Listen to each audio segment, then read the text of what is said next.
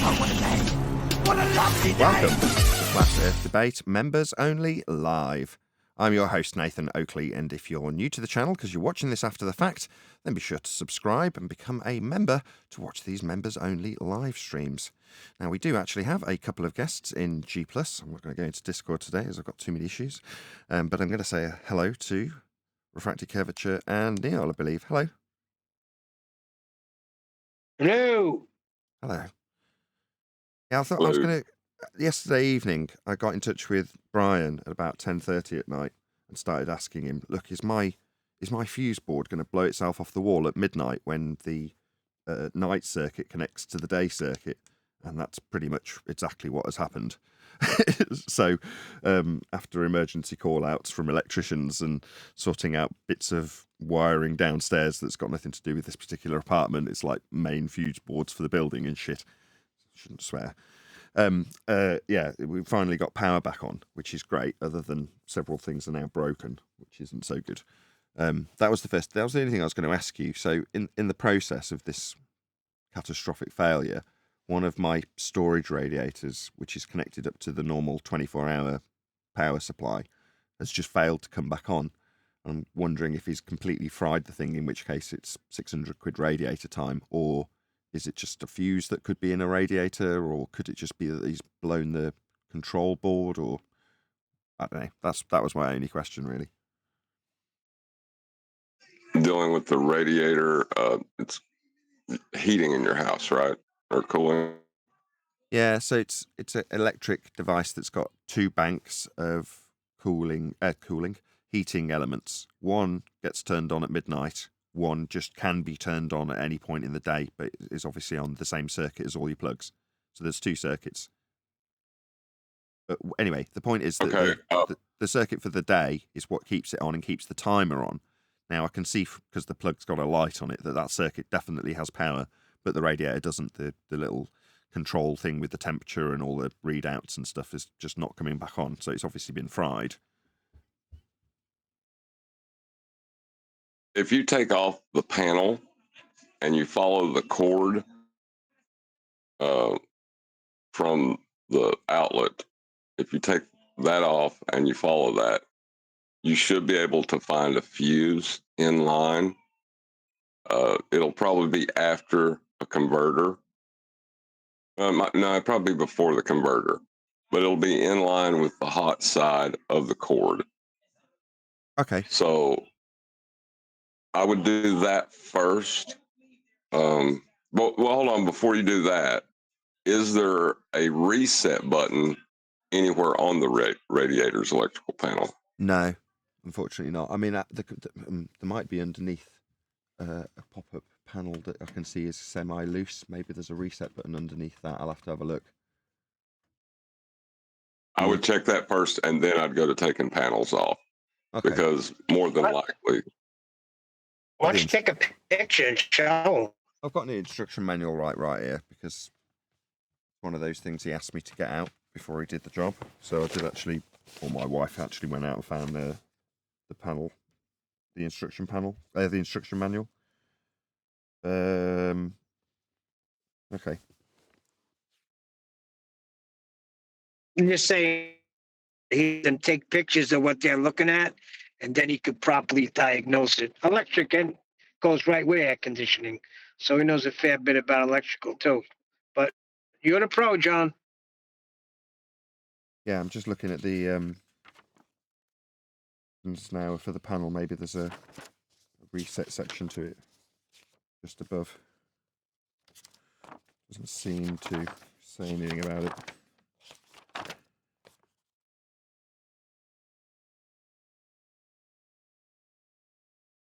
What's that? Here we go. Is there? No, there is something. What's this? Replacement battery. No. A reset button behind that flap. It's a backup battery. Bummer. There's a little screw to hold it in. Oh, okay. I see. I'm going to do that. Took a second. I'm just going to take one screw out of this little panel. All righty. How you doing, Neil?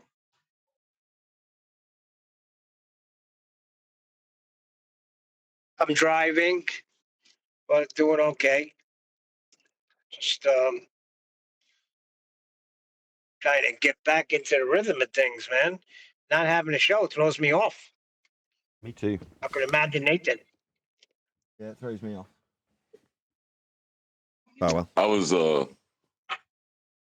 was looking at that video Brian posted last night of where did the bottom of the ship go? All the questions that somebody believes that the Earth's sphere has about the horizon, and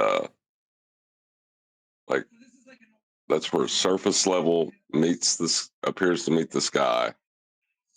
Why are you asking me where the bottom of the ship went? You know, like that's not Earth curve. It's level. Oh, contract, John. To them, it's Earth curve. They want answers. Where did the bottom of the ship go? They ignore the black swan. That's a plague to them. So they ignore the black swan like it's a plague and just ask you, Yep. what happened to the bottom of the boats? Where are they? Right, but to assert there is curving, the Earth must be a flat plane first. It's a it's almost like a paradox. Well, it's just a flat out contradiction. But like eye level must be a flat plane to assert level is curving. It's kind of insane, but that's what you got to believe. Agreed.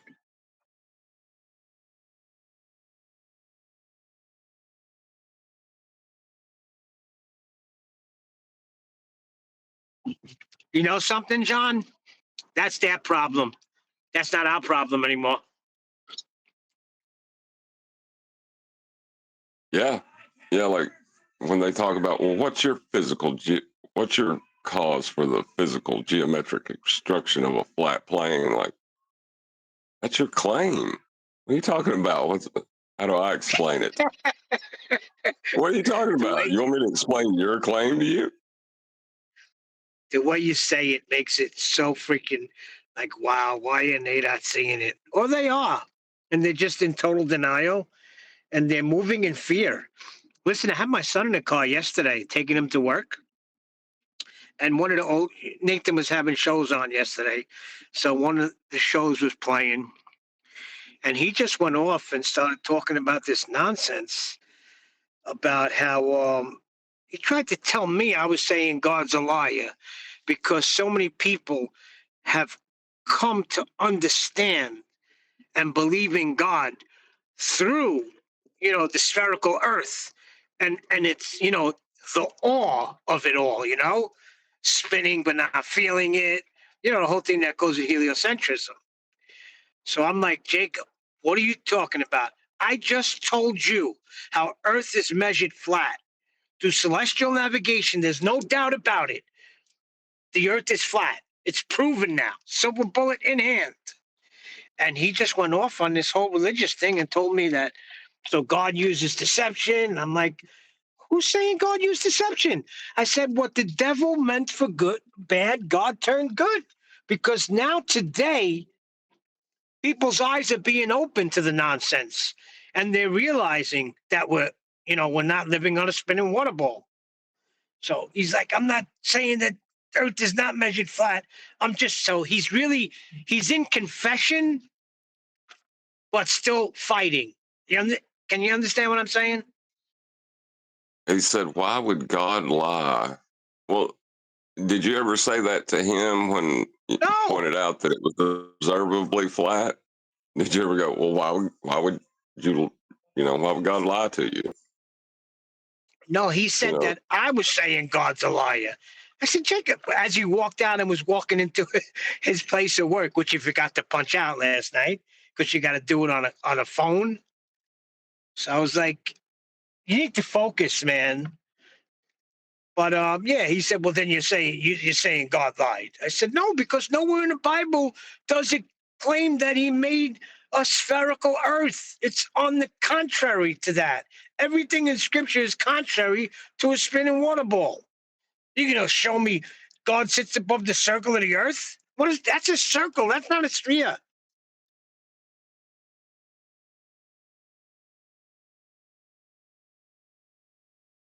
Well, even in their rhetoric, they do sit above the circle of the earth. They have the dingleberry. So is he claiming to be God? That's actually a good one. I didn't think about that. You're right. But no, they use that one scripture, and that's it. And they ignore the scripture when Joshua bid the sun to stand still. And they say, well, that's how they understood it at the time. That's how they answer that. Well, that's how they understood it at the time. They thought that they were, causing the sun to stay still. But meanwhile, the earth stopped. What about the ramifications of that? Are you kidding me?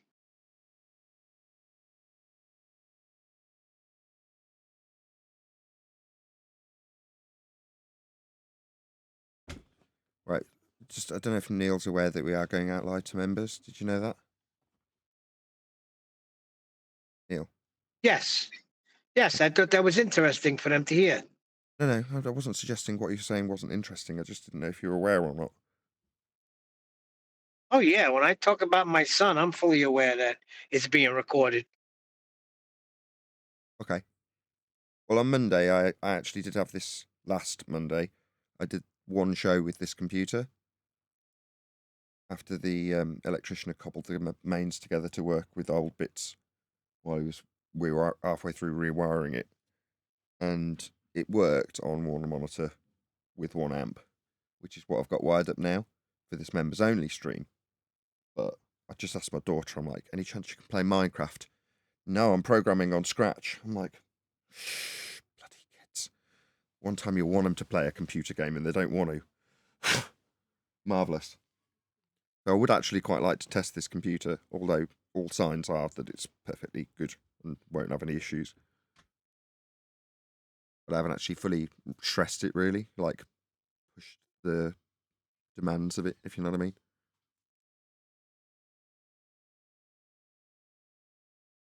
I don't think you're going to have a problem with the computer. I'm just worried about your electric holding up now. And then after that, what is it going to be? It's obvious that we're onto something here. You're being shut down by all the forces. No. I've got a cowboy electrician because we've got cowboy money to pay. That's it. It's just that simple. Brian will get here later and he'll go through the conversation that, he and I were having last night, probably.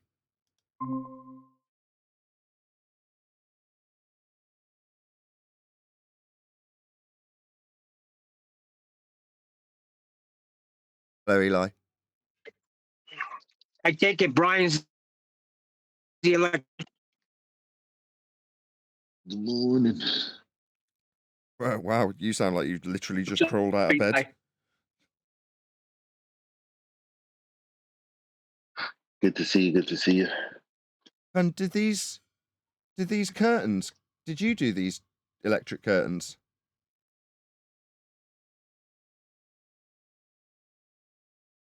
So they could be fried too?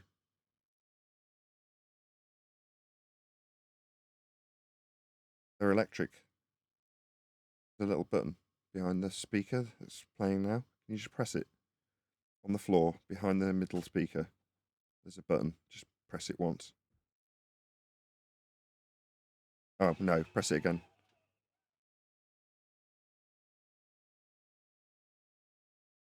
Fine. It's not broken. About 20 years ago, maybe a bit longer, I installed some curtains on a motor and remote controlled that could mask the screen.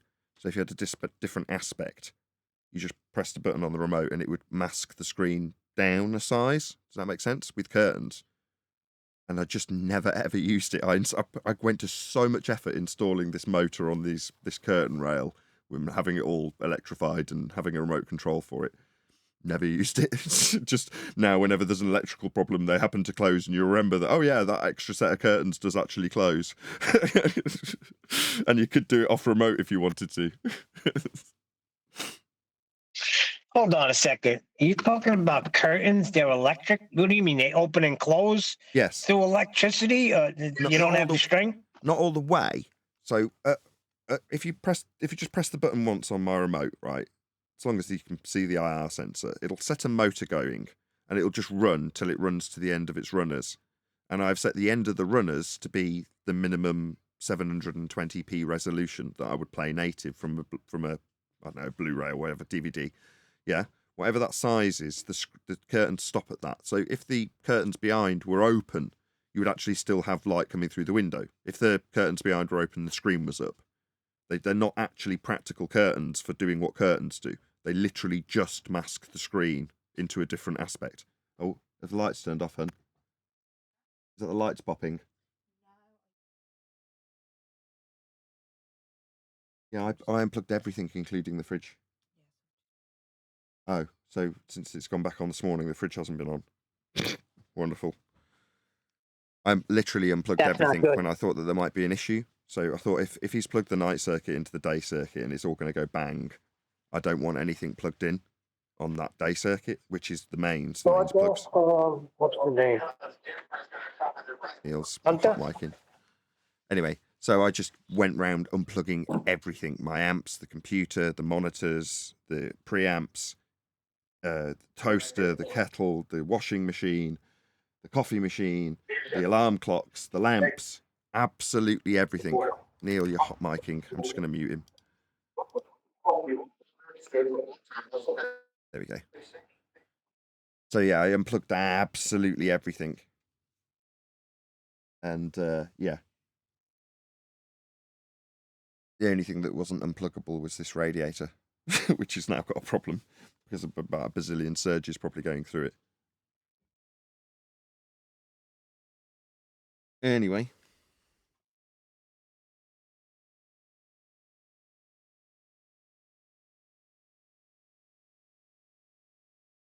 What was that, hot micing? Yes, Neil. Not that it's critically Sorry. important. In some ways, it's obviously very important because the people who are listening right now are the people who actually give me the most money. They're the members. But by the other token, it's less important because they're here to hear us chat and chill, right? It's this or no show. And, if this just happens to go in the middle of a live stream, the members will be like, oh, what a shame, and know exactly what's happened without me having to go into an iPad and find a Wi-Fi hotspot connection and connect to the stream and go, yeah, my power's just tripped off. I'm having awful problems at the moment. Whereas all the members have already had that. Like I stopped on the way to my daughter's Monday class and just did a little live stream from the phone after charging it up in the car for 25 minutes. Halfway there, I stopped and then got the phone out and was like, right, this is the situation. My electrician's wired up my fuse box wrong. It's popped off at midnight. And now I've got all sorts of other problems and no mains at all because the inlet doesn't work. But like I say, if this live stream stops, a member can just go and see that on a members only, phone live stream from 2 or 3 hours ago. I'm just conscientious that people who are actually paying for what I perceive to be not a service, but it kind of is, like in the same way as if you've got Disney Plus coming into your house, you've got a service, right? You pay it and you don't care really if people are critical of the current content of batch of movies from Disney. They're too woke or whatever. You don't care so long as they just keep giving you the movies, yeah? And then you can make your own assessment for how good they are or bad they are or whatever. But if one day the movies just stop coming in and the week elapses and you're like, hold on, I paid my membership for this.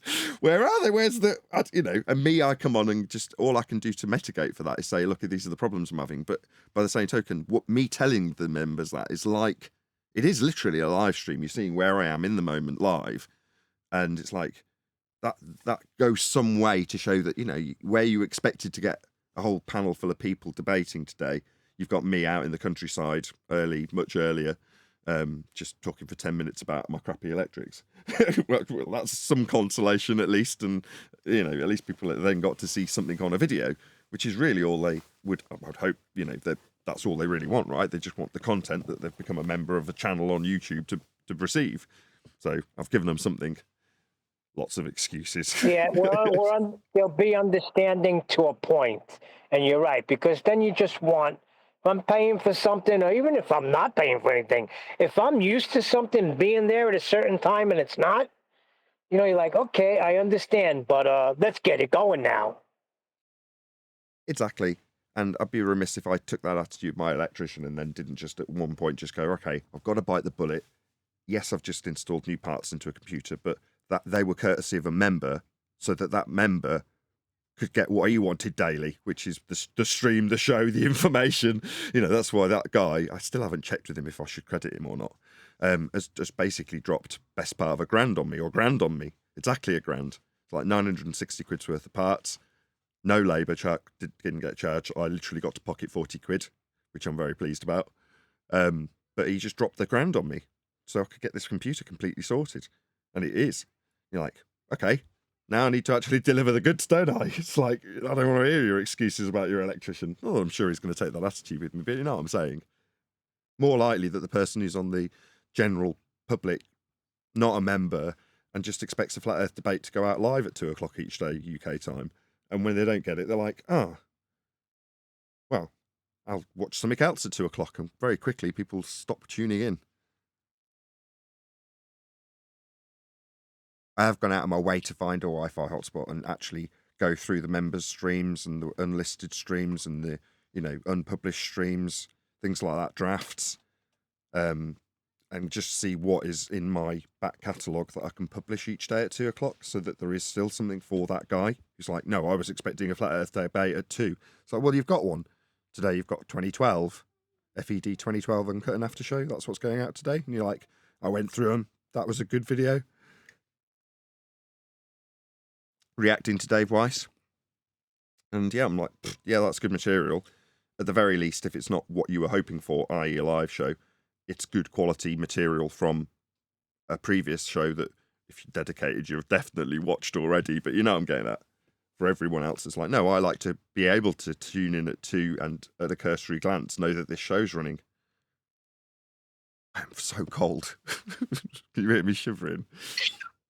Yeah, and it throws everything off. So let's get everything back in sync. Whatever's got to be done, I'm sure it's going to cost you money. That's the whole thing, right? So you need more money. Is that what it is? Or well, maybe best you case just need to scenario, finish? I need to be able to pay this guy. Well, on the other hand, I'm thinking, why am I scratching and e-begging to try and cover the cost of this electrician when all he's doing is breaking stuff? So on the one hand, you go, should I even pay him at all? I've lost a week's worth of revenue, and he's messed me around day in, day out. On the other hand, he's very young. He's a cowboy. You can't, when you're my age, you expect to know what you get when you buy a cowboy or employ a cowboy.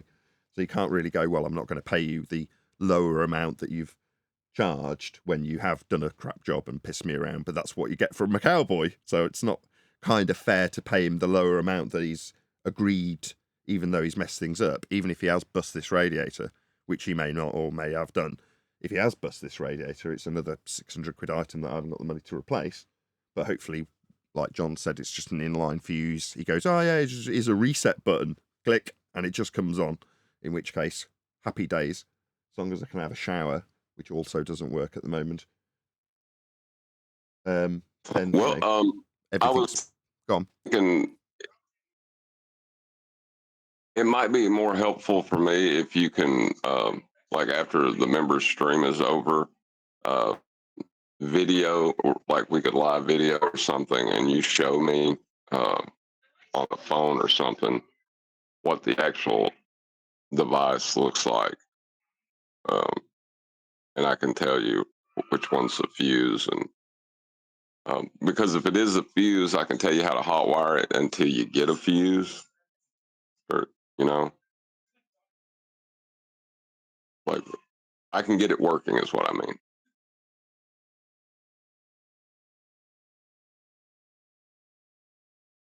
I would hope this Sparky could get it working. When will he be there? Well, he was here this morning, and his wife's giving birth as we speak, as far as I understand it.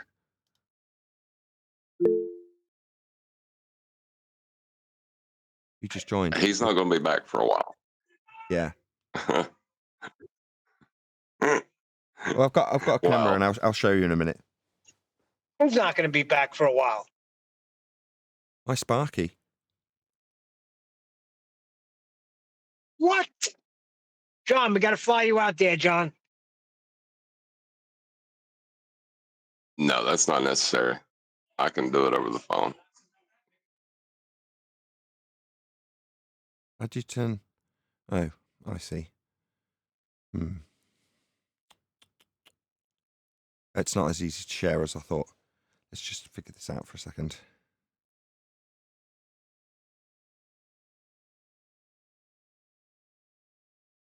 Yeah, we can do it after the member stream if you want to, if that would be easier for you. I was thinking Switch devices.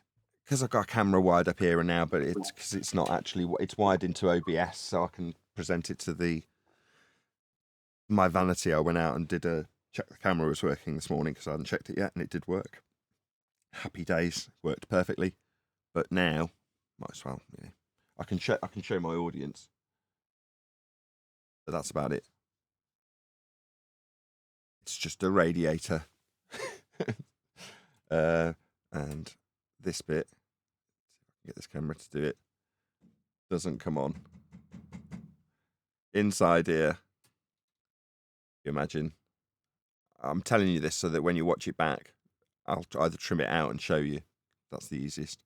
So inside here, if you imagine the front plane and then the back plane, and the back plane has got a whole bank of curly whirlies, to store heat, and then the front plane has got another load of curly whirlies that store heat, and the front plane is connected to the day circuit, as is this control unit, and then the back plane of curly whirlies is connected to a night circuit, and that control circuit not only tells it when to turn on a fan to pump heat out, but also when to turn on or off to let so much heat into the back row of circuits.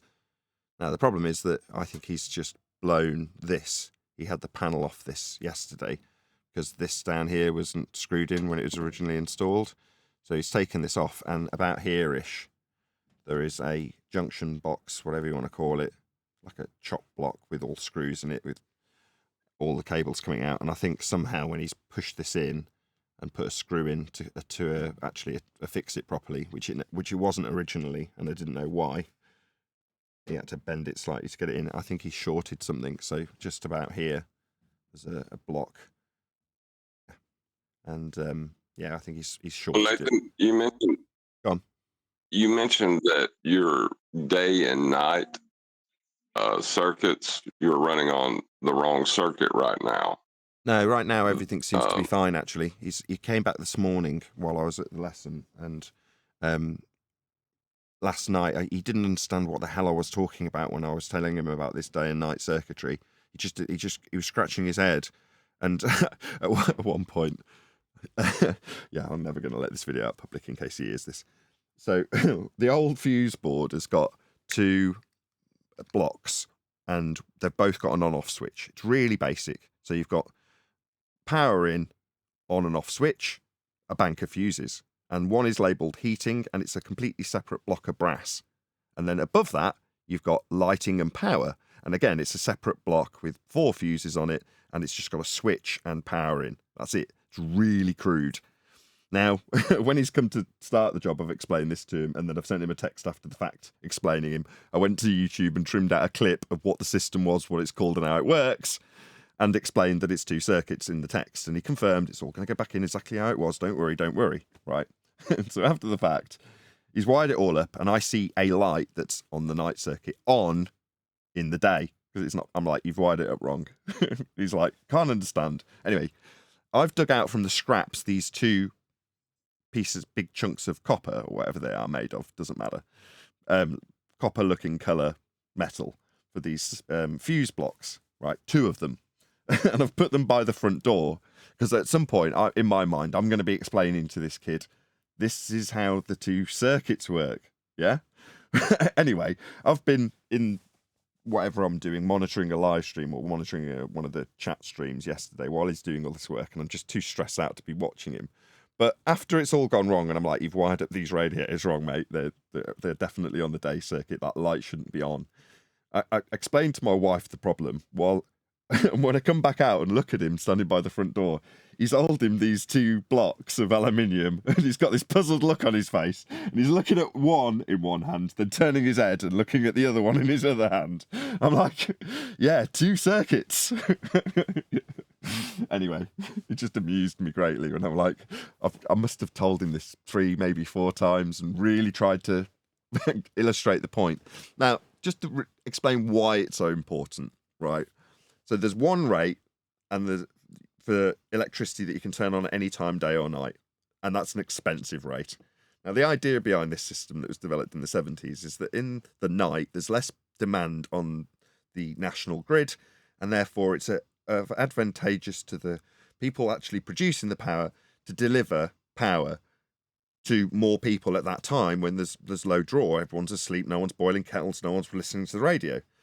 So if you are willing to have a system where it stores heat in a load of bricks overnight, in other words, they heat up overnight and they've got all these big massive bricks around them, and then they slowly dissipate that heat throughout the day, then that costs you less, about, I don't know, let's call it 1/3 of the amount. Yeah, because they're just basically giant kettles, or whatever you want to call them, just great big heating elements, massive heating elements, pulling massive amounts of power very, very inefficiently overnight when it's cheap to do so.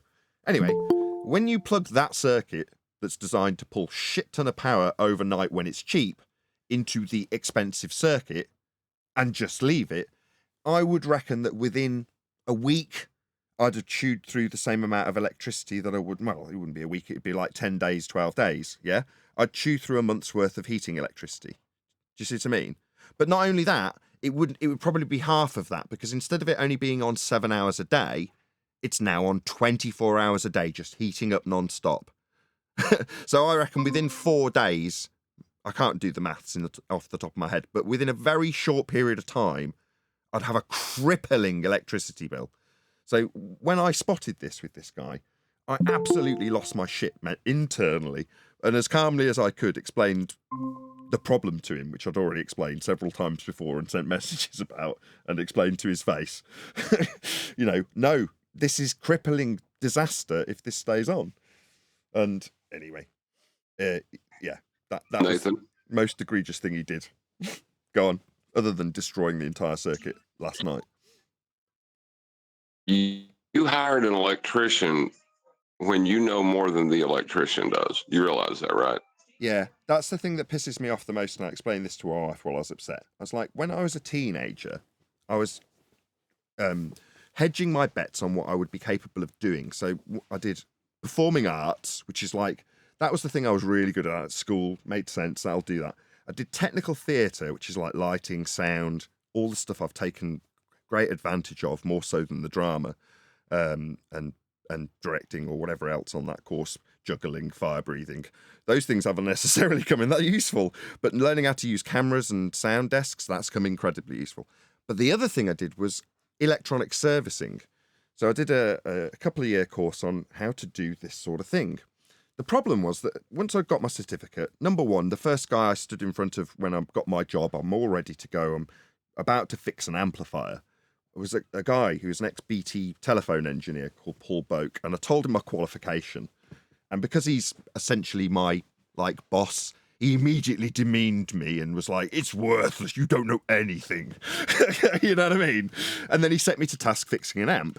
Now, this 1970s amp had a lot of brown, beige, orange, red, and other various colours from that era cables in it. And because I'm colourblind, I managed to set a speaker on fire when the amp went DC and just put electrical current straight into a speaker cone, and I had to throw a flaming speaker out the back door in front of a customer, all because I was not compos mentis enough to see what colour what was, because I'm colourblind. So from that point, I'm like, I cannot do this. And every time I have ever attempted to even do something like it with electronics or electrics, I know that I'm going to end up causing a problem because of normally that. I'll get a colour in the wrong place and then there's danger of death.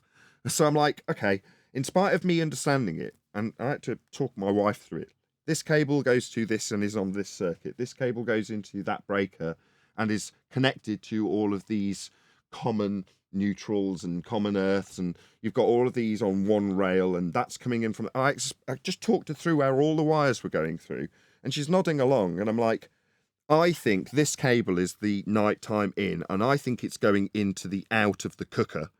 So therefore, the in comes in, goes all the way along, and is going to connect to the positive of the nighttime supply at about midnight. That's what I think's going to happen. So we get to midnight, and nothing happens. Now, don't get me wrong, I'd unplugged everything, but I'm sitting there thinking, oh, it's 33 minutes past 12, nothing's happened. And so we go, and she's like, "Ah, oh, you bloody doomsday prepper, unplugging everything. What a waste of time." Bzzum! Everything dies. Not only does it dies backwards from the fuse board or the new consumer unit. So in other words, you're flicking switches on the consumer unit, and the consumer unit's dead. And we didn't find out. We phoned him and we're like, "This is all. There's nothing coming back on." He's like, "Well, have you flicked the big orange one?" Yep, it's dead. So there's no power into the flat. And then I go downstairs this morning, or my wife more accurately, and goes, "There's no power into the building. The meter's dead." And that's before the fuse. And you're like, "Oh, shit." Yeah, something's gone catastrophically wrong. But, yeah, same goes for this radiator, right? So I've asked him to put in a screw because it rattles. Pisses me off because I can hear it on the microphone afterwards in the recording. I know what the little sound is. Nobody else cares, but I do. I know it's rattling when I'm making the recording, and when I listen back, I can hear it rattling. So I've said to him, just put a screw into this radiator where he's missing one. I can see that there's a hole. I just don't want to mess with it, because knowing my luck, I will ball something up. Now, does that mean I'm not capable of taking off the front panel? No, of course I am. But I don't want to. I want an electrician to do it. Why? Well, so I don't end up pushing the panel back too hard against the chop block and shorting out the control circuit like my electrician's done. You know what I mean? So it's a very irritating situation, because after a little bit of assessment, and just literally while we're on the show flicking through the instruction manual, I can see that the chop blocks where he's put force to maybe get a panel that's slightly manufactured wrong to bend back against something, and it's probably shorted out that circuit. Now, with hindsight, if I was doing it, I'd have probably spotted that, having read the instruction manual twice before doing anything. But I don't want to, because I'm like, no, there's a good chance even after reading the instructions, I'll miss something. I'm just not observant enough and not doing it all day like an electrician is. So you think, no, I'll get the electrician to do that, and I'll sit and be irritated with it for 6 months or 8 months or however long these radiators have been in now. I think it might even be a year. It's irritated me since they've gone in, but I'm like, no, I'm not going to mess with it, because I'll end up breaking it.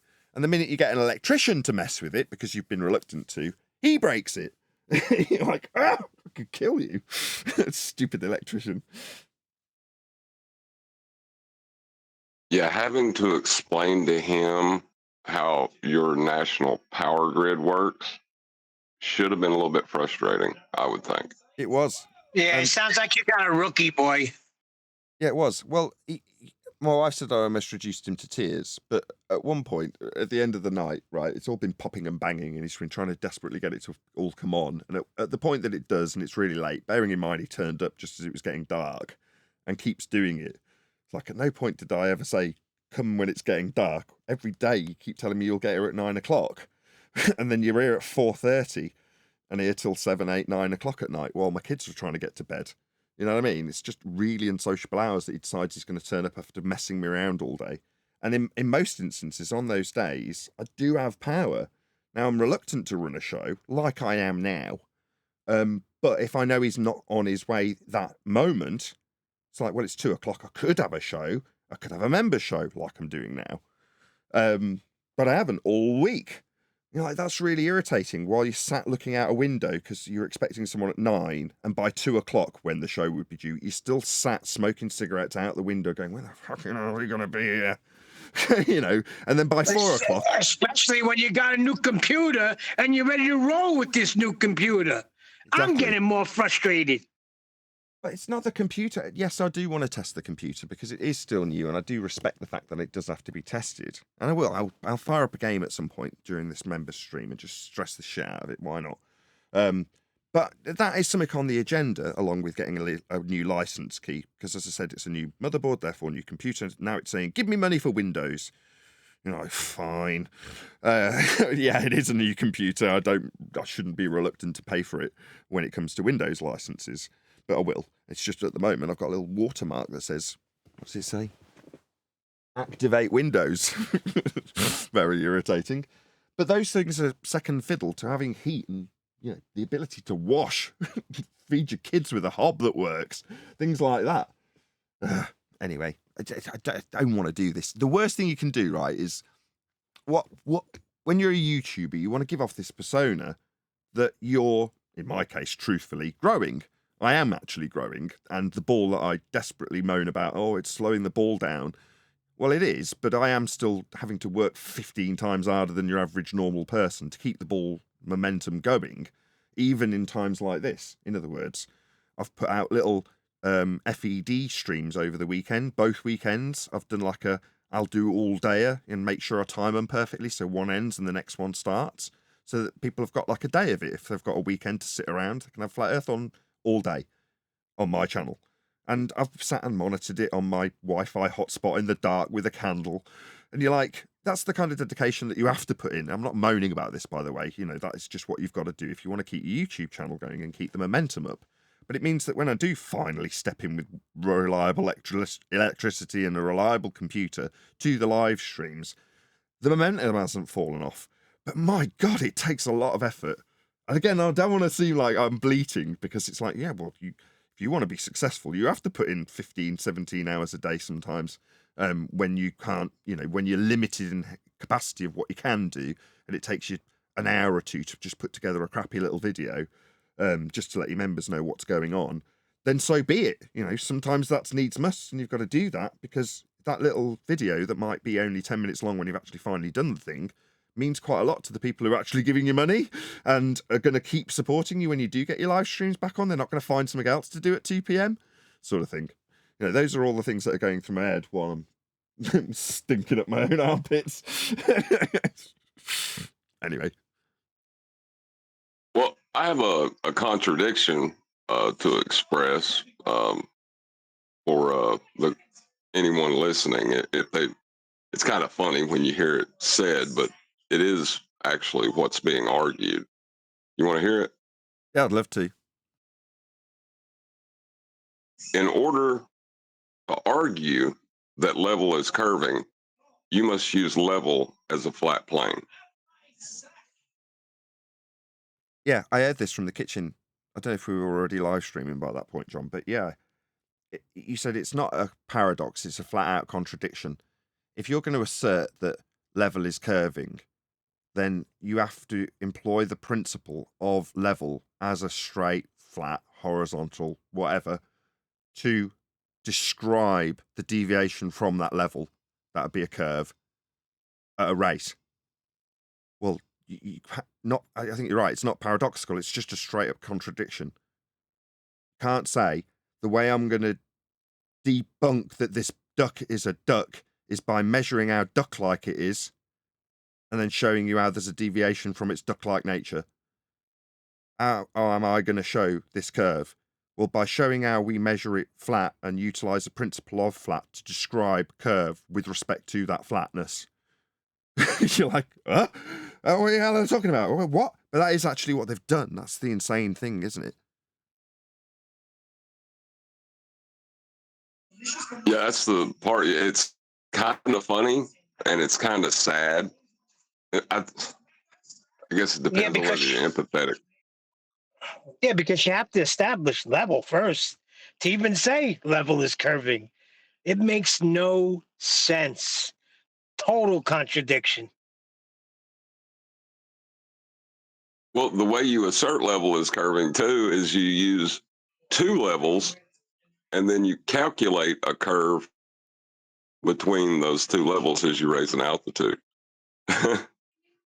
That's ridiculous.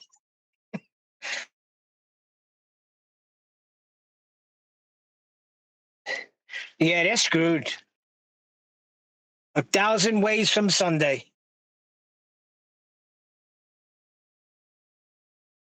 How are you, Adam?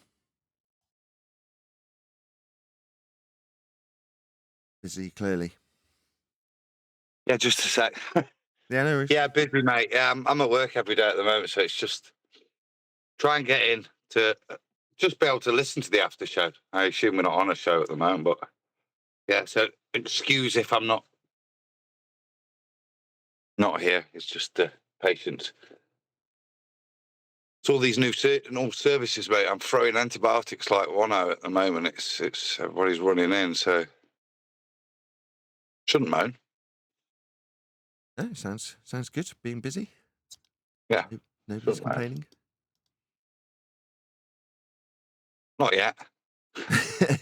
Oh, wait a second. You mean patience. Yeah. I got you. Yeah, people with illnesses that need drugs. Yeah, I thought he meant patience, like he's being patient. And then I realized.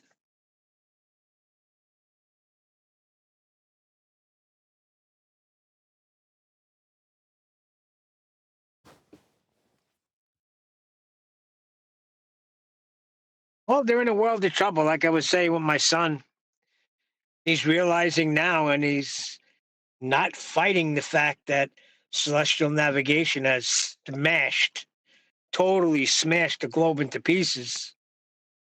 Now he's trying to attack on other avenues.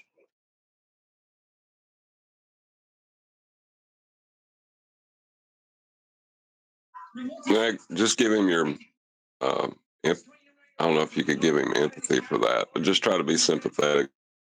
You know, it's not easy to come to that understanding. Yeah, I even brought you up.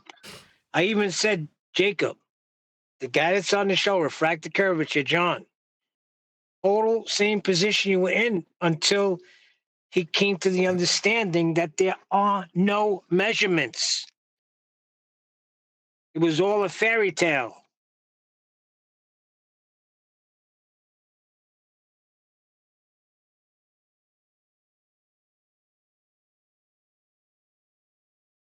Yeah, I mean, it makes you feel physically ill when you have that much trust in something that, to figure out that it's wrong. Then there's other implications that come in. Were they lying to me? And, there's that stuff that comes after. But the initial, this is wrong, that's not easy.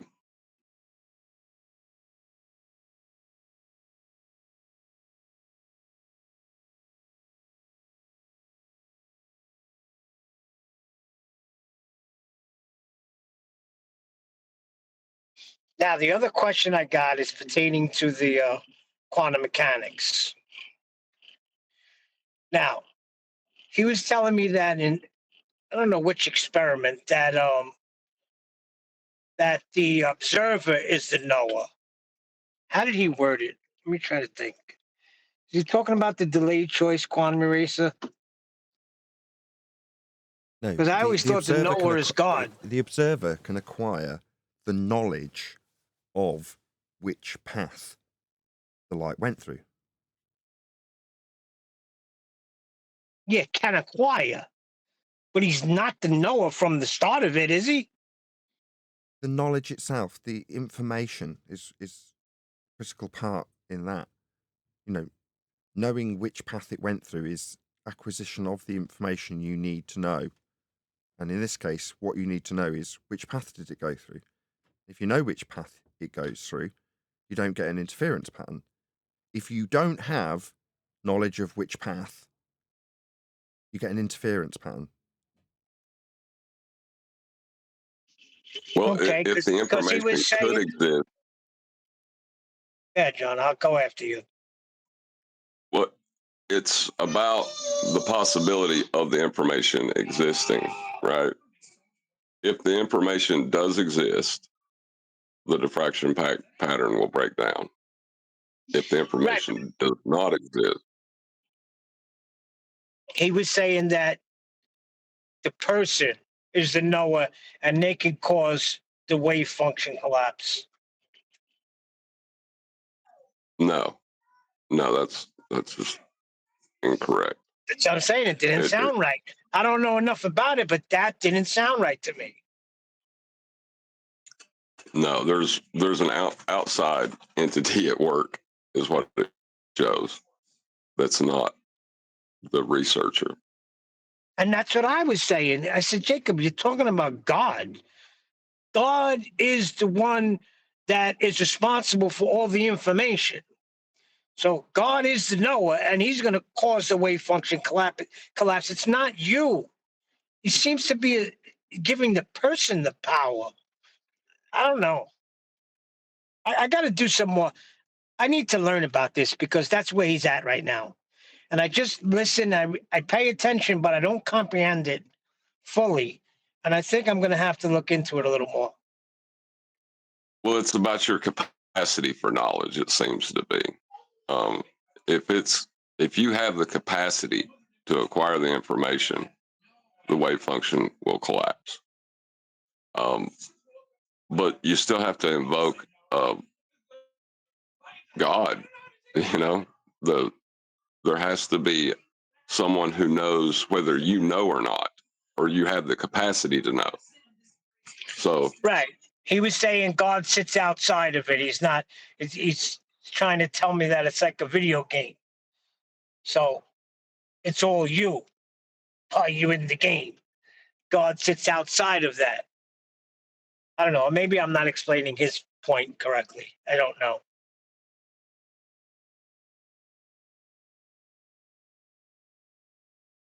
yeah, that's just not what it is, though. That's what the delayed choice quantum eraser showed, is that it has nothing to do with the researcher.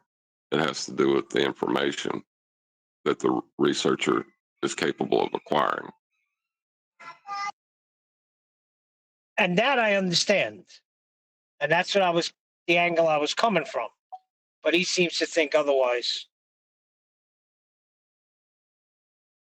Well, it's because there's so much rhetoric out there that, you know, atheists really, really don't want to think about this, you know, so they come up with knee-jerk responses and people parrot them.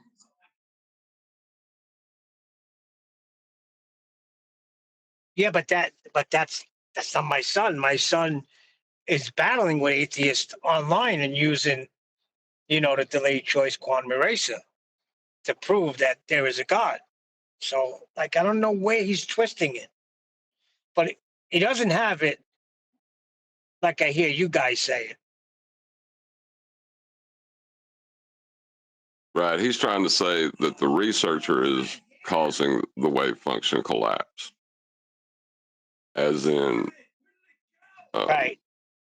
by him observing it, that is why it collapses. Right. That's correct.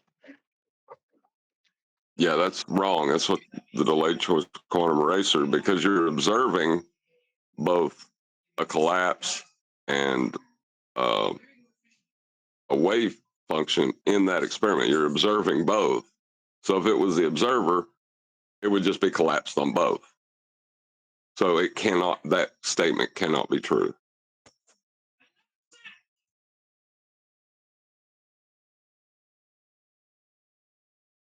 I agree with that. Well, that's good. I think that's what I was saying. Maybe not as the way you said it, but that's what I'm saying.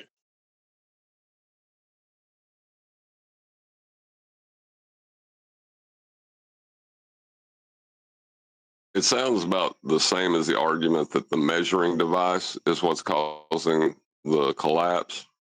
It's kind of along the same argument that the act of measuring is causing the collapse, but that's not it either.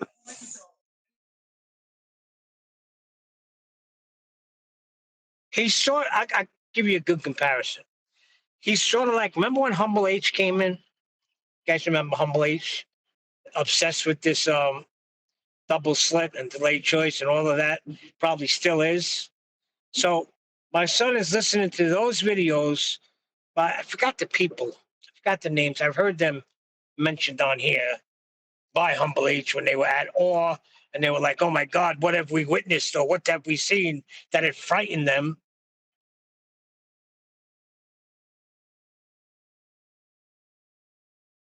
I don't think he's hiding God. I think he understands that there is a God through that. Scientifically, you can validate it.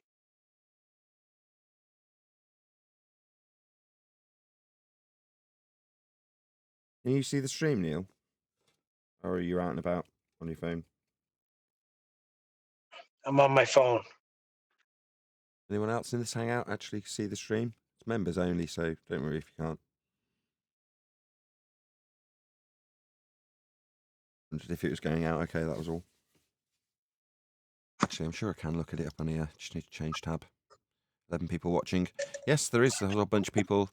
Let's say hello to some of the chat people. Why not? Hello, Divergent Droid. Good to see you. Richard G. Good morning to you too. Nice to have you. Pop yourself on mute, whoever that is. Arwin, good to see you. Price of Adam, nice to see you. Anybody else I've missed? No. Say hello if you're in chat. I'll give you a shout out.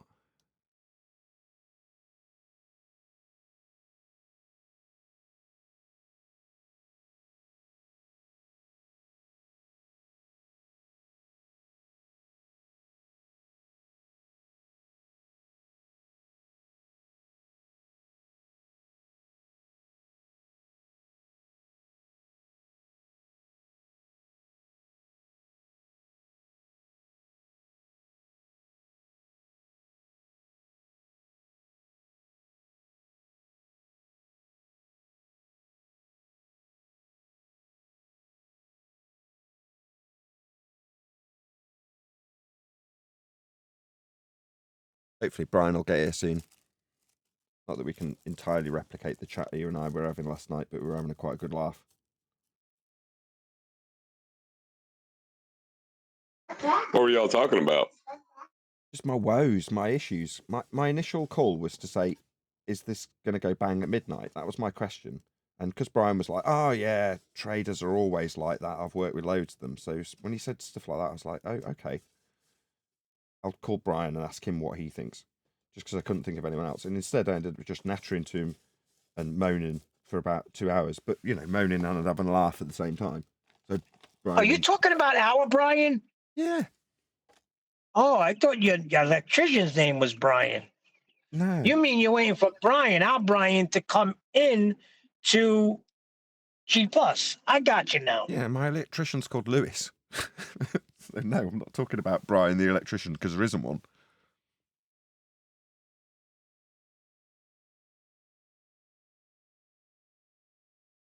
Yeah, there's just sometimes you need someone like Brian. He doesn't take life too seriously, but by the same token can completely relate to your circumstances. Yeah, Brian must be the guy to call because that's who I call. He's just such a humble guy, isn't he? Because he's got his own problems. So Brian's currently dealing with 2 crappy computers that are failing on him, and he can kind of get one to work without a monitor and get the other one that's much more old to hobble along, and it takes him 10 times longer to do anything. And he was explaining to me that someone said, oh, I've got a, you know, one that's just slightly older than the one that's not got a monitor. Do you want it? And he was like, well, I kind of think I can get this one to cobble along and, you know, I'll be all right. I think it was just before the monitor had actually failed on that computer, but it was starting to show signs of failing. And he said, no, someone else is more deserving of that because mine does actually work at the moment. And then like a week or a day later, I can't remember which, that laptop that Brian kind of relies on failed. And he's like, oh, no, why didn't he ask me a day later? You know what I mean? Have you ever heard the joke about God's going to save me? No, I haven't actually. I don't think. Go on. Yeah, when he sent the helicopter and everything. Go on, John. Yeah, well, there was during Katrina in Louisiana, there was a guy. His house got flooded, and he was on his roof, and a rowboat come by, and the guy said, "Hey, hop on, and we'll get you out of here. We'll get out of here." And he's like, "No, God's going to save me." And the water rises, and a police boat comes by. You know, and they're like evacuating people. You know, they throw a rope out to him, said, "Go ahead and swim over, and we'll get you to safety." And he said, he throws the rope back. "Nope, God's going to save me." Well, a helicopter comes along. The water's still rising. He's standing on his chimney now. You know, and they drop a ladder down to him, and he smacks the ladder away, and he says, "No, God is going to save me." Well, he drowns, and he gets up to heaven, and he's just mad as a hornet. And he storms past St. Peter. He goes straight to God, and he said, "God, I had faith in you that you were going to save me, and you let me die." And God looked at him and shook his head and said, "I sent a rowboat, I sent a police boat, and I sent a helicopter. What else did you want me to do?" Very good.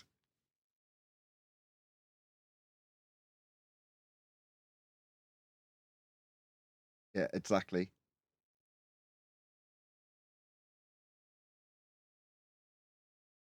This is the other adage: no good deed goes unpunished.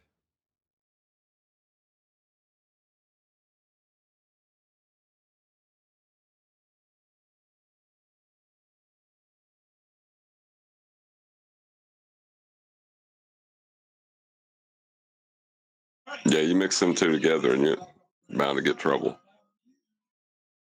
Yep.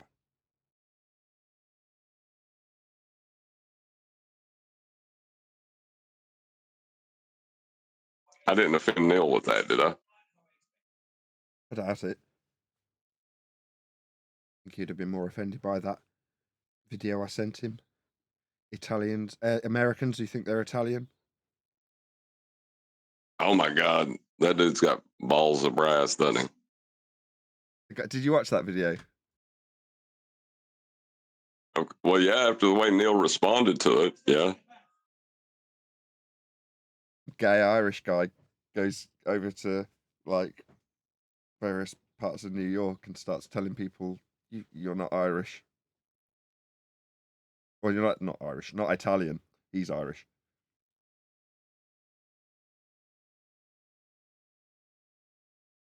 Yeah, and then he has them like he makes fun of what they say, and then he has them say it, you know, right next to him, you know, like I don't know if it was like just no self-awareness of what was going on, or you know what I mean, but it seemed like he was making them say it.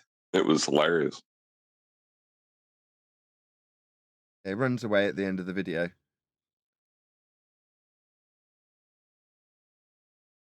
As if to imply. Yeah, it's probably for the best. Yeah, exactly.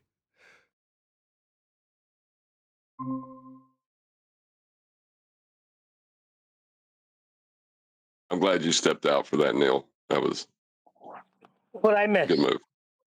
You don't want to know. The bad joke? I heard that. No, nothing important, Neil.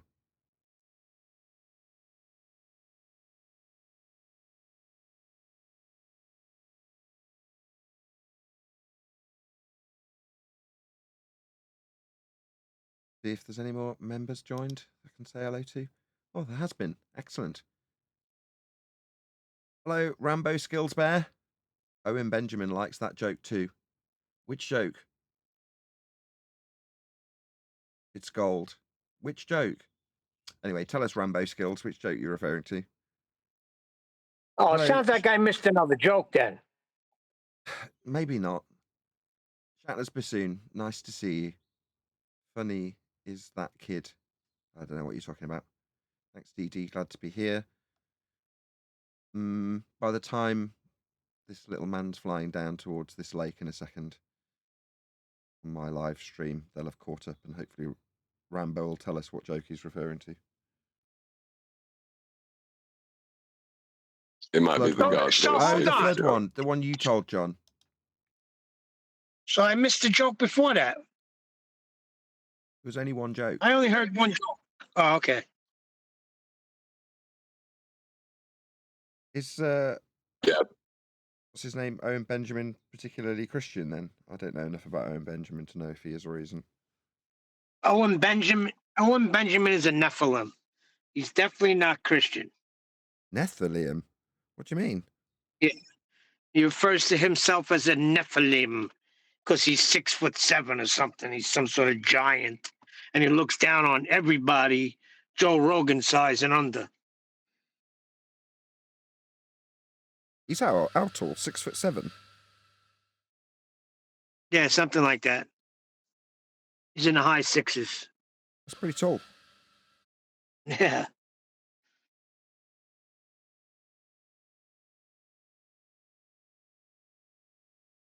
There's a gamer If who's I like am that. A gamer guy called Dr. Disrespect, who recently got kicked off Twitter and came onto YouTube, which is the only reason he's presumably made his way into my feeds, because I didn't know who he was. But this guy is absolutely enormous, similar to Owen Benjamin by the sounds of things. And you see some of these photos of him next to some of his fans, and when they're women, they're like coming up to his navel or something stupid. He's just absolutely enormous. You ever heard of him, Dr. Disrespect? No, but if I was that size, God made me this size for a reason, because I would literally abuse it if I was 6'7".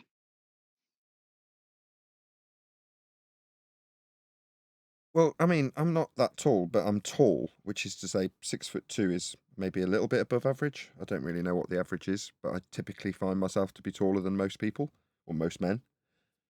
Yeah, most people. But obviously you come across some giants that are bigger than you occasionally. If you're in any Scandinavian countries, for instance, you're gonna definitely find most of them are taller than you are. Or at least taller than I was. But Anyway. what I have found is Hold that on, the Neil. I was taller just about to say guys. something. Just one sec. Oh, I'm sorry. Go ahead. What I find is that general tasks become a little bit more difficult. Washing up, for example, puts your back out because you're bent at a slight angle. Doing things at general height for desks is a pain in the ass because they're all too low. So you're stooping all the time. You know, low doorways, you end up smacking yourself. My folks lived in I don't know how many 100 years old it was, maybe. How many hundreds of years old was Quilmore, hun? Do you know? Like 300 or 400 years old, something like that. Anyway, this cottage was maybe 300 or 400 years old, incredibly old. And it was built in a time when people were shorter. So me and my dad, who's similar height to me, maybe he's 6'3", and I don't know, maybe he's probably the same height now, he's a bit older, but 6'2" size-ish. We would, both of us, knock ourselves out on the doorways. So you'd literally walk into the top of the doorway. I've run into it a few times over Christmas when you're excited and you've had a couple of drinks and you just forget that the doorways are so low in this particular building. You just walk straight into one and knock yourself unconscious. I try to explain that to my wife about washing the dishes because it's perfect height. The countertops are perfect height for her. But I have to bend over to like wash dishes, cut everything in the kitchen. But it's perfect for her. And she doesn't believe me. Yeah, almost everything in the kitchen causes me backache. I mean, I as it's worked out, that's just how it works out for me and my chores. So it's not like we consciously agreed that this would be the way of things, but it's how things work out naturally after you get married. I tend to be the one that does the dishwasher, and if there is washing up because there's no electricity, then I'm typically the one that's going to be washing up, if that makes sense. But when I do, it just hurts my back. It really hurts because you're constantly stooping down to things. And from I'm assuming you're a similar height, right? 6 foot or 6 foot plus. I'm 6'2" as well. Yeah, so yeah, exactly. Everything you find, you're bending down for. Oh, who Constantly. gives a crap, you freaking 6-footers? Pride he is. But Come into my world and try being 5'6" for a day when you can't reach stuff in the supermarket and you gotta ask somebody to get it for you. And then they look at you like you got 4 heads. You're climbing up freaking shelves trying to get something. Want to hear about you? Freaking, oh, my back hurts. Oh, my back hurts. I'll take that. I was only going to go on to say that while I don't typically gripe about such things, I can only imagine that effect would be exacerbated if you're 6'7". That was all I was going to say, Neil. Not that I'm moaning about my back hurting. I'm just saying that those little twinges and niggles that are a bit irritating when I have to do a bit of washing up, which coincidentally I have for the last week through lack of electricity and lack of dishwasher, first world problems, I know. But while I'm going, oh, my back hurts after doing that, most 6'7" men are going to find that incredibly difficult because they're going to be bent right over to even reach down to the bottom of the dish that's at the bottom of the bowl. One of my teachers was 7 foot tall. Nice. Okay. Yeah, he had to bend down to walk underneath like pretty much every doorway. Yeah. Well, what I was going to say was I find the big guys, the ones that I ran into when I was, away for that time, they were the most humble guys. I'm talking about monsters that could just squash you with one shot. And I went up to this one guy, he was bench pressing, and he was on the bench for a little bit of time, and I wanted to get on there. So I went over to him, and I was like, listen, you've been on this freaking bench for over 40 minutes. You mind giving me a shot? And I was only joking around. But he was like, oh, yeah, sure, no problem. And he got right up and got out of the way. But meanwhile, he could have just leveled me with just one swat. He was about 6'8", and he was built like a freaking gorilla. But I don't know. There's a misinterpretation about people that because they're of a particular size, that they're going to be more aggressive with you, even if they're in a gym weightlifting, right? It doesn't mean that the guy's inclined to knock your head off because he's bigger than you. Why would that be the case? In fact, you're more likely to find because he's bigger, he's less inclined to be thinking that way. Therefore, you're more likely to catch him off guard, even in the gym when he's pumping iron. Yeah, I was only joking. That's what I'm saying. I was kidding around as I was saying it, but the guy was like that, and I was with him for over a year. So that was him. He was a very mellow guy. He didn't use his size to extort anybody, which he could have. But you got a funny way of thinking about things. This guy. You got a really funny way of thinking about things. But do not cross this guy. That's all I can tell you. When someone did cross him. Oh, my goodness.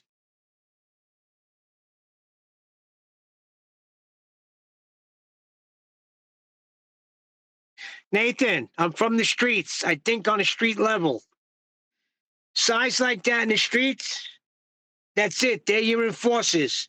I know you heard of Luca Brasi.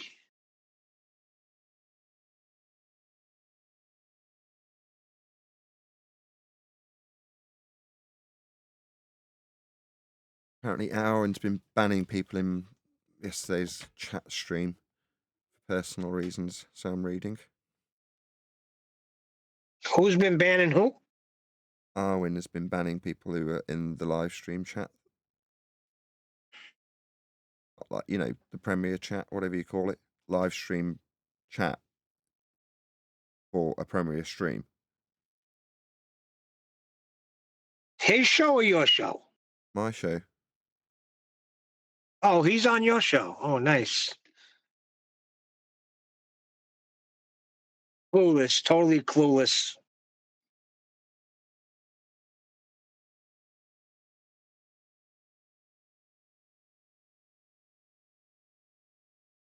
Brian's texted me yesterday. What time did you text? 0:46. He texts after half midnight asking if everything was still working. No, Brian, it wasn't. It all gone bang by the time you sent me that message. Tell him all about it when he gets here, if he does join. Is Arwen still a moderator for you? Yeah, he is. I don't get that. You know what? I give up. You deal with it. Well, that might be the last straw. In terms of at least him being a moderator, if he's banning people for personal reasons. He said something to me yesterday in the chat that really pissed me off. He tells me stop going after his subscribers. I don't go after nobody. What is he thinking? If Duke Papoons comes in here and says something ridiculous, like, watch how I get banned. Yeah, I'm going to time you out, you dumb bastard. No, and it's not banned. Sorry. It's not banned. It's timing them out. You come in the same way every single day. Tired of it. He thinks he's this guy's protector. Sick of it, man. And I tried to get through to him. No. Nah, nah, nah, nah, nah. I tried to get through to him. He ain't seeing it. He just wants to mosey on right back in as if nothing's happened and everything's fine because he's been doing it for years. Well, Arwen was always great to have around for an argument, you know? Like when there was a point to argue, Arwen could take the opposing position really easily. And, you know, now that there's not really an argument to be had, I'm sure he feels odd about the entire thing. But more than that, it doesn't. I just feel bad for him that he's in the situation he's in, and he's put himself there. I like the guy. I can't help it. I'm trying to help him. I don't have any ill intentions for him, but he has to get to an understanding of what certain things mean. And if you still want to hang, you like hanging with the guys, fine. But there's got to be a certain. Look, man, if I got to explain this, then it's not even worth it. No, you don't have to explain it. And I understand your point. I'm just saying I feel bad for him.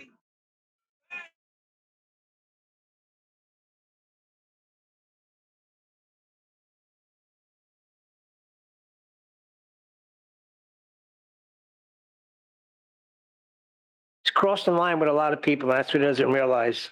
And he's in for a rude awakening. Because he thinks everybody, oh, yeah, everybody's fine. I just said I didn't want to go on flat debate, but that has nothing to do with the guys. Yeah, everything's fine. Yeah, okay.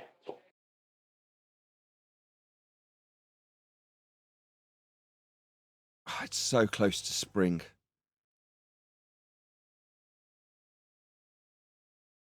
It's spring where I am. It's 69 degrees in Alabama. Wonderful. About 3 degrees here, and I'm freezing.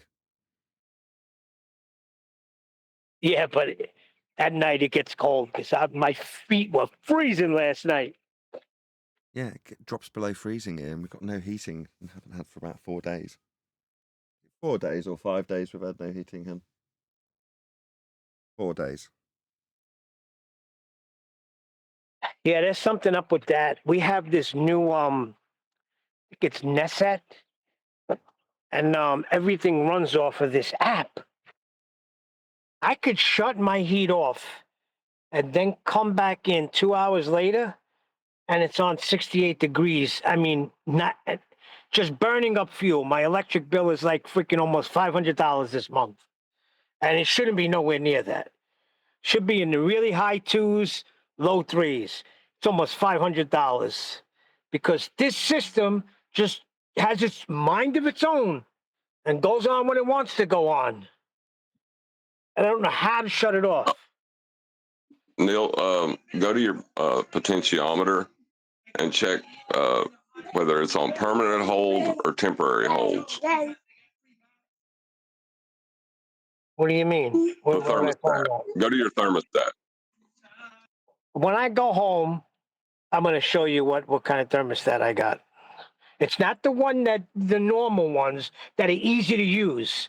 No, this is a freaking app connected one, and it has a mind of its own. My brother says to me, you have the one where it could sense when you're walking, and if you're in a room and it's below a certain temperature, it'll kick on. Like, what the hell? I don't want it to have that power.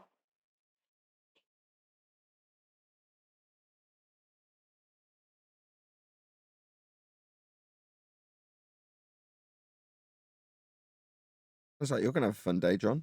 Talking to people about radiators. Fun, fun, fun.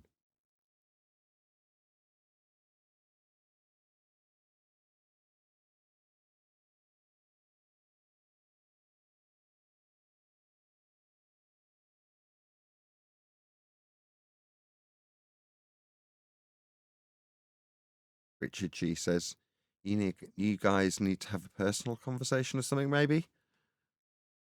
We do. They're just mostly broadcast. No, Who's he talking? I'm being handed a cup of coffee Oh, amazing how you can live without life's necessities like heat when you've got life's luxuries like a really nice cup of coffee. Yeah, I kind of wonder, how did they used to get? I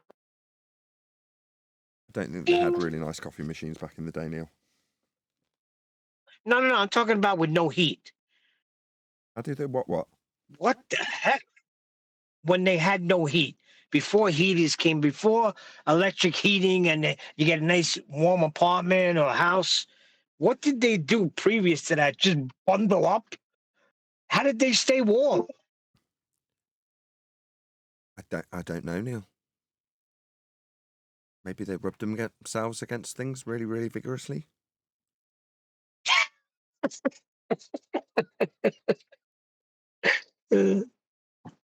Boy, we're spoiled, aren't we? Yeah, all of my problems are first world problems, Neil. Absolutely.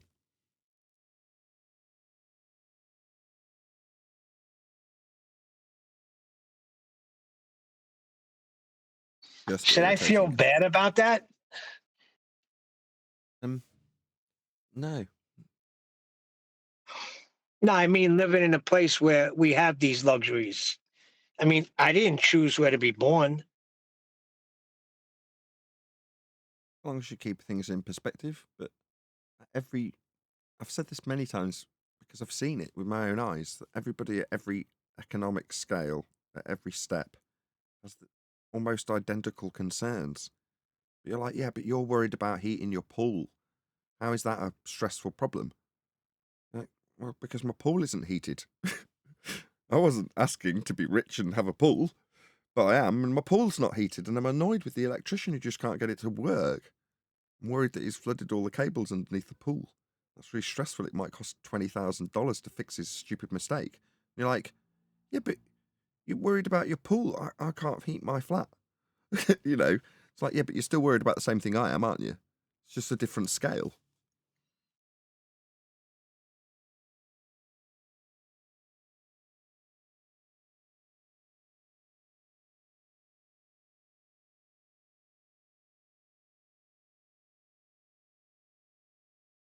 Some people are probably worried about what they're going to eat for their next meal.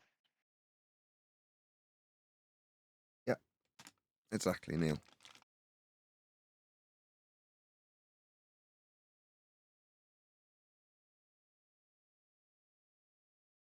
Me, I'm just a little bit chilly.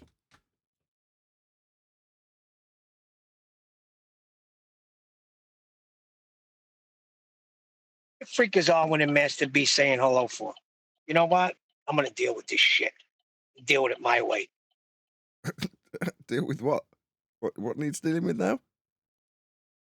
Sounds like you're making something to deal with.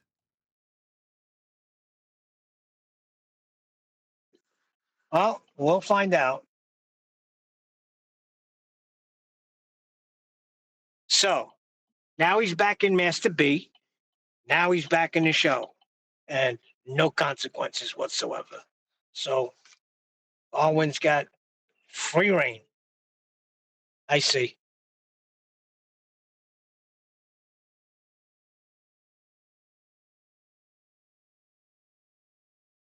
That's not what I meant to send to Brian.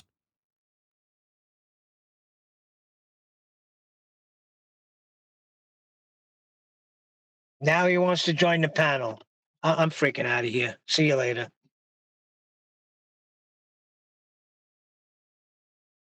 There we go. Copy joining link.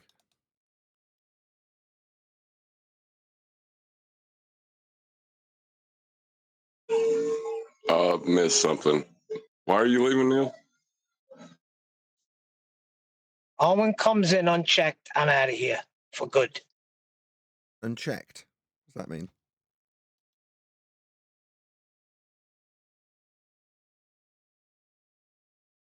I think Neil wants an apology. I kind of do too. You know? Now you don't come in. You don't let him in until the whole freaking panel's here. Well, you know what? You do what you want. Okie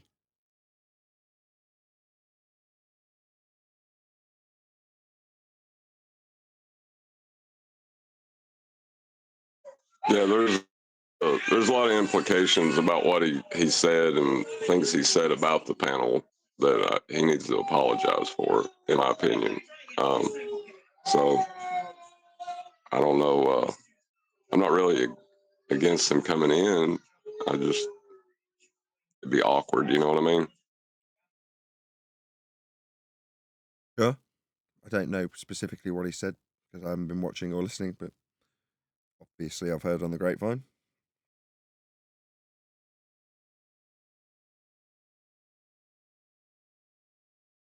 Well, Adam is here, but Adam's busy. Needs to hear Chocolate. Needs to hear Brian. He knows where I stand. You don't need to hear me.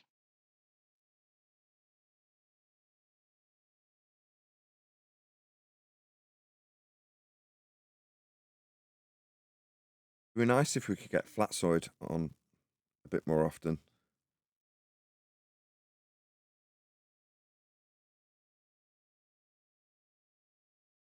Some of his arguments just need sharpening up a little bit, if you ask me. What do you think? Do you watch Flatsoid?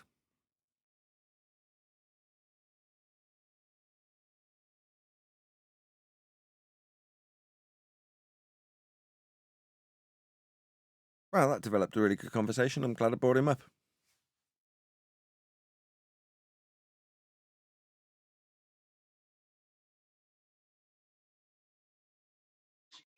Sorry, Nathan. I heard what you were saying. I haven't in a while. No.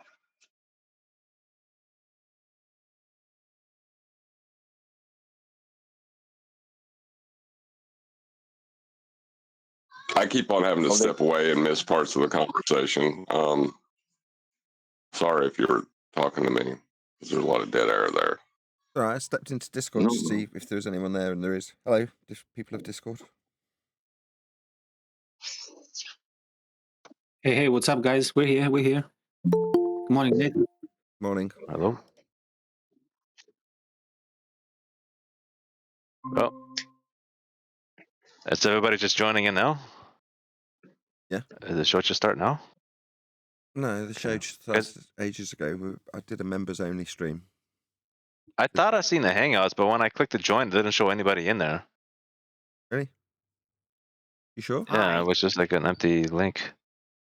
No, there's people in there. I seen you join. Hello? Yeah. Can you hear me? Yeah. Yeah. All right, good.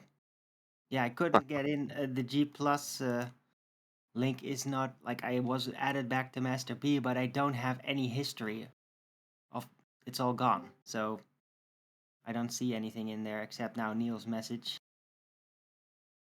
So I'm just joining through here, and apparently a giant shockwave is somehow caused by what happened, and I really want to apologize. I tried to apologize yesterday to Neil in chat, and he literally refused my apology.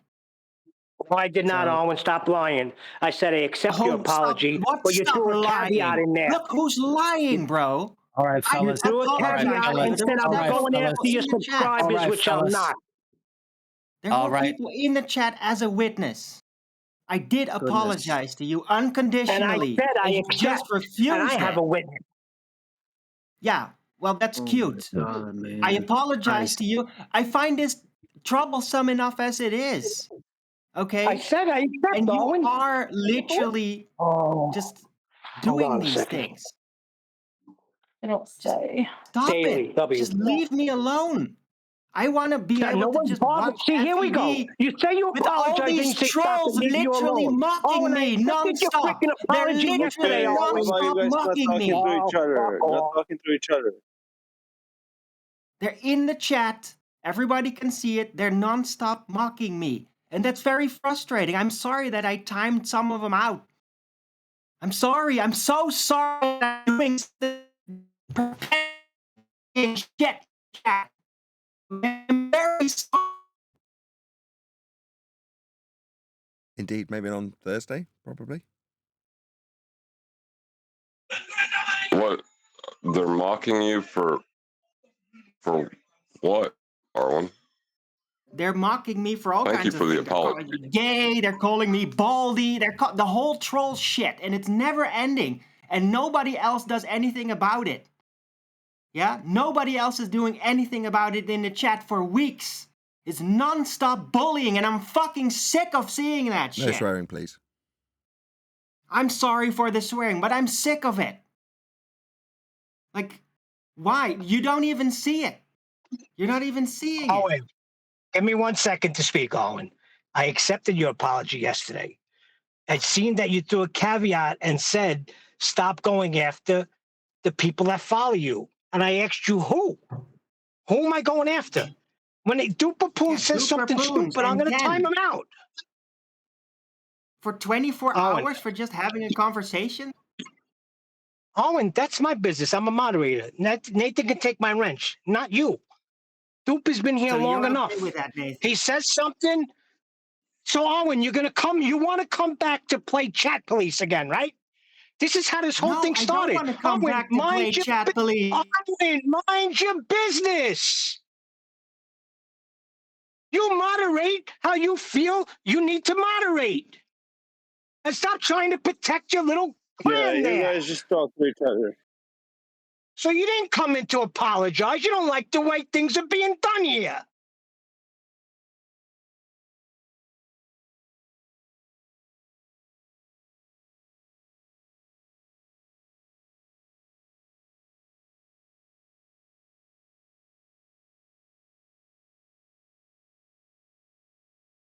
I would say that if I have any influence over you as an individual at all, please don't take any argument you have with Arwen to ad homs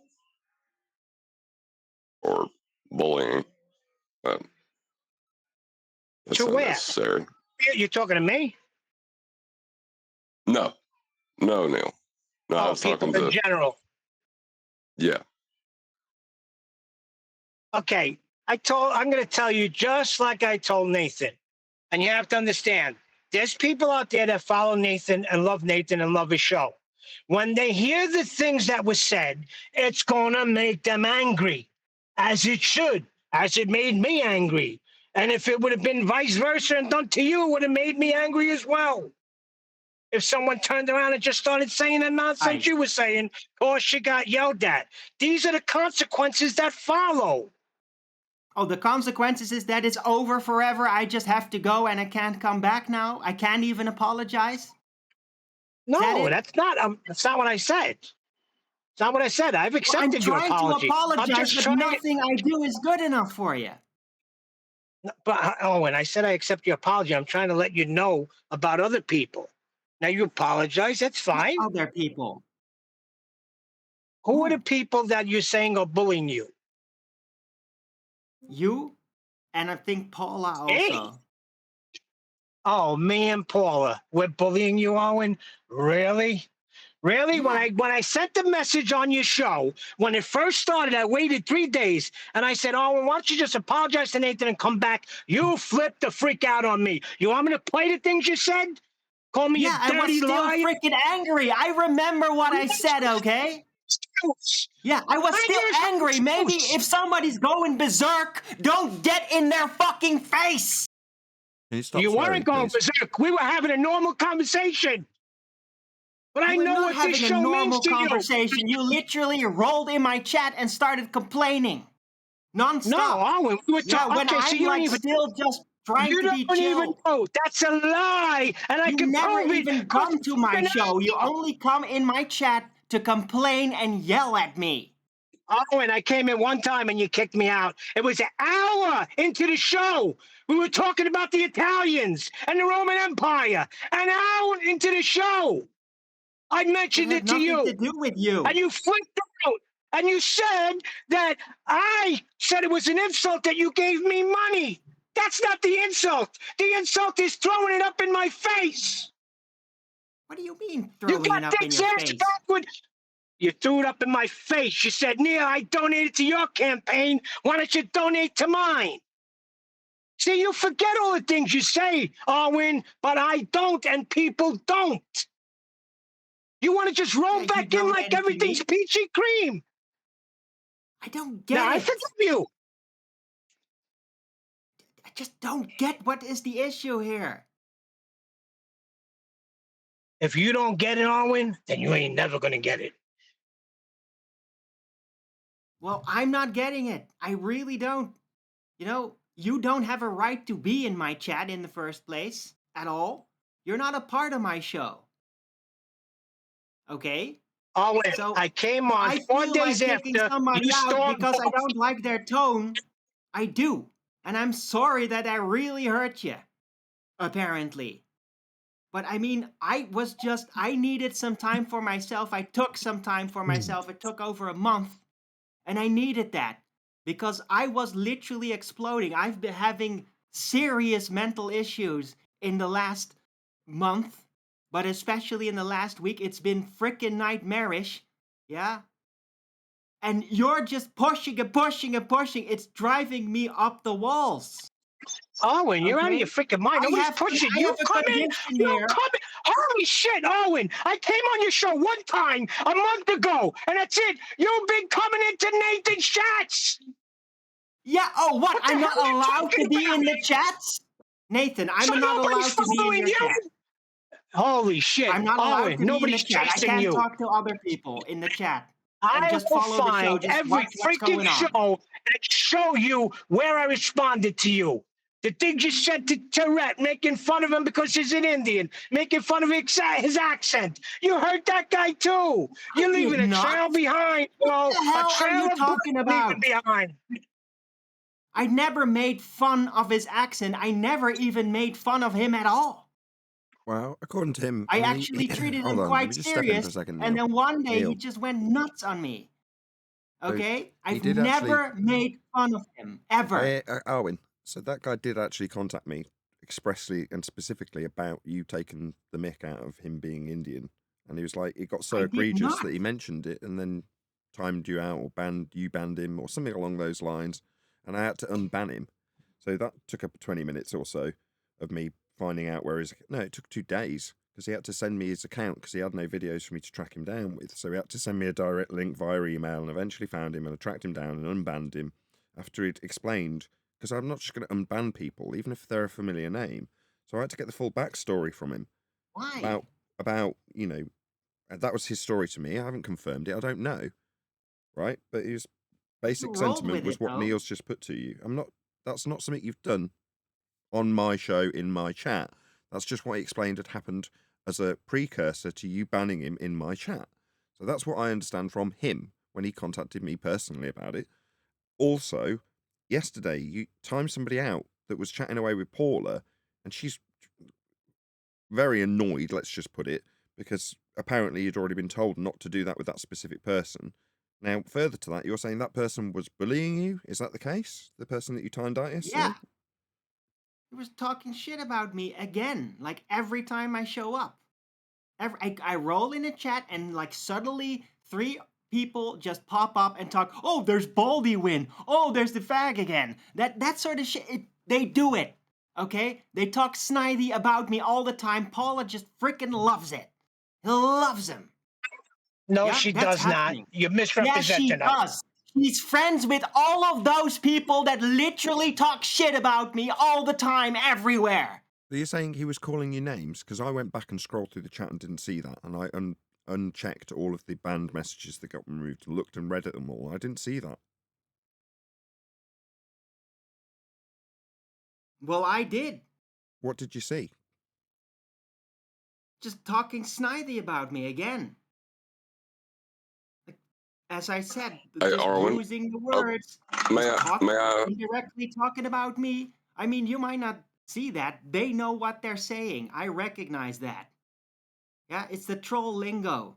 And they love So to get Nathan, casual. so Nathan's not going to recognize it. Are you kidding me, Arwen? So you're telling me Nathan is not going to be able to see an insult directed towards you? I don't think so, Arwen. I think Nathan Well, is I'm fully not timing capable anybody. of reading. Oh my God, Neil.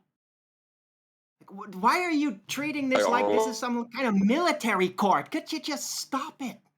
With that pushingness all the It's not a time. military court, but kangaroo court is what you're now facing, Arwen, whether you like it or not. I haven't instigated it. You joined. Well, Okay, May I well, I'm not have it timing for Arwen anybody and out say anymore. that Okay, I'll just leave them do that. They're already doing it all the time, and everybody seems to love it. Okay, I'm not touching any wrench activity anymore. I'll just go away. I've already managed to actually just block them from the site, like without the wrench, so that I just don't have to see them anymore. Because every time I speak up, just say like, "Hey, hello, Richard G. Hey, Blue Pill Devolution," they always get in there and get whiny about me, and I'm so sick of seeing that. And I'm sick. I feel sick that that's normal now. You have to ignore that, Arvin. Like, you can't let that get you like that much. Well, it does. Sometimes it just does. I'm not that I know, dude, strong all the time. but that's the problem, It just makes me miserable. They know. They Yeah, but complain they more know. about me than they complain about Nathan or anything. And Yeah, they're they know. trolls. They know, Arvin. You're like, you put yourself over there, like, super vulnerable like that, and then they know what bothers you, and they're gonna keep doing it. You have to just, grow out I of it have to and stop being ignore it. vulnerable. Really? The I'm thing just that I was saying, born with my entire life? no, I just have to no, stop dude. being But that. I know, but then you have to stop like going to chat and reading that and getting into it with people, Well, because I that's how am people are doing that mean. now because I blocked them. I Oh, don't have to read hold it on, anymore. Don't derail it. Let me ask you a question, Owen. You think everything's peachy cream with everybody on the panel? Just answer my question. I forgive you. What's You not with you, apologize to me. apparently. I forgive you. I understand you were angry, but I'm just trying. I'm trying to make you understand something. Yeah, And you're everybody's not getting it. really angry and hurt. I know. I want to apologize. I'm so sorry so- that I'm such a freaking monster. Yeah? And I Oh, my am a God, forget monster. I'm a monster. And sometimes Stop I say making it about monstrous you, things. Owen. You're going to get completely, insanely angry. And you can never Owen. let me finish talking ever, can you? Owen, because you're making it about you. You're crying. Stop your crying. You did enough of that. All right? You did enough of that. Take responsibility for yourself and your actions. What am I how you treat supposed to do? people I'm that called apologizing. you- What the fuck am I supposed to do with this? Can you stop swearing, first of all? If that's an apology, Owen, I don't want it. Goodbye. Have a good one. Do what you want to do. It's Nathan's show, not mine. You may have, you're in a cycle right now where your own mindset is causing you a lot of trouble. I just try to calm down. I am very hard with this.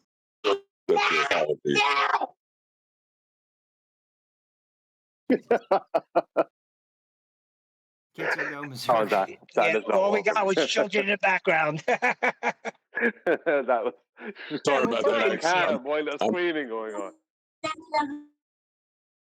Yeah, sorry Hey, about Brian. the screaming isn't making it easier, is it? But yeah, Arwen, we missed you having you around. We like you. We just thought some of the stuff you said was pretty hurtful, and I appreciate you apologizing.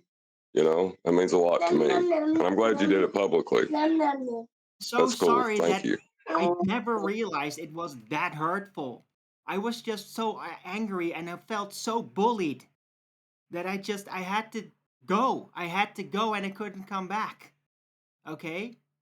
It was a tipping point for me, what happened. It went over the edge, and I just thought like I have to break here and just go do my own thing, and I have, and it's going fine. Okay? I never I also lost all contact with all of you. And none of you even talk back to me over Skype.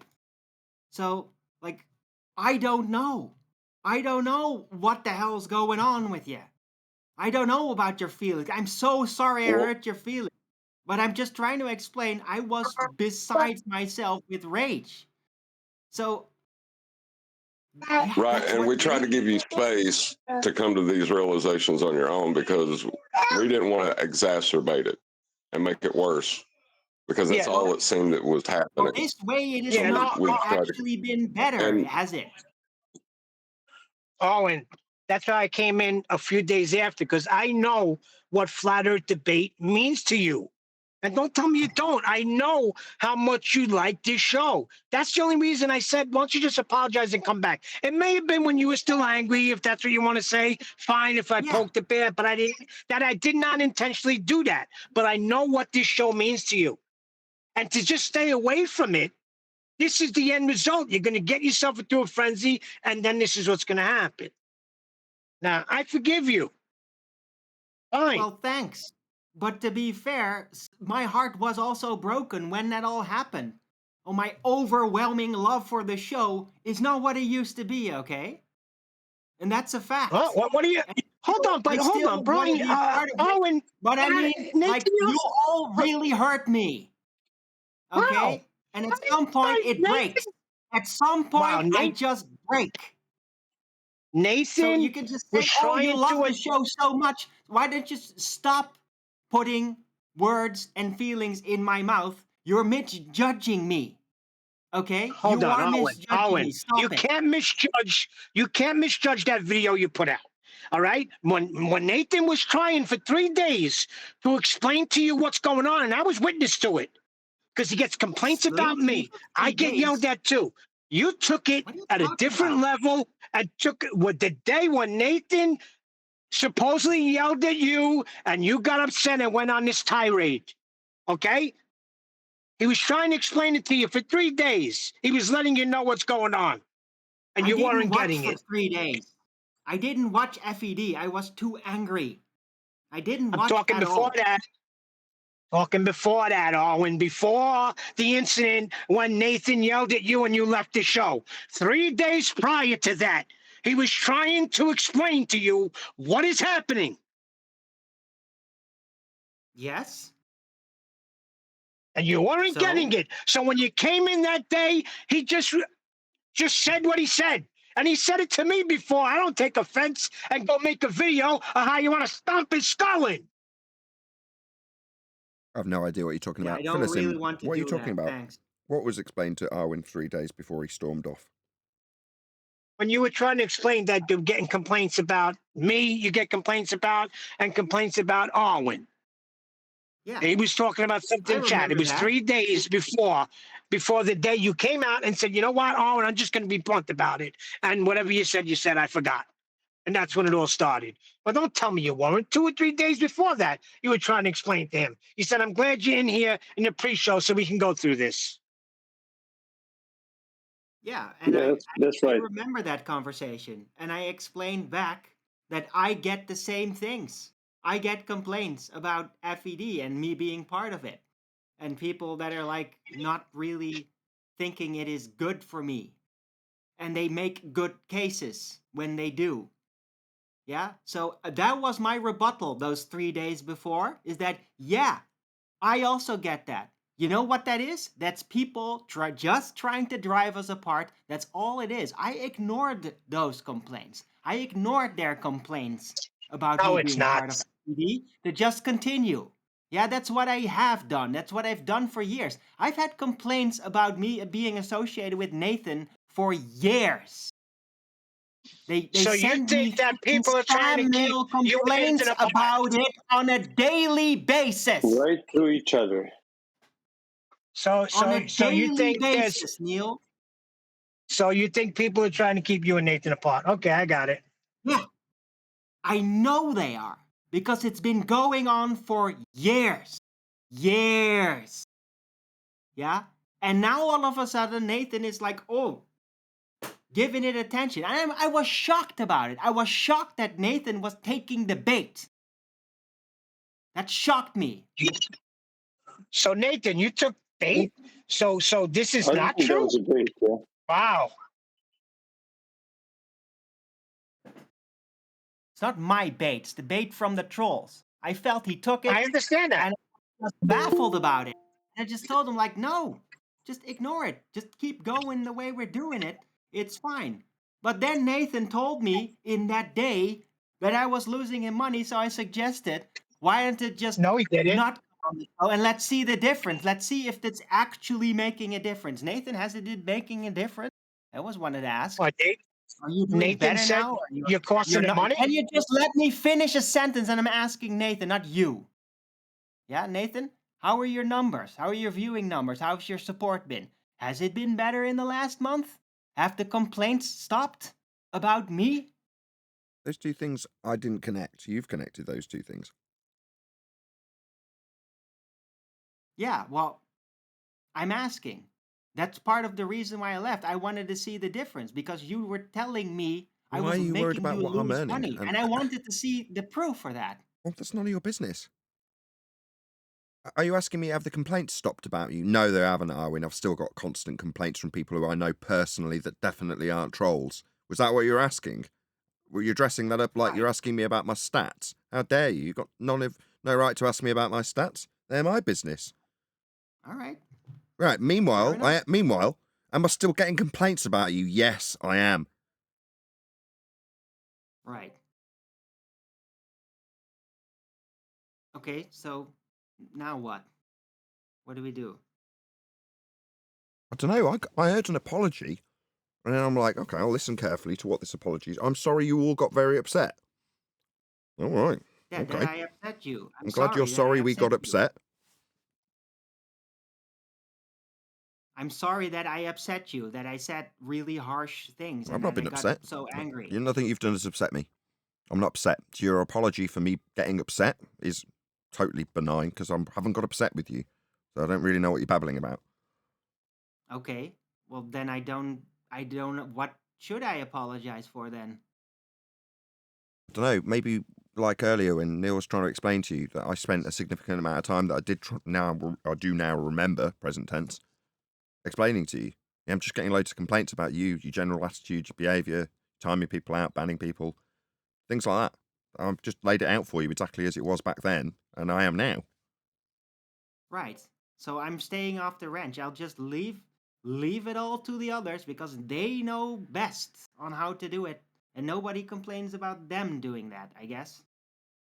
So, or maybe they do. It's none of my business. So yeah, I'm not touching the wrench anymore. Thank you for letting me keep it.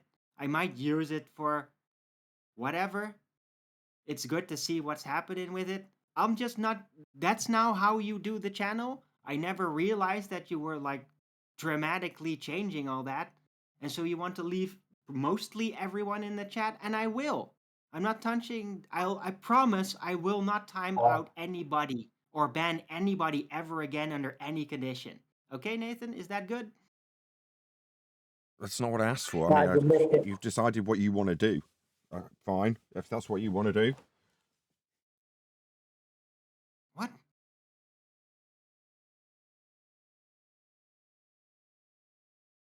What do you mean? I haven't asked for that. You can do whatever you want. I mean, whether or not you keep your wrench is a different story. But the people who've moaned about you still moan about you. That was your original question to me and all you've asked me so far. You dressed it up in how my stats are doing. But are people moaning about you? Yeah. Okay, so I don't know what to do about that. I'm sorry. I'm trying to improve myself all the time. My attitude, everything. So I'm doing my best here. I can't make them stop complaining, I guess.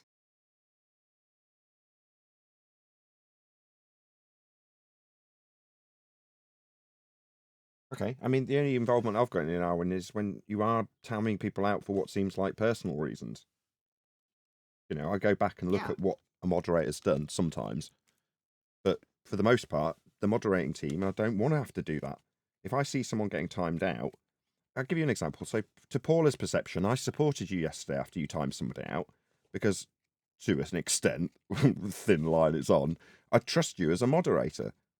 However, based on Paula's reaction, I went back, as I've just told you, and checked every comment that he made to see if there was anything that seemed unreasonable. And there wasn't.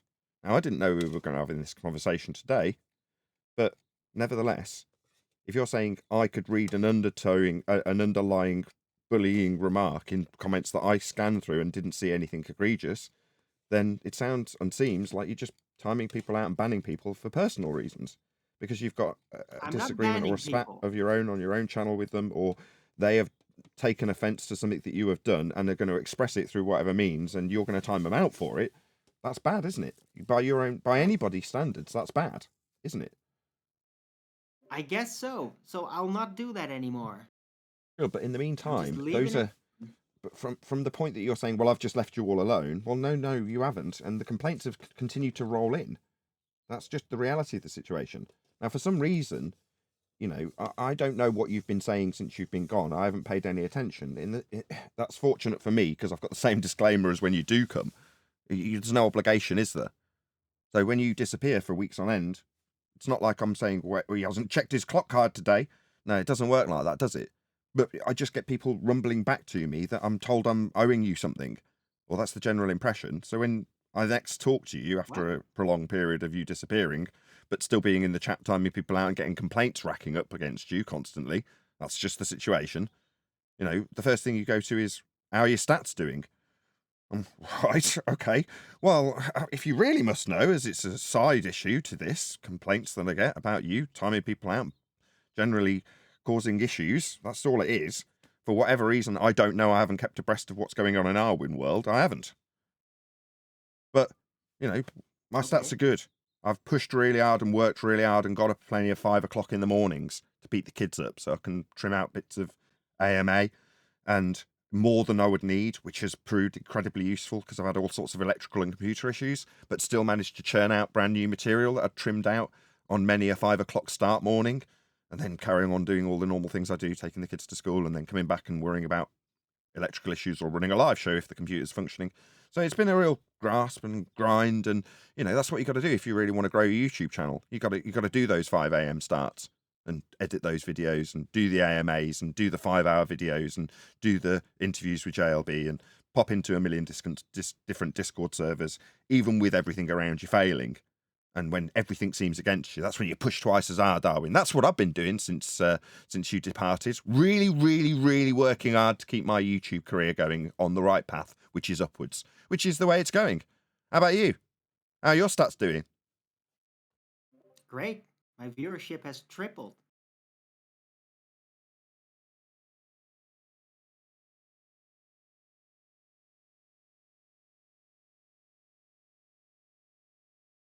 So yeah, I've been doing great as well. And my shows have been longer and more interesting at many times. Not always, but I mean, it's, yeah, ups and downs. But yeah, I've been doing great. So I'm glad to hear that you've not had a giant downturn, except for the electrical, of course. So I'm glad to hear that.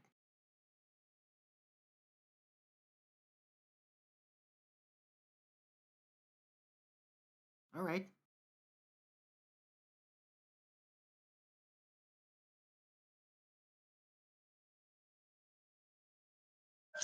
That was kind of heartwarming. I was just going to say, in terms of your sentiment towards tripling your viewership, that's the thing I'm more keen to hear about now, regardless of any spats you've got going on personally with any of us on the panel. How have you tripled your viewership? My stats have gone from 50,000, 55,000 over the month, where they're typically 60, and I've pushed and pushed and pushed to get some momentum going for getting a computer back in situ that works properly. And I've got it up to 75,000 by doing all the 5 a.m. starts. But you're saying you've tripled your viewership, you've tripled your views. How the hell have you achieved that when I'm grinding away to get a 50% increase? Not tripling it, not a 300% increase. I've got 50% from grinding, and you're telling me you've got a 300% increase. How the hell have you done that? I'm not sure. I think it's because I changed the time slot to 2 p.m. And I do longer shows. Like when I do longer shows, the views go up way, way up. And so like the overall views that I now end up with like are pretty high, like way higher than a month ago. When was averaging out at 200, 250 or something. Now it's like 300, 400, and very quickly too. So I don't know. I don't know exactly why it happened, but it's gone better. So the only regret that I have is like all this friction. Like, okay, that's not triple, that's 50 to between 50 to channels. 100% increase. Okay, fine.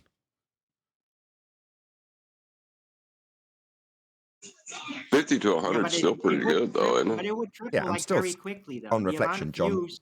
Yes, I'm still slightly envious that with minimal effort, Arwen has essentially outstripped my 50% increase that I was so very proud of after working and slogging my tits off. He's achieved that or better with minimal effort. That's slightly irritating, but a lot less irritating and intriguing than a triple increase. Yeah, 300%. okay, triple. What is, hey, Arwen, is it possible that it's drama related? Like, has your topic changed, or do you still discuss us on the show? Nope. You know what I mean? No, it's not drama What has been related. the topics of your show? It's been the same as my typical show format. I talk about physics-based subjects. I talk about spiritual stuff. Talk about my own personal psychology. Just all the normal stuff. I specifically like insisted with everybody like don't whine about Nathan. Like this is absolutely not the starting cue for you to just start shitting all over my chat and talking bad about Nathan and what he does. Like because I don't want that. I never wanted that. I hate it when people do. So it's just been like I just try to do my show alongside you guys. And like you have all my blessings. Like I don't want anything bad to happen with FPD. I think it's a very important thing that's happening here, with or without me. And I support your efforts and I reference you and your arguments. And somebody sometimes comes with like a math question or something, and then I point them to FED or QE or Brian's logic directly, right? Because I know like you want to know the details. Those are the guys that really know those details. I'm like a rough outliner, a rough sketcher of things, and I'm very good at it. I'm getting better all the time. But like math and all that's just not my specialty. So yeah, I've just been doing the show the way that I've always done. My way. The way Quick that shout I out am good at it. to Godzilla for the super chat. Thank you very much. He says, maybe, just maybe, it's called Use You Are on a Show about factual empiricism while you believe in dark world, remote healing, and bending energies. Shame serves purpose, Arwen. There's Godzilla. Okay. Thank you for the super chat. Well, I talk about things that involve me, so I don't care if that's somehow disrespectful or ridiculous or whatever. It's not even associated with Flat Earth. It has nothing to do with it.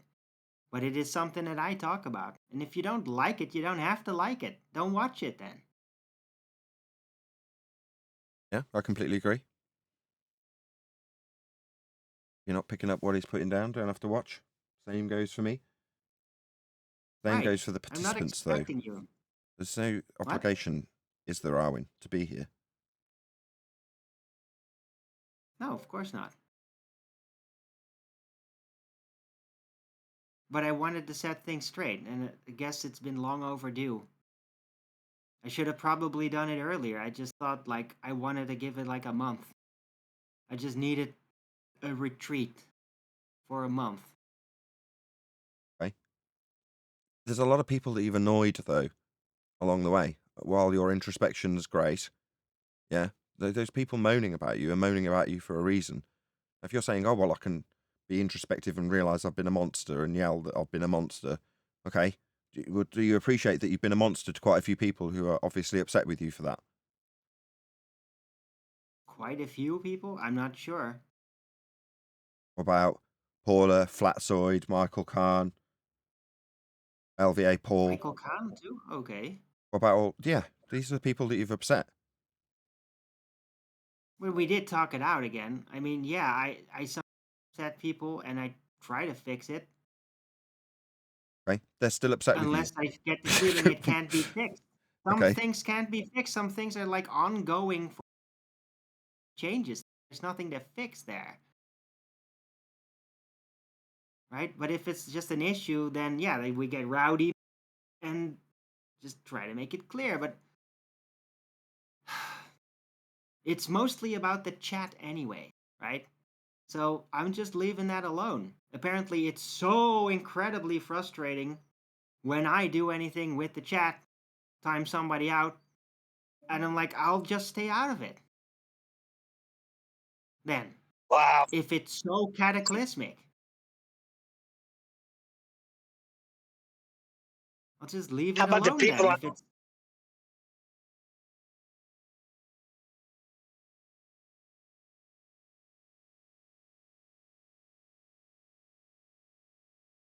Okay, well, that's the start. So you don't want to do moderating anymore. I'd love to keep my wrench, but I'm just apparently every time I do it wrong. So I'll just not do that specifically. Okay.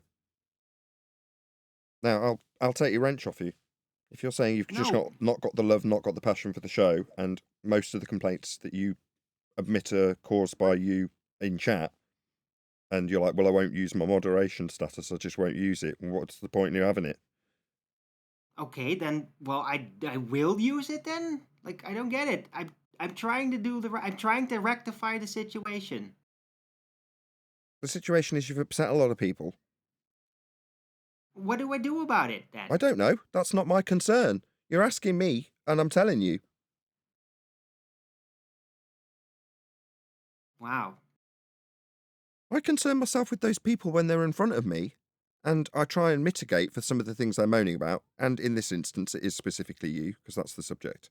There are other things that people moan about, I'll be honest. My point is that when they approach me with those things, I say, okay, I will attempt to deal with that issue that you have raised.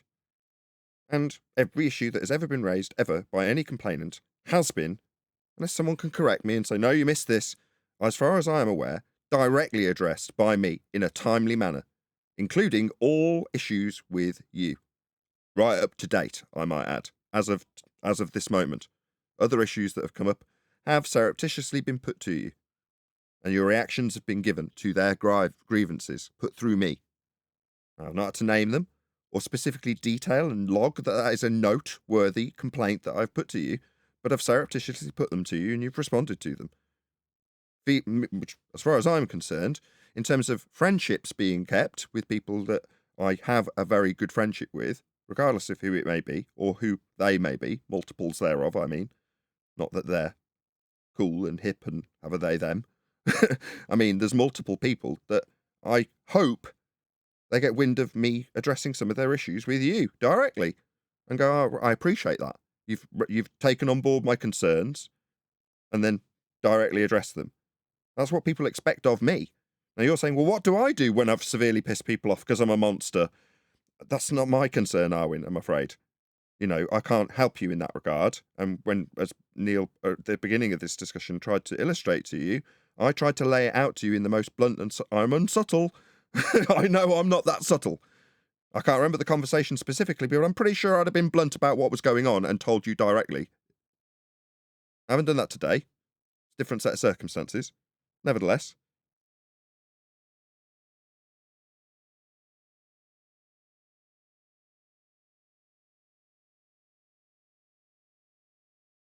Okay, so you're just gonna take my wrench away then, I guess. There's nothing I can do. I, as the judge in this scenario, have to make a judgment call. And if you're saying, as the psychology goes, my penance, my penalty is that I won't do these things that moderation is essentially doing, then your own claim to be penance, or whatever the word may be, punishment, is to relinquish yourself of moderation duties. That was your standard you laid down. You didn't directly say. You said you'd like to keep your spanner. Well, for what? And the moment I said I'd take it away, you were like, well, I will use it then if it means I get to keep it. Well, no, your standards were that you weren't going to be using it for doing any, basically, moderation standards in the chat. Now, you think it's mostly moderation that's caused your gripes with people that you've got very angry with and been quite nasty to. So I hear, I haven't witnessed it. Well, those people who on the grapevine have told me their gripes and grievances with you, I'm not even going to tell you where they are. That's up to you to seek out if you are concerned with it. You may not be, and I'm not telling you you should be. That's entirely your bag, is what I'm trying to get across to you. Okay. I don't know what to do with this. Go and get a pen, write down 10 things that you would like to achieve given the circumstances you find yourself in, ponder them for about half an hour, and then whittle them down to 3 things that you can actually do in a reasonable and timely manner, and then tick those 3 things off by the end of next week. And then refine that process over and over again with specific regards to people that you've been horrible to. And within a few months, you might have actually gained some friends and made up with some people you made adversaries of because of your behaviour. Now, I don't have to offer you that advice, but I have.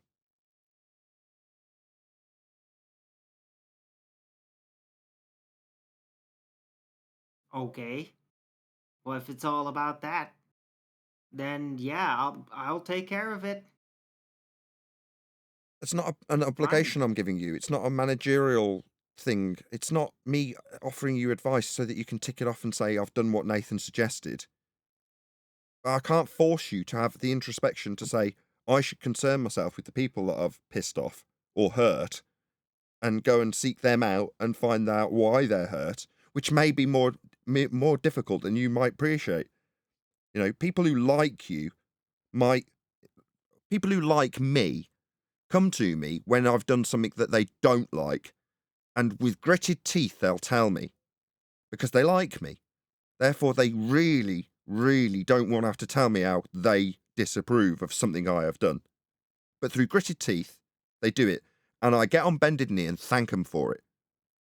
Now, at a point, you sever that thankful reward for a friendship that you've built up with somebody. That is to say that at some point you do something they don't like and they don't tell you. And it is very difficult to get that person to tell you what it is you've done to annoy them or upset them once you've severed that connection. And that connection is normally built up through trust and respect and friendship. Now, if you don't have it with these people that you have upset, then you're going to have a real challenge on your hands to find out, number one, what it is that they have been upset by. And if you're only seeking out that information so you can tell them that you are sorry that they feel that way, then again, you're on a hiding to nothing. But again, I'm not your dad.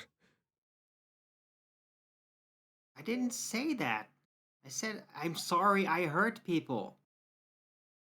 That caused hurt. So please don't do that. Whatever, you haven't hurt me, that's the point. In Not my whatever. regard, whatever you're apologising to Neil for is your own business, right? But my concern primarily, Arwin, and take this as a negative thing, is for the people who are complaining about you and keeping them as happy as possible, given the respect, friendship, trust I've built up with those people.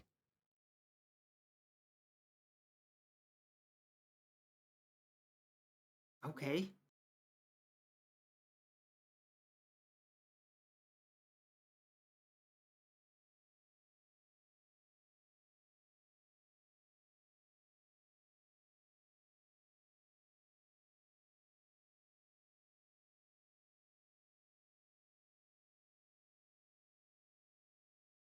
So does that conclude the conversation then? My No, it apologies. Oh, No, certainly not from my end, no. But I've not No. been privy to what's Oh. gone off to put a two penneth in or feel like I would want to All right. interject 'cause I'm not sure where the conversation's gone. But no, certainly between you and me, there's a long conversations, be those private ones or in a forum like this. I'm not particularly forced. But for me and you to move forwards, no, we need to have a good, frank discussion about standards, about who you are when you're around me, how you treat me, how you treat other people. Okay. Fair enough. I'll take that conversation. Yeah, I'm not. You didn't hurt my feelings, Alan. Not even remotely. But what you did is you lost my trust because you were so fast to turn on us. So trust is the one thing you have to earn, and you just threw it away. That's the problem I have with you. Now, there's other issues maybe with your behaviour, yeah, and some of the things you say at times, yeah. But the main problem I have is with trust, because I can't trust you. Because in a heartbeat, you turn on us. What do you mean? I walked away. I never turned on you. I never became anti-FED at all. I I still think it took about respect 20 all of minutes, you, all Arwin, of your works. before you were all over the internet, screaming, raging. Didn't matter who, or even whether it was any individual in specifically, but we were all included in your hate. Yeah, as you screamed, yeah, at the screen with pure hatred. We were included in all of that. We were included in the remuneration you demanded before we apparently would be able to, you'd be able to come back. And this is part of your problem, young man. Before you've Yeah. decided that you come back, as if it's only your feelings and your decision that generates the situation. Your lack of comprehension of your impact on other people is outstanding. Even today, turning up, your lack of comprehension of how you are being perceived and how hurtful you are being to people who called you your friend. Yeah, that's when Brian talks about trust. That's the thing that gets me. If I'd have behaved like you, I'd have come to every single one of us and wanted a private word, because I not only let myself down, I've shat all over me mates. Okay. Well, I came back specifically to apologize. So No, you didn't. You ploughed into Bullbusters on Saturday and expected everybody to treat you like normal. yeah, but I did feel there's something wrong. So that's why I'm But it's coming been here something right wrong for now. weeks since you fucked off and started No raging swearing, please. about us and No swearing. Nathan. It's been from that point on, hasn't it? Not this. I felt something wrong. Yeah, I've not been in your chat. No, the only person that's turned up is Neil because he's so passionate. Yeah, he couldn't not. He had to say something. But you'll notice by our absence, everybody else. Now, if you're going to pretend now that that's something you've only just noticed and not something you've ignored and thought might disappear, then you're very disingenuous or so emotionally defunct of any kind of ability to read anybody else, which I don't think you are, Arwin. I think you're quite an empathic person. So it's one of the two. Either you're pretending the situation was yours, or you're so dumb you didn't realise how bad your behaviour was. I think it's the former.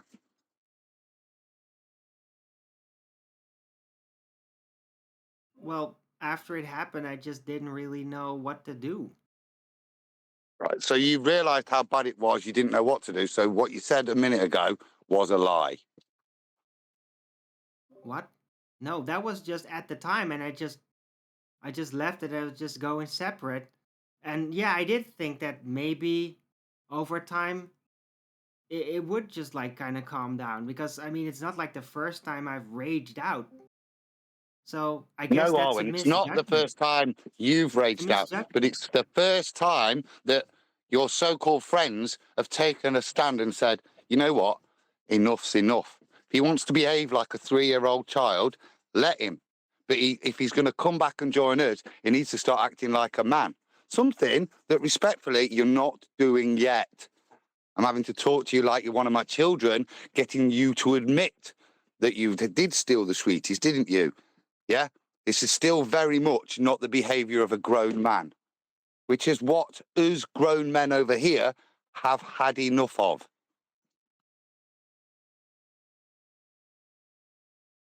Okay, I thought that I did basically confess that, yeah, it was terrible. I'm willing to make a personal apology, and the next time something like that happens, I'll just like go outside and run it off or something, and not. No, there shouldn't be a next. That's the point, Howard. Like that. You're missing the point, right? You don't just get to turn on everyone and attack FED. You're attacking FED. You're attacking all of us. You don't get to do that and then go, anyway, it'll be okay in a few weeks' time. You don't get to do that. You can't just do that. After all the years of being on FED, you can't just do that and go, it'll probably be okay in a few weeks' time. I'll just test the water, dip my toe in. Can't do that, Arwen. You can't just betray people, because that's what it was. It was a total betrayal. When you attack FED, you're attacking all of us, not just Nathan. And it's, even if it was just Nathan, it's a total betrayal. Nathan never betrayed you. He might have been unhappy with your behavior. He never betrayed you. And if he was unhappy with your behavior, it was for a reason. I mean, you have to do a lot for Nathan. You have to do a lot for Nathan to remove you.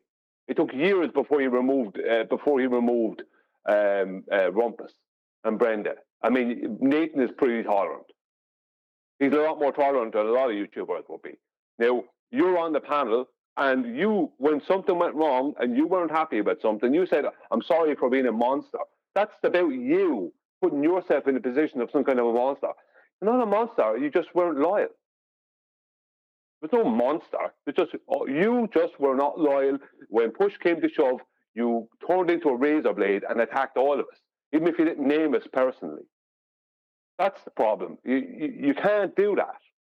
That's what you're not getting. That's why you're not grown up. You can't just turn on people and then expect it all to be okay. If I could undo it, I'd do it. You're an adult now. Go on. I don't know what to do then. I wish I could undo it. I wish I would have just walked away and just raged it off and nothing would have been out there and it would just moved on. I'm really sorry it happened. And it doesn't mean anything, I guess. So I guess it's the last drop then. So there's nothing left for me then. So hang on a second. You just said it doesn't mean, what doesn't mean anything? What? You said it doesn't mean anything, I guess. What doesn't mean anything? You said it doesn't, what are you referring to? No, that's not what, whatever. I don't know exactly what, I just, it's not, I guess you just have to I'm go just up. not coming back. I want to come back, but I guess that I went too far. I went too far this time. You just, no, Aaron, you need to grow up. That's the problem. You just need to grow up. Well, how am I Right. supposed to do it? You keep saying that. I don't even understand the context. I realize I did something terrible. I realize it. Okay? Yeah, but hang on. It's not having the reaction you're having now. Being grown up is not having that reaction. It's being calm, accepting I was being an idiot. I said what I said. I shouldn't have done what I did. I should have shown more respect and loyalty to everyone. I shouldn't have attacked Nathan in that way. Even if I shouldn't have done it in that way. If you wanted to shout about Nathan on your own channel, that would be fine. You're angry with Nathan. But you shouldn't have done it in the way you did it. You shouldn't have said some of the things you said about Nathan. It's about being grown up, Arwen. Like, I mean, everyone's got faults. But So I don't want to be a hypocrite here. But you have to learn to be grown up. You can't behave that way. It's not like the next time I feel that way. No, there shouldn't be a next time. That's the problem. You shouldn't be worried about trolls in the chat, stuff like that. It's like you need to grow up and stop doing that. That is not a help to you or anyone around you. You need to learn to be calm and not go into a rage. You need to learn to know when to step away from seeing the chat because it's annoying you. You need to know when to do that. You need to have that discipline. And you need to know what to say and not to say, and what to think and not to think. I mean, after all those years of being on a show, you attack Nathan like that just because you're unhappy with him. That was completely unfair. Like, out of everyone here, it's Nathan you should be most worried about, because it was Nathan that you just turned around and just knifed him straight in the back. Publicly. That's what you need to change. You need to change this outburst attack attitude. Emotional attack. Oh, I'm having a problem, so I'm attacking. It's like, no, you need to address that and get control of your emotions, get control of yourself. You have to have self-control. Then you have to have a better behavior when things go a bit sideways with the people that you're friends with. That's what you need to do. It's only that simple. That's all you have to do. And that'll be something that if you put in the effort, it'll happen over time. It may not happen immediately, but it'll happen over time. But you need to be aware of that. It's not that you're a monster. No one saw, oh, Arwen's a monster. That's you thinking about you. That's not you thinking about the behavior you had. You can't go through life. You spend so much of your life online. I think that you don't understand the real world. Like there's certain things you just don't do.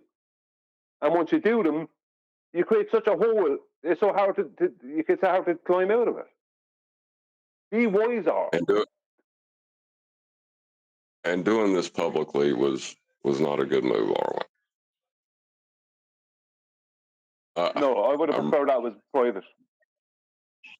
Yes, I sir. didn't realize it was going to be like this elaborate. I basically came in to apologize, but I guess that it's going to go like this. And yeah, I mean, I agree, Brian. I have problems with my feelings and dealing with them, and I know I should, like, a grown man shouldn't just rage out like that. I know it's very embarrassing in a way. It's just that I have to deal with it, and I'm working on it. I'm doing it provably every day, like even on my show. So thanks for the tip. You're right. That was really good from Brian. Like he told you all these things. Like that's really actually it's a good thing, Arvin. I know. Yeah, I mean, watching you through the And years, Arwen, it's just just so like you know,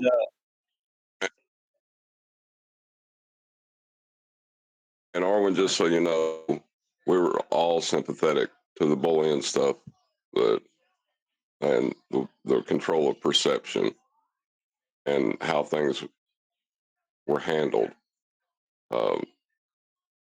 Like, but you didn't give us a chance. You, like Brian said, you turned on us like that, and it was hurtful. I really don't want to do this publicly. I'm just going to shut up.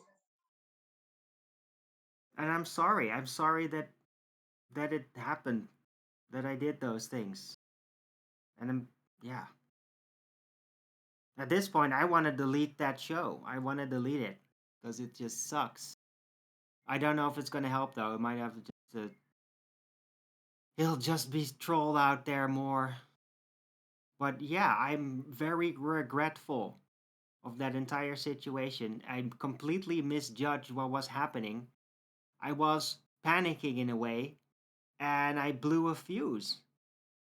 And I regret heavily that it happened and that I hurt you guys' feelings, like doing that, going too far, and like, yeah, none of you really had that anything coming. You did nothing wrong. I think I did actually mention that though in the day after, but yeah.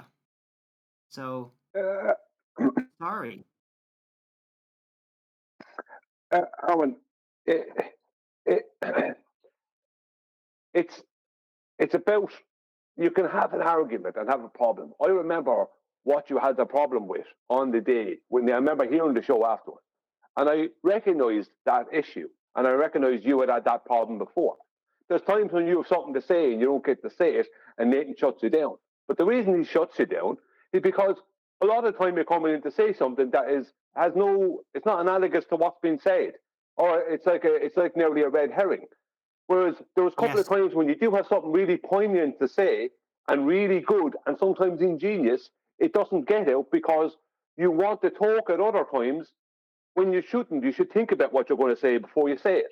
So there's 2 out of 10 times or 3 out of 10 times when you have something really good to say, like maybe 1 out of 10 gets heard simply because Nathan, when he hears your voice, he's going to go, here is Arwen, going to take what's being talked about off track again, especially when there's a ball in or something like that.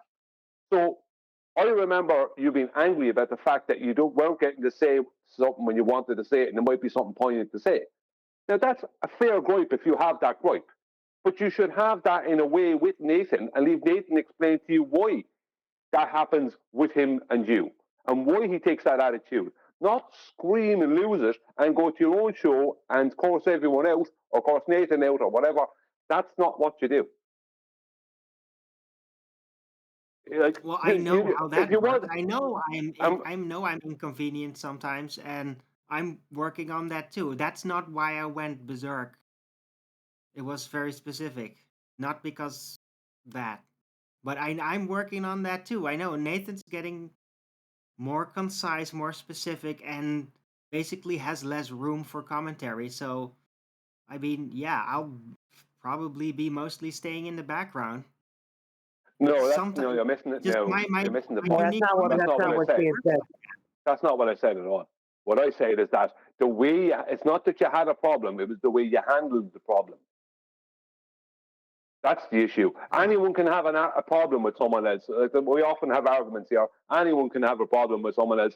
Anyone can have a problem with something that's ongoing. Yeah, it's how you handle it. The way you handled it was just a pure outrage.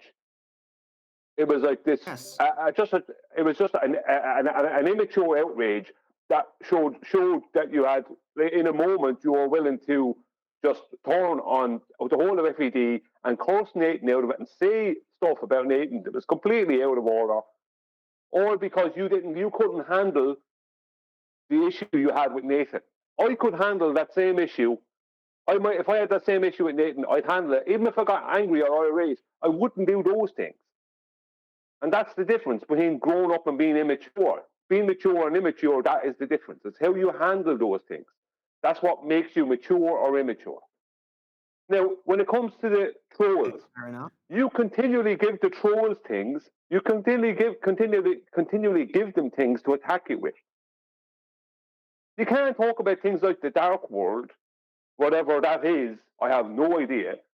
Right? I just tolerate that you talk about it. You can't talk about things like that and expect people on the border side not to troll you, and even people on the flat earth side. You can't expect that. Oh, that's fine.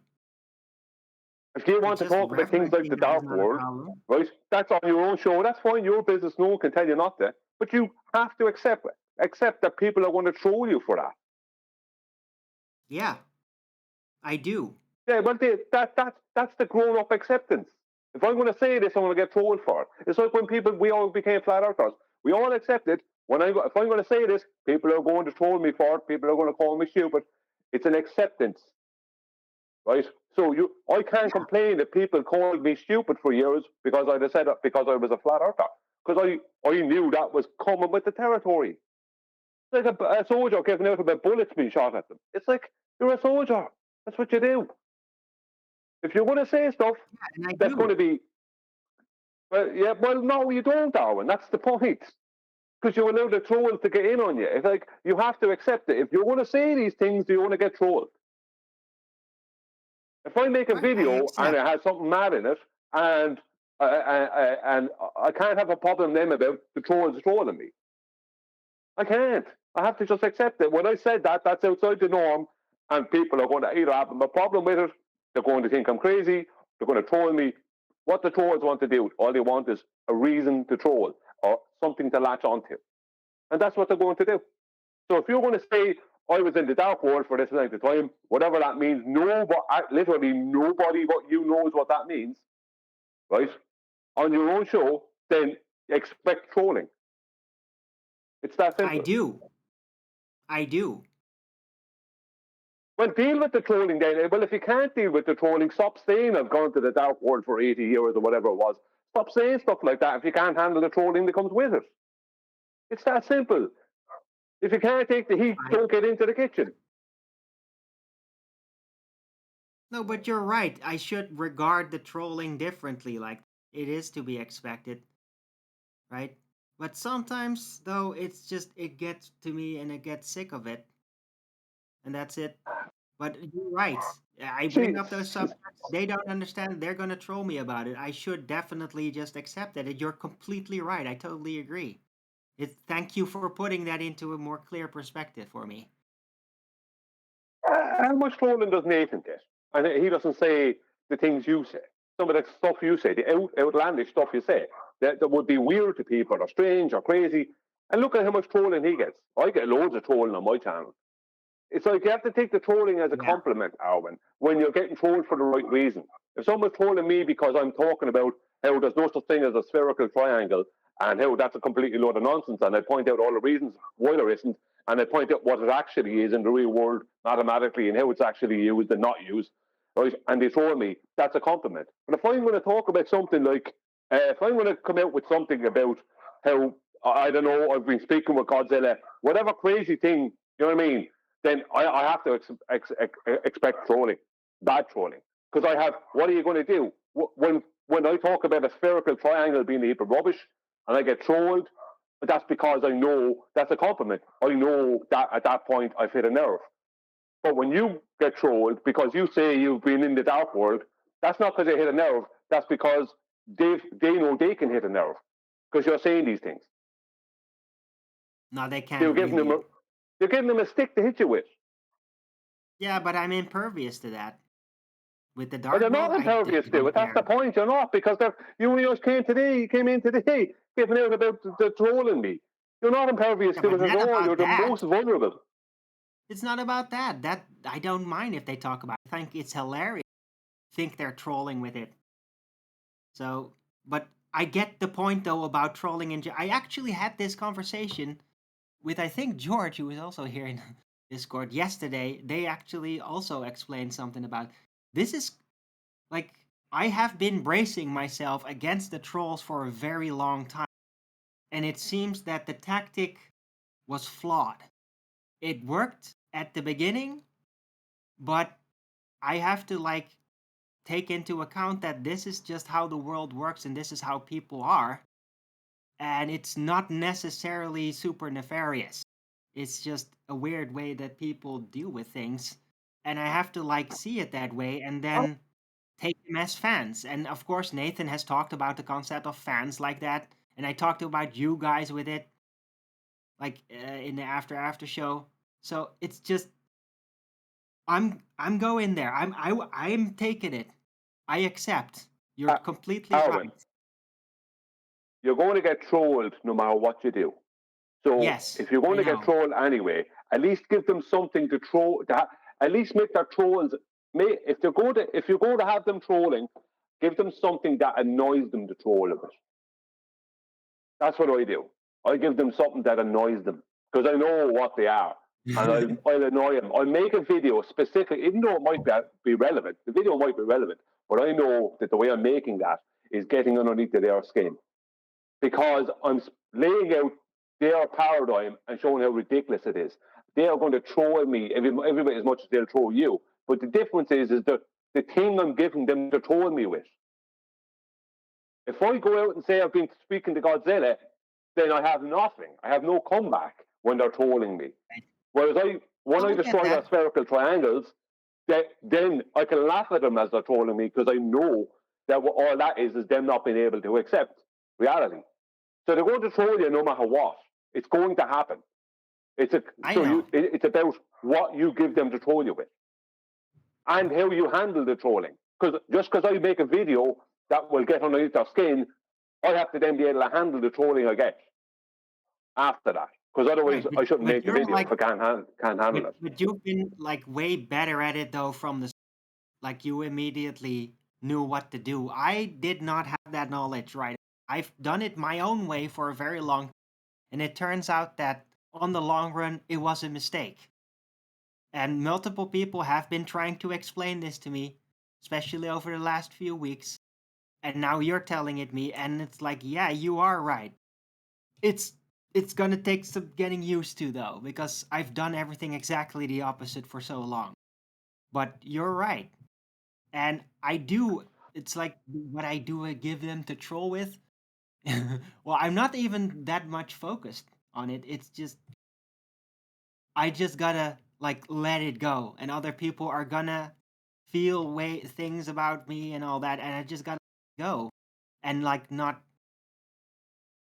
let it bother me. Let me throw another thing at you, right? I'll let their comments on my because I do get troll comments. I'll just post them now. I've already kind of like been doing that step by step, like a little bit further. What I tolerate, and some of these trolls actually like then become a little bit more friendly. It's weird. So I'm working on it. Yeah. Thank you for the good advice. I have comfortable trolls. I have trolls I'm comfortable with because I know they're going to troll and they're always trolling and they've been trolling for years, so I'm comfortable with it. But I want to throw something else at you, right? This is something people, now, you can say what you want about this, but this is a type of behavior people are going to have a problem with. When you had a problem with Flatside and you brought his kids into it, that was completely unnecessary and wrong. And when afterwards you apologized to the people for bringing the flat size kids into it. You apologized that they had a problem with it, but you weren't sorry that you brought flat size kids into it. People's children and family have nothing to do with this debate. Where they live has nothing to do with this debate. Anything else, anything personal has nothing to do with this debate. Right? If you have a problem with flat side, then you have a direct problem with flat side only.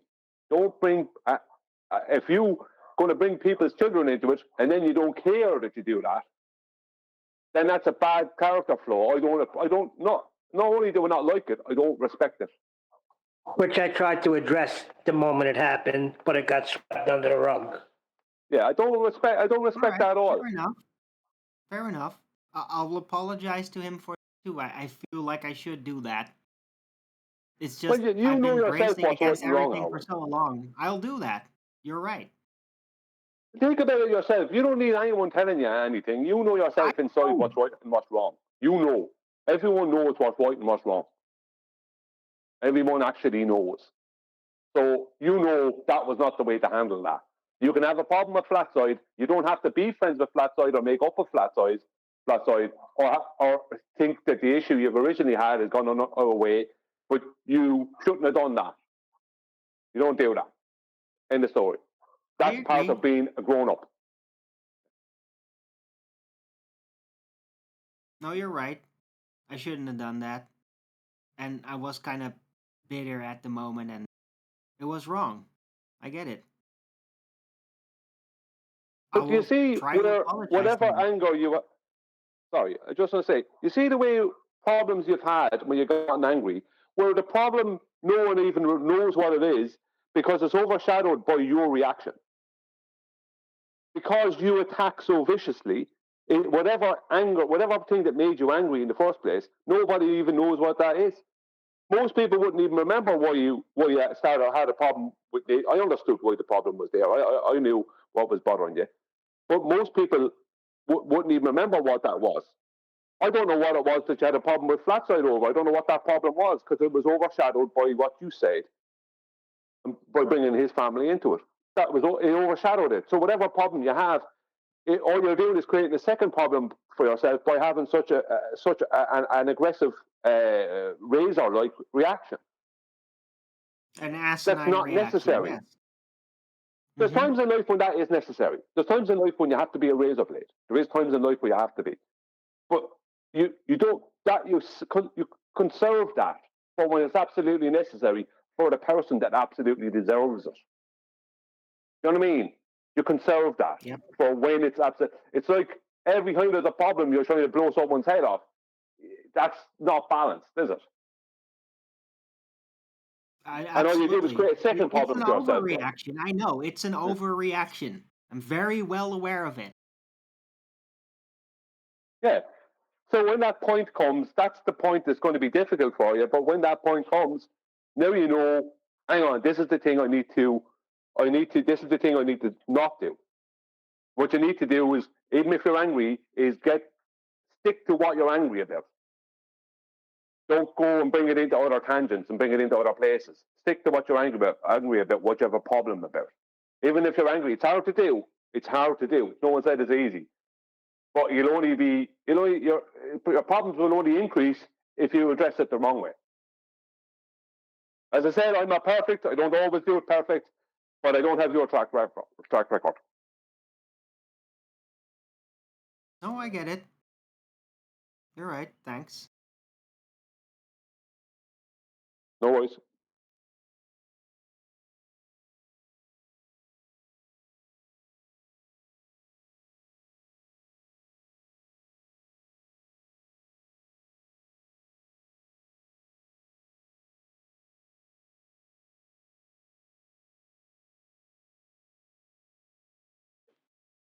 Did you cover a video on today's show, Nathan? I haven't intended to cover any videos. I'm just listening intently, occasionally piping up to say stop swearing. When did this show start then? In UK time? Normal show time, 2 p.m. All right, I thought maybe it might have started later. No, it was a surprise attack. Nobody knew what was happening. I had some idea. I was talking to Nathan last night, but I said, I click on Master B and I see a G. I'm like, what? When did this happen?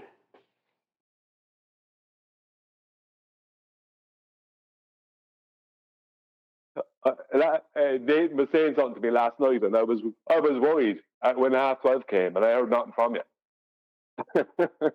I won't go into it, but We were actually waiting for you. Nathan was waiting for you to come in. I couldn't be here any earlier. Sorry, it was 3:30 UK time, Ireland time, before I could come in. I put a couple of videos in the chat there yesterday. There was one from this guy called Oldie Hassan. I can't remember his proper. I keep forgetting his full name. But there was another one from Dave McKeegan. Dave McKeegan's probably easier to react to, probably more entertaining. Just in case you were looking for something at the time. Oh yeah, yeah. That McKeegan one, the thumbnail is hilarious. Yeah, yeah. Why is this way? I mean, is that what see that actual thumbnail? I've seen that a million times. I have never seen the full video of this supposed observation, ever. No one has ever been able to present it to me. I just see this thumbnail. Right? No one knows where it came from or anything else, right? This thumbnail. When you look out to the horizon, right, is that what you see? You know what I mean? Is it? It isn't. Nobody sees that. Even within their own paradigm, that what they are showing is an impossibility, because their own paradigm states that their horizon, which isn't an horizon, their globe's edge, is a constantly refracted position. So what's blocking the boat? You know what I mean? What is it that's supposed to be blocking the boat here? Is it a physical, tangible globe edge, or is it some form of over 6 hour horizon, terrestrial over 6 hour refraction nonsense? What is it you're claiming here? You know what I mean? And have you got the original video of this ridiculousness? No one can present the original video. Nobody. I've never seen that original video.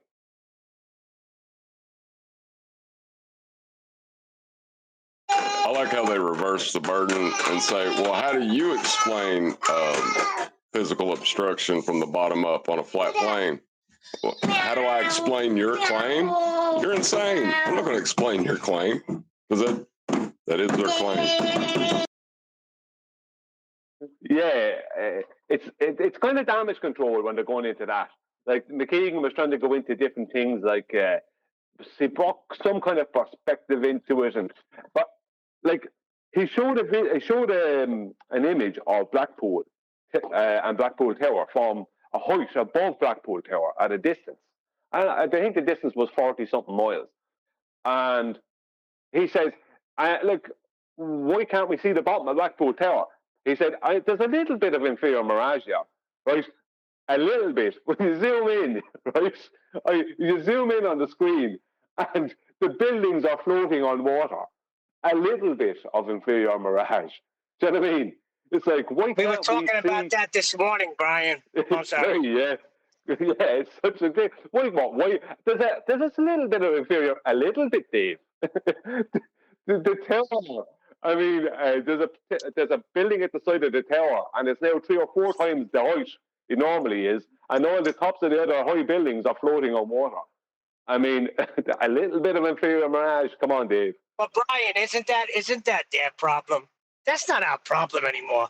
I don't got to answer where the boats are. Where's the bottom of the boats? Why do I got to answer that question? You go.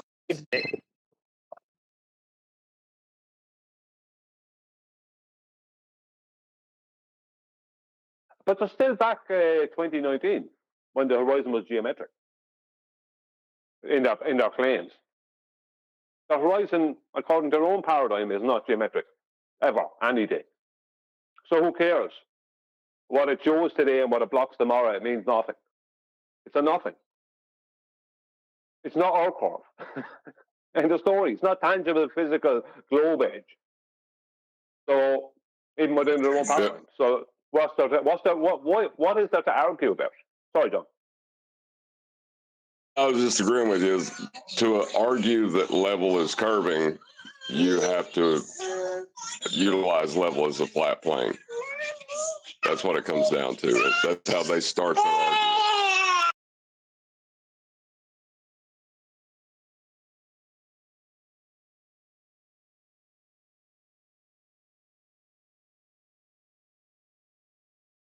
Yeah, well, that was only one of the things I pulled them on. There was another thing where there was a boat supposed to be sailing away from someone. But what's happening is the guy has a shaky camera, right? And he says, McKeegan says, there's no effects of, there's no compression or anything in this image, in this piece of video. For a start, he plays the video. It's a time-lapse video that's played fast. So he's not giving his audience a chance to actually look at what's going on, right? Why did you play that piece of video so fast? You could have said the same things and left it play at a gradual speed. Didn't need to play it fast. But he played it, turned what should have been maybe a 30-second video or more into a 3-second video. Do you know that kind of thing? 4 or 5-second video. It's like, why? Why did you need to play that fast? And what it looks like is what's happening is, because I'm after, there's so many of these ballers over the years after trying to make up our curve by camera tricks, basically, right? And the use of topography underneath the water and different things. What was going on is the guy with the camera is not steady, it's shaking, right? But what he's actually doing is the boat may be moving, but it's not moving at the rate he's showing, right? If it's moving at all. And it's likely not hardly, it's hardly moving, it might be likely hardly moving at all. And with the time lapse, he's bit by bit zooming back. He's zooming back away from the boat a little bit. So whatever the boat is doing, even if it is moving, it's creating a diffraction limit at where the water meets the boat, the base of the boat, right? That wasn't there earlier when he was zoomed in. So it's really nonsense. Like the boat is moving away and he's starting to zoom back. I mean, that's only going to create the effect you're looking for. Do you know what I mean, isn't it? That's what it was. That's all it was. There was nothing else to it. And, so that's the kind of nonsense, that's the kind of nonsense that they're still pushing out there. It's like, this nothing video with no, as QE would say, no pedigree information, right? It's just shown, and it's a 30-second video that's chopped down into 7 seconds or 5 seconds, and played fast in the background. And, I mean, how did he explain that? Anyway, on to the next thing. Explain what, Dave? You haven't actually shown us this video. We've just saw a fast clip that was too fast for anyone to decipher what's really going on there. How did they explain that? Anyway, on to the next thing. You know what I mean? It's constant. This is it's like, Dave, are you serious? It's 2024. So, is this what you're putting out? Brian, let me ask you a question, Brian. So he knows exactly. So what is it? Just outright denial and fear that he puts these videos out? But like I think about that, and what's that? What, even though they're in fear and they're scared, how is that helping them? I really don't get it. The best form of defense. If you don't have a defense, offense is your best defense. Well, what are they going on the offensive with? Something that helps us? Are you kidding me? Hello everybody, hope you're doing well and thanks for joining us today. A few weeks back I was made aware of that need for tactics, which drags the beam towards the glass. When it exits the glass, if one side exits first, it's in the less dense medium of air, while the other side is still in the more dense medium of glass, and so it bends again. It's the same when travelling through air. As air density decreases with altitude, then normally... Yeah. Okay. Don't know what refraction is. Same old story. He's retarded. Yeah, it just detailed 2 different media, and then he went and said, and this happens with just one media. After I was pointing out that, you know what I mean? Like, inferior mirage involves water and air. Temperature with it too. Air at temperature, you have air pressure and temperature, and water. So you have air and water. That's what creates inferior mirage. Same for superior mirage. It requires water. It's happening due to water vapor. So that's water and air. So as the water, it's like it's happening starting at the surface of the land or the water, where the water is starting to evaporate. You know, where it's only turning into a gas, and that's what starts creating inferior mirage. But that requires two media. They're constantly trying to make the air, just the air, somehow, because there's a different pressure. There's a pressure gradient that's somehow good enough to make up their own nonsense. It's like, no, that's not refraction. Nope, they got to go back and define refraction again.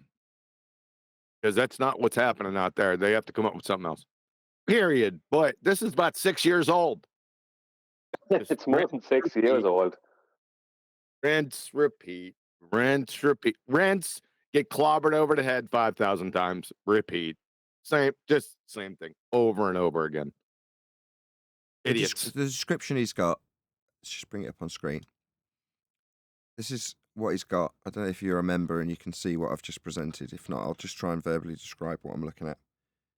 He's got atmosphere, oxymoron, but described going up in horizontal layers with respect to presumably sea level as it's defined. In other words, even his claimed explanation for traversing two different gas layers when gas is inhomogeneous, right? He's saying that you've got two different transitional layers, like air to glass and glass back to air. But the description itself is described with respect to a horizontal plane. Yeah, they conveniently forget about their horizontal density gradients. It's stupid. They put it out so vague. It's the same old stuff, man. This is remedial retard stuff. Can defeat them in my sleep. The denser air is low down, and so light would always be gradually refracting towards the ground.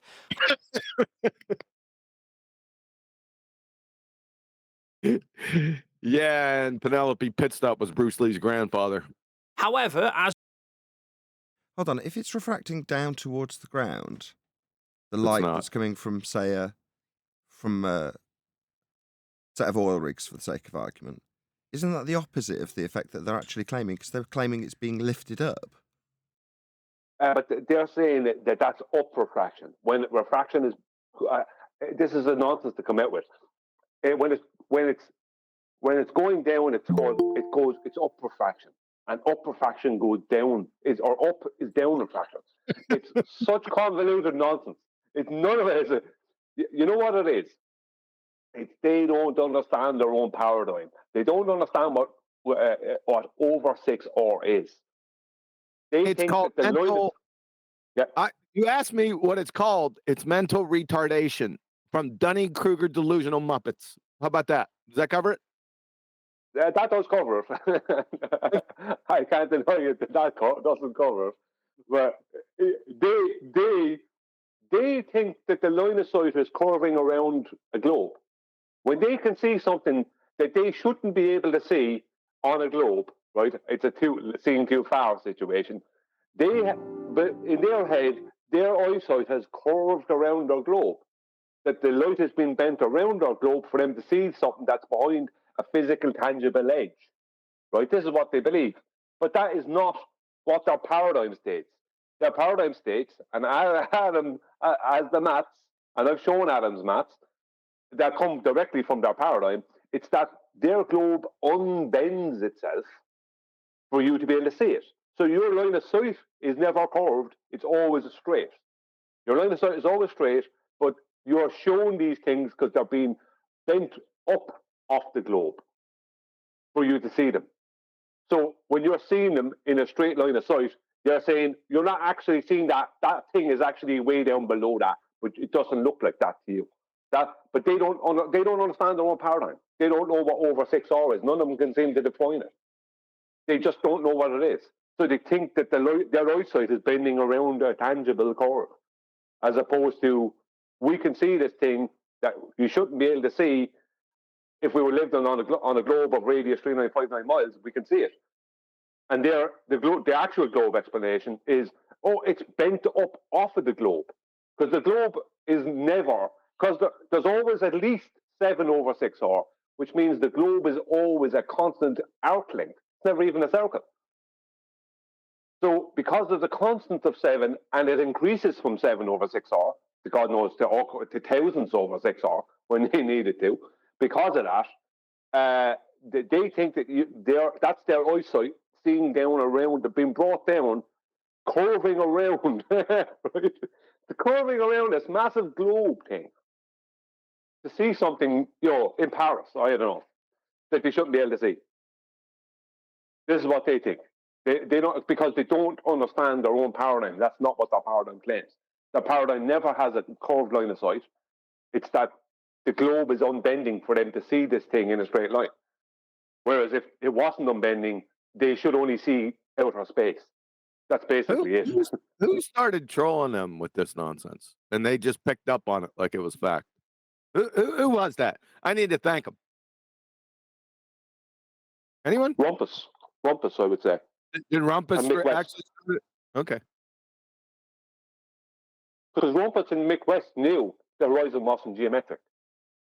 They hid it for years. Well, in plain sight. But they knew it wasn't. And that's why when push came to shove in January 2015, Rumpus said, it's refraction. Like, that was his first go-to place. Why did he say that about the Black Swan? Because he knew that the horizon was always only claimed to be a refracted position within his paradigm. So then why fight about? I don't get it. If he knew that, then he knew damn well Earth is flat. No, he still has this globe belief thing, but he didn't want anyone to know, including people on his own side, that the horizon was not claimed to be a physical geometric location. Yeah, but Brian, then it's over for a ball. Am I correct? Am I missing something? Over. It's totally once over. Once you concede to that, and if you say he knew it all along, then what the heck was he fighting for? Your sister? Who knows? Yeah, no.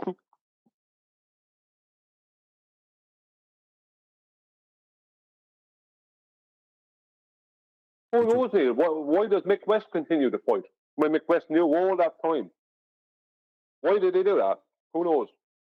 Mick West knew all that time the horizon was not a physical, geometric, tangible edge of a globe. Strange. Very strange to me. Like if you turn around tomorrow and you present evidence that Earth is a sphere beyond the shadow of a doubt, just use it as a hypothetical, I know it's not, I'm not going to continually fight.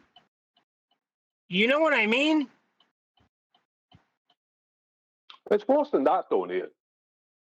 Officially, sunsets and sunrises aren't happening either. Officially, the sun at sunrise and sunset is only what they call the sun mirage. That's a sun mirage meeting a claimed refracted horizon. That's a nothing. Do you know what I mean? It's two optical. The only way you can view that in reality is there's a meeting of two optical phenomena. It doesn't happen in the same way with the moon, and it certainly doesn't happen with the stars. That's why you can go up higher. You can see, like Neil deGrasse Tyson, can see a sunset in the desert, then go up to the top of the Burj Dubai and see a second sunset because he went up higher. Why are you doing that? Because the sun never set to begin with. It's all optical. It's purely an optical phenomenon. There is no physical sun going down behind the physical, tangible horizon, officially. Because the horizon's not physical, and the sun that you're seeing that's close to the horizon is also only a mirage of whatever they want to claim the sun is. But it is only a mirage. That's why the sun at the sunset and sunrise sometimes can be completely different than the sun you see up in the sky. Because they're not seeing the actual sun. In their paradigm. Yeah, but even in reality, they claim that the sun that you're seeing at the sunset and sunrise is only a mirage. Yeah, in their paradigm, it is. Yes. Yeah, but the physical assumption bias, if you're going to claim that, I can claim that you're claiming a non-physical. You're having a non-physical assumption bias. No, that goes against what a mirage is. They don't know what mirages are. But I mean, the sun being a mirage at sunrise and sunset can't be. Well, what they say is that you're seeing the sun close to the horizon before it actually is there. So you're seeing it in the morning before the sun actually turns up. I know what they're saying, but Yeah. it's even wrong in their own paradigm. That's not a mirage. Have them define what a mirage is. In their paradigm. Well, they don't know what else to call it, maybe. Right? They maybe don't know. They maybe don't have a better word for it. I'll tell you what, they better come up with something. Well, and then validate it. It kills them though, because they're admitting that there's no physical, tangible sun going down behind the physical, tangible globe's edge. But they just keep those two claims separate, away from each other. They don't tell the public that the horizon is not a physical geometric globe edge, and they don't tell the public that the sunset is not really the sun setting. You know what I mean? Yep. That's just opposite. Yeah, that's just anti-flat earthers. The only thing I can hope for is there legions of incoherent retards pirated somewhere where I'm in the vicinity. Yes, but they won't be parroting what I'm saying. They won't be saying that because they all think the sun is a physical thing that's going down behind the physical horizon, a physical globe edge. What I'm pointing out is that in reality, officially, they claim the sun and the horizon not to be physical when the sun is at the horizon. So the horizon is not physical, and the thing that they think is going down behind it is not actually even there. Like they'll say at the sunset that when you see the sun at the sunset, that's not the sun. The sun has actually moved away. That you're just seeing what they call a mirage of the sun at that point, which is why it gets melty and stuff sometimes in the evening, and can look weird in the morning. That you're not actually seeing the sun. That's not the sun. That's lovely. I'd rather watch it dry. Yeah, but for how long have they told people that the proof we live on the globe is because the sun rises and sets behind the physical globe or curve? 7 years? A lot longer than that. We're talking hundreds of years at this stage. When the truth is that that's not even the truth. No. Did you say when you say the truth is not even the truth? Is that the truth? That is the truth. Now you're speaking truth. Tell me more. Tell me more. No. So, Nathan, you squared away? Everything squared up? In what respect? You have a show today? This is a live show going out to members currently. Oh, just members only? Yeah, I just want to, although I did run a show on Monday, I just want to check the PC is all fine. It all seems perfect. Okay. By the way, Brian, I don't know if I told you, but that was an outstanding presentation on Saturday. On the other hand, I don't have heat, hot water, or the ability to cook. You're kidding me. No. What? So, what about this gentleman that was supposed to fix the box? His wife is currently 6 centimeters. Oh, brother.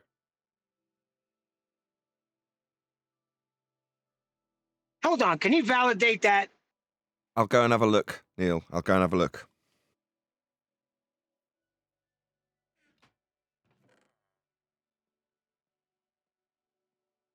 See, QE, this is what happens when you hire, let's not just, how do we call him? They call him a cowboy over there. What do we call fly-by-nights in America? Oh, yeah, fly-by-nights. Why'd you call them fly-by-nights? Because they're going to fly in and fly out, and you're going to get the worst job you ever got.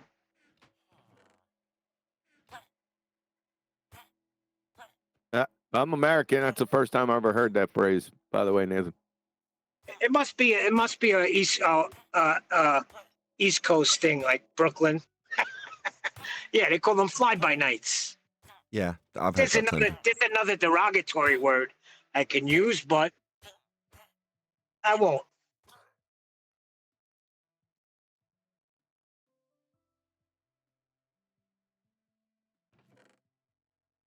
What about hack? Call them hacks too. Guys that are supposed to be mechanics in their field and they're a bunch of hacks.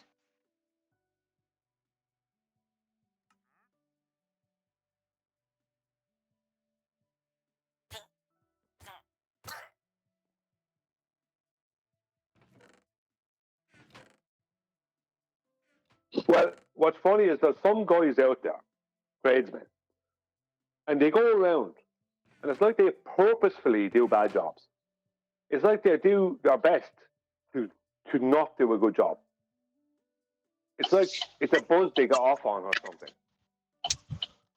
What are you saying? Like an auto mechanic, he'll do work on your car knowing that something else is going to break down if I do it a certain way.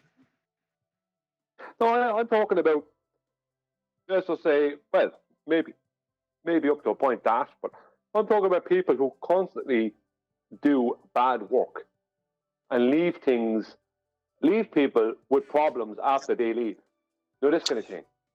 You know, Yeah, they those are only, people they that only don't left know a what week they're and the doing. wall is cracked already. Sorry? Right, because they don't know what they're doing and they're just trying to make the quick dollar. So they'll come in portraying themselves to be something, and you know immediately as soon as they pick up a tool that they're not what they claim they are. So ballers. Yeah. In any event, what I've done to hopefully resolve that problem is contact a different Sparky and just lay out exactly what the situation is. Just say my Sparky's got most of the way through this job, and then while he's just connecting up the last few things, which is to say the hob, one last heater, and the thing. Oh yeah, the shower. Oh yeah, and the heating for the water. He's got his wife in labour, so can you come out and have a look at it? And the guy's gone, well, I've got this job on that should take 3/4 of a day, and after that's finished, if I can pop over and just assess the situation. Like, yeah, I totally understand your reluctance. I wouldn't want to go halfway through someone else's job, but this is one of those circumstances where you don't know what else to do, right? Because when I spoke to this guy on the phone, he's like, well, based on when I had my kids, you know, it was a couple of weeks and then, you know, I could then get back to work. And I'm like, yeah, well, without any hot water and 2 kids, it's a bit more of an emergency, hence me calling you, even though I've already got someone halfway through the job. So he was quite sympathetic. But it's just going to end up being me having 2 bills, isn't it? But there we go.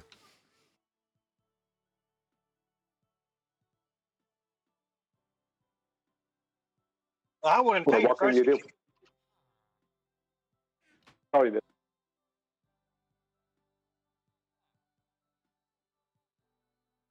What were you saying, Neil? I just said I wouldn't pay the first guy.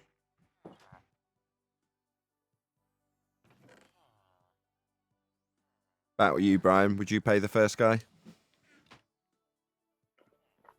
I'd only pay him after he's done something. Or after he's gotten something, I'd pay him for whatever part he got. Right, he's got to complete the job. If he wants full pay, he's got to complete the job. If I go to do a job and somehow I don't perform my job but cause other problems, I'm responsible for that. That's just the way it is in any field you're working. If he wants parts, he goes and gets them, and I pay for him after that. I don't give him money. He gets them, and I pay him that day. Like before he puts that in, I just pay him for the parts. So he's totally not out of pocket. There you go. There's the money for that. I pay him by what he does. He does something, and I pay him. Because you can't expect some people to wait till the job is over before you give them all the money.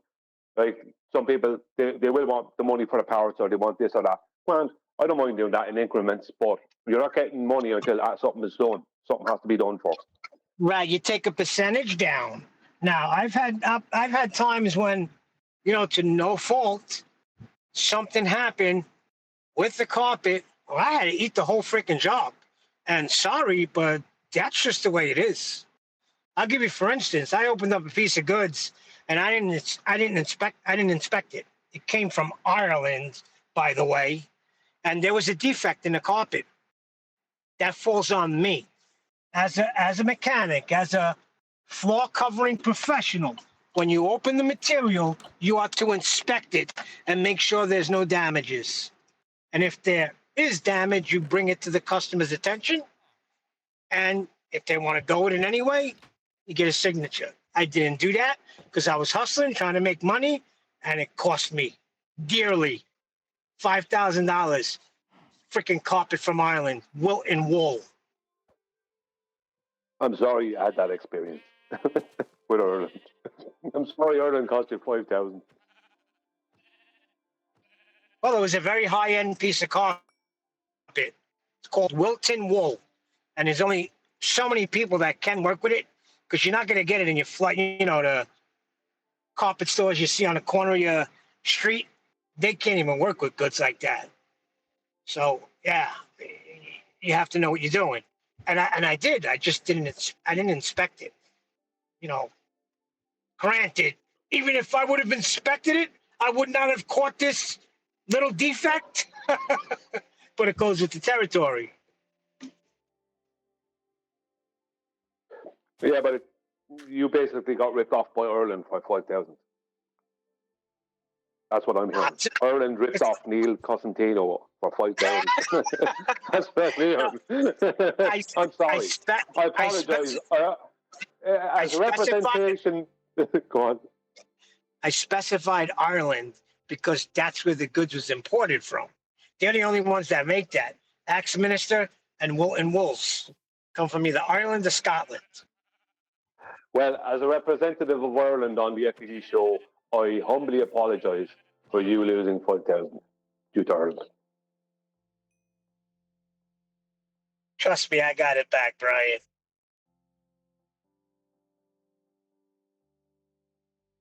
Well, apology removed then.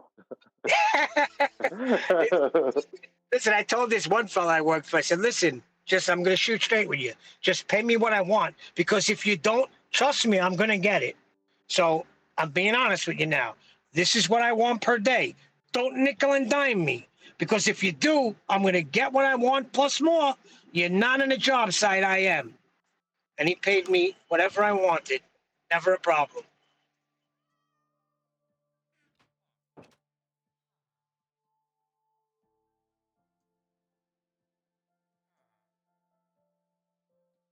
Well, you're on a work site. You're on a work site, Brian. You know what I'm talking about.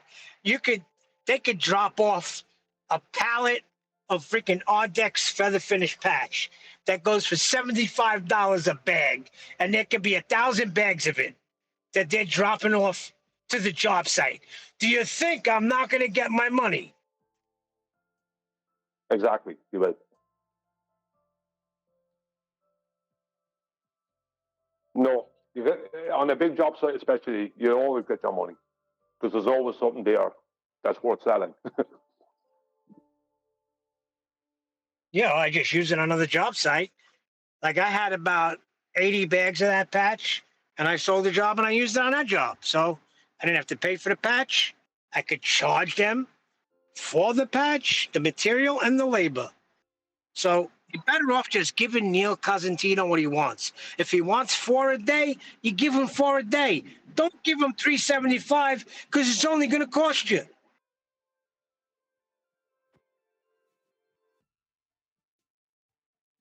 Yeah, that's what.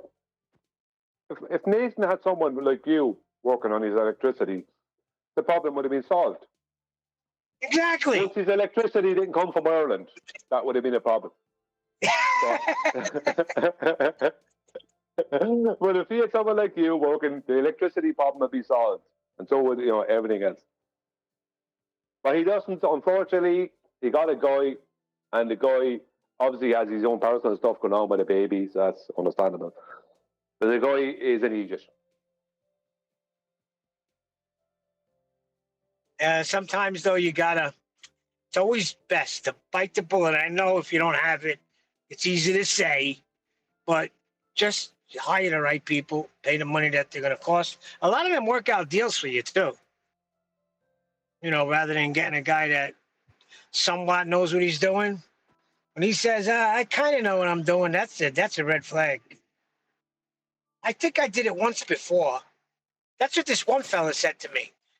Came on a job site as a mechanic. He had toolbox and everything, and it was funny that everything was brand new. I said, how much experience you got? He said, I've done it a couple of times. Brand new tools. Listen, fella, just you can't stay on this job site. Couple of times. With his shiny tools. A hammer that never hit a nail. It's like a doctor coming in and saying, yeah, I've done the surgery once or twice on, dead people.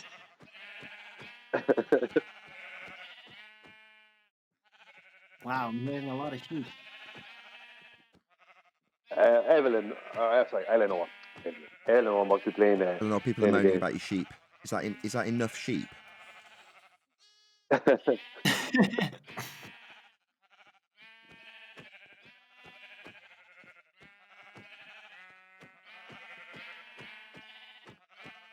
Wow. What's up, guys? I'm going to mute her line because she's You made up and too many running? You sheep. good? Up and running, Nathan? You good? What's up, D? Hey, D. Hey, What up? What up? What's up? Are you good, Nathan? I know you're Lady running today, Rose. but you're gonna be good for a while. You got the electricity thing taken care of.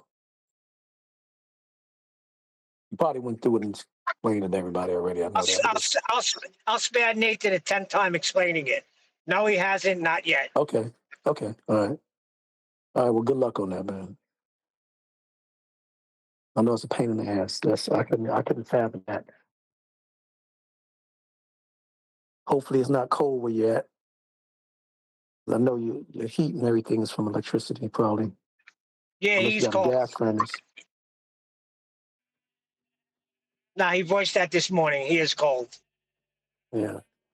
It's very unfortunate.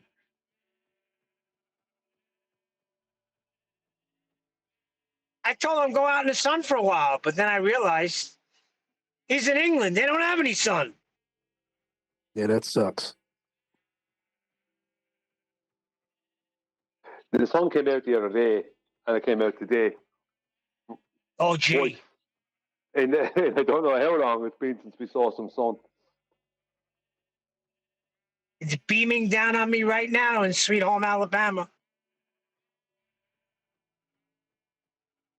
Yeah, it's a nice 50 degrees out here. Going to 69 today.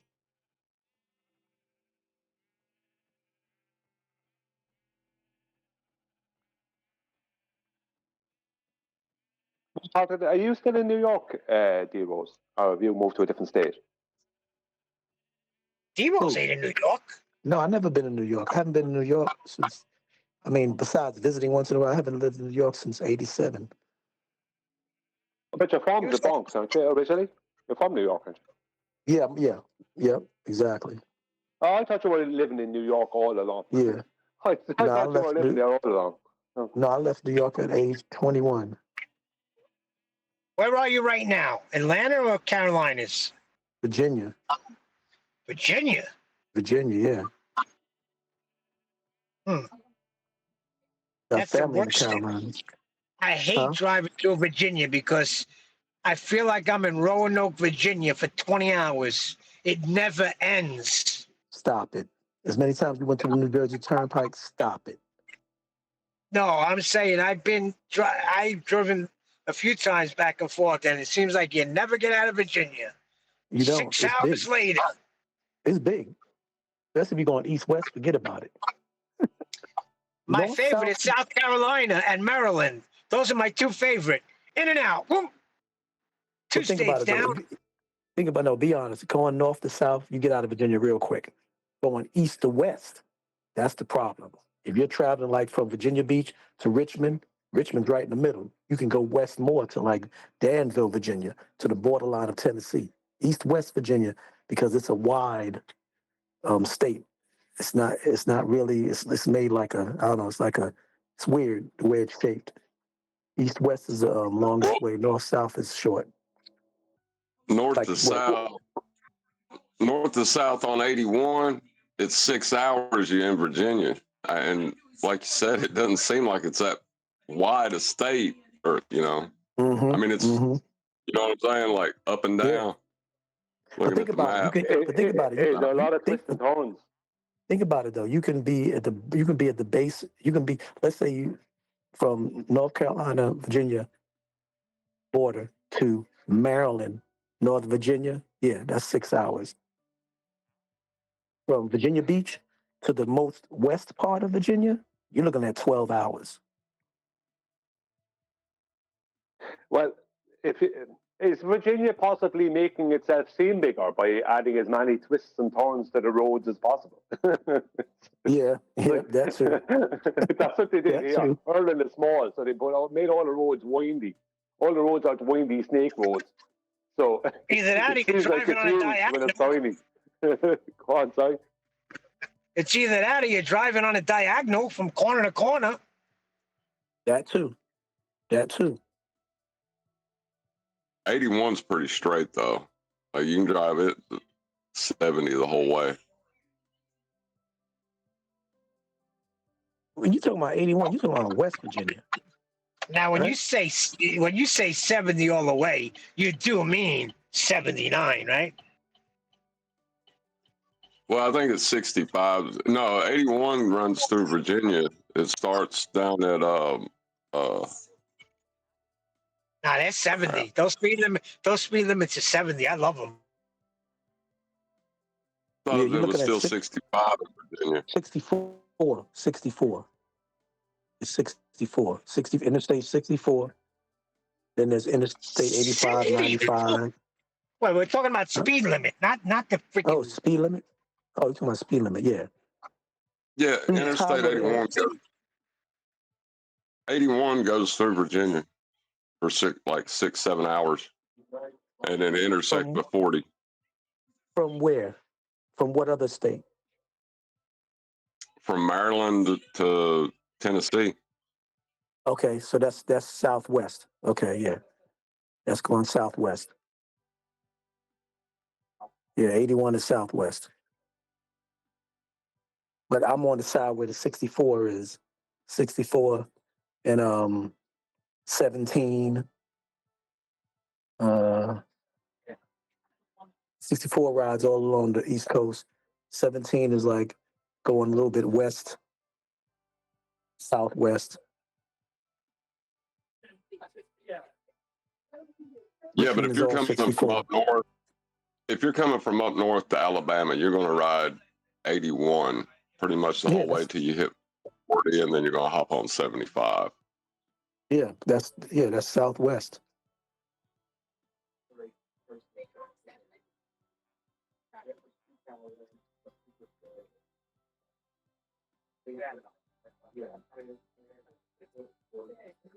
I'm on the border where 95 is. 95 to 64. Where if there's a new what is it called? Tsunami, it's over. We're already like what, 6 feet? Only 6 feet above sea level, I think. Oh, yeah, I think 6 feet below sea level or above sea level. 6 feet above, yeah. Yeah, I was about to ask you that. That sounds like you're on the coast, just about. Mm-hmm. Mm-hmm. Exactly.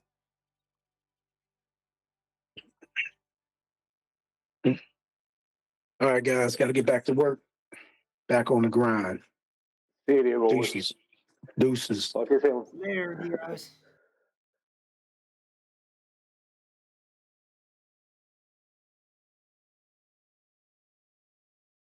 Cheap aside, this PC is running beautifully.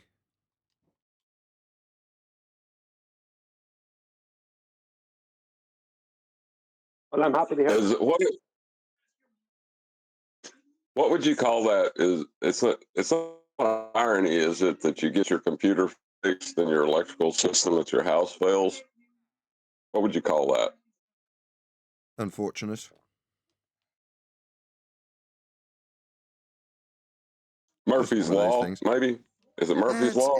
It's entropy, isn't it? I mean, I can't remember. I think it was this time last year, or just under March, right? We got these radiators fitted. And at the time, the guy looked at our fuse board and went, yeah, it's all right.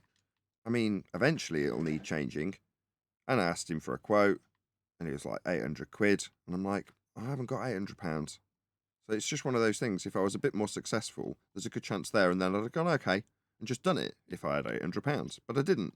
As a result, it's got worse and worse, and then eventually started to burn. I'd actually put a community post or a community video, I forget, members only video maybe, that literally showed the switch that he took out and all the burn marks and scorch marks along it. You're like, that's just an effect of entropy.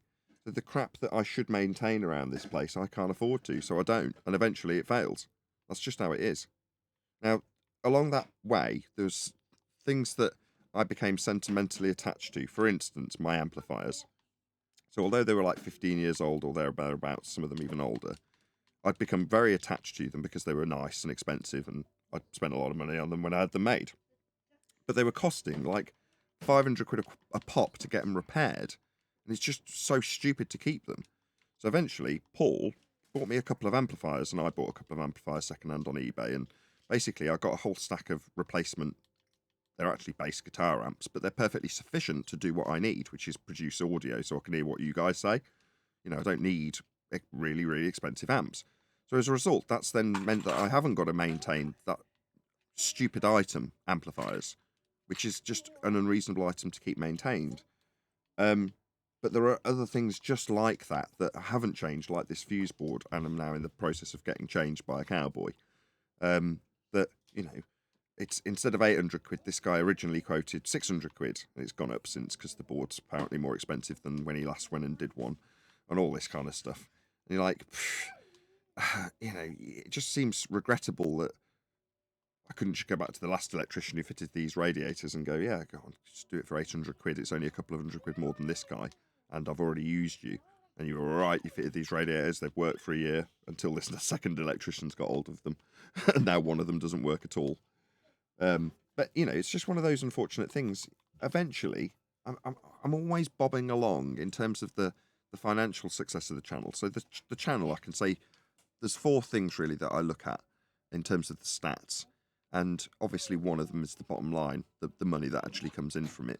But the other is watch time, duration, subscribers, and views. Now, those 3 metrics are all pointing upwards for this channel. Now, the income is like a level plateau or whatever. It's like neither up nor down. It's kind of teetering. But do you remember earlier when I said that I've been pedaling as fast as I possibly could, getting up at 5 a.m. and editing videos and such like?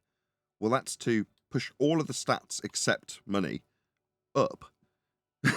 So you go, well, okay, so at some point in 10 years, there's got to be a point when it's like, okay, it's not just going to just keep me above water or bobbling about, drowning a little bit, you know what I mean? When something like this happens, it's like suddenly I've got to e-beg like crazy to get people to give me financial support so I can solve my entropy problem that's just as a result of not being a successful enough YouTuber yet. So it's just one of them. I'm glad this is members only because it's not necessarily the image you want to portray. I would rather focus on the fact that this channel has never been bigger, it's never had more views, and it's never had more watch time.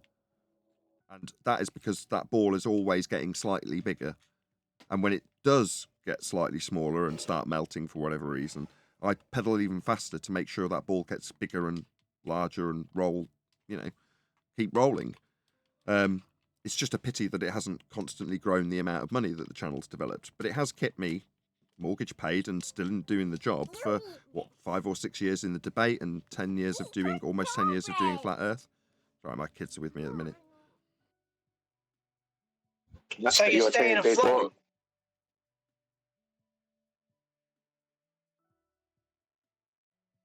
So Nathan, it's keeping you afloat, but you're not breaking the bank yet. No, it's not as it goes. It's never going to make me a millionaire, even if I was alive till 1,000 years old, as it stands in terms of the growth rate. You don't know that. It's just not growing fast enough for that to happen. But you know, so long as it keeps paying the mortgage and keeping the lights on in a very literal sense, that is to say, paying them the electricity bill, you know, I'm content to keep doing it. And the most fortunate thing is when the disaster strikes, when the computer breaks, when an amplifier goes bang. there are people that will go, no, I am so keen to keep you going that I will fund you to replace that item, or I'll do a GoFundMe for something, and people will go, yeah, I am so keen to keep you going that I will, you know, burden that cost on your behalf. And I'm just so it's not just good because obviously I can then keep the show going because things aren't breaking and not getting fixed. It's just heartwarming that people are that the show means so much to them that they do that. It's truly heartwarming. And that's partially what I was saying at the beginning of this live stream, right? Earlier I did I woke up freezing cold.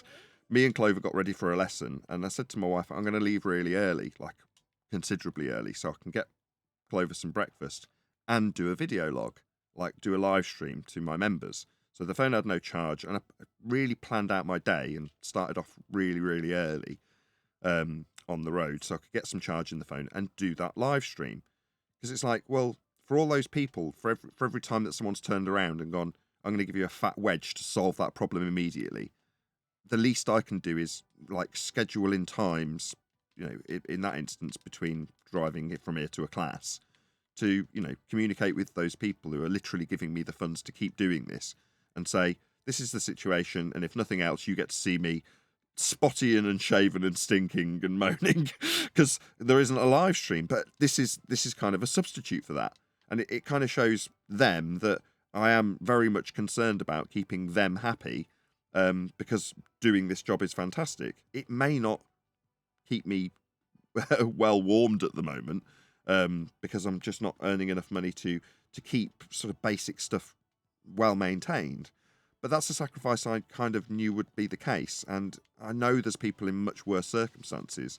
All the problems I've got are first world problems, and all of the metrics that really mean anything in terms of the channel as far as the viewer's concerned are all going up and have been since I'd started doing this. And, you know, having worked in sales and stuff, I know the importance of growth and maintaining it, and I have managed to do that. So, you know, there's positives and negatives to anybody's YouTube career.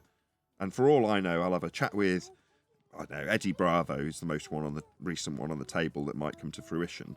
And that discussion might suddenly grow my channel by 1,000 subscribers. And that might make so much of a difference that suddenly I'm sitting pretty, as opposed to bobbling just above the waterline. Do you know what I mean? The little things like that can make a significant difference. That's what I was just going to say. Everybody is one meeting away from being way more successful than what they are. Well, I'll tell you, it's still, like, I know you don't like to focus on it, but the fact that they're demonetizing you for the times when your videos are most likely to be watched, I still think that scumbag is all get out. That's got to be the most scumbag thing I've ever heard in my life. For those of you who are listening and don't know what was just referenced, what happens is the videos that we produce are subject to YouTube community guideline scrutiny that's automated. And for whatever reason, when I do a live stream, what will happen is almost immediately, or while the live stream's commencing, the video will be flagged for what I just see as flagged for request. That is to say that it's suggested that that video isn't worthy of monetization, and I have to then go and request a manually done review of the video by a YouTube member. Now, it's not necessarily the case that me just saying don't swear, it's not necessarily the case that those swearings will get the video flagged for that. The reason I know is almost all of my videos are monetized. That is to say, they are suitable for general distribution with general advertising on them. Yeah, and why wouldn't they be? But they're not, because for the first, let's call it 24, 48 hours, they're withheld and under manual review. And then after 48 hours, they are released as normal advertiser-worthy videos, which obviously I've got several thousand videos, and the vast majority of them, which are all viewable, are all potential for ad revenue. But you're talking 1 or 2 or 10 or 12, whatever views on an old video maybe over the course of a month, versus the 1,000 views in the first 24 hours that your average live show gets. But once that live show is finished, and the 24 hours are over, there's another live show to watch, right? Within Monday to Friday's period at least.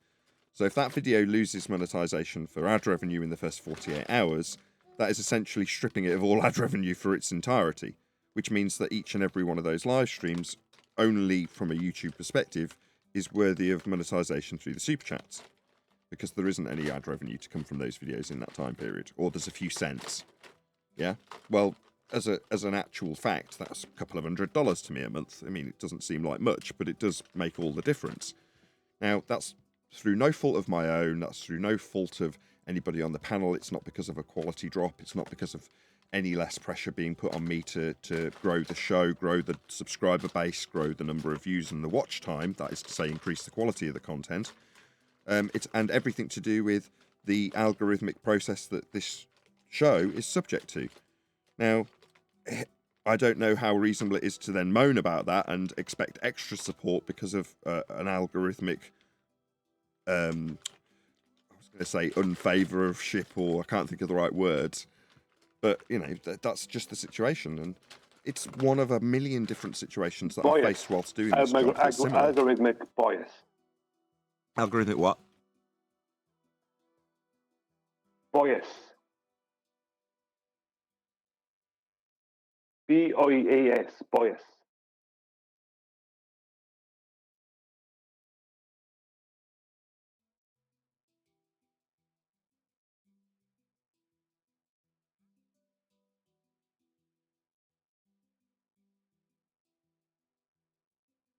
Did you hear what I said? No, my daughter was rustling crayons, and then I was shouting at her on mute. Don't want to be accused of abusing children. I said algorithmic bias. B-I-A-S, bias. Algorithmic bias, yes, exactly. Those are the words I was hunting for. Yeah, because we are biased algorithmically, or my show specifically is. And, you know, it does have a detrimental effect. And when you're close to the edge anyway, you can be like, wow, I'm now like just hovering above the waterline. But that's it. Like I say, this is old news to me. I mean, I'm telling the audience like this is something that's new or just been discovered. No, this is several months old in terms of me realizing, because I keep a very close eye on my stats and what's going on with my channel and with my statistics. I noticed it immediately, and I was like, I've got to do more. Hence me being up at 5, doing edited videos and producing more material, you know, to mitigate for that fact. And if it means instead of 1 or 2 videos coming out on 2 channels, that's 3 or 4 videos a day, it has to go up to 6 videos a day to mitigate for that, then so be it. You know, that's the reason that people do support me and will drop often large chunks of money, because there is an expectation that, you know, they already know that that's what I do. And, well, you know, if producing more videos is what's required to keep this YouTube channel afloat, that is precisely what I'll do. And we'll never moan about it, because I like doing what I do. You know, nobody wants to have more to do than there are hours to do it in. Nobody enjoys that, no matter how much fun it is doing what you enjoy doing. If you're a race car driver and you can't quite squeeze all the hours to race in, then, you know, no matter how much you like racing, it's going to be a bit of a bummer, isn't it? Yeah, I'm not saying that you. I'm not saying that you are complaining about it. I'm just saying that's garbage to have that bias applied to you automatically every time, and they just overturn it to knock you out. I mean, it seems like they're just trying to knock you out of ad revenue, and I think that's crap. Yeah, it is crap, but that's just the way it goes. It's kind of it's on topic, but there was something I listened to Ballbusters, right? Now, obviously, I didn't agree with everything that was said in that, but it was one of these Ballbusters where there actually was less. There was more stuff worth listening to than less. Let's just put it that way. And there were some good points made for the topics they're talking about. But the main topic was, I think it was called "Why the Flat Earthers Exist" was the name of the show. And they're just pointing out that even with all the nonsense that they're trying to do, Flat Earth is continually growing amongst the population of the world. more and more people daily are becoming flat earthers as opposed to the other way around. Like, no matter what they're doing, it's still growing. Do you know what I mean? No matter, so even with all the nonsense they're doing and all the rubbish they put out there and all the bias that they do, it's still not stopping it. Including them, right? Including their nonsense that they put out? Including them, everything that's put out is flat earth, yeah. I mean, but the point is that they were just pointing out that there were some statistics that they were able to pull up, or so I can't remember all the details because I was doing stuff as I was listening to it. But there wasn't a whole lot. Like, there were certain things I just, like, within the show, I was just like, well, I would like to correct you on that there now, or that's not 100% correct, or I don't agree with that. But there's more. But the show in general, the main theme was that of the show was that this is not stopping.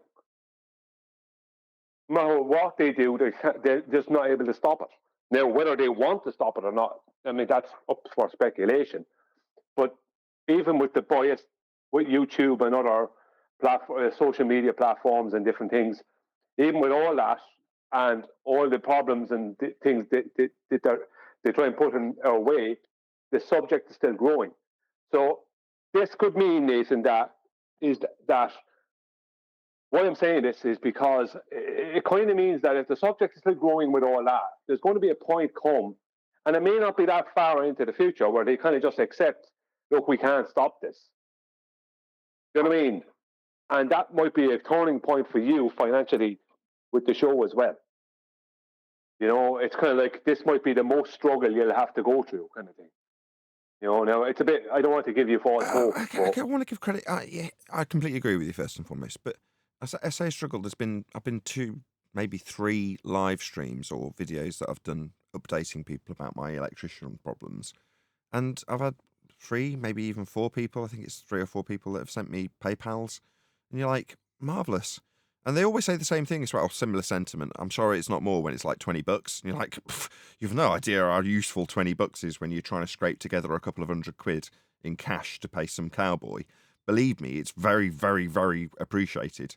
But the fact that I can just do that just by literally going in a video, well, I hate to be e-begging, but here's me e-begging, and then people actually respond to that, is just, again, it's so heartwarming.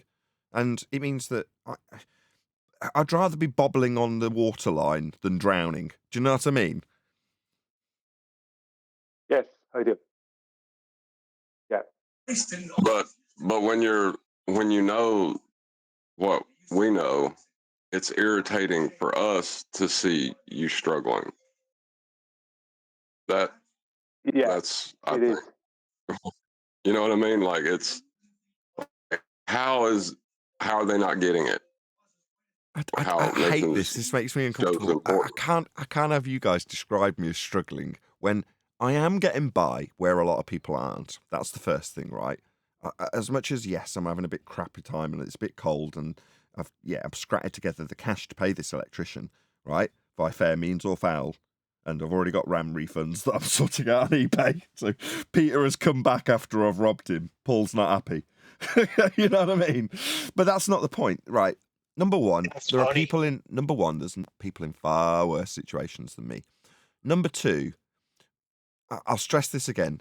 Me getting up early and editing videos and working my little socks off, and it is work, I'm not going to deny what it is still the number 1 job that anybody in the world wants at the moment, in the Western world. Being a YouTuber is the most desired job there is. Yeah. So, yeah. And I'm smiling now. As much as times are a bit crap, I wouldn't want to do anything else. I wouldn't want anything different. And part of that is because people do prop me up with cash. I'm not going to lie. But that does still bring a massive smile to my face. I'm so privileged. So to hear you guys going, I feel really bad for you that you're not like doing really financially well. Please don't do that. I am so lucky to be in this seat. Really, really, really lucky. And I just don't want you guys to not recognise that and start, offering sympathy where it's possibly a bit misplaced. It's not sympathy. It's not. Go on, John. I'll go after you. Go on. Yeah, I was about to say it's not sympathy. It's more anger that, you have Simon Dan with 1 million views spouting nonsense. Exactly. And that's the irritate. It's more of an irritation for how well they're propped up by a bias, and That's how the world. That's Babylon. That's how it works. I don't know why you would expect anything different. But I sent some begrudge Dan. Good for you, Dan. of Craig. Right, if you're listening to this, Dan, you won't be. It's members only. Good for you. I wish you every success with my YouTube channel. If you can do it, I can do it, mate. And the fact that you've nibbled your way into that niche and earn a good living from that, I applaud you, my friend. You're wrong with the flat. Let's take that YouTube out for a second and put my flat Earth tab on. You're an idiot. You're wrong.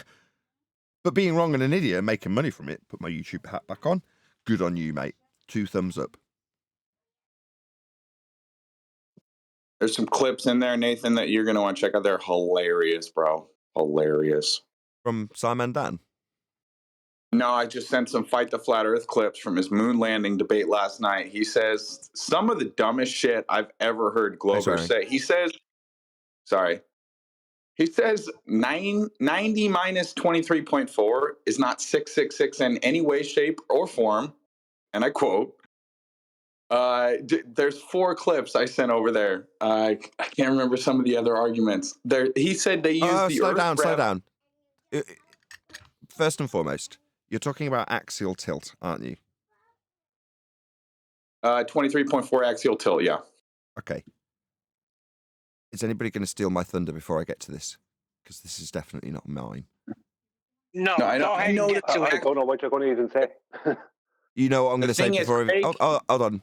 You know what I'm going to say before I said it? Did you say, Brian? No, I don't know what you're going to say. I don't know what. I know what you're going to say. Well, you have it, Neil. You're going to need a flat Earth for that. Of course. Neil, go ahead. No, I'm driving. I want to hear you. I want to hear you say it. I thought John would want to... I tune in to listen to you. I normally don't spot these, and John does, and has to interject. Now that we can labour this point, and I'm quite content to do so by not immediately going, yeah, this is the reason, and explaining to Nathan why an axis requires a flat Earth. I think John was trying to get in, but couldn't. He's had a technical issue and dropped. He'll be back in a second. Okay, the axis itself, to describe that angle that you've just described, requires a flat plane of reference to describe the axis from. So their description is a derivation in the first instance, Nathan, from a flat Earth measurement. Did you know that? The axis. Well, I had more to add in a minute. Just see if he knows that. Just yes or no, did you know that? No, I didn't know that. But they get all their math from flat Earth. So it doesn't surprise me. The point is that Craig can't do simple math and subtract from 90. That was the point of the clip. I got you. No. Well, let's just acknowledge that first of all. You're belittling Craig for his inability to do math. I do not have a leg to stand on to criticise another man in their math ability. Let's be honest here, Nathan. Yeah, I am useless when it comes to mathematics. So I have no gripe with someone making what seems like it's not a particularly egregious mistake, right? But it's a gaffe. That's what we would call that, a gaffe. Do you know what I mean by that? Yeah, I got you. But the underlying point, and you've already highlighted it, you're like, it doesn't surprise me all roads lead to a flat Earth. I'm paraphrasing what you said, but you acknowledged it to my knowledge, to my satisfaction, that you appreciate where this was going to be going. You there, John? Yeah, I heard axial tilt. I was like, from what plane of reference? Is all I was thinking. Exactly. But I think Nathan was just coming in to give you clips of stupid things that Craig says. I think that's what Nathan was all trying to do. Which Nathan? I'm confused. Me. Nathan Thompson. Nathan Thompson. Or whatever. Okay. Sure. Yeah. All right, here's another one. That they use the Earth's gravity to slingshot to the moon. So not only does gravity pull things down on Earth, but it allegedly slingshots things away from Earth too. How stupid is that? I understand that within their paradigm, because that was their claim. Within their paradigm, gravity is like holding on to as they're in low Earth orbit, being brought around. As when they make they make a parabola, and the force of gravity that's holding them, once that lets go of them, it gives them like a propellant. Right now, it's complete nonsense, right? Total nonsense. But I understand why NASA came up with that rubbish, because they knew someone out there would believe it. Now, it's total nonsense. Someone dumb enough, gullible enough as Craig would believe that nonsense. Yeah, because they knew there's plenty of Craigs out there who will believe it and tell other people about it as if it's a fact. Okay, so we've had one. I'm racking my brains. Had to link the slingshot through a gravitational pseudo-Riemannian force-based time-bending geodesic. No. This is a force of gravity claim. This is a NASA force of gravity claim, not general relativity. Really? Why do they have old-fashioned Newtonian forces of gravity hanging around in? Hold on a second. Because they had to. Are you sure? Because and let me tell you why. They had to, because for the moon landing footage, they needed to show a situation where they had astronauts who were 1/6 their weight on Earth, on a moon bouncing around. Weight is a force of gravity claim. Before you get, so that's get why that. I'm sorry to cut you only... off. Sorry to cut you off. I appreciate that in the 60s, late 60s, right? They were adhering at that point in the rhetoric to Newtonian gravity. And therefore, you've got several moon landing Newtonian experiments where they do stupid nonsense on the sound stage they're calling the moon. Okay. So therefore, I understand where you're going, right? So in the case of the original quote-unquote moon landings, sky vacuum violations, they've got Newtonian examples. Okay. So at some point when they did that, that was decided to be part of the rhetoric. Yeah? For the kiddies that still get taught it today. Well, yeah? They had to. Okay. Fast forward to today. Are you suggesting that the current moon landing mission is still inferring a Newtonian force with the sling, it's called escape velocity. That's what you're describing. They have to. That's the point. This is my point some years ago when I said that if you accept Einstein, then you deny the moon landings, because they couldn't show the effects of the effects on an astronaut of general relativity, because the effects would be nothing. Right? I get all that. But I'm more keen to. Hang on, no, leave me finish. I'm trying to answer your question. Right. So they can't start off with that nonsense back then and then change it now. The only way for them to continue the nonsense and even make the claims that they're going to the moon, right, within their paradigm, is through the use of what they claim to be incorrectly called Newtonian gravitation. They can't use general relativity. There is no way for them to use that and make it believable. And they certainly can't go and call it start talking about general relativity now when there wasn't a mention of it in 1969. They can't. They're stuck with it. Right. Well, Newtonian is the first step in turning down with respect to a horizontal plane into in towards the center of the sphere. You need that step. Okay.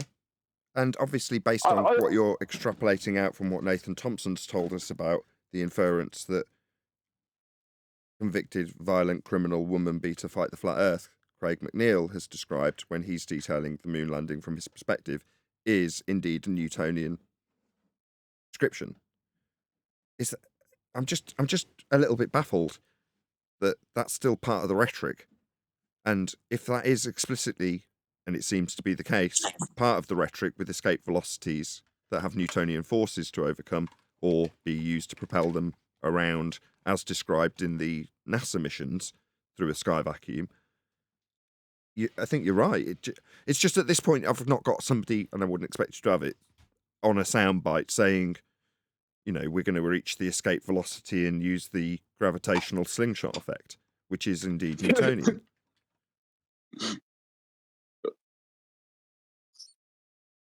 Can I mention the other clip? It's too funny, guys. Yeah. Are we done? Are we done with that one?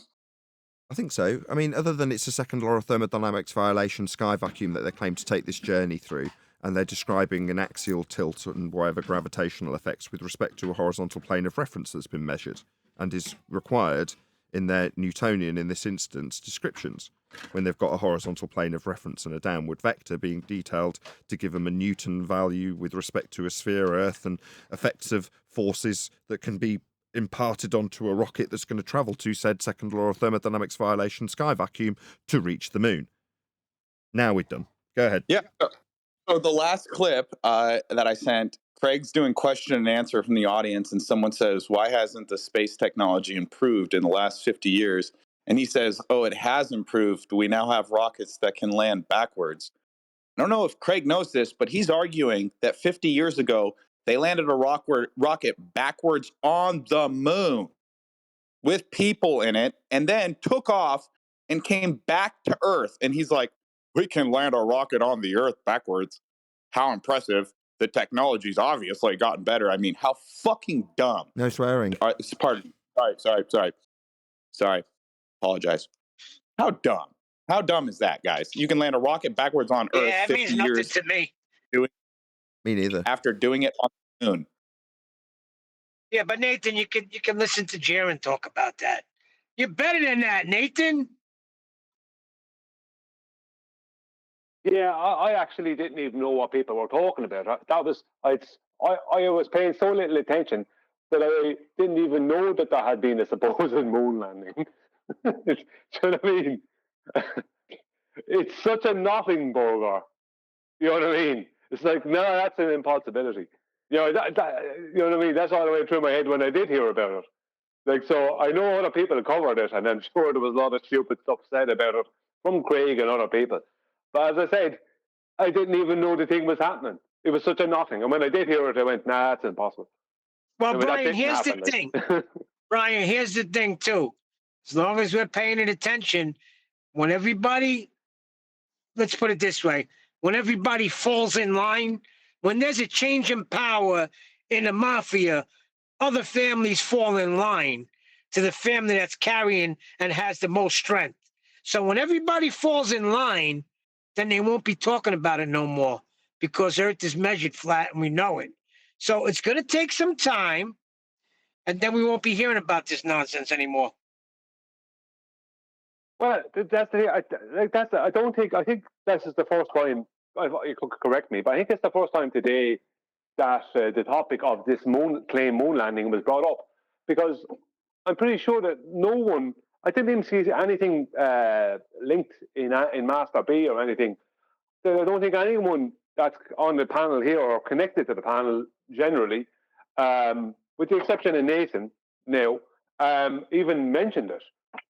I'm just saying, like, I'm not saying that about Nathan mentioning it. I don't mean it that way. What I mean by that is that it's like this was the biggest deal ever in 1969, and now it's like something that half of us didn't even know was even happening. I didn't know it happened at all, and people had done shows about it. There was people debating about it, and I didn't even know it actually supposedly happened. Do you know what I mean? It's become such a nothing.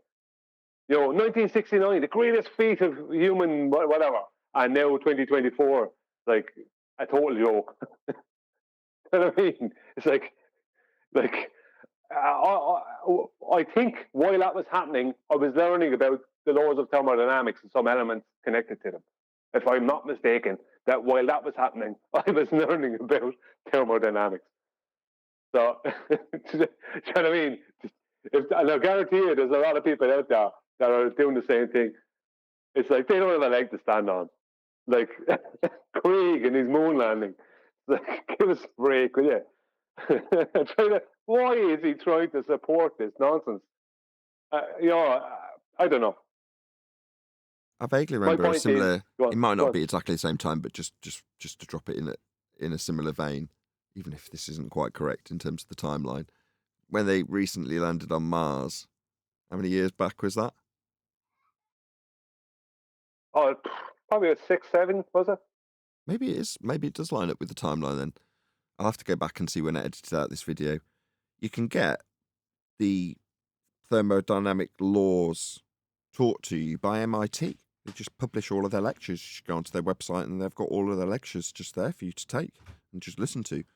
So I sat through many hours of lectures on thermodynamics till I got to about, I can't remember which part it was like part 12 or part 16 or something like that.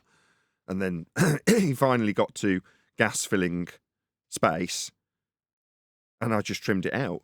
So, like I said, I would have to go back and see the exact date, but it was maybe 4 or 5 years ago that I was watching all these long lectures from MIT. I've since watched a couple of others. I can't remember where the other one was. I think it was Yale. Again, and I trimmed out bits that were about the exact same subject from those lectures. But you can just get this stuff for free. It's amazing what you can get. You don't necessarily have to be a member of MIT to get MIT standard lectures to an MIT standard, if you know what I mean, just presented to you. And for those lectures to be on the record, available in video format, means there's been people sat in that auditorium listening to that lecturer in the same way you are, which is cool. I used to love it when they did Open University. I'm a bit of an insomniac, and back in the day, I had my little box room bedroom in my parents' house when I was growing up, and I had a bracket on the wall with a TV on it, and you could tune into BBC at about 2 a.m, 3 a.m, and get Open University for free. Most people would set their video recorders to like record it overnight. Well, I didn't at the time have a video recorder. I might have at one stage, but and I certainly wasn't setting it with a timer to record Open University. But me being an insomniac, I could just sit up and watch lectures. It was great, completely for free. Did you ever do that? Watch OU? Open University. When I was very young, I used to see it. It used to be on in the mornings when I was very, very young, like a little tiny child. But that means that you got to see so the lectures would end before the kiddies programs. So if it was starting at 3, it might end at about 6 o'clock in the morning, and you might get 2 different classes in that particular time slot on BBC Two. And then once they were done, that would end and the kiddies programs would start. So if you were an early riser at 6 or 7 or whatever age, and you went down, you'd see the end of Open University. And that's normally most people's only recollection. My recollection was of being up all night watching garbage, and then Open University coming on that channel and going, oh, right, what's this? And whatever age I might have been going, I'm quite interested in this. I'll just sit and have a listen. Great. I remember the late night Open University. I do remember that too. But I'm talking about late 70s, early 80s. I was seeing it in the morning times. It used to be on, I think it was on, there was children's programs on very early in the morning, I think, and then Open University would start about 10 in the morning, I mean 10 and 11 or 11, I think 10 and 11, I think, or 11 and 12, something like that. But I do remember it used to be on. And I was only, like, I was a tiny child, but I used to be watching it. And then when I got older, when it was on late at night, I remember I would watch it then. I wouldn't always know what's going on there, but, you know, it was, Open University is on. Do you know what I mean? I hated school, but I watch Open University. I don't know, you know what I mean? Yeah, same here. School was boring. Open University could always capture my interest, even if it would, as it normally was the case, you weren't keeping up with that particular course. So you just turn it on and it would be middle of some course that you hadn't got a clue what would happen in the first 3 lectures. Yeah? Because you hadn't happened to record them for the last 3 Thursdays when you were asleep. But you're like, but this is still interesting. I'll pay attention to this. It was a good thing to have on. It's funny that they stopped having it on, isn't it? It's funny that the Open University stopped. Why did it stop? Is it that they didn't want people to gain information? You know, sometimes you have to scratch your head. It's like, are they trying to? You know that they are trying to keep people dumbed down. But is it a case of they just don't want people educated at all? Do you know what I mean? Because years ago, it used to be on regular. Like, there's no reason for it not to be still on television. There's no reason for it not to be on. Other than, I mean, what was it costing to have it on? You know, other than you just don't want people, you know, having access to that, like, basic physics information. Because I remember Open University, it was mostly like somewhat real world stuff that involved some kind of chemistry or thermal something, like it'd be something to do with temperature or gas or something. There was something real. You know what I mean? I remember seeing stuff that was real in it. Now they might have thrown in gravity here or there, and I was a young child when I was watching it early in the morning, so I wouldn't have paid much attention to it. Wouldn't have triggered that with me. But I basically Open University, they were showing something and talking about something most of the time that had some relevance to reality. You know, that's how I remember it. And it's funny they just stopped showing it. Shout out to Richard G. Says, thanks, Nathan and panel, for all you guys do here. Oh, thank you for the super chat. Thanks, Richard G. But not to go way too far from what Nathan was trying to say about Craig. I mean, Craig would be the first person to jump down your throat if you got a simple maths thing wrong. He would be the first person to jump down your throat. You know what I mean? Like, Craig is one of these people, he'd be the first person to hit you. But, you know what I mean? He wouldn't expect he should get hit for the same circumstances or under the, you know what I mean? And like, it's ridiculous that and I don't know what's going to happen in the future with the subscriber counts, but it's ridiculous that any of the anti-flat earthers would even be trying to argue for this moon landing thing that they claimed happened. I didn't see it. I just saw one image of it. I think it was an image on Boardbusters or Globebusters last night or something. Just saw an image on the screen. It was just the usual nonsense. Do you know what I mean? It wouldn't matter to me what the image was. It's a lot of rubbish. But it's funny one thing I found people actually trying to defend it. Go on, Nathan. Sorry. One thing I found interesting is that I think the numbers are in America, 12% of people question the moon landing. But last night on the poll, about 40% of people were questioning the moon landing. So when people look into it and they watch debates on the subject, the people arguing for the moon landing get roasted, and they almost lose their popularity contest. But, you know, people in the norm that aren't really following up with the subject, it's about 9 out of 10 people still believe in moon landing. You see what I'm saying? Yeah, I understand. That's what I was trying to say, actually. You said it. You said it better. Is that they're literally the likes of Craig trying to support this will actually go against them because more and more of the general public are saying that's a load of nonsense. So what he thinks is a consensus win starts becoming a consensus loss over time. The more he tries to support it. Yeah.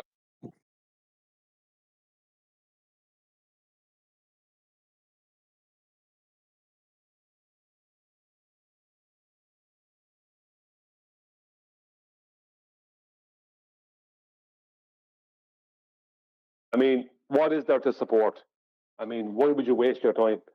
But this is the thing. I think that in general, the likes of Craig, over the next 5-6 years, they're going to have a subscriber problem because what they're trying to promote and push, they change their position gradually with the times, or what they're trying to promote and push is just going to become such a joke that there'll be so much pushback in the public against it that their subscriber base will go down. I even had a baller in my chat or in one of my videos agreeing with me on something I put out on a part of one of the videos put out, saying this is ridiculous. That doesn't work. You know what I mean? And this is someone that would have trolled me in the past, and they said that doesn't work. You know what I mean? From someone who would have trolled me for 3 or 4 years, suddenly saying, "Yeah, that doesn't work. That's ridiculous." You were right to point that out. Do you know what I mean? Like you even have people on the other side who will eventually turn on the bigger names on the other side, like Craig, McTown, whoever, Simon Dan. You won't have people within their own subscriber base turning on them because they're going to go, look, this is just not working. You know what I mean? If there was proof, there would be, but there isn't. You know what I mean? Eventually, there's going to be subscribers who would have supported them who will be kind of going, no, I'm just going to start accepting reality. No, that's not real. And they're going to end up having arguments with their own subscribers on their live stream. That's my prediction.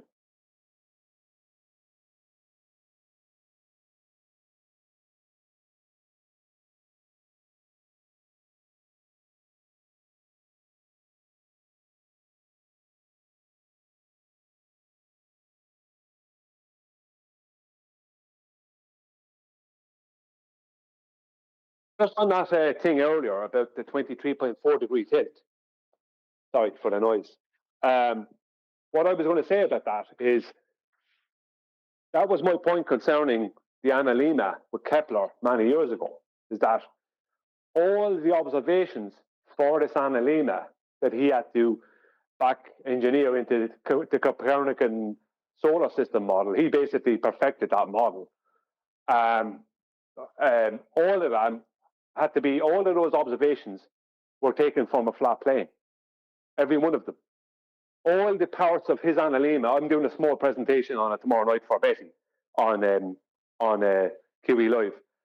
All of his analemma, it's all based around what we see the sun doing, not what we're doing around the sun. So what we observe happening in the sky, what we observe the sun doing over a 12-month period, that's what he had to work with over a flat plane. That's what he had to work with. All these observations, he had to make them himself to verify them and do different things, but he already had the original sun cycle from astrology. He was brought up as an astrologer. And that's where at one time, that's where they all learned astronomy from. They all had to learn astrology first. And he was a noted astrologer.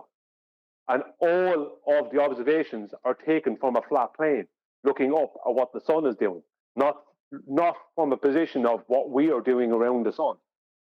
None of that. He had to just amalgamate the two. He had to amalgamate what the sun does with the Copernican model. And the only way to do that was to reference reality in the first place. So the tilt, every part of his analemma is all based around actual observations of you out looking up at the sun over a 12-month period. That's what his whole analemma is based on that. So what? He took observations from reality across a flat plane, basically the elevation angles to the sun to create his analemma. So, like once he had all the sun cycle down, what it appears to do throughout a 12-month period, he could then mathematically amalgamate that into the solar system model from Copernicus. That may not have even been Copernicus's, belonged to Copernicus, because it was published after he died, I think. I could be corrected on that, but I'm pretty sure it was. So we don't even know if Copernicus was actually saying that. Do you know what I mean? We don't know why we're just told this person said that, so that's it. So I don't know. I haven't researched Copernicus much in that way, but I know that there is a lot of claim, a lot of stuff that wasn't published till after he died. It's like, so why did that turn up after he died? You know, how true is it that it belongs to him anyway? It's like Newton, when they tried to have Newton a force of attraction between masses. It's like, that's not exactly what Newton was saying. Do you know what I mean? It's like they try and hand things to people once they die. You know? But yeah, the whole analemma, which involves the 23.4 degree tilt, that is all based off of flat plane observations to the sun. That's where it started at. And it was then had to be mathematically back engineered into the solar system model. And Craig and Ozian, go on. Craig and Ozian were like, they thought they had the flat earthers in some kind of gotcha moment when they said it was 23.4. Like, no, you're wrong. They looked it up and screen shared, and it said 23.5. And then people started super chatting how on the NASA website it says 23.4, and Craig concedes it's between 23.3 and 23.5. So that's exactly like 23.4. And they want to say, oh, no, you're so wrong. It's not this. It's not that. It's like they don't even know their own religion. That's how pathetic these guys are. They make it look so bad. They make the debate look so easy to win. Well, there is something to actually pay attention to there, Neil. The 23.4, right? The where they're getting that from is the latitude and longitude grid. The 666, because the latitude and longitude grid is based around the number 9. So 666 makes 18, 1 and 8 is 9. 23, 2 plus 3 is 5, plus 4 equals 9. It's all based around the number 9. So it can't be 23.3 or 23.5. It can only be 23.4. And Kepler had to work with that when he was making his analemma. So it can only be 23.4 because that is like the whole latitude and longitude grid is based around the number 9. well, obviously being derived from Polaris, but it's based around the numerology. Well, yes, it starts with numerology, but based around base 60, which is based around 9. Aren't the tropics 23.4 degrees off the equator? Yes. Maybe I'm yes, wrong. exactly. No, you're correct. So 100%. that's it right there. 23.4. That's all, Yeah. that's all you need. That's where they got it. That's it. And that's what it is. Yeah. And they don't even know their own religion that claims it's the Earth tilting 23.4. They're like, no, you're wrong. And then they try and prove it wrong and end up in the end conceding he's right. Like, how ridiculous, guys. Just insane. Yeah, but you can't measure the 23.4 from a curved baseline. So it's 23.4 with respect to the plane of reference. Not my point. Not my point. My point is they don't know their own religion. They don't know their own religion. That was my point. Yeah, but we got to school them and tell them you ain't getting that unless you're getting it from a flat plane. But they don't, because most of them don't properly understand where Kepler's analemma came from, which is the actual start of the globe. See, this thing about the globe was geocentric before Kepler and Copernicus? No, there was no globe. Globe can't be geocentric. I won't go into all the details now. It's something I'm going to do a thing on in the future. It can't be geocentric. You can't have a geocentric globe. You can't. None of it works. You can only have a geocentric flat plane. You can't have a geocentric globe. You can only have a heliocentric globe, not a geocentric globe. Brian, I had my son telling me yesterday that, what are you talking about, the moon landing? They had Universal Studios had a picture of a globe way before the moon landing.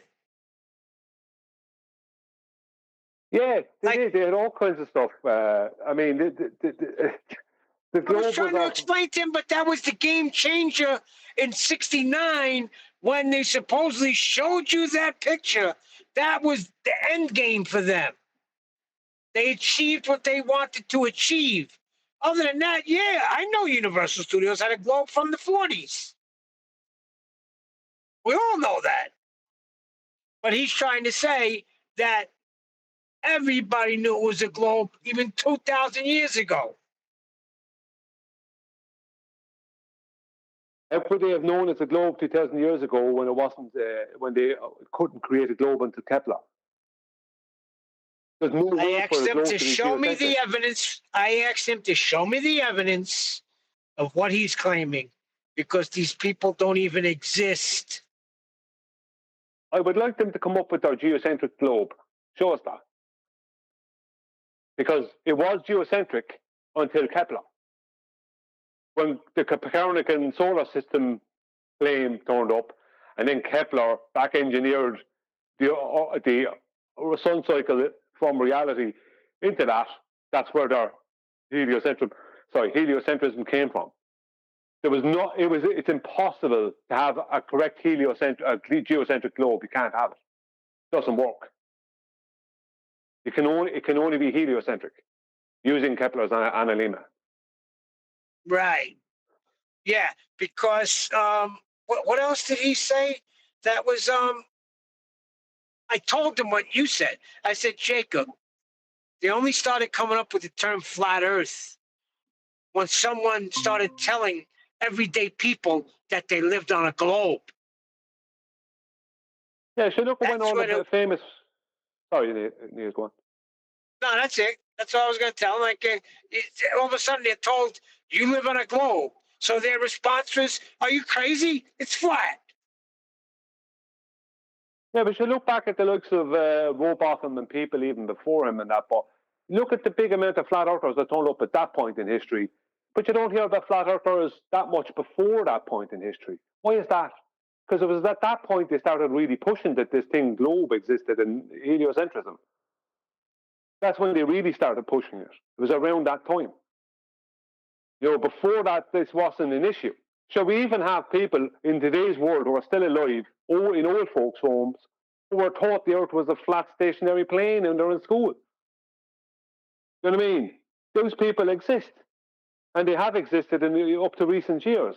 So These are people who are like 100 years old, who were taught when they were children in school and in whatever, up until the age of 14, that the Earth was a flat plane. There was a lady in America that was interviewed by David Weiss, whether it's true or not, but this lady was interviewed, and I don't have any reason to say she's a liar. This old woman who says, yeah, she was taught that the Earth was a flat stationary plane when she was a child. So there was no globe 2,000 years ago. It didn't exist. None of that. It didn't exist. None of it existed. And I think, but that's what I'm saying.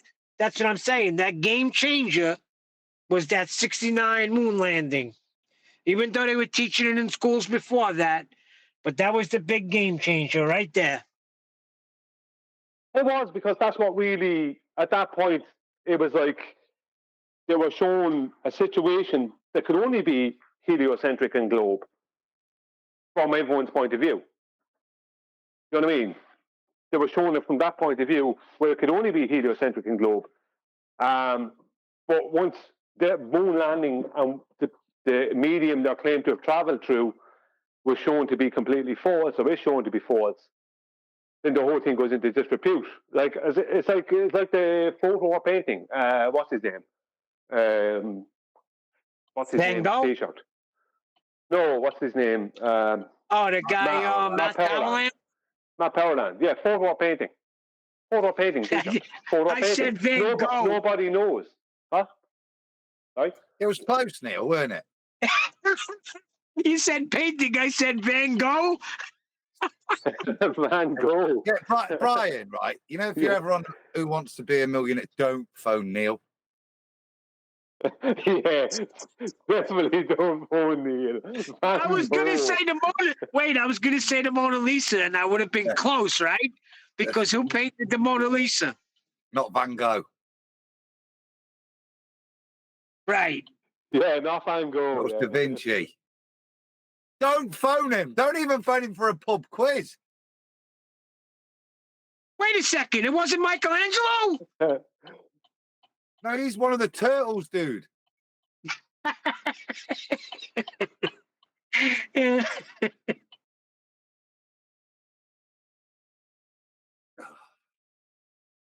What's that with Mr. Fun Afternoon, then?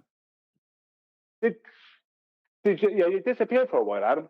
Mate, did you? Just chaos in the shop. That literally, I'd heard you guys going off, and I thought, I can't stay quiet and be in there. I've got to try at least say my piece. And then I was gone, mate. I've not heard much. What a piece it was, too. Adam, you said everything I wanted to say, but I'm tongue-tied. Because you're right. I do get passionate, and I am emotional about it, because he's not understanding. I'm trying to help him. Yeah, if you didn't like him, you wouldn't have given a shit. You'd have walked away. Yeah, exactly. But the way you laid it out was perfect, and you too, Brian. So let's see.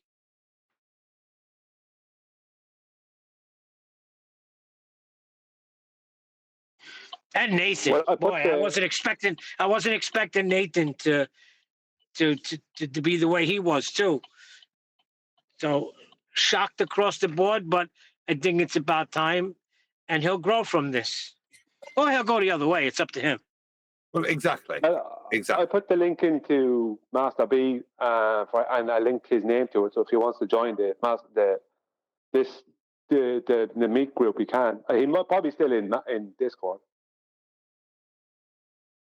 Oh, I might just jump over to Discord and ask him to pop over. I won't mind chatting to him off air at some point tonight. Yeah, I thought we were going to chat off air. That's why. So he's not in G+. Oh, I understand.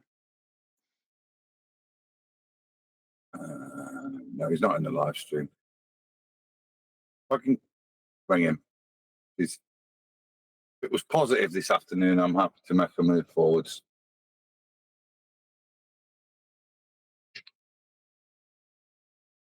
Yeah, I think the way it went down, even though it was on the air, I think it was positive, because you heard from the three big guns, you, Brian, and Nathan. And Nathan was really I'm trying to find the words. He shocked me, because he's always, protected Alwyn. We're protecting him now. Right. From himself.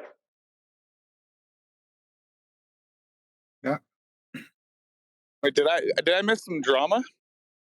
Loads. Weeks of it, mate. It's been a month of drama. It was when Arwen walked out. Is that you, Nathan? No. Nathan Not Thomas you, or whatever. Nathan Thomas. Nathan Thompson or whatever. Or whatever, yeah.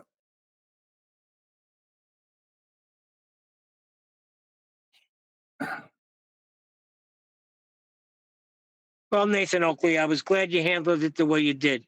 You needed to hear that from you, the way you did it. Sorry, I wasn't paying attention. What did I do? To who? In what way? Whatever you did, how you did it well. Excellent. I'm glad Yes, to hear it. today. I'll remember that as a life lesson. Exactly.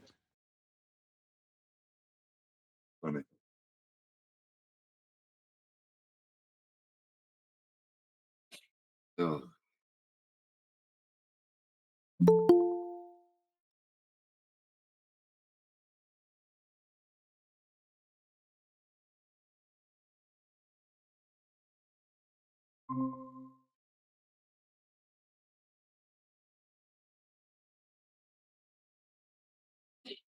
Hey, Owen.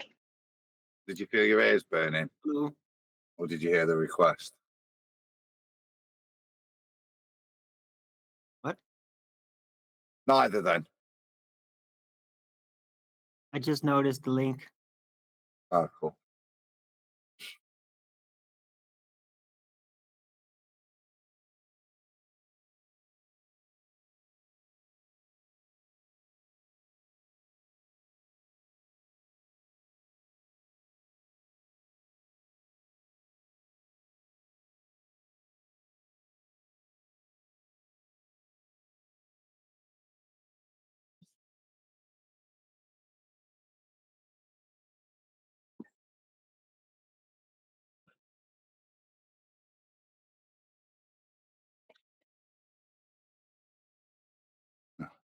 Gone quiet, hasn't it? Say something funny, Arwen.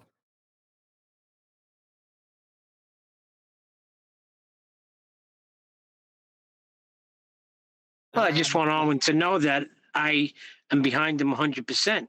I only want the best for him. That I may not voice it the way I'm supposed to, but there's nothing to do with it.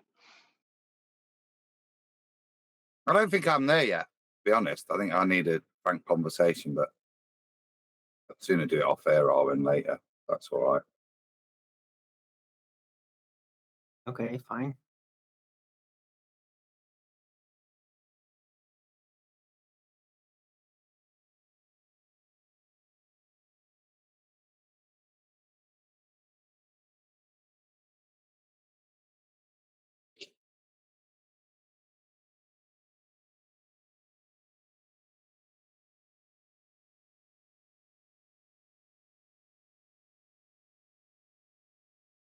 Hey, I just stopped by to tell you guys see you later.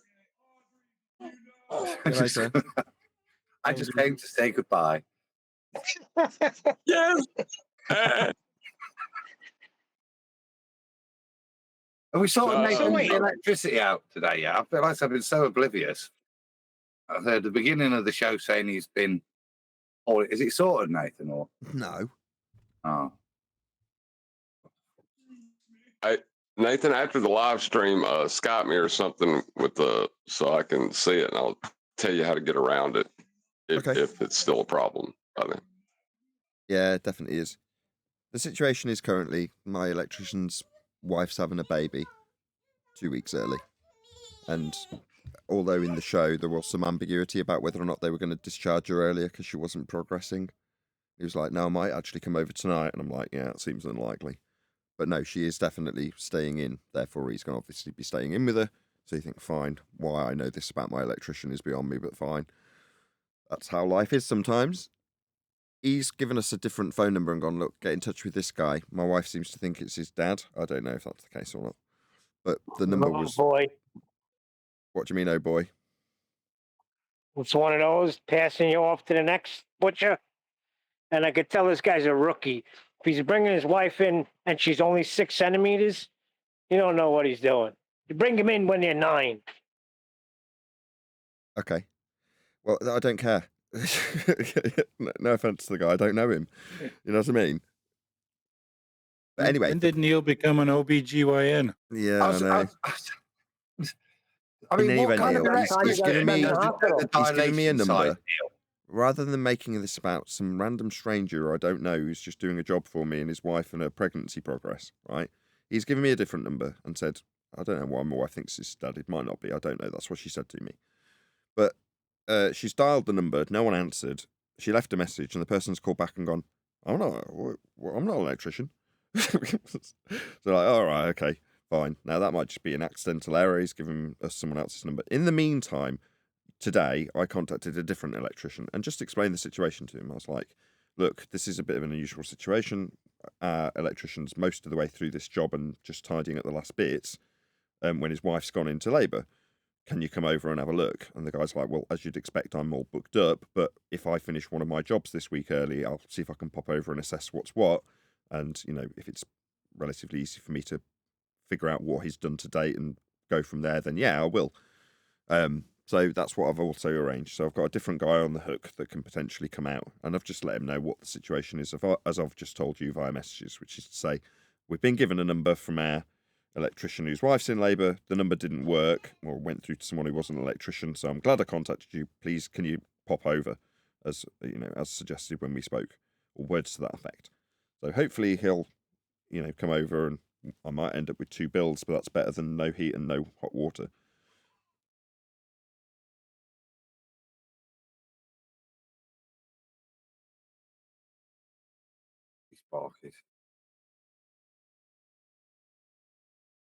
Well, obviously the quality of electrician is better in the US, as they teach them the cycles of birth and everything. Yeah. Teach them what? So what kind of electrician worth his salt doesn't know how many fingers a woman needs to be dilated before taken to hospital? Yeah. I wouldn't let him anywhere near my circuit board if you don't know that. Listen, the reason why I said that was because it's less time you got to spend in the hospital. I would roll my wife in there, and 20 minutes later, baby. But it's very risky. Yeah, but at least your tea's made on time that way. Hey, Adam, my last son that was born, my brothers happened to come around when my wife was in labor, and they were like screaming, are you going to take it to the hospital? I'm just getting dressed nice and calm, fixing my hair, and she's moaning and howling. I was like, all right, sounds about the right time. Let's go. When I got there, they were like, she don't have no time for an epidural. Roll her right in. Oh, no. I don't even think it was 20 minutes. I think it was maybe 10 minutes and the baby was born. How was she with you after that? Oh, she's cool with it. She hates the hospital. So I'm talking about not having an epidural. She was, oh yeah, without the epidural, she was good. My wife was a pro, man. Freaking pro. I can't do that. I would never be able to do that. Even if I was a woman, I would be babyless. Yeah, but she didn't get an epidural. Go on. Listen, it opens up so freaking wide and the head comes out of there. I do not want that happening to me. What's funny is that you wouldn't do it without an epidural, but you waited to the last second so when you got there, your wife couldn't get an epidural, and you're saying she's fine about that. Something tells me Yes, she's because not she fine didn't about like it. I'll tell you why. Because she didn't like it on our first one we had, Jacob. Because she didn't get it for the second one or the third one because we knew how to do the labor then. You know, we were pros at it. So Does she get? I don't waited really till the last understand. freaking minute. Why do you always give her an epidural? Does she just like fancy cakes before she gives birth?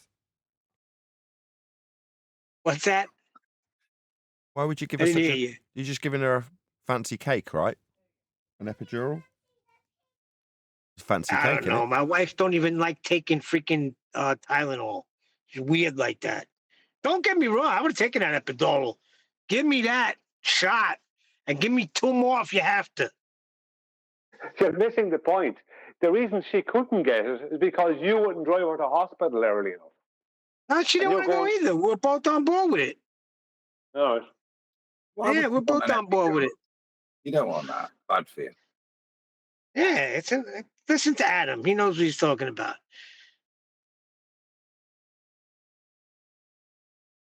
It's a natural thing, but I wish I would have had one of my children born in the water, right in a bathtub, broom, right out into the water. 10th man has watched his children have that, his grandchildren have that benefit. You trying to have a baby or an Aquaman? Well, they say it's more peaceful.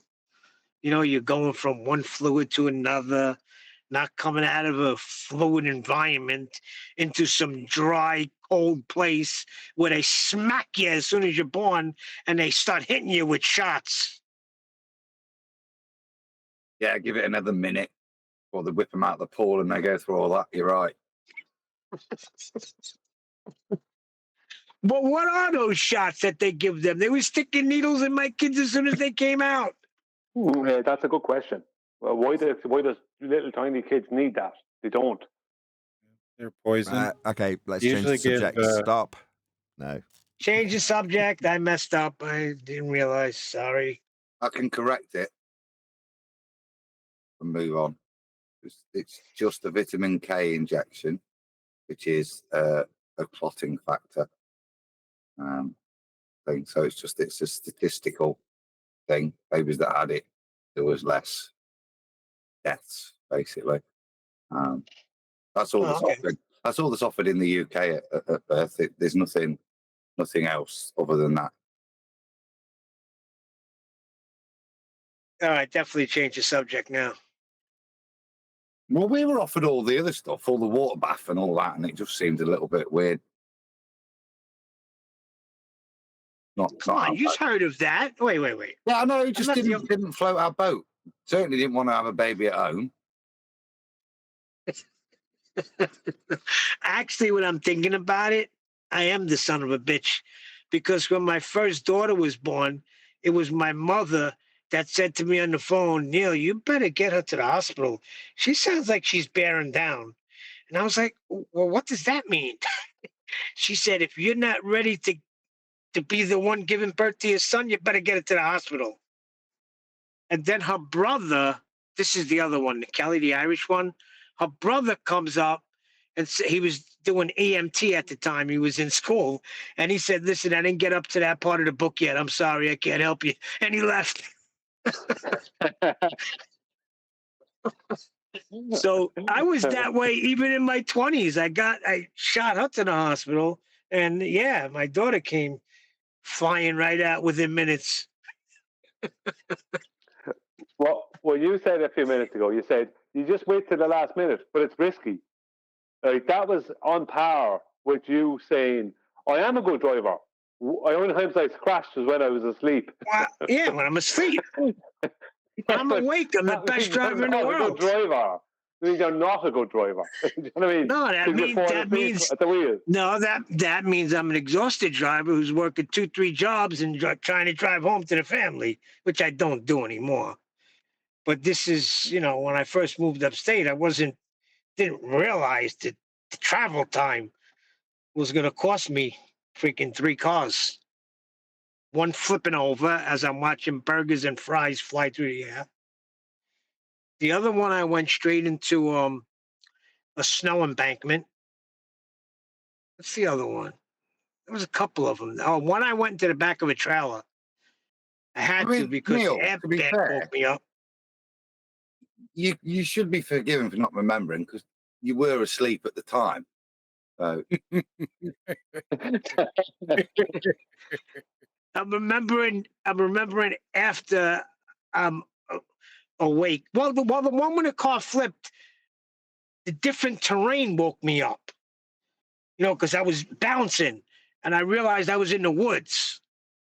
So I got back on the highway, but all I had to do was hit the brake and the cruise control would have came off. So I'm trying to get control of the car doing 75 miles an hour.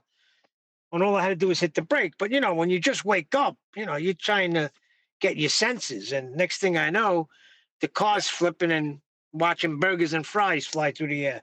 I need a cup of coffee before I can go out after I've woke up, so reasonable. Nah, I don't even drive no more. That's it. If I'm tired, I pull over, I go to sleep till the morning. That's it. No more chances. Because I could have died all 4 times.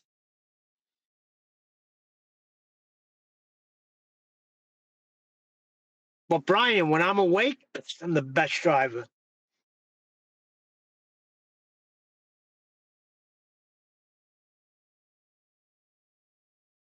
A bit more of this video. Sea level to the tip, the bit that we would actually really see from the beach. Now, on a flat Earth, if we're standing 6 foot tall, the bottom 6 feet of the wave would never obscure our view. Only the top 5 feet of it would. So based on this idea of Earth being flat and the angular size of the wave just needs to be bigger than that of the ship to obscure it, if we're standing with our eyes 6 foot above the ground, then both the bottom 6 foot of the wave and the bottom 6 feet of the ship become irrelevant. Now, the ship disappears from view at 19 miles. That's... Sorry, did he just give descriptions of how many feet or inches would be relevant when describing how optical effects, that's perspective, work? Did I miss something? Yep. Or is he talking about feet and inches that don't change with distance? He's trying to take away the fact, this is just a fact, this is what he's trying to take away, that if the angular size of the wave is greater than the angular size of the boat that's beyond it, then you likely will have the boat blocked by the wave. But he's trying to say, well, no, that doesn't happen because of if the person is 6 foot and the wave is 12 foot, is like he's just trying to wrangle around angular size. That's what he's trying to do. Yeah, but a 6 foot wave is 6 foot at a mile, 3 miles, 10 miles. If it's 6 foot, it's 6 foot. But he's not. It has an angular size. Yeah. But I can't see the screen, but I'm assuming this has been drawn out orthographically. Exactly. Yes. To make the claim, yeah. So he's not dealing with optics, he's dealing with orthographic views to make that statement that you would always have a line of sight to it orthographically. Well, yes. But that's not how vision works, is it? Yep, hijacking perspective. It's in front of you. Now, the top 10% of the biggest waves had an average height of 22 feet. So that's 22 feet off a flat plane. That's 22 feet from crest to trough, so 11 feet from mean sea level. Yeah, with respect to a flat Earth then. So your heights of your waves, which you've hijacked perspective by just giving them a feet and inches value, is being described with respect to a horizontal plane of reference that you gave an average of with sea level. So you'll need a flat Earth for this. Did he say mean sea level? Yeah. Yeah, he did. Oh, dear. Well, what he's actually trying to do is talk about angular size without addressing angular size. That's what he's actually trying to do. But when Adam was saying earlier, I can't see the screen, but I think he's showing something in orthographic view. That's what he's trying to do. Trying to take away the angular size that he's talking about. You know what I mean? That's all. Sorry. Go on, Aaron. I just say I didn't hear him use the word angle in any context throughout that entire description. He did say angular size a few minutes ago. Oh, I missed that. He said it one time, you see, and he stopped saying it. Because he's trying to con people and himself. I don't think he's a lawyer or a con man. I just think he's trying to understand it himself and then give other people the same misunderstanding. Because the implications are that if he understands it, it means it can't be a globe. If he accepts the perspective exists, which he has already done, like that would be my first point to him, then it's not a globe then. Perspective doesn't exist within your maths. That's it. I don't know if he'd be like not knowing that he was doing that at that stage of complication. I mean, if you're just going to start out with angles and angular size and then transition it slowly out of it, that's got to be some form of deliberateness to that. I mean, I don't know. I doubt that he's like not. He is being deliberate. He is being deliberate. He is deliberately trying to move away from the thing that he doesn't want to have to address. That is deliberate. But his reasons for it are not to solely fool an audience. Is that he's trying to explain it to himself in such a way where it takes the problem away. Right. He's fooling himself and through himself the audience. That's typical baller modus operandi. That's how they do it. 7 feet high. So we ignore the bottom 6 feet that's below our eye line. That leaves us with 171 feet. Below our what? Eye line? You mean eye level? As in parallel with the surface level, the sea level, where you've described the elevations of these waves in feet, ignoring perspective. At 100,000 feet away, that gives an angular size of 0.09797 degrees. No, not in your maths. Your maths had it in feet. The waves were explicitly stated as being in feet. Why are you now segueing into angular size without it being relevant to what you've just described in feet? Feet doesn't have an angular size. Saying that it has an angular size when it's not included in your begging the question proof of nothing perspective hijacking earth curve mathematics that has things in a feet and inches value only means nothing when you bring up your angular descriptions because they're not included in your maths. The top 5 foot of wave will reach that angular size 2,923 feet away from the observer, which is 0.89 kilometers or 0.55 miles. So almost 1 kilometer or just over half a mile. Any further than that, the top of that wave would not be obscuring the top of the ship on a flat Earth. I'm Brian. Can I just point out, miles and kilometers are straight line horizontals? Just letting them know. Now, those 22-foot waves was only the average of the top 10% of waves, and those are figures based on waves way out in the open ocean, nowhere near land, and with a consistent 30-knot wind, which, on calm days, the sea... Hang on a second, I've got a bit of a problem. So we've got what he's showing on screen as being a perspective view. Well, if these are all considered to be a similar height wave, why is it that where my mouse waves over here, they're almost indistinguishable from the horizon, and down here you can make out waves at a particular feet and inches value if you were to take averages? Well, how can anything have an angular size if he's claiming it's a globe? Can't. What? If he's claiming it's a globe and he's addressing angular size, what he's actually claiming is that a 6-foot object will disappear from view for an observer with their eye line at the water at 1.8 miles away. Whereas in reality, that 6-foot object won't disappear for 3 miles. But if he's claiming angular size and globe, which is our curve, then that object has to disappear 1.8 miles away, not 3 miles. That's a mile, 1.2 miles shy of what it should, but it does disappear at in reality. Like, he is just trying to, like, even what he's doing here, we'll just ignore all this part of the wave. Like, why are you ignoring all that part of the wave? That has an angular size as well. You know what I mean? That wave, that part you're ignoring, has an angular size too. He's trying to just use the angular size of the very top of the wave, which would be the wave. Let's say if a wave is 9 foot, he's trying to use the angular size, and he has a 6-foot elevation, then he's trying to use the angular size of just 3 foot. You know what I mean? But yet the ship will have a full angular size of whatever. Let's say the ship is 25 foot. So he'll take that 6 foot off the ship, and he'll then put that 3 foot and compare that angular size to the angular size of would be what does it be 25? It would be 19 feet.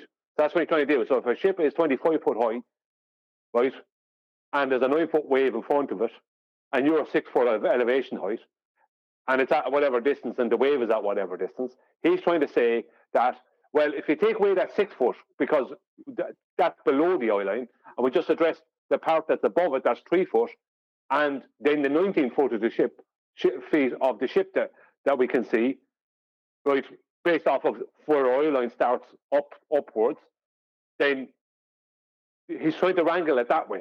Do you know what I mean? It's complete and utter nonsense. No, the wave has an actual angular size, and the ship has an angular size. The wave is 9 foot at this distance. The ship is 25 foot at this distance. That's what you work off the angle. That's what you work the angular sizes off of. He's trying to switch it from a 9 foot based off a 25 foot height, let's just say, to a 3 foot based off a 19 foot height at the same distances. Do you know what I mean? It's complete and utter nonsense. He's arguing with reality, is what he's doing, and denying his globe simultaneously without even knowing it.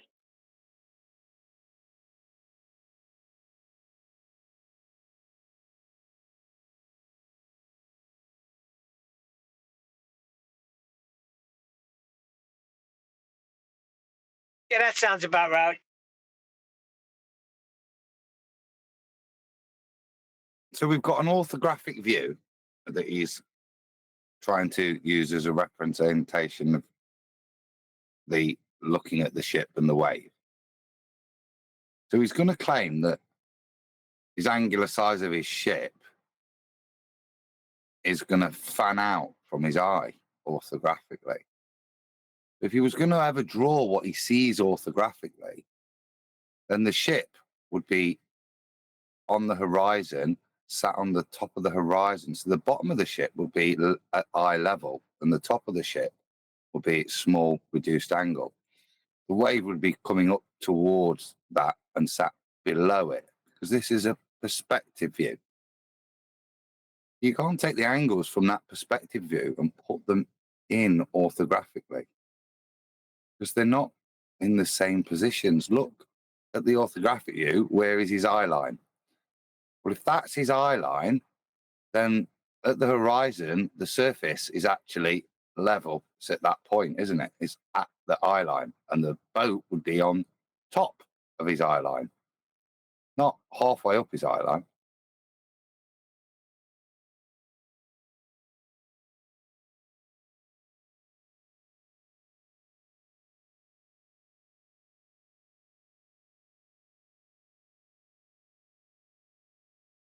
Yeah, he's arguing with reality and losing badly. That's what he's trying to do. This is 2016. This perspective hijacking, proof of nothing. Yeah, it's perspective hijacking fundamentally. It's the diagrams don't represent what you're looking, what you're seeing. In fact, they contradict.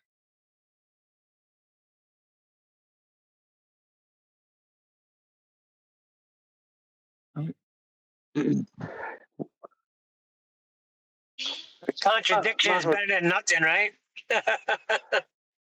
Well, I was about to say it's only a matter of time before they start claiming inferior mirages are curve. But what am I saying? Again, I should say, again, because in 2016 they were showing that it wasn't our curve, it was inferior mirage. It was proven. But then Dave McKeegan tries to use that and call it our curve in this video, if it's the one I shared yesterday. Brian, what's inferior mirage? Can you explain that to me? It's that inverting that happens at the bottom of boats and buildings and things in the distance when there is when the object is meeting a tangible plane, where it be a surface of water or land where there's water involved and there is a temperature and air pressure. It happens at that point where there's an inversion. So it can make you think that the horizon is closer to you than it really is, or that it make you think that it is the horizon when it's actually just a mirage underneath something. It inverts what you're actually seeing, making something appear differently than what it truly is. Right. So that's my point. So would it look like we see that it looks? It would look totally different if it was an inferior mirage, would it not? Well, if it was our curve, it wouldn't be an inferior mirage. Right. If you understand what I mean. Like if it was all curved, it wouldn't look like an inferior mirage because only inferior mirages look like inferior mirages. Right. Do you know what I mean? Yeah. It would look a certain way.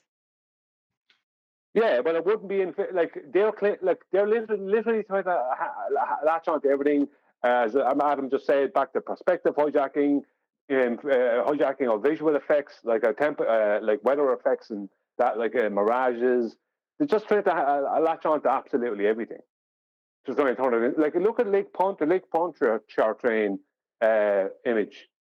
Like that is the most ridiculous looking bridge in the world. It's obviously obviously all malformed, but they ignore that completely and just say no out curve. Even though in the background, this is when inferior mirage comes in. In the background, at either side of that causeway, over at the opposite shore, you can see inferior mirage. That means there is a tangible water surface there, which means you're seeing in a straight line 24 miles, completely debunking them. But they're willing to point out the cranes in the Black Swan image, which has nothing to do with the Black Swan argument, and how bendy they are, but ignore the bendy bridge on Lake Pontchartrain. You know what I mean? I'd hate to be stuck in their position. I'd hate it.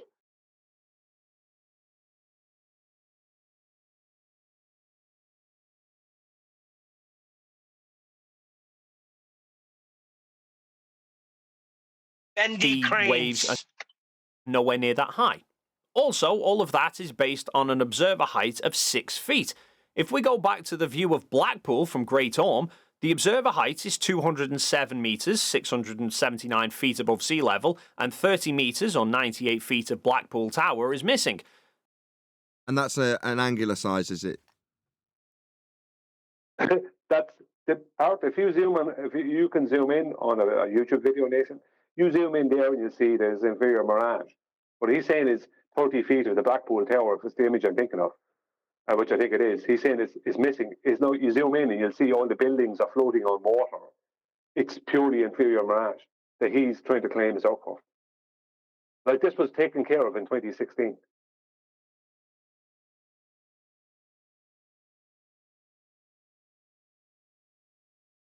That would require a 98-foot wave parking itself on the front door of the building to obscure it that much. Hashtag shit shrinks. If the wave was any further away from the building towards the observer... Right, how does this view side on with the side of Dave McKeegan's head and the side of the observation point and a wave side on have anything to do with what he was showing us 30 seconds earlier in the image? Does this look like Blackpool on the on the right-hand side of the image, and you observing it on the left-hand side of the image? Let's just have another look.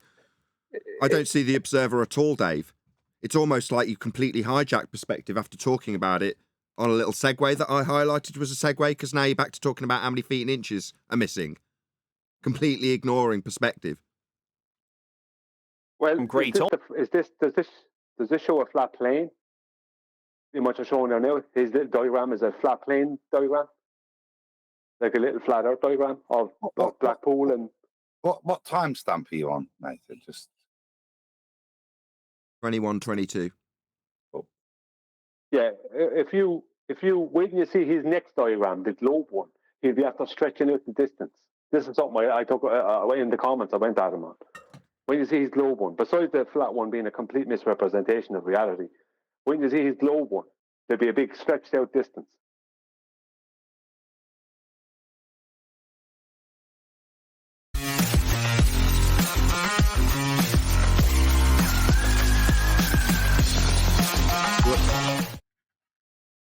Press the wrong button.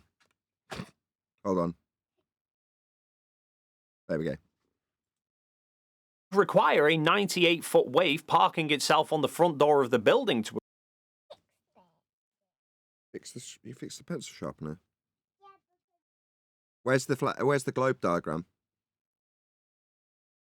A timestamp. Just if there was a tsunami in the middle of the Irish Sea. The only way that this flat earther's idea of small waves blocking our view could actually work is if the sea level was raised up in between the two observation points. Sorry, the sea level? As in, you'll need a flat Earth for the sea level. Yeah, we know. Look at the picture that we've got on. Where's the sea level? When you actually look at it, does it stay level with your feet, or does it rise to your eye level? Look at it. What is he on about? Now, you can't take that. That's perspective. That's how we view things. And then represent it orthographically, how he did with that first picture. Is it that one? No, that one. Well, that's very different. Look at the bottom line to the bottom of the ship. Where does it go? It goes all the way down. It goes down. If we go back to his picture here, look. If you're going to represent that orthographically, hold on, Adam. I can't see what you're presenting. Right. So I'm just looking at the windmill picture now, the actual real picture. Now, there's no way that that guy is looking down. In fact, he's looking down or straight level to the top of the ship that's bigger and higher than he is. 5 miles. Because we're not dealing with an orthographic. There is no ground to compare. I need a timestamp. We're on 21:28 where you put us. 22, you said, didn't you? But same picture. This was my point, Adam, about the diagrams. Yeah. When he shows the flat Earth diagram, he has just 1 second, Nathan. When he shows the flat Earth diagram, right, this orthographic complete misrepresentation, he has Blackpool Tower and the observer on this cliff really close to each other with a little bit of water between them.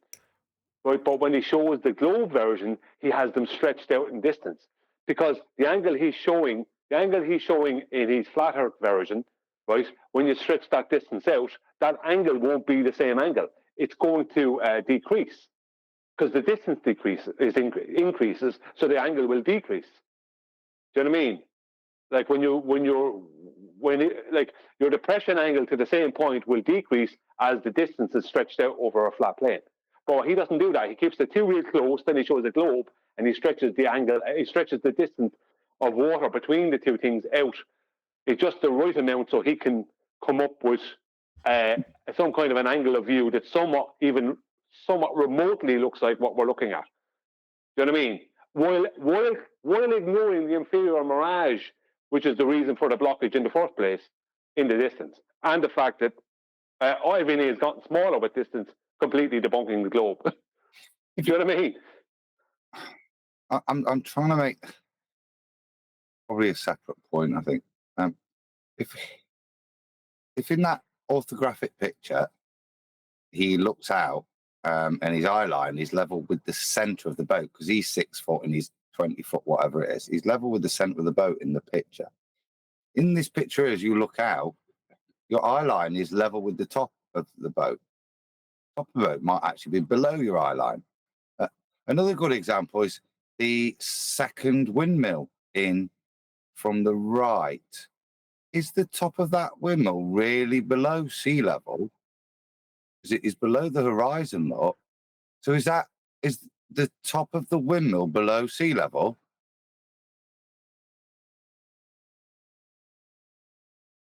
No. Because that's perspective, but this is what he's invoking by doing these things and trying to take certain data, ignoring that it's a photograph or it's it's perspective. I'll just say it again. In this image, here's the observer, right? Yeah? Or you can just say yes. Yes. And here's the photograph. Where's the observer gone? Why can't we see him anymore? Why can't we see the side of the observer's head? Why can't we see the side of a cross-section of the globe Earth, like in his diagram? What's going on? Oh, it's because you can ascribe the feet and inches values that don't change with distance to infer that the perspective effect we're actually detailing mathematically is called Earth curve. The Earth that curves away, but as we look at it, it rises up whilst it's curving away. Yeah, that's the other thing. In that orthographic view, does the ground in the distance rise to eye level? No. But in the image, it's there. That the furthest bit of surface you can see is at eye level. Well, in the orthographic view, that's not the way it's drawn, is it? It's drawn orthographically. Yeah, furthermore, this maths is based on having a surface level / sea level to utilise in the maths and derive a dip and hidden values from the differential between eye level and surface level. They require a flat earth more than we do for this example. Back to DST's compression angle claim that I mentioned earlier. And it can't be that we can't resolve the bottom 6 foot of objects 3 miles away because A compression angle, resolve 6 foot. Do you not see the problem there, Dave? of limits to our vision, because that... What, because hashtag shit shrinks?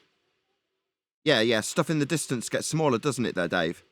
But what, this plane is what, still a 100-foot plane? It's really teeny tiny though, isn't it? So as it goes further and further into the distance, it'll get smaller and smaller and vanish. That's not possible in your descriptions, Dave. It's always going to be visible. There's no earth curve blocking an aeroplane. That would then mean that we couldn't resolve the bottom 6 foot of any object that's 3 miles away. No, you've got an angle that limits it with respect to the deck. That's what gives you the limitation of your angular resolution. So looking out into open air when there's no limitation to the angle whatsoever is a false comparison fallacy. This is boys. No, in his world, no, doesn't matter. Wherever you are, you can't see the bottom, can you? Because it's obscured by earth curve. He's just denied something there. What he's just said is... Sorry, Adam, go on, finish, and I'll say it.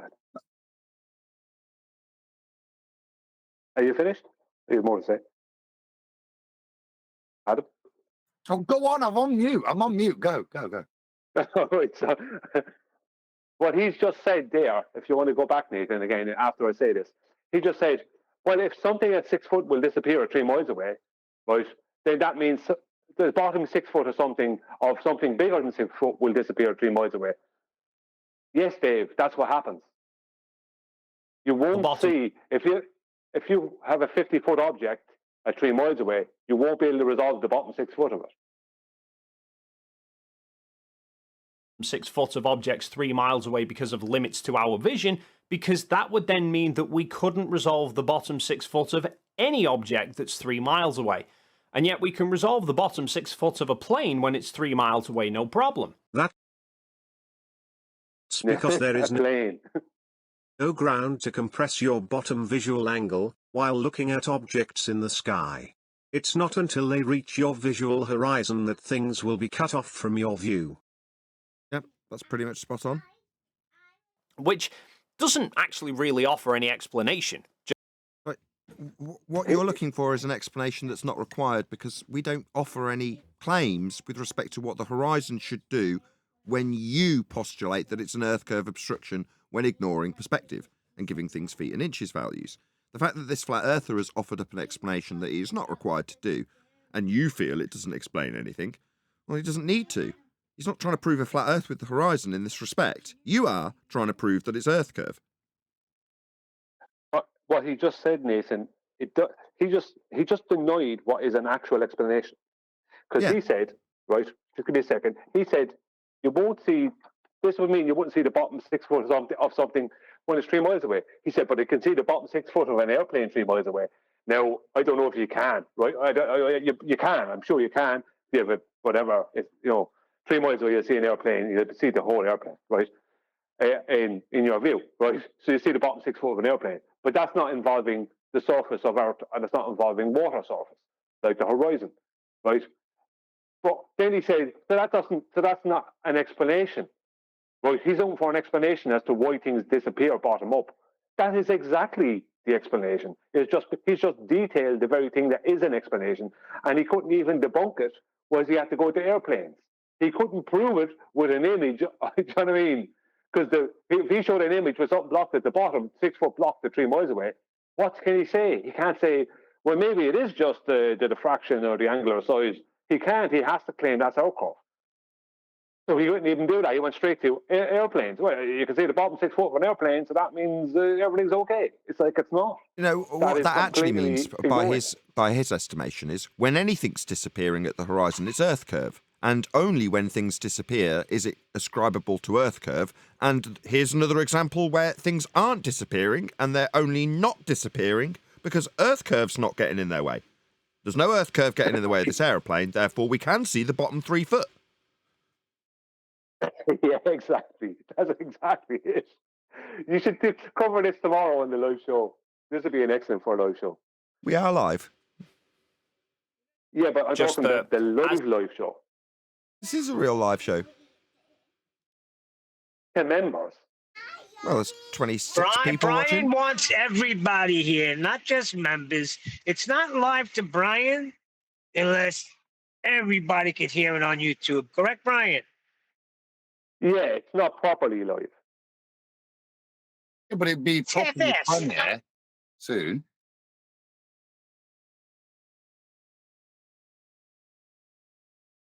As the angle between an object and the horizon comes close to 0, then the object disappears. No mechanics as to why or what causes it. That is an explanation of what causes it. The angle to it reaches 0. That means no angle. Can't see it anymore. That is the explanation. You're giving the explanation and then saying, that's not giving an explanation. Yeah, he's denying the explanation he's just after given. He's saying it goes to 0. And then he's saying, that doesn't explain anything. Yes, it That's does. not the answer to the answer.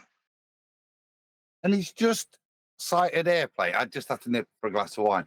Important stuff. And so has he just cited airplanes, and that obviously with no limitation to the angle, it's just there, just gets smaller, but there's no limitation, there's no compaction, there's no interference, where you've actually got more bits of data than you can resolve, i.e. Aries disk. So you start to lose detail.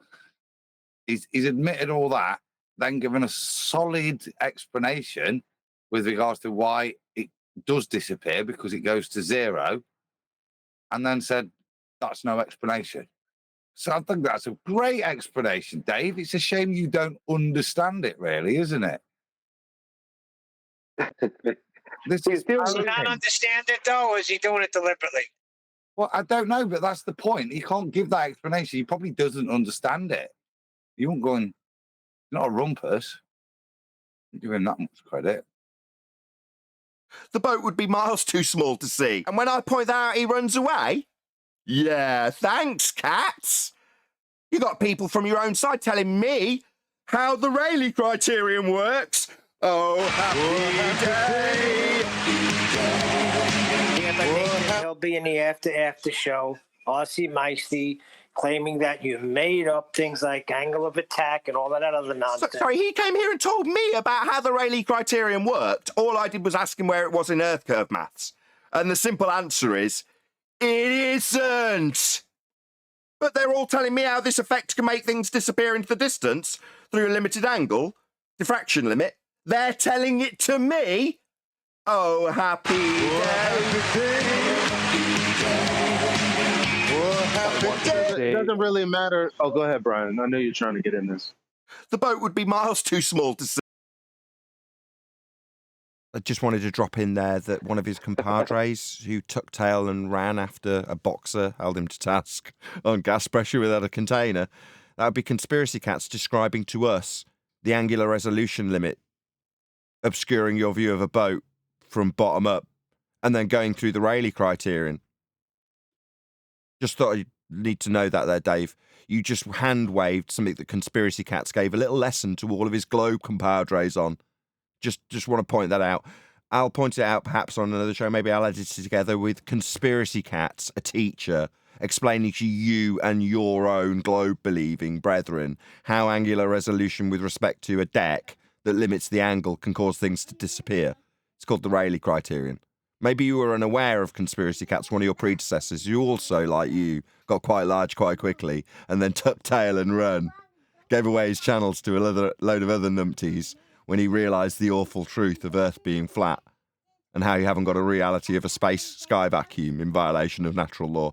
Yeah, he just handed off all of his globe-believing channels to a load of other numpties. But before he did, he gave us the privilege of giving us a nice little example, pretty much like the one you've just denied, but from your own side.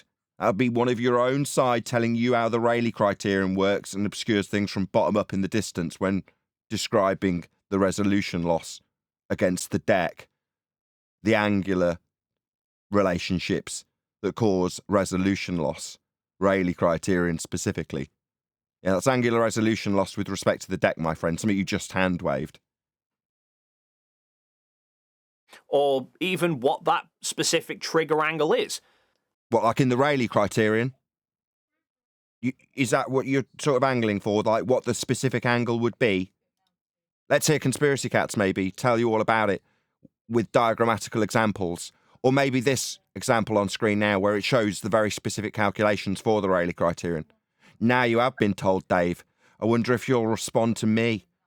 Or Cats, your own brethren telling it to you, my friend. See. And when I point that out, he runs away? Nathan, Yeah, thanks, I could be wrong. Go on, I could Adam. be wrong, but isn't it 0.02, Brian? Just off the top of my head. Yeah, the angular resolution limit is 0.02. Oh, there you go, Dave. The average humanoid, yeah. Off the top of my head. So I would prepared to be corrected, but there you go, Dave. There you go, Dave. Now you have been told. You hand-waved it the first time around. You even put up a quote reading it to you. You didn't understand it. You're a moron. But now you've had it explained by Cats and us and had a diagram of the Rayleigh criterion with the calculations on screen for you. Yeah? Feel educated? You should. You should thank us. That 177-foot ship at 19 miles... 177 foot. Why is it being given in a feet value when literally you've just hand-waved the very fact that you have angular resolution loss at distance, and that's described very specifically with the Rayleigh criterion? It was described by one of your own Conspiracy Cats. Yeah? What's going on, Dave? Just ignorant. Miles has an angular size of 0.101414 degrees. And that's in the calculations for where it will disappear, or is it just called Earth curve in your maths? Because you seem to be representing this angular distance, size, with respect to a flat plane in this description, Dave. This is all done on a flat plane, my friend. You're describing the angles just like Cats did. He said, I'll give you a flat Earth to describe this angular size. And here you are doing the exact same thing, Dave. You seem to be using a flat Earth to do this. You'll have to. It's absolutely fundamental. So that's Correct. an angular size from the ground on flat Earth to the top of it, and at that angle, it's disappeared. So that would be an explanation for why it would disappear at a distance then, would it, Dave? Because I don't see any Earth curve when you describe in orthographic view how an angular resolution loss can cause you to disappear bottom up if you're looking from side on. Blackpool Tower in this photo is 46.86 miles away, 158 metres or 518 feet to the top of it. What, from sea level? So you're going to describe how high the top of the mountain is in a feet and inches value that's taken off a flat Earth, Dave? You've just proven a flat Earth, Dave. Yeah? You've just described how this is measured and how it will move forward in your maths off a flat Earth. Because the heights are with respect to sea level, Dave. You've just proven a flat Earth, Dave. Dave, you listening, Dave? I'll trim this out for you, Hey, my Nathan. friend. Nathan, shouldn't we be thanking him?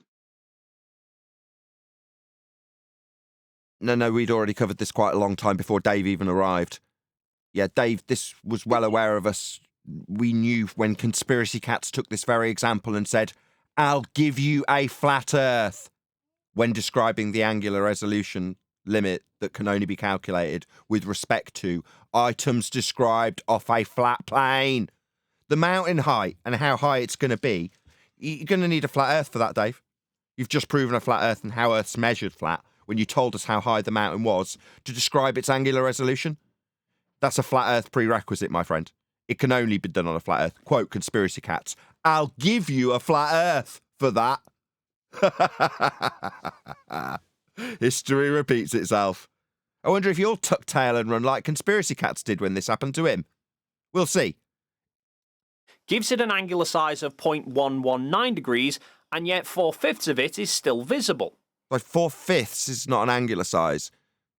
But you've just described why, haven't you? No. You see, this is Bimbo, isn't he? Yeah. He thinks, yeah, it will shrink evenly. Got no idea about compression. Yeah. He doesn't understand Brian. Yeah. He's not a rumpus. He's just thick. Yes, he doesn't understand. He's just a dummy. Well, I can tell him where he can find this information out. So, fortunately for me, there was an exceptionally good researcher called Life is Short, and he gave us the privilege of going through his many, many months of research and presenting it to us so we understood how angular resolution worked, how we see the world. And he took us through how perspective works to our visual acuity in great detail. It was exceptional. About 6 hours worth of shows, split up into 3 shows.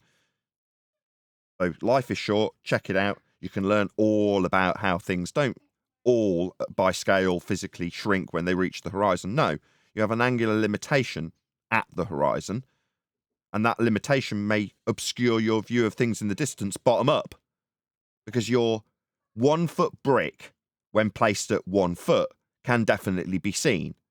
But when you take that 1 foot brick, let's say half a mile away, it's a lot smaller, Dave. Yeah? Now, let's say you take that exact same brick to 2 miles away. Guess what, Dave?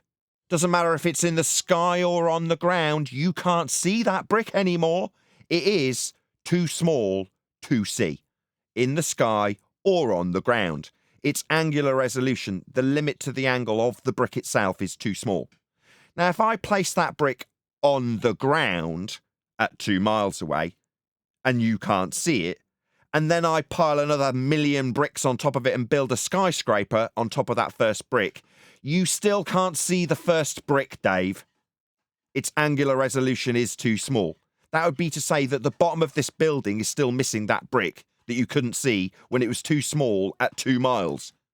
The angular resolution has caused this bottom-up obstruction to appear to your perception as being a brick missing at the bottom of this building, when in fact that bottom brick's just too small to see, Dave. Still one of my favorites when you break it down, Nathan. I love that. Now, sure, they're from different elevations, but if the compression angle is getting near zero to your horizontal, then that would mean the top of the tower would hit the compression angle first. Right, to your horizontal, Dave, is it just me, or are you absolutely requiring a flat earth to describe this, as I just detailed? Would it just be me, or does Dave absolutely have an eye level parallel to surface level? Is that just me, Dave, or is this the only way you can describe angular resolution? Like, what was that quote from Conspiracy Cats? I'll give you a flat earth. Yeah, you seem to be using a flat earth, Dave, because it's the only way you're going to be able to do this, my friend. How are you going to get the heights unless they're with respect to sea level? Yeah, you can't, Dave. You need your heights off sea level. That's heights off a flat earth, Dave, to do any of these calculations. Like Conspiracy Cat said, you'll have to give them a flat earth for this, because Earth's flat. That's precisely how this is all described. How embarrassing. Because the observer is higher than the tower. If the compression angle is to the higher than the tower with respect to a flat Earth, Dave. Yeah, because that's how you're getting your heights there with respect to sea level, mate. That's a flat Earth. Did you not realise that you've just used a whole string of flat Earth proofs? Yeah. Anybody out in the audience who wants to ask me right about now how we measure Earth flat? Want to ask me right about now? Given that our opponent's just given several examples of measuring Earth flat. I don't know if you're unaware of our opponent here, Dave, giving lots of examples of measuring Earth flat. In this case, for angular resolution. Obviously, he's got a prerequisite description that you must accept has been measured off a flat Earth, because he's given the heights off sea level. There's plenty of examples that require Earth to be flat for his example to even work before he's even made it. But like I say, he's measuring Earth flat, isn't he, ladies and gentlemen? Horizon, then that means that this angle would change from horizontal depending... From a flat Earth? Yeah, Dave, from horizontal. That's level, plane, flat, Earth that you are using right now to describe these angles. Yeah, you're gonna need a flat Earth for this, Dave. On your height. How does the light know? Sorry, why have you got a question for us, Dave? You've just given quite a few examples of how your examples need flat Earth to work. But you've got a question at the end of your 5 examples of how Earth's been measured and is being described to be measured, in your example, as a flat plane to get angles from it. You're going to start asking us questions about that. Why? All I know is you definitely need a flat Earth for all of this, Dave. That's all I know. How high you are, if it needs to... Oh, well, you'd get that off sea level, Dave, you know, with respect to a flat Earth. Like you did in your example you just gave. You gave mountain heights with respect to sea level, Dave. You just did. You told us how you'd get those heights off a flat Earth, Dave. Maybe you were unaware, my friend. Vanish or not. And that draws us back to the corridor example. Does it? Does it not bring us back to you giving this angular resolution example on a globe? Where was that? Anybody notice something missing? Did I miss the part where you described how angular resolution works on a globe, Dave? Because we're moving on to some corridor now, it seems. That will be definitely a level plane surface with perspective representations in it, won't it, Dave? It won't be a curving away from you hallway in a hotel, will it, Dave? Well, but maybe we'll see. Will you need a flat Earth for this example as well? Let's have a look. Life is Short fills that image with converging lines and says that objects disappear when they reach a vanishing point. Yeah, they do, Dave. That's hashtag shit shrinks, my friend. Just remember that as you lower your eye height, you're cramming more and more information This is who I just gave a plug to. This is Life is Short. into a smaller space and it gets lost. So, but it remains 50% of your vision. So the floor is still 50%, even though you're not seeing as far along the floor. With photographic examples of exactly that. Got this on your screen, Adam? This is what I was talking about. Timestamp. It is 24:29. Yeah, I've got the corridors now. He's literally showing, Life is Short is showing exactly what he's saying, and he's showing it happening in real time. And he's showing what's happening with the ceiling above appearing to come down to the floor once you get close enough to our eyesight in general would be very close. If you're standing looking out over the water, your eyesight in general is very close to the surface in comparison to the distance that the surface covers. I mean, the ratio there makes your eyesight even if you're on a boat or even a high boat, your eyesight is so close to that surface in comparison to the size of the surface, the total area of the surface. Your eyesight is exactly like is being shown here in the third image by Life is Short, where the sky appears to come down towards the earth, not that the earth is coming up to the sky. Do you know what I mean? It's more the sky appears to come down way more than the earth appears to go up. It's only with distance, with the stretching of the horizon out from the distance from you, gives you the impression that the horizon is rising. It's not that the horizon is rising; it's just that it's stretching further from you when you go higher because your angle has changed. So you have a greater distance to the horizon, giving you the impression it's rising up when it's not really. But what he's shown here in the third image is like, basically, this is what happens. You get down really close to the floor, or if it's in this image or the next one, really close to the floor, and you just see this straight line and the sky appearing to come down towards it. And Dave McKeegan is then denying it. Go on, sorry, Adam. So Dave McKeegan, this is great, isn't it? Yeah. Right hand picture. I'm in my rubber ducky life preserver. Don't need to accommodate for dip. Yeah. Look at what this is showing. It's showing how as you come above the deck, the use of the deck changes proportionality because of your height above the deck. It's spot on if you're at the deck. Yeah. But look how perspective alters and how the lens alters and how it renders and how that rendering changes due to height. Exactly, Adam. Look at what you end up seeing in reality. Look at where level is. And this is what he's trying to character assassinate here. A lot of it because this is great evidence from him. He just keeps giving real solid stuff that if you actually know what you're on about, you go, oh, right. That's why I said we should be thanking him. Yeah. Thank you very much, Dave. You're awesome.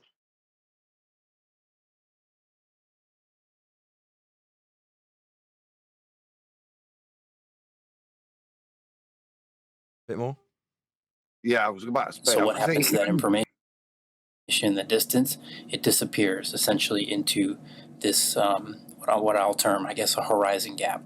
And even if we were to say that there's a specific angle to the horizon that would make objects within that disappear, anything above that angle should look perfectly fine. And yet, in the photo of Blackpool Tower, we don't have the observer's head inside view for some reason. There is in the photo of Blackpool Tower, where there's an inferior mirage at the bottom, he's trying to make inferior mirage Earth curve. I mean, that was gotten rid of 8 years ago. But he's ignoring that the inferior mirage is causing it. And now he's trying to bring angles into it while ignoring that and trying to claim Earth curve. Well, he's trying to deny angles and inferior mirage to claim Earth curve. Sorry, Nathan, go on. I was just saying, all the angles he uses, like conspiracy cats, he's gonna have to give us a flat Earth for that, isn't he, Adam? Well, yes, he's going to cite an act. That's the funny thing, isn't it, with cats? Because they recognise that point now.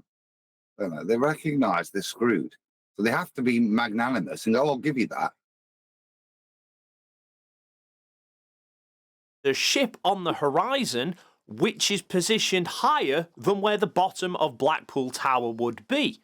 If this was a flat Earth, then the boat should be well below Blackpool Tower, not overlapping where the bottom of the building should be located. Do you think he'll explain why? Same thing here again at different. So that's a baseless assertion. Why? Now you're appealing to what Life is Short has done? Because the angular descriptions can only be described when you've got a flat Earth to describe them from, or the heights of anything with respect to sea level. Oh, are we at the picture with the boat, the windmill, and Blackpool Tower in the distance? Yes. Okay, Black Swan. Yes. Simple as that. I don't get it. We're arguing about whether photographic film would work on the moon right now. The horizon's in the distance above the boat. That you do you know what I mean? It's not curving down, is it? Look, guys. Exactly, Adam. Exactly. What type of film is being used? He'll just explain that away as saying it's the angle of the camera's too high. If you zoom in, Adam, if you don't mind, if you just zoom in at that, you can see the inferior mirage. You can see that thing to the side of the bottom of the tower. And we all know how high that is in comparison to the tower. And you can see all the other buildings. You can see the inferior mirage starting just after the boat.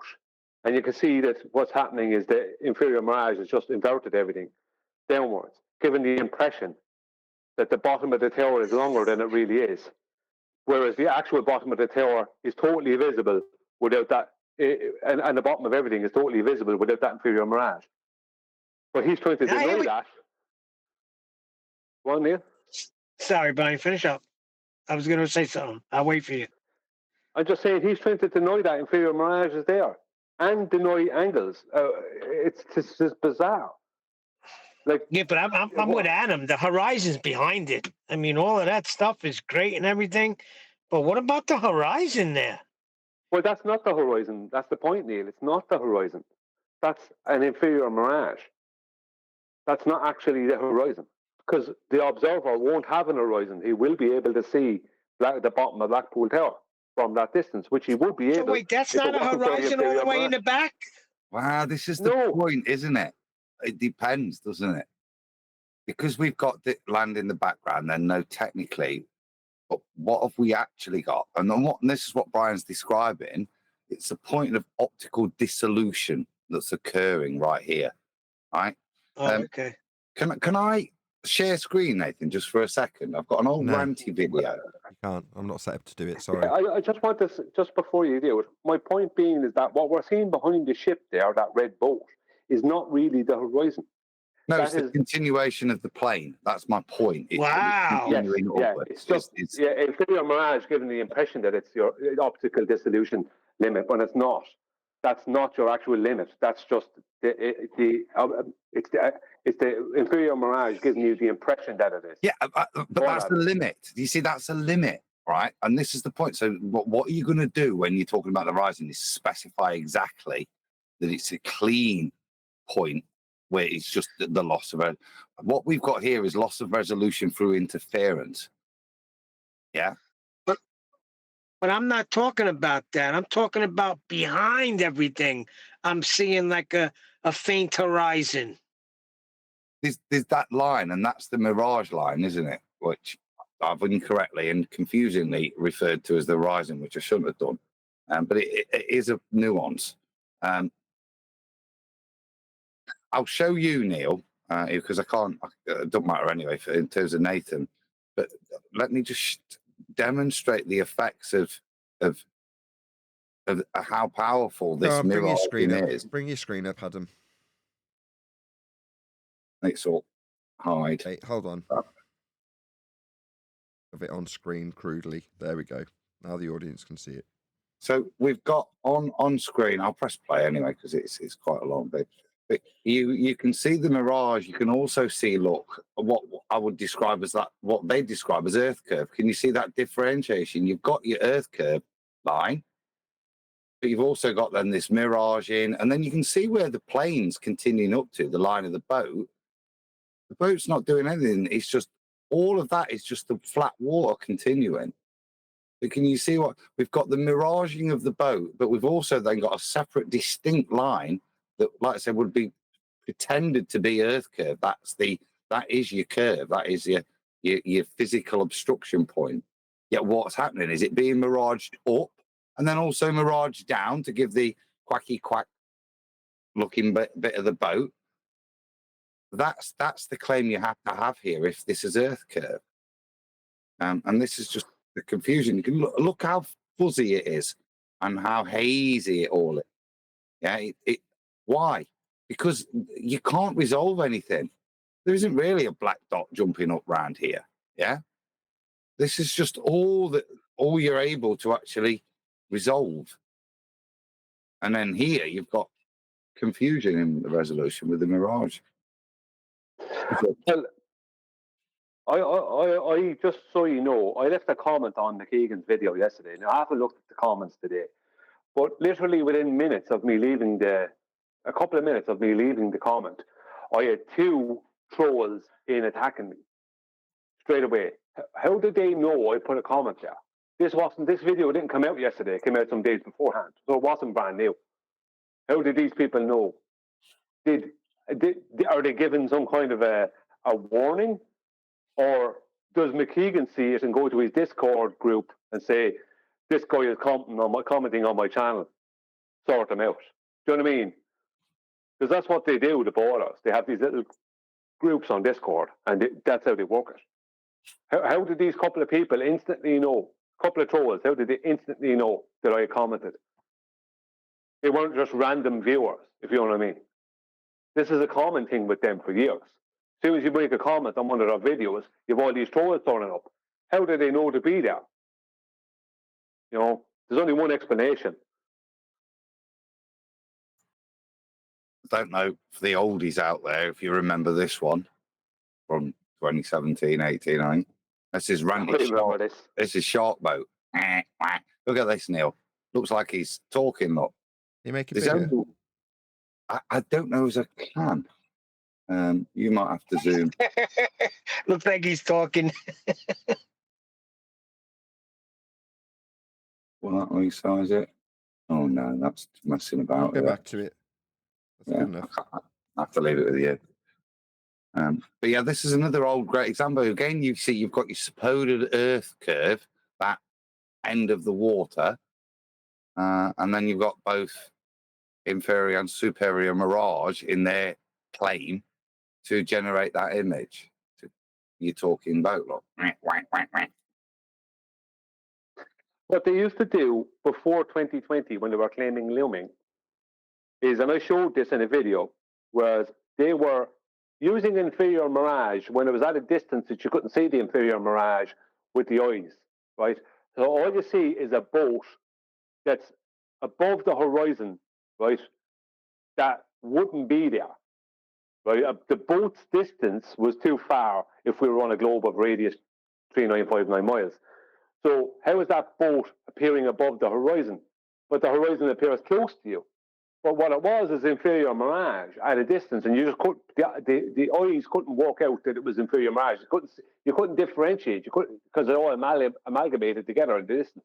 All you saw was this little image of a boat sticking up over an horizon, and they were claiming this was illuming coming up off of the curve of the globe below the horizon. Whereas I got the zoom camera out, zoomed out to it, and I showed that's what they were doing. It was just inferior mirage at a distance. That's all it was. And they also used that thing, that float boat thing, which is basically when the sky is mirroring down upon the water. You know the way they did that, and Mick West had to correct them. They were trying to claim that was inferior mirage as well, and it wasn't. It wasn't inferior mirage at all. Sorry, looming. It wasn't looming at all. Now I've only heard of looming once since 2020. One guy brought up looming with me once for a moment on YouTube on a comment, and he disappeared. Before 2020, looming. January the 1st, 2020, no more looming. Zero. Looming over.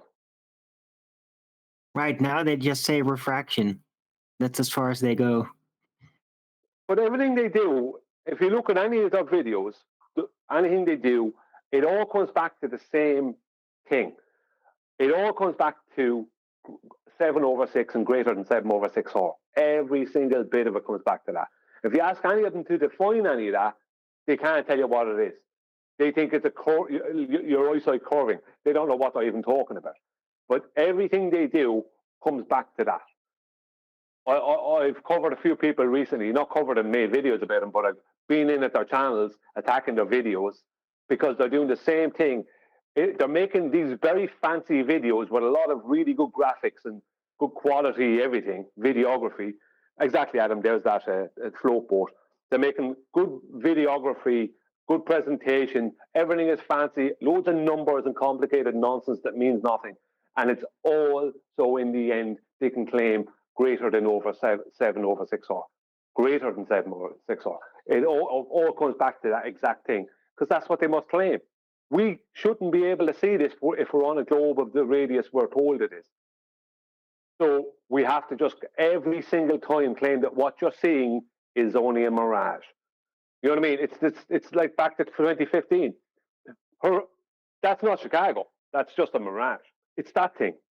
And that's exactly, they just fancied up, they just took that exact thing and keep trying to fancying it up and make it more complicated, give you a half an hour long video of complicated nonsense and try to bamboozle you with nonsense, and then just claim over 6R without actually stating what over 6R even is. That's what they do. Every single one of them do this. They have no other place to go. So no matter what route they take, they all end up at the same village. You know what I mean? Like Neil and them earlier. It doesn't matter if they go through Virginia, they hit to Florida, no matter what direction they go, they all end up back at the same exact place. Because that's the only thing they have. Refraction. Refracted horizon. That's all they have. And they don't have it because the maths for it come from an unmeasured geometric horizon. It doesn't exist because it can't exist because the refraction stops you from seeing it, so you can't measure it. You can't make the measurement that you need to base this refractive claim on. So one cancels out the other. It's a complete joke. They just give the impression of having an argument when they've got absolutely nothing.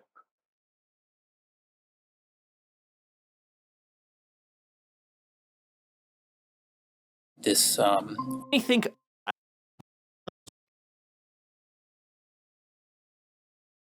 guys are just looking for something, but I gotta say, I felt.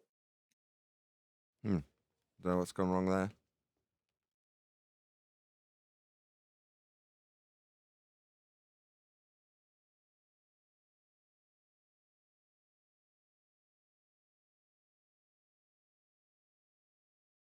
And that draws us back to the corridor example.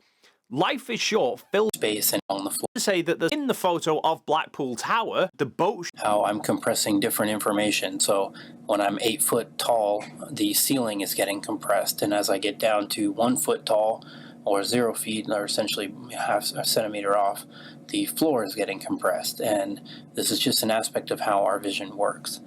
Now, I think I understand what Life is getting at here, but it doesn't really seem relevant to the argument. Other than it's literally describing how stuff disappears into the distance. He's saying that the details in the floor of the corridor become harder to make out as... Yeah, that's correct. Hashtag shit shrinks. Adam was trying to say something, but that was my thing, Adam. What? This is wholly relevant to whether you believe you live on a flat plane or a ball. What's being described here isn't arguable. Shit shrinks, as it goes further away. These are concepts, right? And limitation to the deck. Or if you go up towards the ceiling and you've got a deck on the ceiling instead of an open sky, then the limitation can be demonstrated there. This is optics. This isn't flat or ball. Yeah. So to deny them, I know why you're denying them, because of the implications they have when you try to shout flat or ball and try to pretend that this dissolution, this limitation, is Earth curve. As you get lower to the floor, and likewise, as you get closer to the ceiling, you struggle to see the details in the ceiling far away because of compression. Now, this is an aspect of our vision, but it's not relevant. So this is how we see things, and it's an aspect of our vision, but isn't relevant. Why not? Why not? Because, I tell you why. Because we don't see Earth curve, Nathan. That's why. Oh, because in this hallway that's unequivocally flat, it's not Earth curve that's causing things to disappear into the distance. It's definitely not Earth curve, so therefore this isn't relevant. In the topic of why objects disappear bottom first. So why objects disappear bottom first with respect to how we see them isn't relevant in a discussion about how things disappear in the distance, according to Dave. Okay, I'm pretty sure it absolutely is. We live in a three-dimensional space, which means there are 3 dimensions to us. There is profound.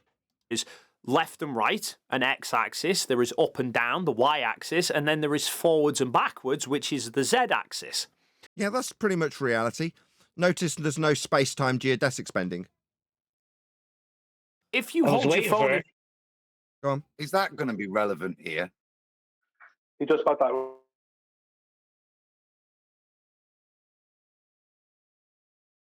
Brian? Brian? 1 second. Dun, dun, dun, dun, dun, dun, dun. He said that the left and right is the x-axis, the up and down is the y-axis, and the forward and back is the z-axis. No, the up and down is the z-axis, and the forward and back is the y-axis. Y-plane is the 2-dimensional plane. The z-axis adds the 3rd elevation dimensions to it. He doesn't even know what x, y, z is. Now, I'm not going to attack him. He could have just got that wrong, as he was saying. I don't want to attack him too far on that, because we can all make mistakes when we're making a video. But the fact that he's saying it as if it's some kind of rebuttal to something and he's going to use it in some way, and he's after just denying the very explanation as to why things will disappear at distance bottom up, I mean, he deserves to have that pointed out. In front of you, and you've got it vertical, the screen is running along the y-axis. If you tilt the phone down, its screen is now running along the z-axis. And the closer to parallel that your line of sight is to the z-axis, then the less of the screen that you can read. So that would be limiting the angle to it and seeing less. But why have you just shown it as the case if you've said it's not relevant? It's absolutely relevant, and you've just demonstrated it yourself. Or if you're standing next to a long table, you can clearly see the detail in the surface of the table at the far end, but as you crouch down next to the table, those details in the surface become harder to make out. Because your line of sight is coming close to parallel to the surface, but the details near you become hard to see as well. Okay, so this is you admitting how things can disappear with respect to a parallel plane with eye level. Yeah, that's right. Welcome to Flat Earth, Dave. And where this becomes irrelevant is... Irrelevant? When you've just demonstrated it visually? Let me get it straight. What you've just demonstrated with your own bloody camera is now irrelevant. Let's hear this. We're not talking about seeing the surface of the ocean. We're talking... Oh, we're not? We're not talking about seeing the surface of the ocean and how Earth is supposed to be blocking stuff in the distance. So what, you're relinquishing your very claim that the surface of the ocean blocks boats and buildings because it's Earth curve? When it's optically doing the same thing and you can show it on your table? Talking about seeing objects that are on the y-axis, that are vertical from the ocean. Right, on the y-axis when representing it in orthographic view? That seems a bit stupid. I don't see the side of Dave's head in this particular description that he's now got on his table. You place an object on the table at the far end, you'll crouch down, you can't make out the surface details of the table, but the object still remains perfectly visible and will only start to disappear if you dip your eye below the table, and then therefore the table surface is obstructing your view of the... Incorrect. Incorrect, totally. Yeah, You go first, Adam. Hold on. Before you guys get on your high horse about things that we covered in 2015. No. There's plenty of examples of people sliding a coin along a table where clearly you have a view of the bottom of the coin in the near foreground and it disappears into the distance. Now, that's not because you blocked it with the bottom of the table, you dumbass. And it's absolutely the case that if you move that ship that you have in your example further and further away, it will get smaller and smaller. Even if you say this 6-inch ship's never going to disappear on this flat table, what about if the table was 3 miles long? Like my brick example, you think you won't see the boat? Yeah, the boat will disappear along your flat table 3 miles away. Long before 3 miles. Yeah, we've got examples of that as well. Yeah? Where boats disappear bottom first on surfaces of water where it's long before Earth curve should have any interference. And we've got your own side telling us that's because things disappear in the distance because of angular resolution. Bit like cats. Go ahead, Adam. No, that was it, mate. That's what both me and Brian objected to. Yeah, that was just a complete misrepresentation and a falsehood. He can take his boat, have a longer table, and watch it disappear from the bottom up into the distance. Yeah, to the point, if he had a long enough table, he wouldn't be able to he'd still see the table disappearing into his tabular horizon. Yeah, and then the boat eventually would disappear into that. Would no longer be able to resolve it. As he's adequately describing himself and then conflating and confusing. It's very odd that he makes the statements of truth. Just give him a scale to work with that's a bit more akin to the distances that you're looking at when you're looking out to sea and the things that would be on it at that scale. Do the same thing. Keep your camera above the table. You do it with a human hair. I wonder how far along this table the human hair will disappear. Yeah, pretty quickly. Yep. That'll be to the point where it gets to 0.02 degrees. Then you won't be able to resolve it. Not like the Rayleigh criterion dictates that it's not relevant because tables get in the way in flat earthers' minds. The object, which would be Earth curvature. Oh, sorry. It's now going to talk about how it is Earth curve. Yeah, I wanted to give an actual link. I can't give it as a link, but as a visual link. Go to Mitchell from Australia. Go to his channel. He stands a 50p piece up on its edge, not flat. He has his camera positioned where the lens is exactly at the surface of the table. He moves the coin back and it starts disappearing from the bottom up. He gets up to the back of the table and you can only see kind of the top half or 1/3 of the top of the coin, right? And then he zooms his camera lens. Without moving the lens, he just uses the zoom. He zooms it a bit and the whole coin comes back into view. Completely disproving what McKeegan just said. Because McKeegan, I have no doubt, is aware of that and just completely ignored it. Because McKeegan has gone down the road of, even though I don't think he's a lawyer himself or a bad guy. He's gone down the road of having to become a lawyer to support the narrative that he's supporting. Thanks.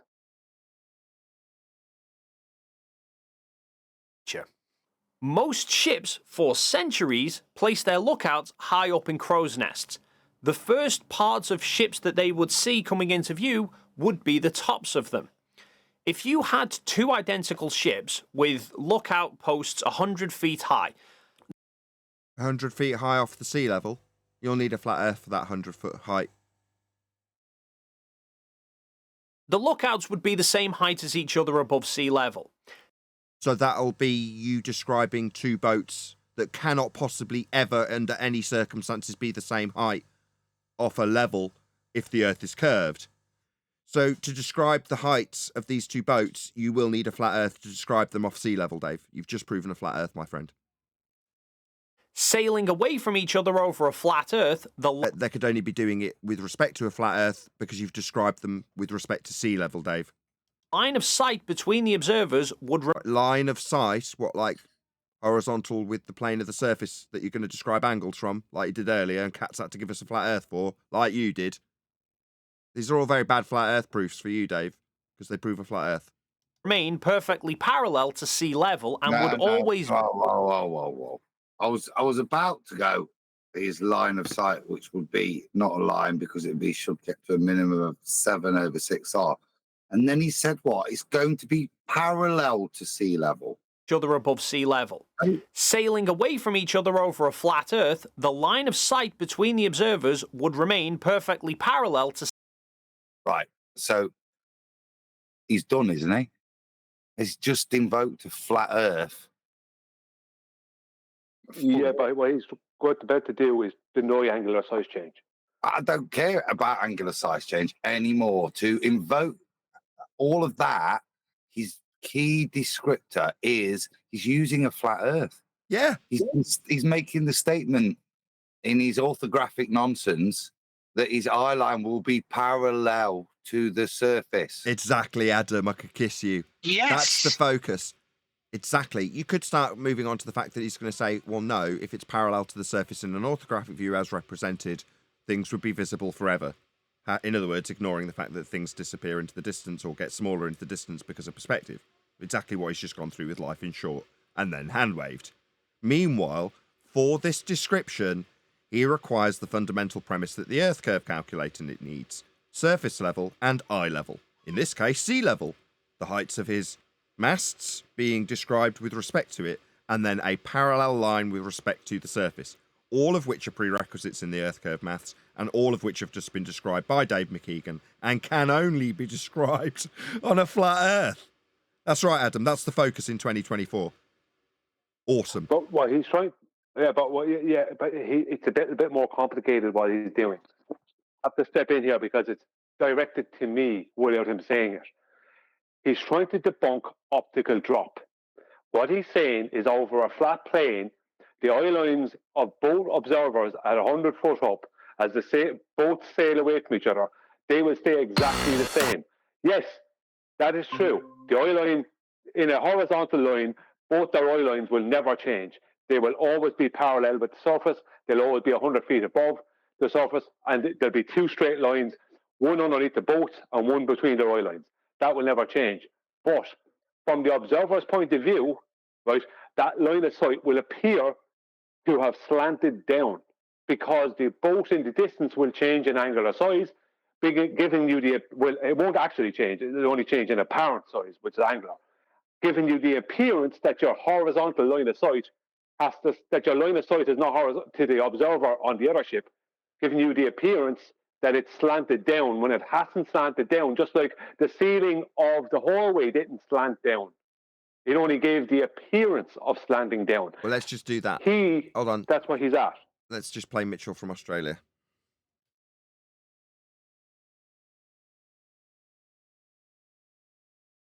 Can do at home. You have a coin and a flat table. And I'm going to demonstrate how we can make an object disappear bottom up without the need of curvature, or without the need of a physical obstruction for that matter. Now you globers are going to sit at home and say that table is just higher than the observer height or the camera height. Now let's get that sorted quick smart. When we zoom in, we increase the focal length and increase the angular resolution. And we can resolve that coin in its entirety. As you can see, the bottom of the coin shining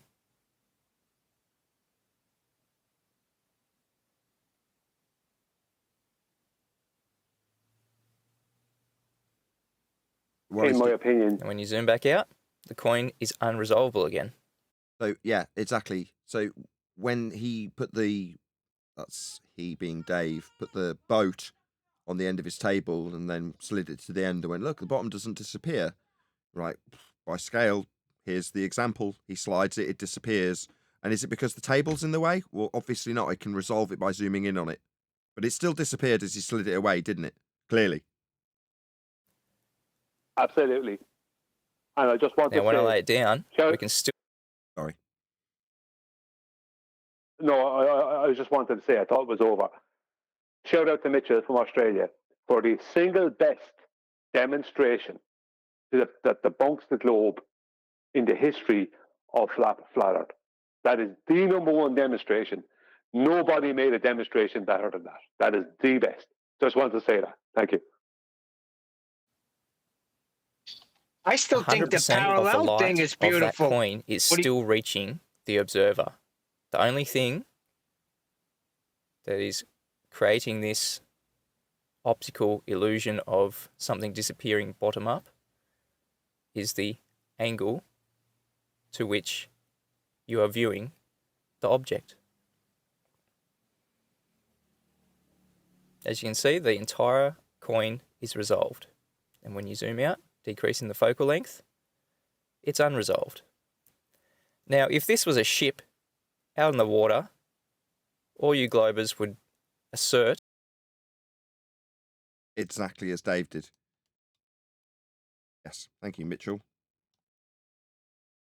And Mitchell has a flat earth school, you know, in Australia. The sea level and would always be 100 feet above the sea level. Yeah, because 100 feet won't change with distance, will it? 100 feet's 100 feet all the way to 1,000,000 miles. It doesn't make any difference. In your maths, it's still visible on a flat Earth by your estimations. Yeah, hashtag shit shrinks, Dave. The angle between them wouldn't change. What, it wouldn't get smaller?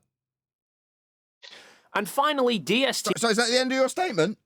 So you can push that boat to 1,000,000 miles and the angle won't change? No, Dave, things get smaller in the distance. That's their angular size reducing.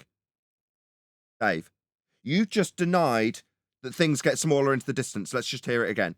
Parallel to sea level and would always be 100 feet above the sea level. The angle between them wouldn't change. Yeah, it would, Dave. The angle would get smaller. Things get smaller in the distance, Dave. Are you mentally retarded? And finally, DST brings up a video from Jay Tolan Media, who thinks he's proven flat Earth using photogrammetry software. The software I'll be using is called Metashape. Here's the flight path, the red line. I flew from Chicago to Buffalo this spring, and I was looking towards the north, and I took some really clear images, as you see right here. This area is usually covered in clouds, but this on this particular day, the western side was clear, as you can see here, and we can almost see Lake Michigan on the left, curving around way out there. So we're really seeing about, over 200 miles out. So here I've imported all the images. Okay, so the processing is done. You've got, I'm trying to keep up with it. I've got the J. Tolan Media bill with the infrared, and that's important. That's why, yeah. And you can see the plane of the clouds continuing and perspective applying, the plane of the ground How as a baller do you look at that and reconcile anything? Do you know what I mean? That image you would never see from the plane. You can't see from the plane without the infrared. It goes so far. It's that curiosity point you had. When you see that, how as a baller do you reconcile? Look in the background. You can see the clouds maintaining as the plane of the clouds plays out with it. It's one of the ones that, how do you look at that and keep a straight face to continue? Or how do you bullshit your own head to tell you that that's a ball? Is it just, it's so biggy, it's flatty?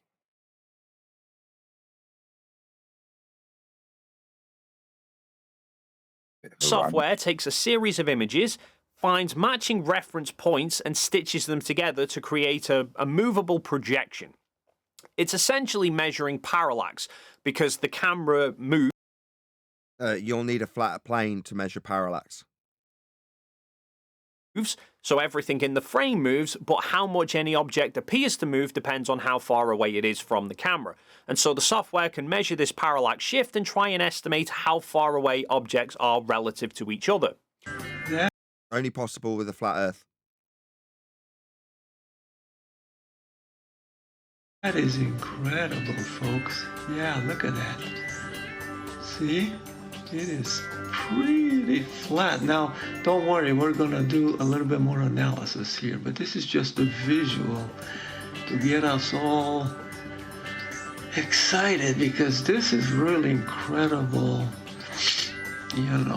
technology, Which amazes Jay Tolan that this can be done. Yet, strangely, flat earthers will dismiss parallax measuring in a heartbeat when we... Sorry, I didn't dismiss it. I said it's only possible on a flat Earth. Did anybody hear me dismiss it?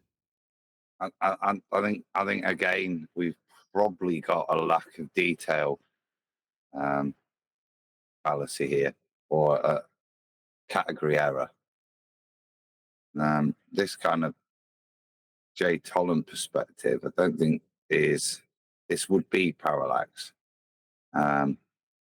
What he's talking about, or I would assume to be their presuppositional parallax that they use at equinoxes to make measurements and give very poorly demonstrated parallax differences in terms of relative star positions. Something that was never shown, but they're now claiming. It's a little dubious, but that's the parallax I would assume he's talking about, which is something different to what Jay Tolan's doing, because he's using real-time parallax to give geo positioning, not astro positioning.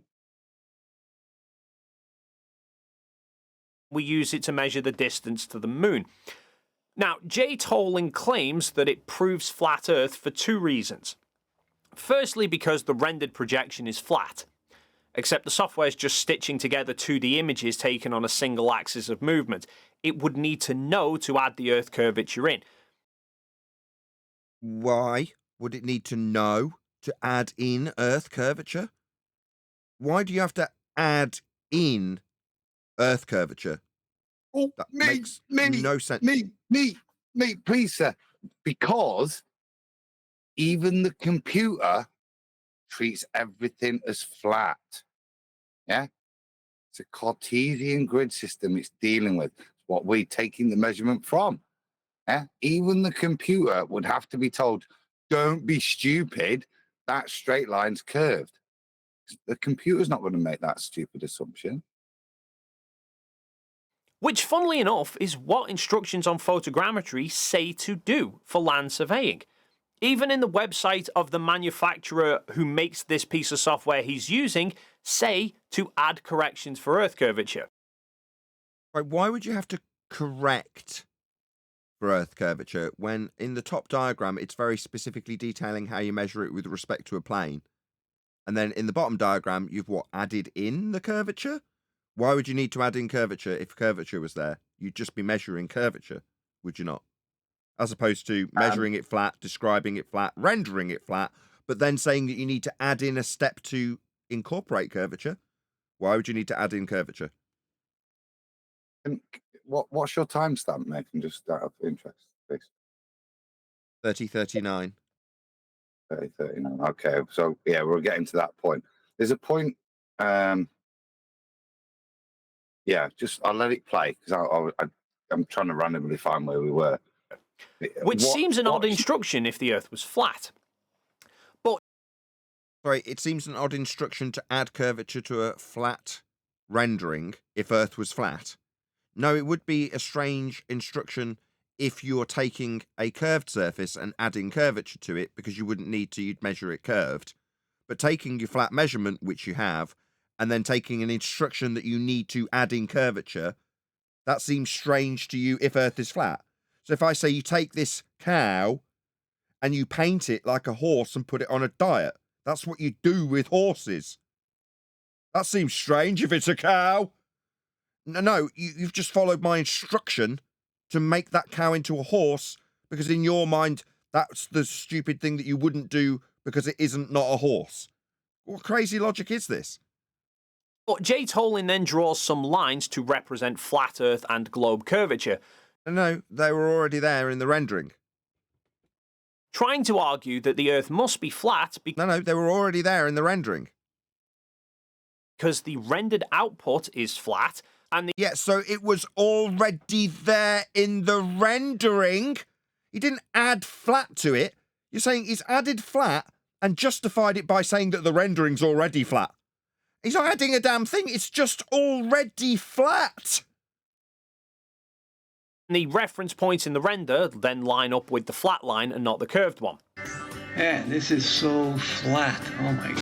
Yeah, so you're saying he takes a flat rendering and shows how a curved line won't comport to it? Yeah. And what was the problem? He didn't seem to have any overcome for that. Did I miss it? Anybody? God, look at that. So now let's create another line to approximate the curvature. So while I was looking at this, I realized, wait a second, I can determine how far I'm seeing based on the altitude of my photos, which are shown in the model. Sorry, very quickly. What McKeegan is attacking is the software that didn't add in the curvature. He's not addressing the image, just the software, because it didn't add in the curvature. No, he's not doing that. He's saying, it seems odd to me that you wouldn't follow an instruction that added in curvature. Whereas what J. Tolan Media is doing is adding in the curvature and showing how it ent there. It's like, your objection is that you shouldn't follow the instruction to add curvature. Here's J. Tolan Media doing exactly that. And what's your criticism? That it doesn't match. But so far, he hasn't overcome that. Is this J. Tolan Media's image then, perspective 30 degree? Yes. That's wrong. So this is where I put this. So if you're going to put the ball on it, you're going to presuppose the ball, then what you can't do is demonstrate it as a Sagitta. What you have to do is assume that, like the ballers do, that you've created a tangent plane on the top of the ball. What they've done here is have the level is now not level, it's angled down to the geometric horizon, hence creating this image. What that in effect does numbers wise is half your drop value.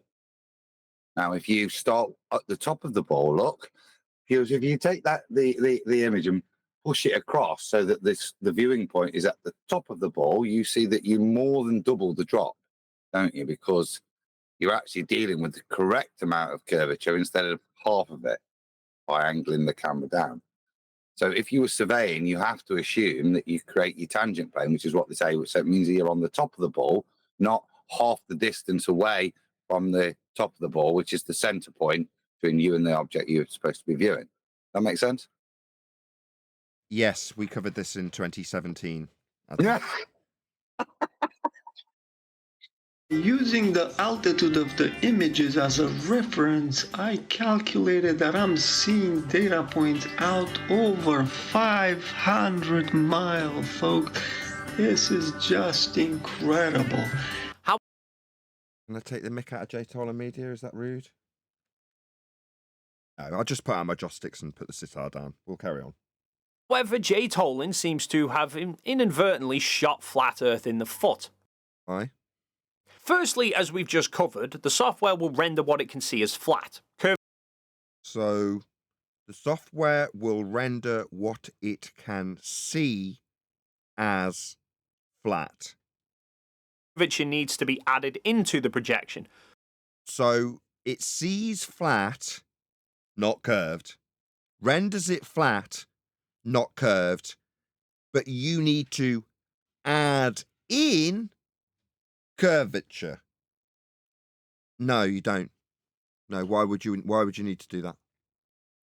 But more importantly... No, why would you need to do that? Not just we will be adding in curvature something that's been looked at, measured flat, and rendered flat, and has no curve. And if it was curved, it would be there in the rendering because it would be curved. Like any of the curved undulating surfaces within the image that are curved are rendered as being curved. See, they're not unrendering. You don't have to add curves to the hills or mountains in the picture, do you? Well, there's a hill. But we haven't added the curve to the... You don't need to. It's already got curve to those hills because they're curved. But the ground doesn't. But what, we've neglected to add in the curve? What kind of la-la land are we living in?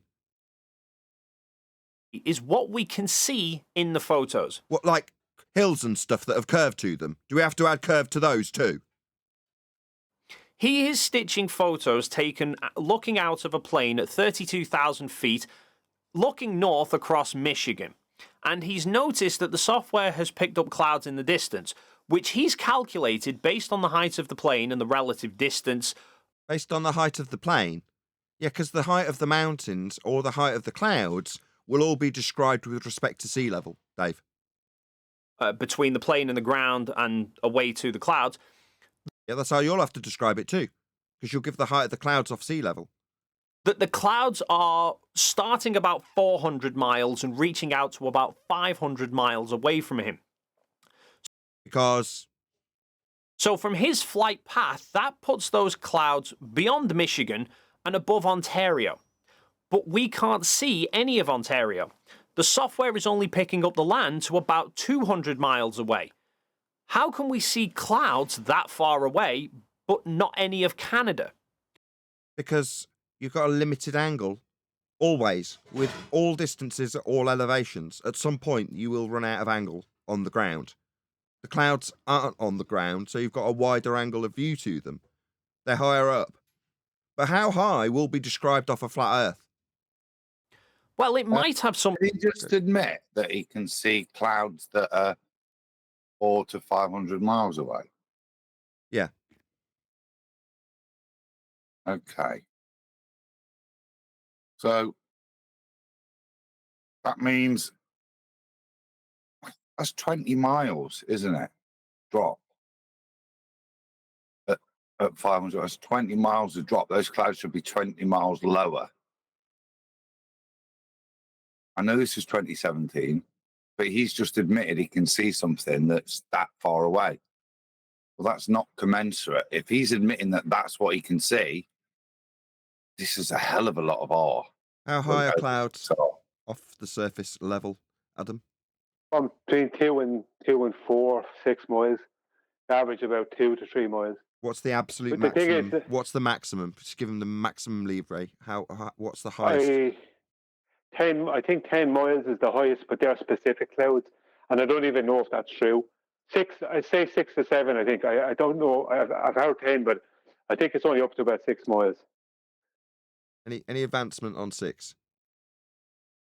There are some higher than that, but they're a specific type of cloud that this is not them. And how high are they? Up Just to say 10. 50,000 feet. Sorry, go on. How high miles? Just say That 10 would miles. probably be like more than 10, yeah. How much more than 10? Probably up to like 15. 15 miles. No, And there's nothing 15 miles up. There's no clouds 15 miles up. well, just no past 10 miles up. 10 miles is where all the temperatures change. There's no clouds above 10 miles. That's a fact.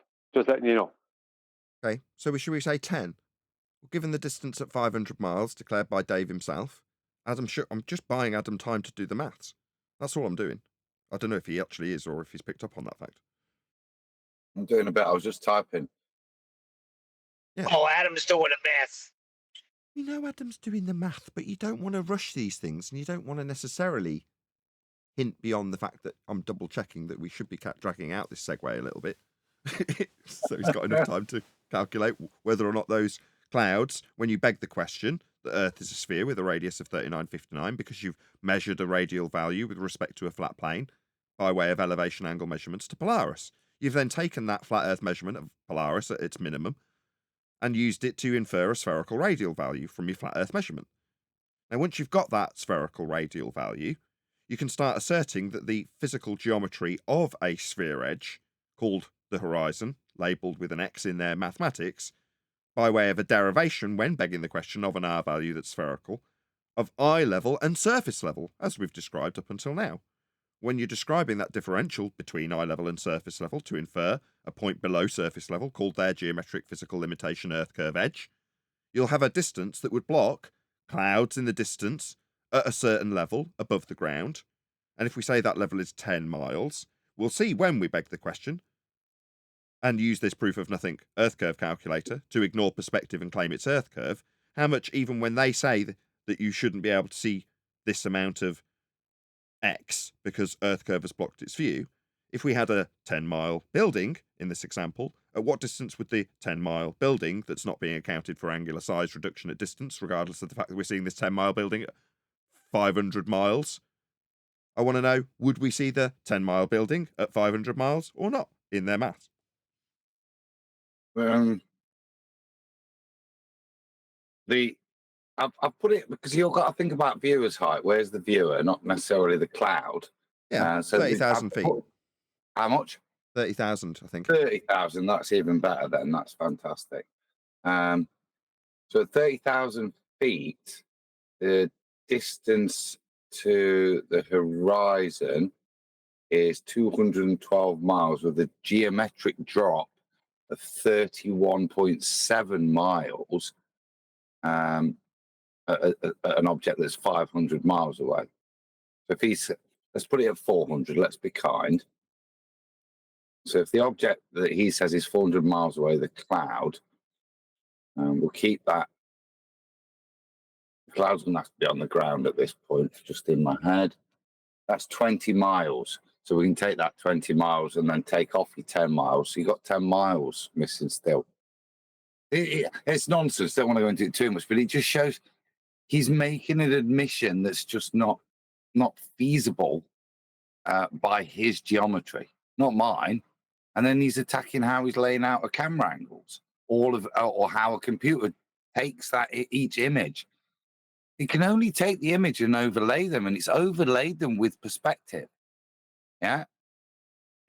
What's he supposed to do? Take that photograph and bend it like a ball, which is not then therefore the photograph. He's just corrupted it. The photograph's done what it's done, hasn't it? It's looking out across a flat plane, and it's taken that surface as flat.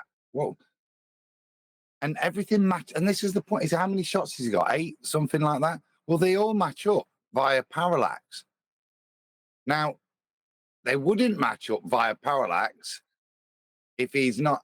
If he's made the assumption that he's at the same height and he's traveling distance, and that's the point of parallax. But if you're going to then add additional parallax into that, then you've got to put the curvature in, because you're going to have to readjust, aren't you? But the curved surface in terms of your parallaxing to realign them, because they're not going to just match up just on the 2 axes. You've got the 3rd axis to have to adjust, which will change. But it's done it because it's a flat image, which is why he's crying foul, because the computer doesn't need to change it and it can render it perfectly, which has implications over that much distance. You can't call this horse a cow. It hasn't been painted into being a horse yet. Something to do with a rather glaring mistake that Jay Tolin has done in his placement of the globe curve line. Because he's got it meeting the flat Earth line in the middle, which means the distance from the plane to the ground directly below him, he is saying, is less on a flat Earth than on a globe. He's suggesting that 32,000 feet in a plane is higher on a globe than 32,000 feet on a flat Earth. Already addressed, Adam. Already addressed it with the Sagittar. How this line should actually be placed to not strawman the globe would be to have the starting point of the curved line at the same point that the flat line begins, so both would have the plane the same distance above them. But why does anything have anything above a plane when it just renders it as a plane? Why are we suddenly having to describe how a curve is described with respect to this plane? Why are we having to do this? Strawman the globe? You're showing how it doesn't match. Yeah, that's a straw man there. When it doesn't match the globe, it's a straw man. What he's actually doing there, if you look, you can read my comment that I left that underneath that video. What he's doing is he's attacking Jay Tolan for not representing it correctly with a tangent, but then he's not representing it correctly because he has the nose of the plane pointed towards the curve. In reality, that plane, if it was flying around a globe, would have to follow the curvature, which means the nose of the plane would be angled away from down. He has it pointed down towards the curve. No, the nose of the plane would be angled differently because it would have to be equal with the center of the globe. So the nose of the plane would be angled at a completely up the way, completely different. So he's just done a complete misrepresentation of what things would be if his paradigm was correct after attacking Jay Tolan for not doing it correctly. He's a complete fraud. And I didn't say it earlier, I was busy, but none said it. He's saying, how come we can see the clouds but we can't see Canada? Maybe the clouds are blocking your view. Do you know what I mean? He just said, I can't see Canada because of the clouds. That's what he said. I can't see Canada because of these clouds 500 miles away. He should then have the curve line angled so that it crosses the flat line at the distance where the horizon would be, which from 32,000 feet is almost 220 miles. Now, that actually fits with Jay Tolan's render. What? Sorry? So the horizon is Earth curve. You see? Sorry, it's not well, there. in his image, there is no point at 220 miles that there's an Earth curve. What's he talking about? See, he shouldn't be seeing any land past 200, I say 212. 220 is admitted to. He's just said he can see stuff past that. He's seeing clouds at 400 or 500. There's land underneath those that he can see. So where is Earth curve now? It's in the software that it wasn't added into. He's saying the software is not rendering anything past around 200 miles. So he's addressing the software, not addressing the image. That's what I said earlier. Yeah. So he's saying the software can't see anything past 200 miles. So that means our curve.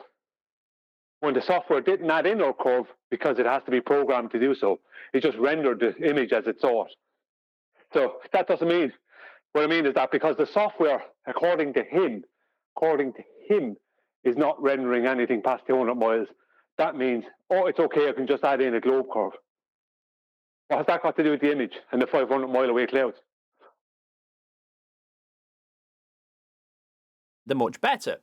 We can't see any of the land beyond 220 miles because the curve of Earth blocks our view, but the clouds way off in the distance are a similar altitude above the curved line than the plane is, and they're still visible. Jay Tolan pretty much pegs this to begin with without even realizing. The horizon distance on a globe is 219 miles, and when he first looked at the photos and worked out how far he could see, he pegged the distance as being just over 200 miles. We're really seeing about... How far you're seeing is exceeded by the things that you can see, and those are clouds above the ground that are obscuring the view beyond them. Adam's already completely pegged this perfectly, by the way. Kudos, Adam. Thank you. You know, over 200 miles out. Anyway, I think that's going to draw this video to a close. Thanks once again to World of he Tanks said for over. sponsoring this video, and don't forget to check out that site. Sorry, he said over. We're seeing over 200 miles. He didn't say we're seeing 200 miles or 219 miles. He said we're seeing over 200 miles. He didn't say what McKeegan said. Sorry, I'm a bit out of breath. Yeah, but rewind to 2017. This is garbage. No offense to you, J. Taylor Moon Media, but that is our vibe currently. And, you know, that's maybe why you don't get a lot of shout-outs. It's just one of those things in terms of timing. We were covering this so long ago that it's almost become, I don't want to say irrelevant, because obviously we're covering it right now, and that's because numpties don't learn or listen. They told him I wouldn't attack Jake Holland. Go on, Adam. What's so old is the attack on these beautiful images and the argument, the same khaki argument arising in his earth curve from them. It's so old and weak. That's what's rubbish.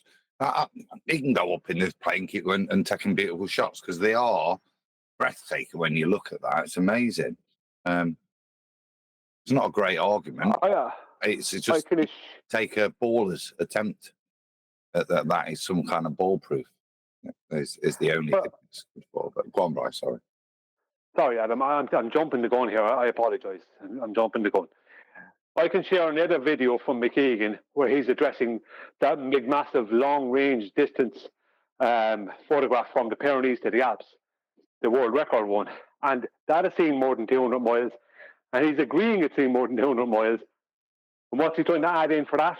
He's because of the observer height, over 6 hours. He's trying to add in as much over 6 hours as possible. I commented on it. It was an absolute joke.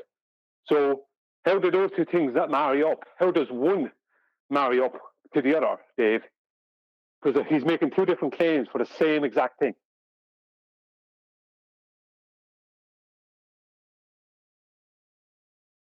Very good.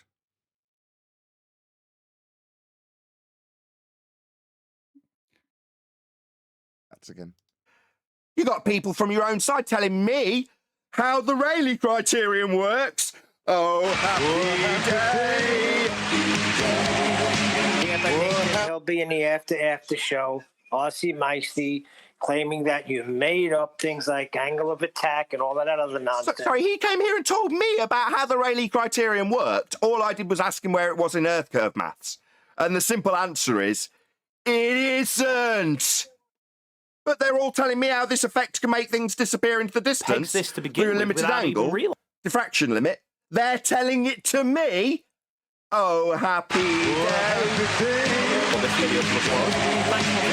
Miles. Worked out how far he could see. He pegged the distance as being just over 200 miles. We're really seeing about, over 200 miles. Sign-on bonus.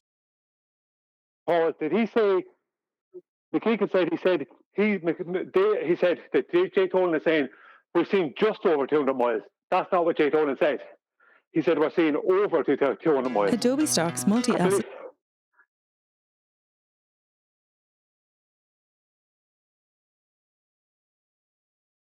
And this pit further away, i.e. the guy on the left further from the guy on the right, that limitation becomes more and more acute. Smaller. The angle gets less as it gets further away, meaning that you lose more and more and more from the bottom up.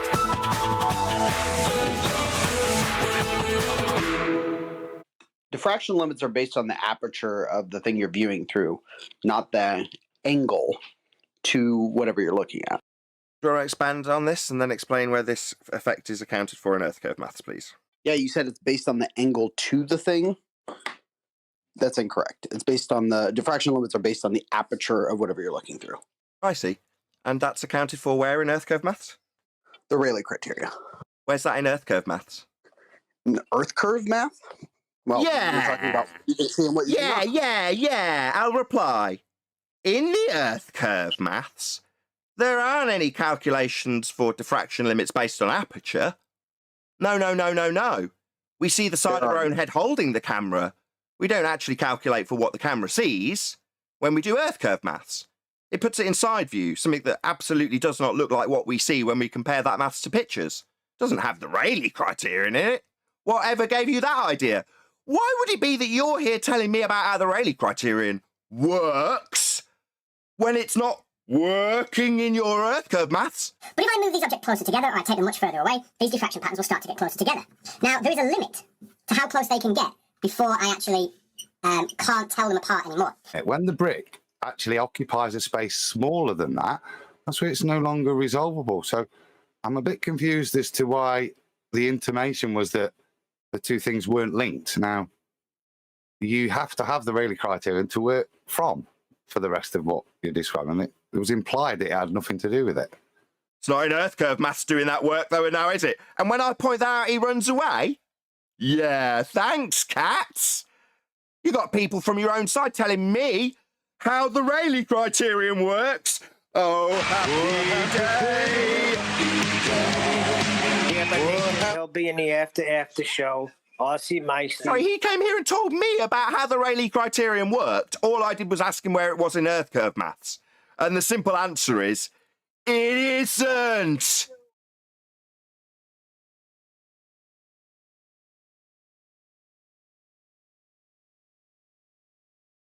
That's it. I'll see if I can find another one. Back in the white heat.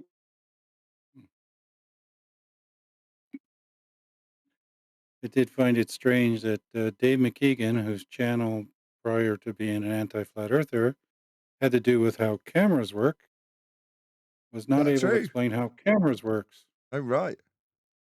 Anybody else know that? Interesting, isn't it?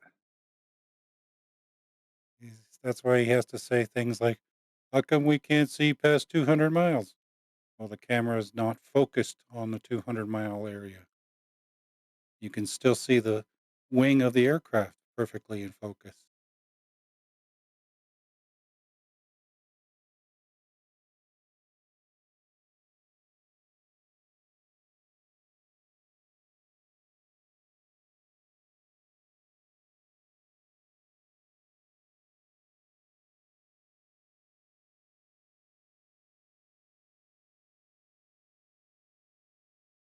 I think that's the only copy I've got of him, cats, going through the Rayleigh criterion.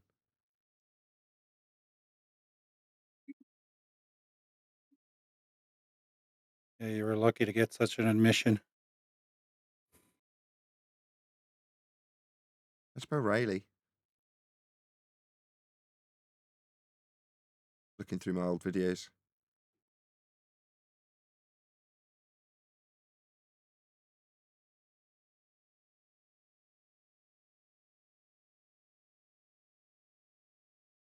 Has the PC been stable then, Nathan? Even Yeah, though it's been wicked.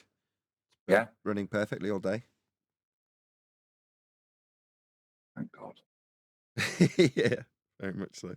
Crazy. Now your computer's awesome and your electric is shot. Really, really good. That's okay. Okay. One of these days, we're going to get the full effect of everything working perfectly. Don't know when that'll be, but I feel it's coming. Hopefully so. I've arranged for a different electrician to come over tomorrow and explained that we have been given a contact number for a different electrician who's not the guy with his wife in labour, but we don't know him, we've never met him, and we don't know how reliable he's going to be. So I've asked this other electrician, can you come over, assess what's going on and see if it's something you can finish off? And if the guy who's been somehow connected to the electrician that's not, here doing the job and finishing it off right now, if he happens to also be a very unreliable character, it won't matter. I'll have had someone else out. When he comes and goes, it's going to have to be tomorrow, I'm afraid. Like, don't worry about it. I've already had someone else out.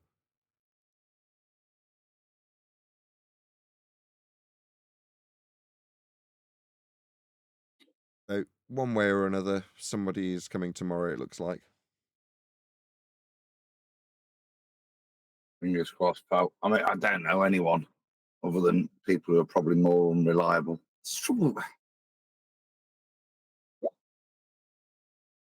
Yeah, well, like I say, someone's coming out tomorrow.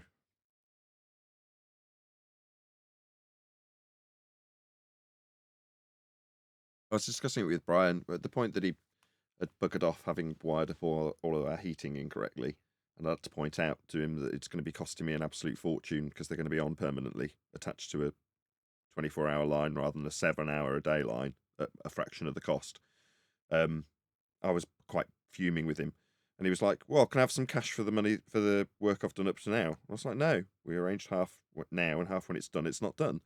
The guy started getting quite stroppy with me. Yeah, like I was discussing with you last night, Brian. And my wife was like, hey, you've been rude to him, because I basically said, you don't know what you're doing, because he didn't. I was like, well, he didn't. He's like, yeah, but it's how you say these things, according to my wife. I was very rude. Now, come 25 to 1 in the morning when everything went bang and everything switched off, fortunately I'd unplugged everything, I was like, do you think I was rude now? Because now we've got no incoming power. You know what I mean? So how rude do you think I was? Because I was about ready to punch the guy. I was so fuming mad. Have you got 2 different power lines then? Yeah, day and night.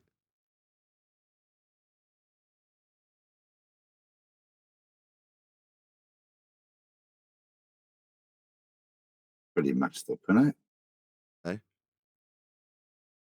The one circuit's on all day, and you've got your kettle and your washing machine and everything else that you just normally use the computer plugged into that circuit because it's on all day. It's 24 hours. And then at midnight, another separate circuit that's attached to the radiators with giant coils on them turns on for 7 hours when the electricity is cheap. So that particular circuit only is charged at a night rate, which is a lot cheaper. And it comes on, fills up the radiators, if you will, with heat in bricks, and then over the day it lets them out with a little fan that blows on the bricks and just blows the heat out when needed. That's it. So it's just 2 separate circuits that he wired together. That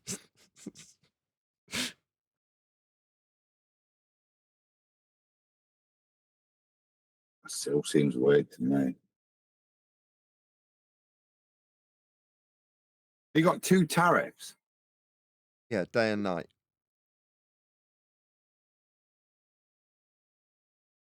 So when you get to night time, is your computer cheaper to run? No. The computer's plugged into a circuit that's always on and always on a day rate. So even though it is actually night, this computer's always plugged into a circuit that's on 24 hours a day at a higher rate of cost. That doesn't mean that when the second circuit turns on... I'll give you an example. If I take that circuit now, where the radiator is plugged in, and just pull out the live wires and start touching them, the circuit's not on. It's a completely dead circuit until midnight. Now, at midnight, if I happen to be touching that circuit turns on, and it would kill me. With me? Yeah. But that separate circuit, only connected up to an immersion heater and 3 radiators, that circuit has nothing to do with the other circuit, and is charged on a separate rate called night. So on my meter, I have day, night, and combined total.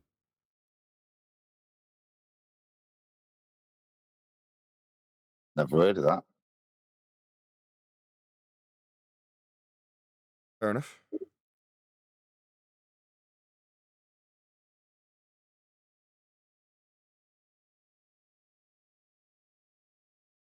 Yeah, it's a bit of a bummer because not only is electricity very expensive at the moment, my electricity for the normal electricity that I use generally, boiling a kettle or running this computer, is even higher still, because in order to get that cheap night rate, I have the penalty for having it is that my day rate's more expensive. So there you go.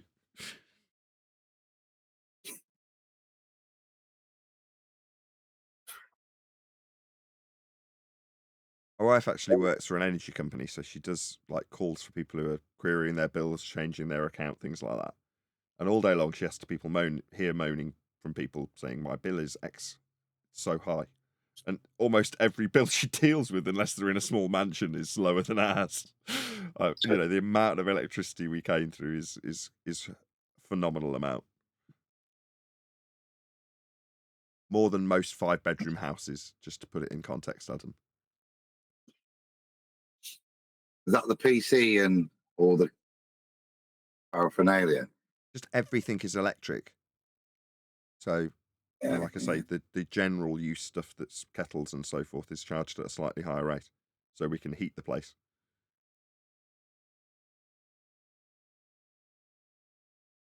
I've never heard of that setup. That's just novel. Not heard of that. And neither had my electrician. That's why I wired them into each other.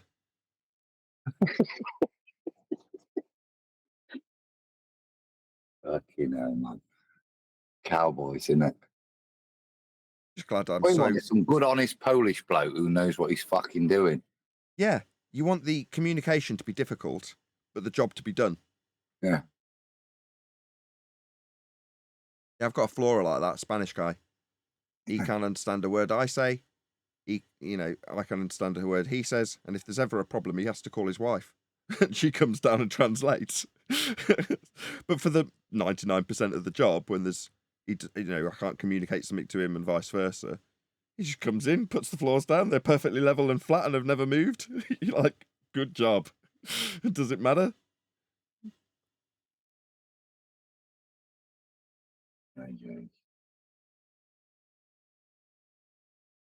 Anyway.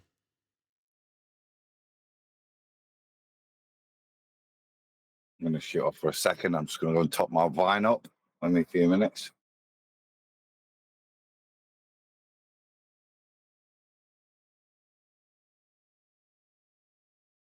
Has the stream ended? No. Oh. Well, I see the squirrely line. Really? Oh, no. Sorry, it was just my browser. Heck, no, it all seems fine. My whirly whirl going around. Good job I checked. I've had a super chat from Roger Ledwell. One thing, Dave. That it says THINGG. Think. One think, Dave. Don't really understand your super chat, Roger, but I really appreciate the support. Thank you for the super chat.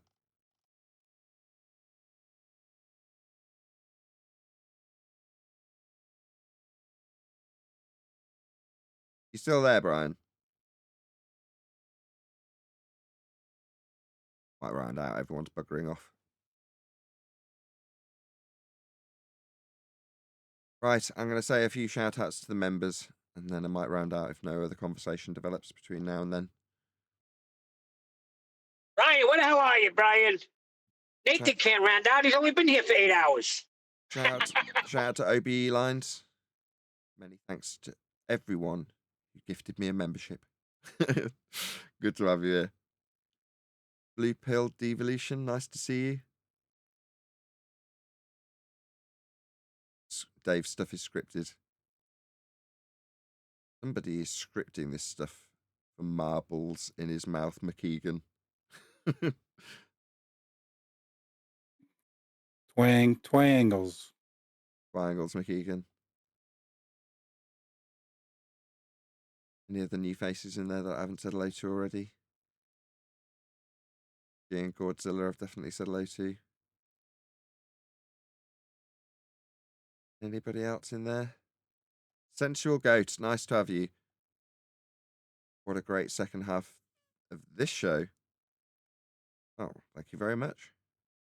All is good, says Sensual Goat. Pleased to hear it.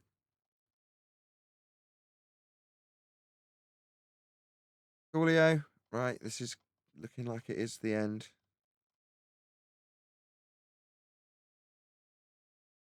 Or I could just leave this live stream running and hope the conversation picks back up again. There are a few people in Discord. This is the end. My only friend, the end. Oh, yeah, you Where's got no copyright Brian? strike. Like that.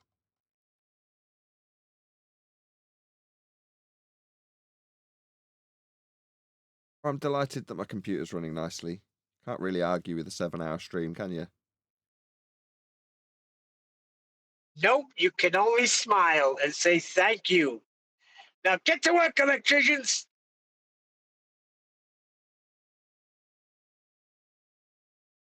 How does one argue with a 7-hour stream? Nobody wants to argue with a 7-hour stream. There's been a good few people watching the whole time as well, which is nice. 20 plus people have been watching. Dedicated on. There members. was a time, and Nathan, there was a time when even after 6 hours, they'd be yelling 4 more hours. So, we got to step up our game a little bit. Foxoid's getting more views than you. And Arwen's 3 times, he's grown 3 times the size in less than a month. What the hell are you doing? I don't know. I try not, as much as I earlier in the show congratulated Dan, it's like, well, more power to you, buddy, as a YouTuber. All I'm concerned with is my own stats. So while it is interesting when someone says, oh, I've had this massive growth spurt, and you go, oh, okay, well, tell me what it is that you did, because I'm intrigued. I watch a fair amount of videos from other videographers who show how they have had success in algorithmic terms and what they've done to achieve it.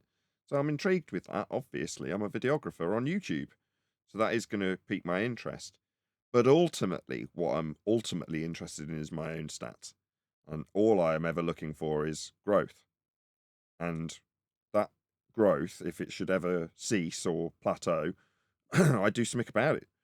And because I've always been that way, this channel has consistently grown. Now it's at what, almost, is it 25,000? Something like that. I should know the exact number off the top of my head. I don't. But I think it's 25,500 or something like that. Well, that's more than it was yesterday, and it's more than it was the day before. And that is always the case. Same with the number of views, number of watch time minutes or watch time hours. That's the name I gave you. You're like, that's what I'm going to watch. And if people around me have a sudden spurt when they're doing really well for whatever reason, it's like, okay, well, keep that going for the last 5 years, Nathan, like you have done, and 5 years from now, you'll be bigger than you are now. And that's all you can really ask for. Like, if you just watch the guy who goes from 0 to hero after 30 or 40 videos, and suddenly they've got 1 million subscribers and people are absolutely loving what they're doing, you're like, well, good for you. But, that is not currently my path. And all I can focus on is, do I grow my audience? Do I grow the amount of views? Do I grow the amount of time people have spent watching my videos? If the answer is yes, it would be nice if I could also say, and the money as well. But that would just be lying, because it isn't the case. In fact, quite the opposite, with a bit of hacking and slashing from YouTube's ad revenue department. But there we go. That's such is life, I just have to work even harder, I guess. But it is nice at the end of a 7-hour stream to go, that was good. I had Eleanor in for a certain period of time playing on Minecraft. As far as I know, it worked perfectly. Even when she had 1 million sheep in a pen 6 foot by 6 foot. For whatever reason she wanted to do that, it didn't cause any problems. She ran at ATC for a little bit while we had a lot of mooing. I played Fortnite at one point, or maybe twice, I can't remember. Yeah, I was only kidding anyway. But I think you're fine, and I think you put a lot of amount of work in, and that's good. Even though you couldn't get a show going, you re-up shows, and it keeps people active in the chat. So everybody's happy about that. Yeah, well, like I said at the beginning, that took a fair old amount of effort, and making sure I've got enough charge in the few interim periods when the power is working, so that I do have a Wi-Fi hotspot and can just go into the iPad and go to the studio page and find a good video and make sure it's got reasonable comments, scan through it to see that it has actually got good content in the show, and then pick it out for the time that's going to be that show on that day, and then monitor the chat via my little Wi-Fi hotspot on whatever they call it, low quality stream bitrate or whatever they call it. Yeah, I mean, I hope that's kept things ticking. Well, I know it has. I've kept an eye on it. It's just not the same, is it, Neil? And the most important people, with all due respect to the general subscriber base, are the members. So doing this, when I know Brian's sentiment earlier was like, well, make it a real live show. No, this is definitely a real live show. It's just the 23 people that are currently, 21 people currently watching, but it's been like that throughout the whole show. 22, 23, 24, 25, thereabouts people. I'm sure they are extremely grateful that they got a proper show with us doing a reaction to Dave McKeegan, thrashing it out with Arwen. Maybe they didn't enjoy me moaning about my electricity problems, but that was the main reason I started the stream. Test the computer and moan to your friends about what's going on in your life at the moment, and the members can enjoy that moaning too. Everyone loves a good moan.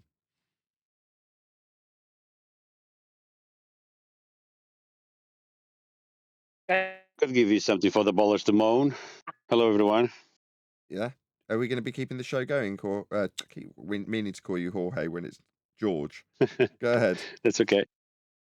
Now, for the claims of refraction, I came to the conclusion that any refraction claim is going to require a flat plane for that. I mean, if you're talking about Snell's law, the refraction is happening on the horizontal plane, the surface of the water, when you have the refraction happening on the glass. Looming and stooping and towering is in relation to the horizontal plane, the horizon, in other words. So, yeah, I came to that conclusion that for any claim of refraction, it requires a flat plane. Yeah. I don't see any issue with that. That's awesome.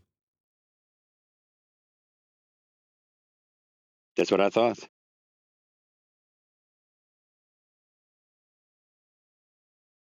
Okie dokie. On the What's 7-hour the mark. plane of Oh, go on. If I don't mind keeping what I will do, Adam. Should I keep the show going? I don't mind. I'm quite comfy. I have never been more relaxed making a show, if I'm honest. I'm good for a bit. I've got a few bits that I'm doing pottering in my shed. So I'm good for a little bit. But Let's ask the audience. There's going to be a small interlude while I go and get a drink and such like. Nathan's been going for over 6 hours. What a legend. It's a central goat. Not at all. I got feigned praise earlier with people like explaining their disdain towards YouTube for being a bit crap with their ad revenue for us, or me specifically. I'm like, man, I've got the best job in the world. Like saying I'm a legend for doing 6 hours of live streaming when I'm putting Dave McKeegan videos up and just shouting at them. It's like, this is the life. Yeah, I'm a bit cold, and yeah, I haven't had a wash for a few days, but we'll just brush over that quite quickly.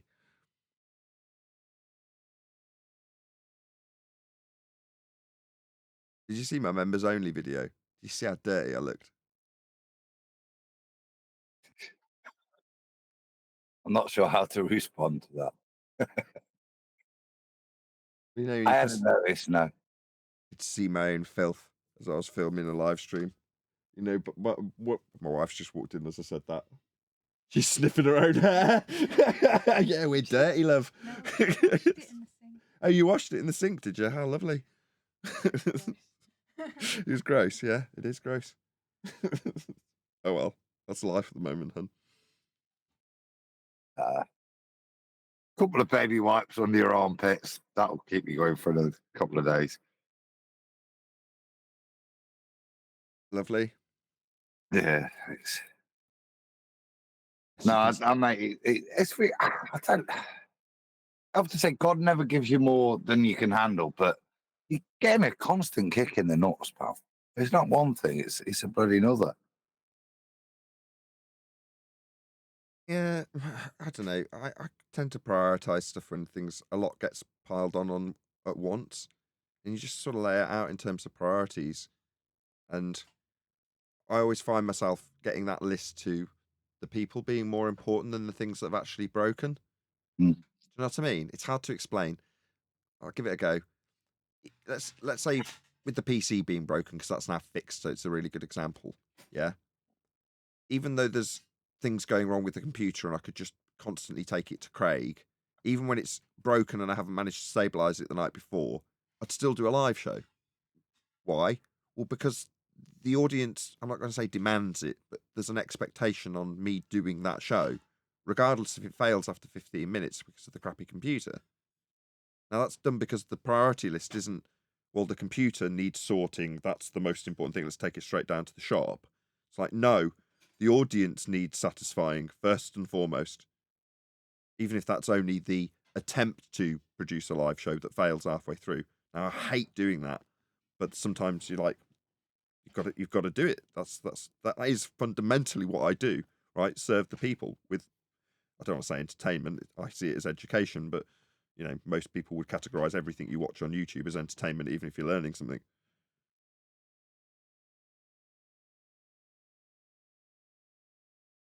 Well, that's Yeah, your bread and butter, mate, isn't it? Unfortunately, that's again.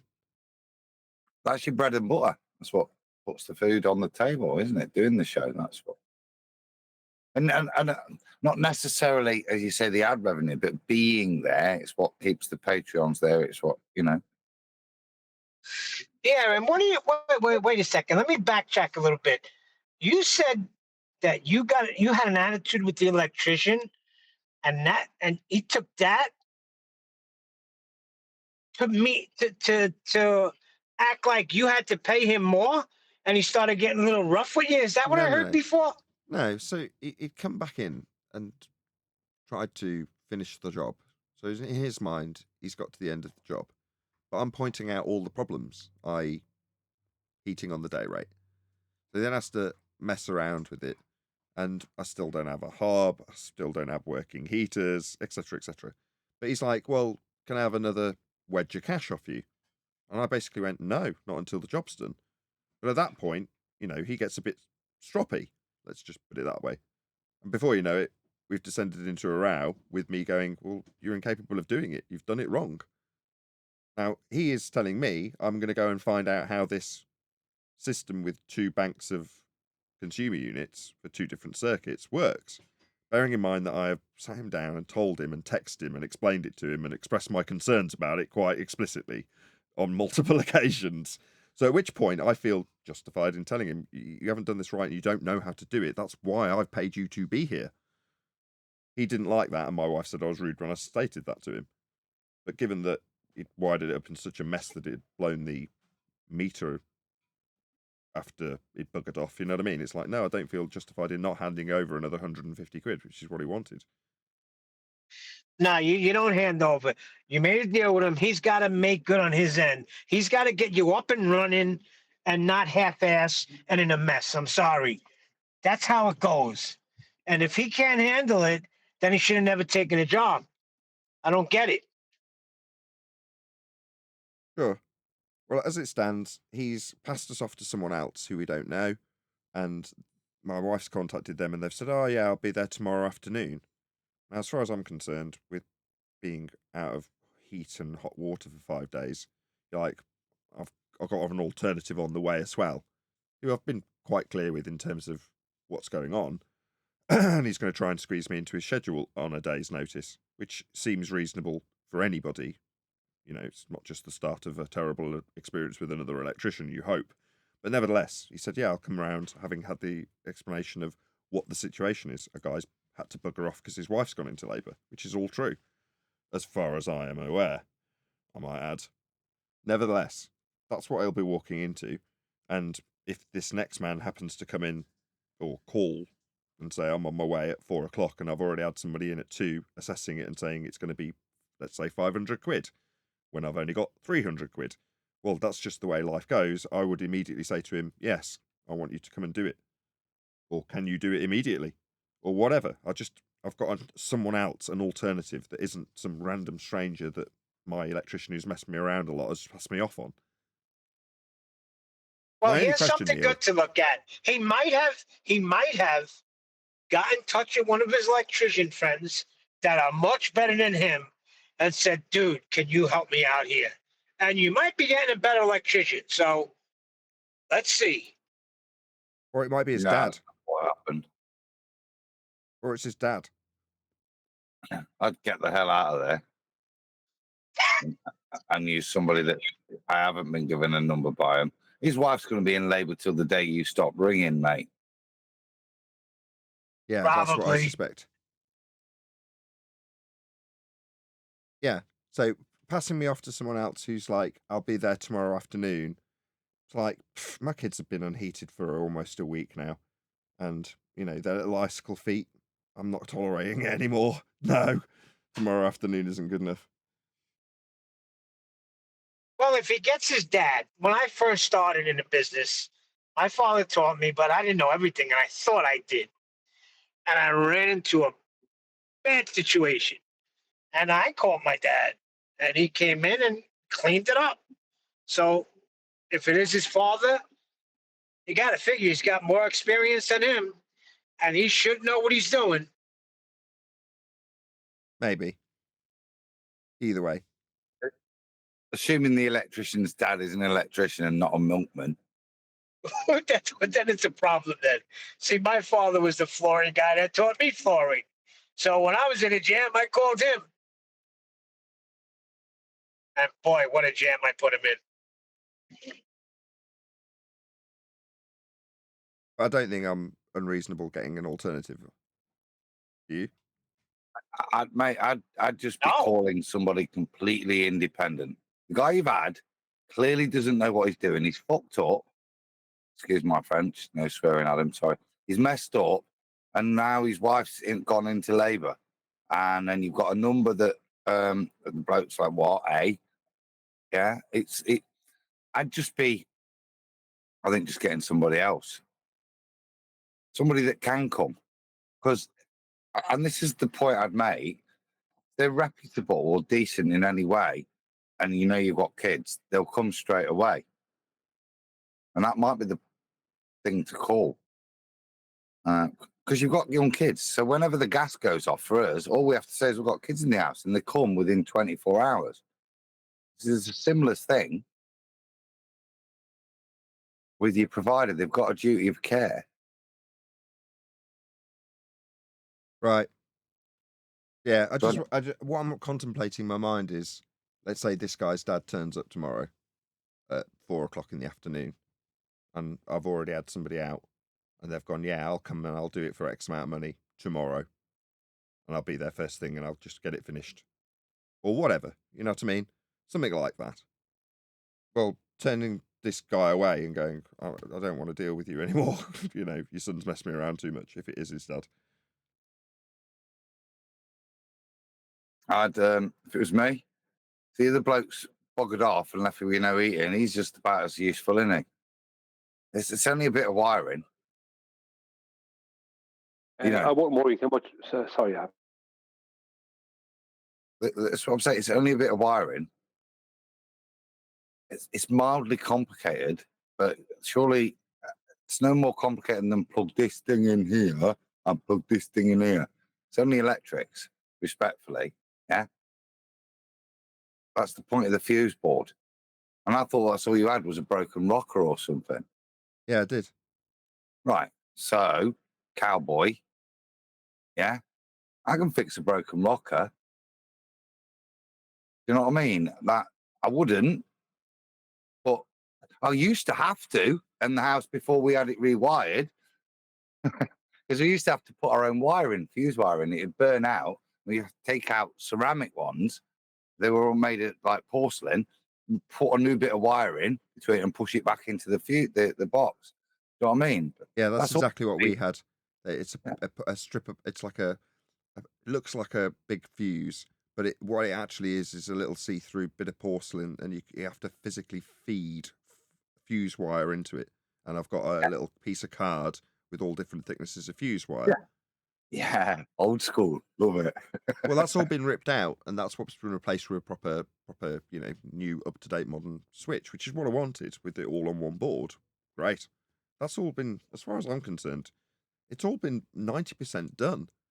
You know, it's just that last little 10% of running a new wire for, so it's up to regs. It's not even that it needed replacing, but the one to the shower, I've got a wire that needs replacing.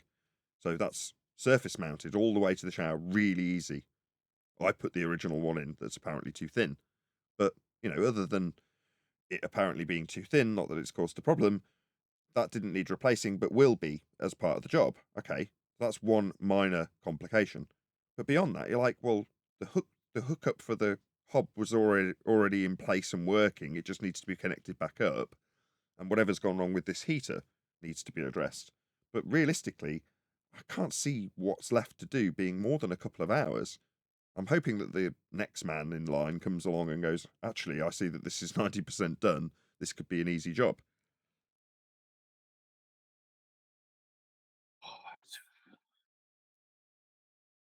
The situations you find yourself in, Nathan. Don't leave families without heat. That's the odd thing. These guys shouldn't do that. That's what I'm thinking. It should have been in a hotel. At least go get a room. Yeah. Can't do that, but they have a duty of response.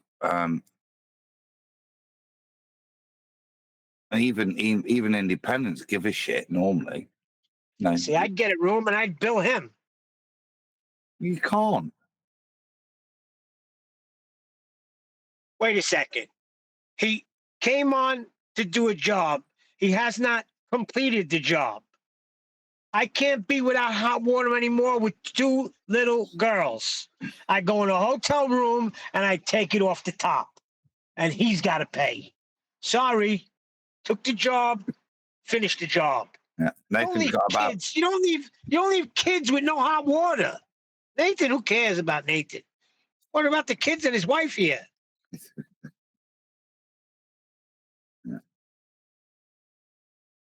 That's not going to happen over here, mate. It doesn't work like that here, Neil. Oh, wait a second. So you mean to tell me you won't be able to do that? Well, he's not £3,000 worth of labour in, so we can go to the bloke. You can screw that, mate. Sort it, or I'm taking it off the top. No, I'm saying at least tonight.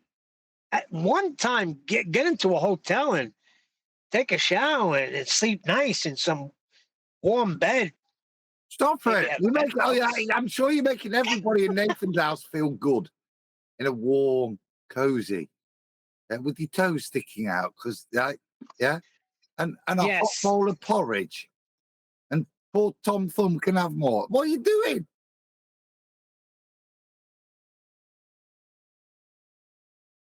Nathan, what I would do is if that guy is not coming along first thing tomorrow, I'd see if I can find someone who will come along, and I'd just ring him back if there is someone who will come along. Ring this guy back and say, sorry, I'm okay. Someone already came and did it for me. You don't owe him. You have no loyalty to this guy. You have no loyalty to this other guy. You have no loyalty to the first guy either. Gave him everything he deserved. More than he deserved, actually, in some way, in a good way. So you don't owe him anything. You know what I mean? You have a family to look after. It's not your problem if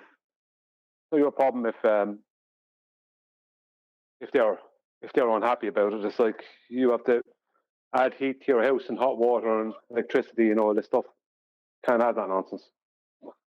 That's their own problem if they don't like it. They'll get over it. I guarantee you. All right, I stepped into the other room. I'm really sorry, Brian. Can you repeat all that?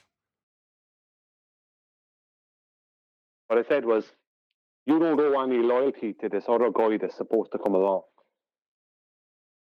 So you should look for someone else to see who will come along as soon as possible, sooner than this other guy is going to come along. And whoever will come along for the right price, and you know they're coming along, hire them. And when they do come along, just ring the other guy or text them and say, sorry, I've already gotten that sorted. That's the end of that. You owe this other person nothing. They'll put up with it, they'll get over it. Don't worry about it. Fair enough. Yeah, because you do. You have your own family and livelihood to worry about. This guy can, whoever he is, if he can't come along, he wasn't able to be there today, whether he'll be there tomorrow or not, this other new guy. I mean, the point is that you don't owe him anything. He was, you know what I mean? So if you can get someone in the meantime, he'll get over it. I mean, he knows you have a family. He knows you have no heat and no water, hot water, all this. He'll get over it. And if he doesn't, to hell with him. That's his own problem. All you can do is ring in the second your heating comes on and say, don't worry. Sorry to waste your time. The bloke's come. It's done. That's all I do. Your priority is your priority. There's no loyalty to people that say I can come in 3 days when they know you've got no heating, or 2 days, or tomorrow. I think it's reasonable. You know, I had this exact problem last year, literally at this exact same time. I had 2 old 1970s radiators, and I ended up replacing them. Not that it was one of those, because it's domestic stuff. I hate talking about this sort of stuff. It needs must, unfortunately. That's what's going on and stopping the show from happening, so I can't really not talk about it. But when it comes to last year, one of the radiators failed, and suddenly we were plunged into exactly the same situation we're in now, where we've got like one heater that's working. Anyway, you sort that problem out, and as a result of it plunging into sub-zero temperatures in this apartment, we ended up with a whole load of mold all in our bedroom and spread all over the windows and stuff. And we had to go and pull all the clothes out, chuck half of our clothes away, disinfect it all, bleach it all, put all this chemical all over these horrible mold stains that were on everything, because it just got so cold, and it suddenly rapidly gets out of control. So this was, like I say, about just under 12 months ago. And you, like you say, you get kicked in the balls a lot. That particular escapade, I don't think I mentioned on any of the streams, because it's like, it's not preventing the show going out. You don't want to be like that guy that's a really negative Nelly, like I've been for this, well, not for this entire stream, but for some of this stream, you know.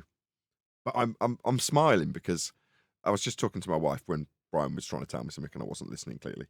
I was like, I want to keep going. I'm really enjoying myself, you know, because I'm not. 2 or 3 times, I won't lie, I've stared down at some of the stats on my taskbar about what the computer's doing. Everything's fine, you know. So it's like I'm in a comfy chair because it's been put back, because it's been tucked out of the way because of waiting for this serviceman to look at this radiator, which he did yesterday and made it go bang.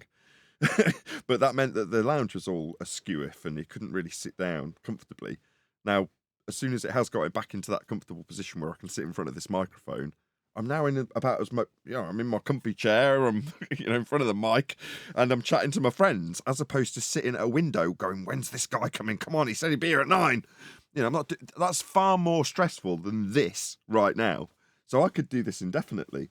You know, so when people are in the chat going, wow, what a legend, 6 hours stream, now 7 hours, coming up to 7.5. It's like, this is great. The fact that I've got people who will sit and chat to me for this long is absolutely awesome, as far as I'm concerned. This is a moment of levity in a week of hell, doing this show. You know, I don't know, a couple of months ago, I compared it to like a guy on an aeroplane. You're like, you're doing all your paperwork, you're checking all your passengers, you're making sure your weights are correct, you're double checking your takeoff amount of fuel, you've got all these checklists to get through, you get your engines going, it's a monster of a machine that you're trying to get off the ground, it's very stressful as you're going through the takeoff roll, you're doing all of that stuff in a very short period of time, it's really intense, and then you get to cruising altitude. And then there's 6 hours of long haul nothingness. Well, that's kind of like the show. Once you've got it all arranged and everything's dialed in, and in this case I've only got one monitor running because I still don't trust the electrics enough to put the projector on. You know, adding an extra half a kilowatt doesn't really strike me as a good idea if you don't know the electrics are sound, so I'm not going to do that. But my point is, it's all set up and going. Like, we are live, there is still 20 people watching, 18 likes from my members. I can't quite believe it when I see some of the stats from the members streams, because I remember a time when I didn't used to get that from my entire subscription base. You know what I mean? I remember when I used to go live to 8 people.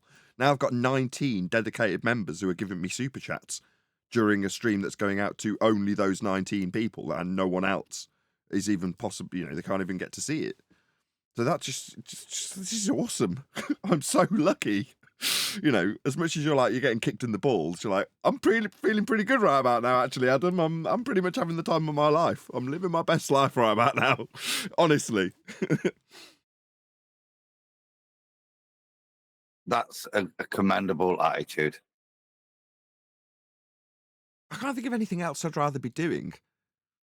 Oh, I'm envious of you. I missed most of today's show because I had to work. Your work is the day's show. So it does. It feels like a day off. It does. It really does. All I've been doing is picking my face. You know what I mean? I get stressed and then I pick my face and end up with spots all over my face when I'm stressed. But that's what I've been doing. Just sitting at a window, smoking cigarettes, going, come on, where are you? Looking at my text messages to see if he's responded to my last pointing out that there's 2 circuits. All of that I can shoot in the head. It's a horrible, horrible, horrible week of just nothing but stress. But you can get over all of that just by having a mic in front of you and an audience that's loving. Suddenly that all gets washed away and forgotten about until you smell your own armpits. Yeah. And you've got the wrath of your wife who's just washed her hair in the sink. My wife's a lot more chill about all of this than I am. You know, as much as she's female, therefore there might be a stereotypical perception that she's going to be the one moaning about it. On the contrary, you know, I'm the one moaning about it. And like a, you know. Clearly, too much to the point that you pissed the electrician off, in her opinion, from what I've heard. I don't know. I think you're well shot, mate. If somebody like that, like I say, the measure of a man is how you behave. You don't do that if you're a genuine tradesman. I don't know any guys that had ever done that. Yeah, they'd have rigged something for us. Do you know what I mean? I don't know. He did. You won't be using him again, will He you? rigged it so it would cost me 5 times the amount and be wired permanently running 24/7. That was what he got me going. No. That's not what happened. He did the job wrong first. You pointed it out, then he's done a runner. Yeah. No, he's not. Yeah, he's made. It's come on. It's obvious. You have pointed out what the situation is, and he's done it wrong. God knows why. And budget and scarpered, mate, is what I see. Pregnant wife, my arse, is all I can say.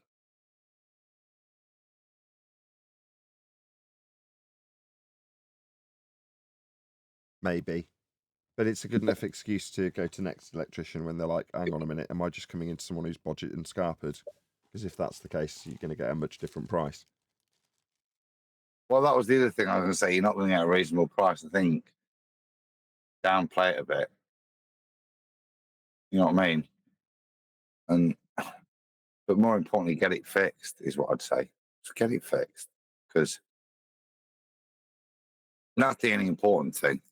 Whether this guy's genuine or not or whatever, if he's genuine, he'll come and give you some money back, won't he? Like I say, he got irate with me when he was like, not getting another 150 quid. I'm like, you've got to be kidding. Change your terms on me. It's half an hour and a half when the job's done. That's done, discussed. You know what I mean? It's not genuine if you then try and change those terms. Yeah, but there we go. On a different note, but the same note, he was asking obviously what I did, and I said, "Oh, I'm a YouTuber. What? Why am I a YouTuber? What subject to cover? Cosmology. All right, okay. What's that? What's stars and stuff? That's what I say when I don't want to tell a tradesman what I do because I don't want a discussion about it. So, after he'd come and fixed a plug, our initial contact, when he was exceptional, he did the job really quick, really efficient, and wasn't very much money. You know, enough for me to commit to doing a much bigger job with him. Let's put it that way. Thank you for the super chat, Chow Young Cat. Really appreciate the sticker. Chow Young Cat gave me a thumbs up. He says, as he was leaving and arranging the price, he went, "You don't believe in the moon landing, do you?" And I went, "No, of course not." And he went, "Good man," and shook my hand. I don't know about Neil, who would have obviously launched into a barrage of information about Earth being flat at that time.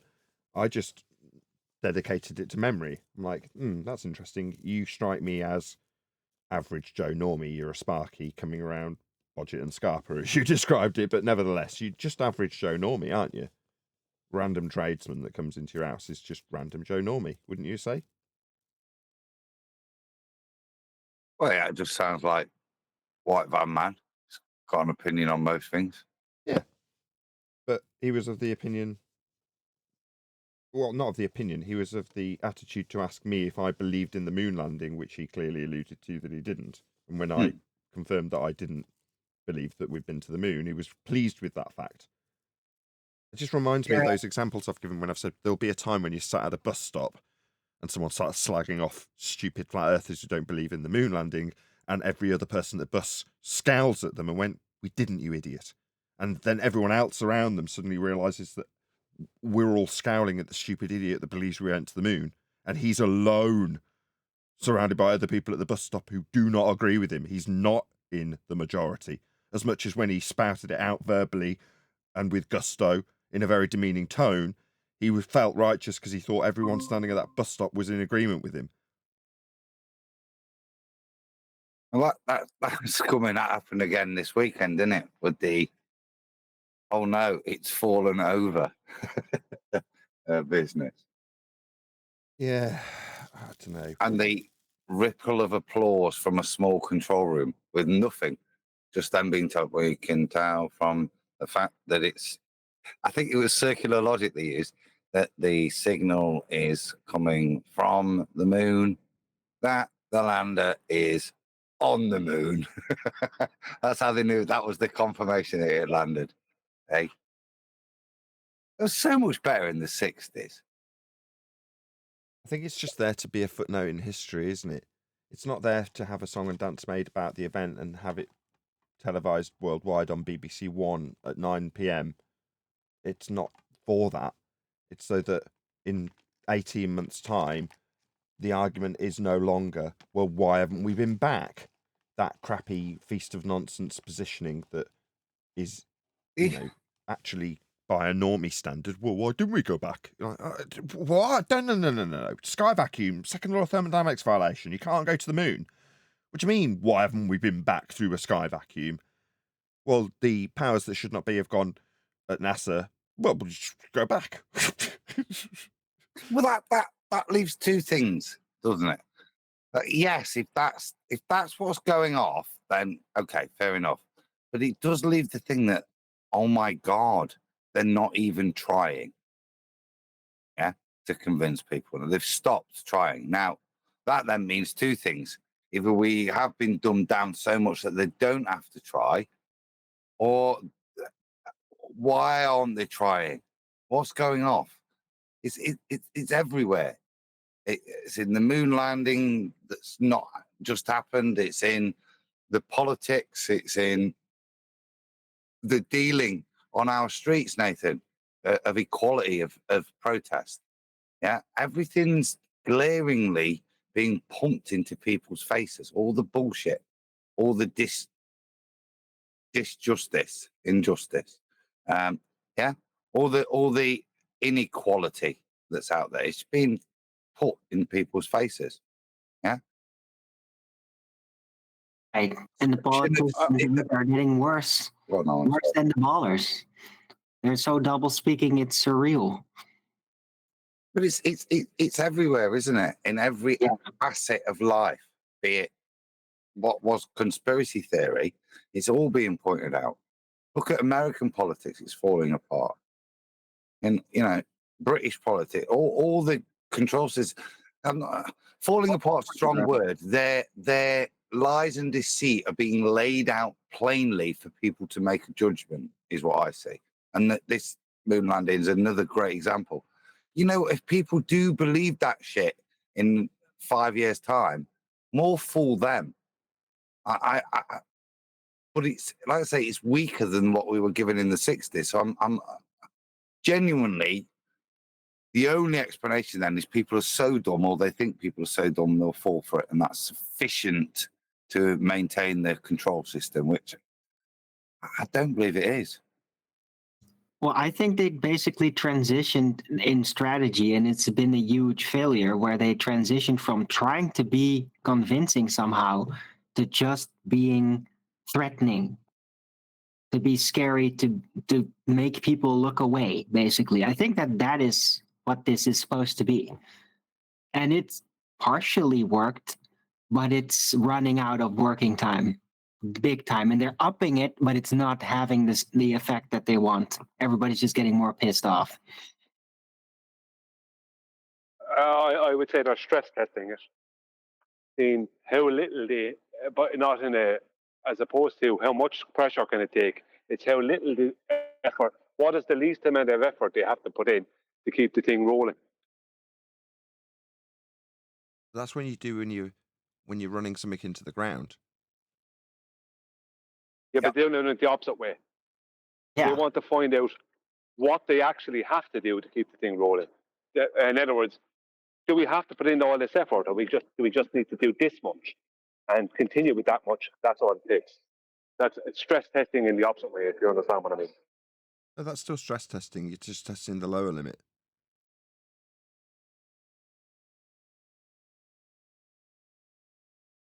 Just goes against, is it Goebbels? Make the lie big, make the lie everywhere. Well, you're saying that then they're seeing what the minimum they can get away with. Don't make the lie big, make the lie subtle. Keep it subtly minimal effort. Make it basic. But to keep everybody going along. But if it's really extreme, then I mean, people are kind of like getting forced to make a choice. Like, do you still go along? Do you cock to that, or are you going to resist, but then take the stress of it, right? And a lot more basically chose to resist it than they anticipated, I think. Or perhaps it's the Dilly Gill example where he's like, NASA play their cards very close to their chest. So they won't show a battle with Zargon. They'll show them eating a meal in 0G. And they'll, back in the day at least, in the 80s, would go to the effort of pulling off the full extended 0G maneuver just to have a convincing shot of a guy eating from a TV dinner tray. And they will go to that much effort just to do the simplistic guy doing a somersault on a 0G maneuver. Yeah? Because that is the Dilly Gill description of playing their cards close to their chest. But maybe they've taken that methodology to the extreme and gone, well, why not just not show anything except a small round of applause and a confirmation that we have confirmation that the signal is rolling from the moon, therefore we are on the moon. Yeah, but that's the right. So they've abandoned space is another good example, particularly NASA. What's happened? That they've stopped the illusion.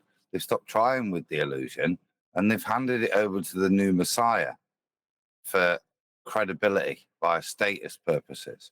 So the thing that's popping up space now is Elon Musk and his credibility as a person. NASA's is done. Look at who's keeping space dream alive. Elon with his flying phallus. Yeah, he's stealing phallus. Yeah, NASA's finished, mate. They've stopped. They've handed it over. It's space is very odd. That's why this moon landing on shenanigans, where what they present and explain how and why they can't contact this thing is some bloke with a little child's model on a desk showing it's fallen over. It's tipped, and so you can imagine that he's got the model and he tipped it on its side, so you can see. And this is the best bit. This is where the bull, and this is why I say, are they taking the piss? Because they say things. He said, and the reason we could tell is the gravimetric meters in the fuel tanks. So they've got liquid fuel, have they?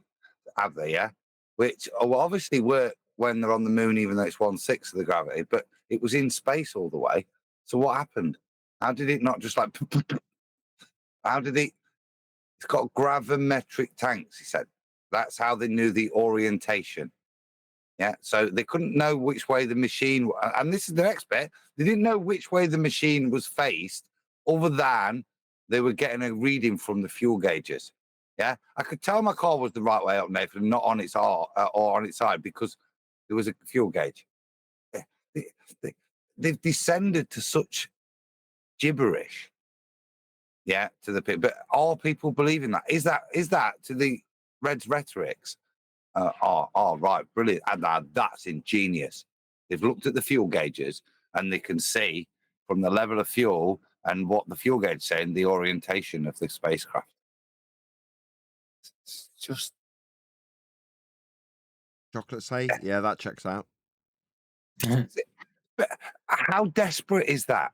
That's what they did. They've had all this time to make. They were never. It's not like the mission failed, right? They've had all this time to make up the story they were going to do, right? And what they were going to present. And what they thought was, we'll have an empty control room, a new control room, smaller control room, yeah, shinier in some ways, yeah. And we'll have them clapping, and then issues, and then we'll cut to a guy at a news desk with a tiny little model, and he'll turn it on its side. That's what they came up with, and that's what they gave the public. So I'm talking about trying, mate. At least in the 60s, yeah, there was there was something, weren't they? These guys don't give a shit anymore whether you believe it or not. Is my there you go. That's my conclusion. They don't give a shit whether we believe it or not.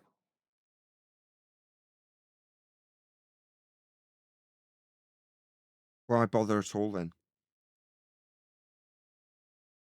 That's my point. Are they? Are they now bothering at all? That's like your electrician today. You know what I mean? Oof. Why did he fucking bother at all? It'd probably be easier Well, for the next electrician if he hadn't. You've obviously had a glass. So I forgot because it's this late. I forget we're on a show. Sorry. I'll mean. Sorry. Why did he bother? You know. So I think NASA's like still going and kind of like being the paint in the corners, and it's just like all these astrophysics talks on social media. I think that those people are kind of taking over their role, really, because those people have a lot more influence on people's minds than NASA has, who has like delivered at the time, but now it's like CGI, social media, talking people just take that over, that function, that programming, right? Which is what it was for. And so they're still doing stuff, but it's like in between. They're like just another YouTube channel or something. you can't speak to motivation, can you? But you can look and go, "Whoa, that's a bit weird." So why? I know you're not on current affairs, but why is Joe Biden pretending still that he might run for president again? Why is that illusion there?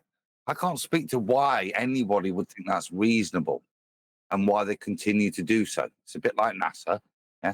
But they're doing it. It's a sign of loyalty. It's like you have to stick along no matter what. And if you can do that, you can be trusted for them, kind of thing. I think it's that. I mean, what else would it be other than just complete craziness? That doesn't make any sense.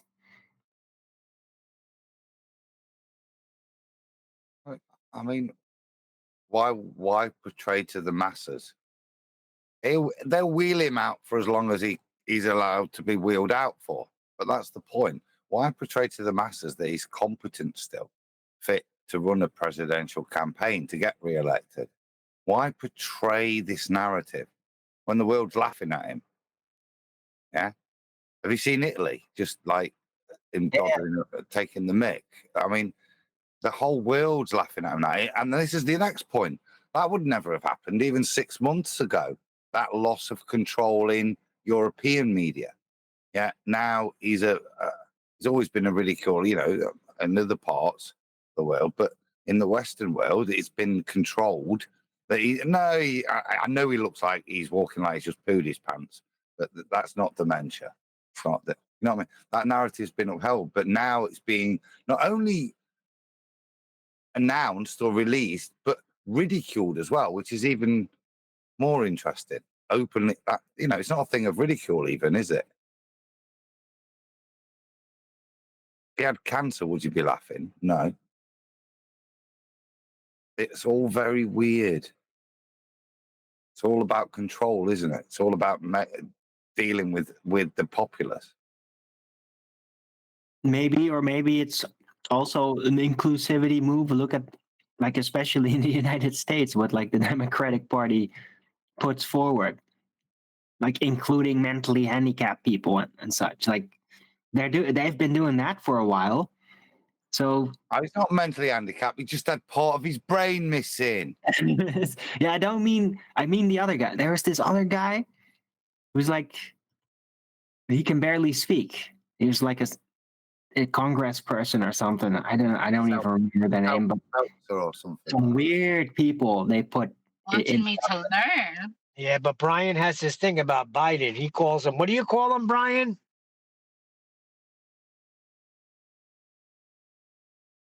Brian, what do you call Biden? Oh, Diamond Joe Biden. Yeah, he's a criminal. I think he's faking the whole lot. So what's his nickname? How is it, Jose? Kaiser Jose, yeah, Kaiser Jose. After Kaiser Jose in the movie Unusual Suspects. So he ain't as dumb as he's playing he is, right? Well, all I know is that he's able to recite poetry in the Irish Parliament, and 4 days later he can't put a sentence together over in the US Congress. You do the maths. Yeah, how do you cite all that He's on the poetry? cocaine. Or sorry, the heroin. Yeah, how do you cite all that poetry and then you can't string 3 sentences together? Yeah, I think that I think personally that he's a complete criminal. I think he's BSing everyone, and I think he's well in using heroin and cocaine.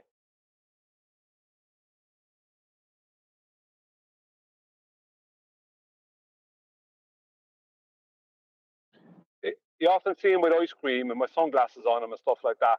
Like ice cream is something a lot of heroin users will gravitate towards because of their stomachs and that they'll help.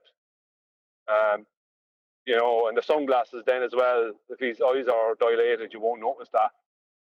You know, things like that. And just his whole behaviour. He's up on stage and he's like he's skagged up on stage. Can't talk.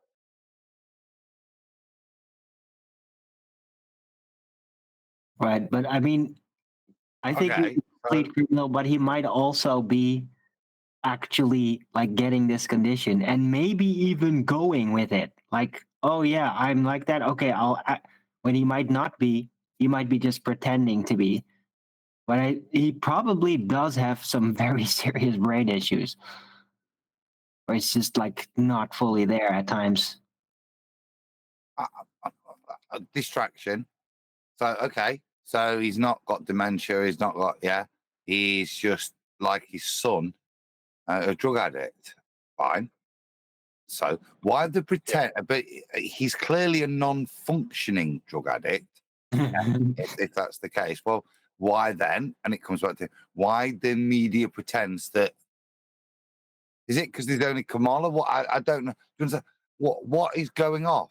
It's apparent to anybody. You can mitigate whatever you think the underlying cause of that behaviour is, but that's not what used to be called the head of the. Yeah, but he doesn't need to do anything to get re-elected. He doesn't need to do anything to get re-elected. They're already after bringing in enough illegals over the border.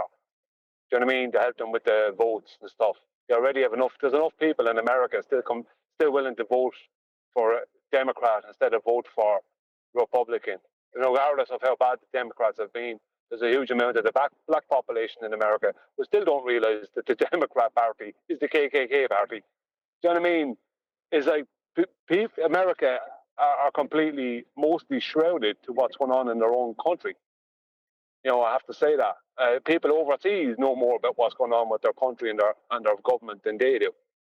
You know, so I don't think they see it as they have to do much because they just rig the whole thing like they did the last time. Even if by rigging is only by the votes of the illegals that are being brought in. Even if rigging is only that way, you know, that's how I view it. I don't think that it's either that or they're intentionally. I don't know, but I was going to say something else. I won't say it now, but to me, it just seems like they don't feel like they need to put in effort, kind of like NASA.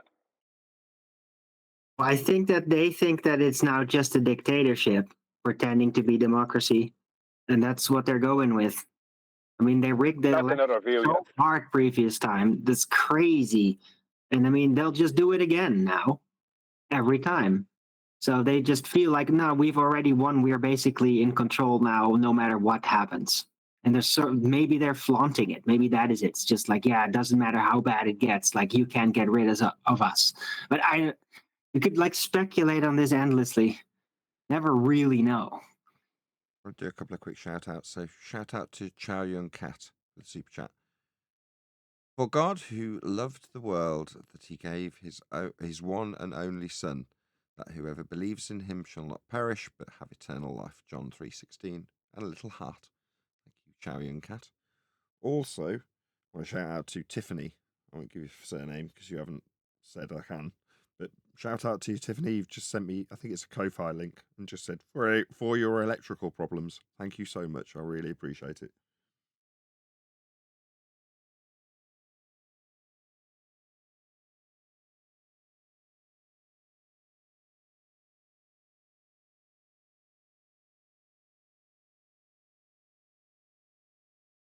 Didn't mean that to kill the conversation, sorry. Where were we? I've got that Bible verse in my head. That's the trouble. You read a bit of scripture out and my head goes sideways.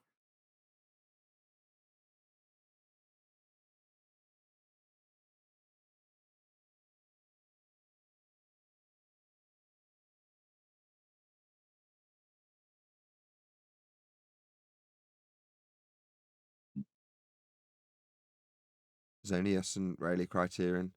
Oh, who else is in there? There's a couple of people in Discord. Got more people watching in the members stream than we have in Discord. That's a first. Oh, shout out to members, mate. It sounds like the members are having a riot. I can't check what the chat's saying. Can you? Is there in there that's I've got it up. worthy of response? If there's stuff in there, I'll read it out. I like how Nathan sounds when he reads Bible verses, like he's in a tuxedo. Thank you, Chow Young Cat. I am in a tuxedo. A very sweaty, dirty one. I'll check it out. Matthew's just sent me, I don't know if that's a Ko-Fi link, a Ko-Fi donation as well. But thank you very much. Message, let me just check.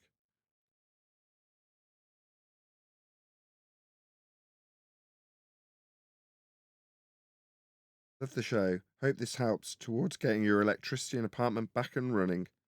All the best. Moon Harvest. Oh, thank you so much.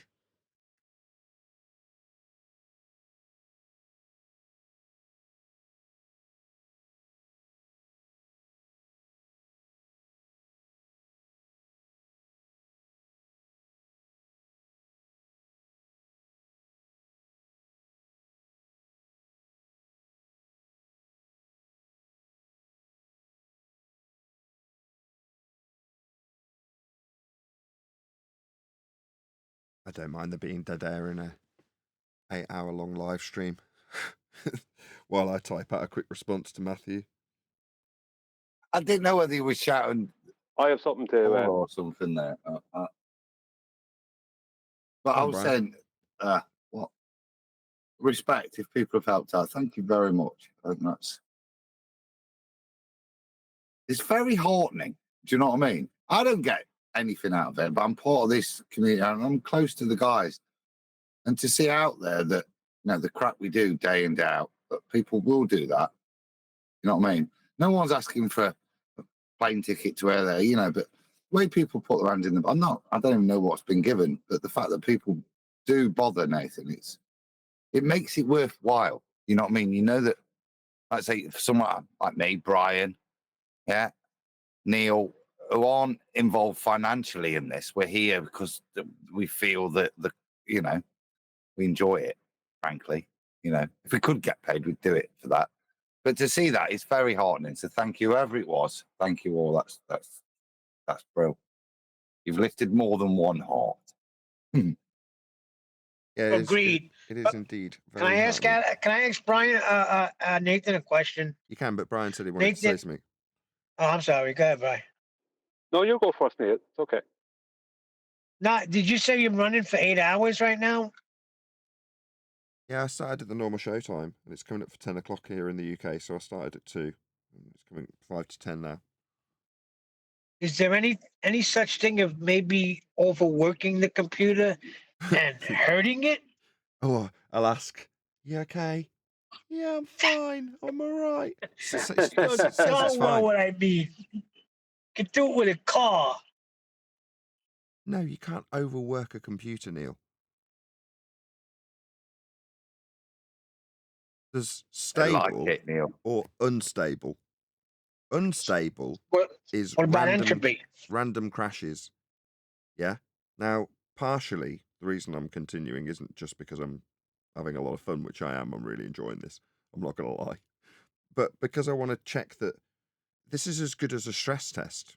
Games running, live stream running, recording going. That's about as much stress, with the exception of having a second screen running, so I could present things a bit more neatly.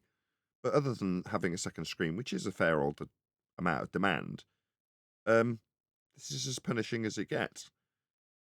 Especially my daughter chucking about 1 million sheep in a pen. For some reason, when she did it, that was one of the times I glanced down at the temperature and it hit 80°C when she did that. And I just told my wife, I'm like, it's hitting 80°C for her to do these sheep. And my daughter went, I don't care. She kept on adding sheep.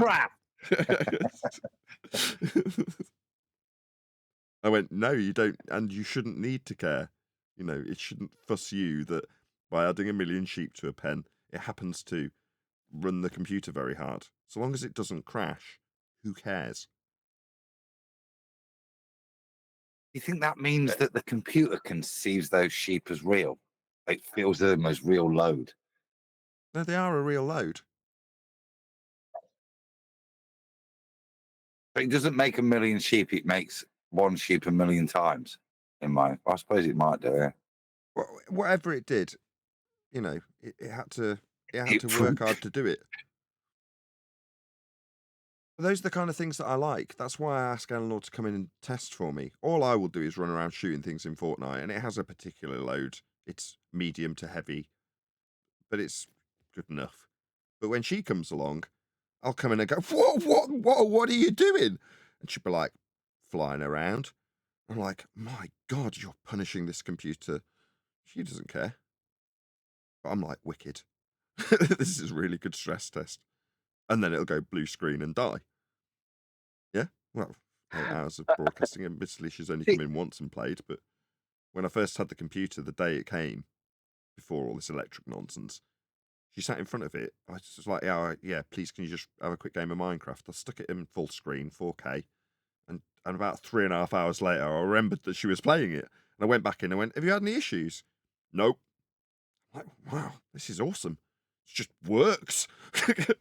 And I shouldn't be surprised at that, right? Anyone else is like, what, you mean you were elated that you managed to get 3 hours of Minecraft? Yeah, I was. I was absolutely elated because I'd forgotten it was even happening.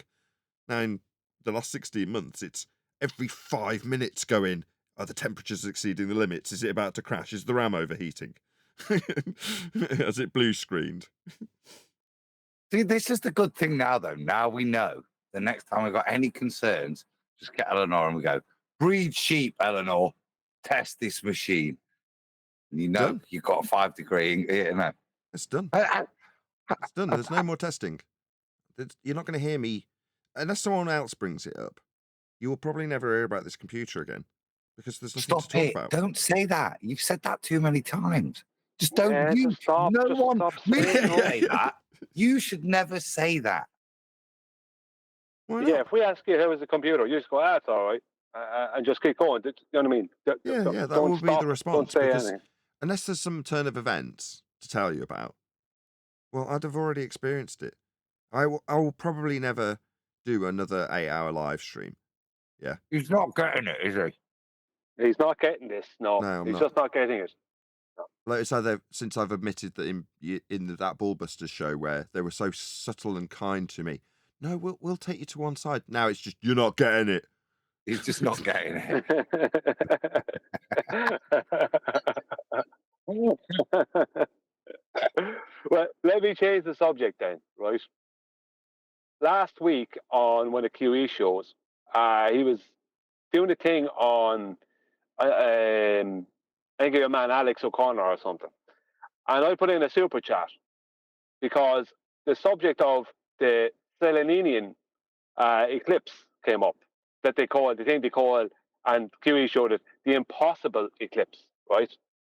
And I put in a super chat saying, because how space.com explains this is refraction, right? Now I put in a super chat saying you can determine when, this is almost verbatim, you can determine when, no, I said you can predict, in brackets, LOL, right, because it's not a prediction, a Selenian eclipse via its cycles, right? But you can't predict refraction. So my point being is that when astronomers say there's going to be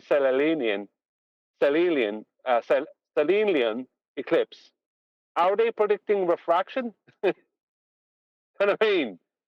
If it's refraction is the reason why both the sun and the moon are above the horizon at the same time, and the moon is being not eclipsed but changing color, so what they call a lunar eclipse.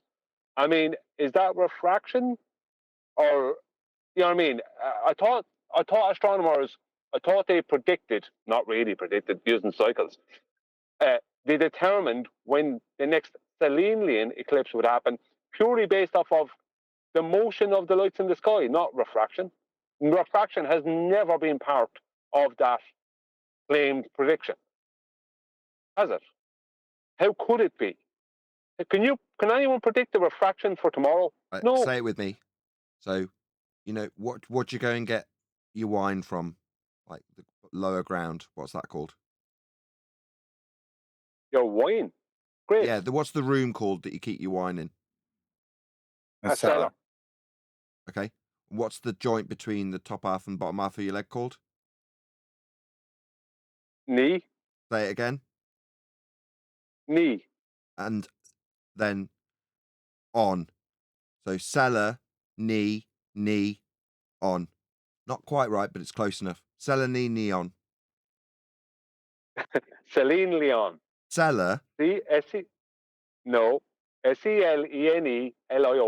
Celine Leon. It's Seleninian, but I'm giving you a way that's closer for you to Celine say. Dion. Say again. No, someone else. Let's have someone else have a bash of it. Who was that from Discord? Yeah, it's me, really. Seleninian.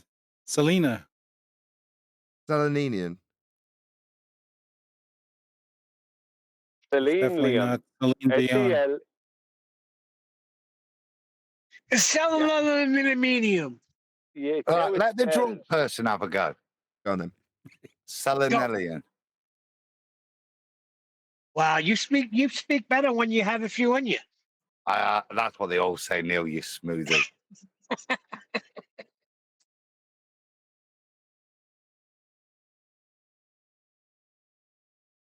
The issue is trying to change the enunciation of the E. Selenelion. Keep it like that. Selenelion. The issue is that if it's going to be predicted in terms of it's stone cold going to be appearing at this particular time, that's the impossible eclipse.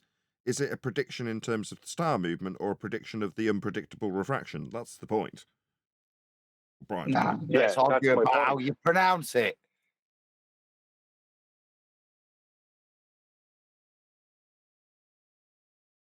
I don't know what the Selenelian is. I've never seen one. Right? I've heard it claimed, and it makes no sense. It invokes a 7/6 on the response is hilarious. It's not something I'd use because it's never something I've ever witnessed. How about this, Brian? What are those really strong lagers that those chavs drink?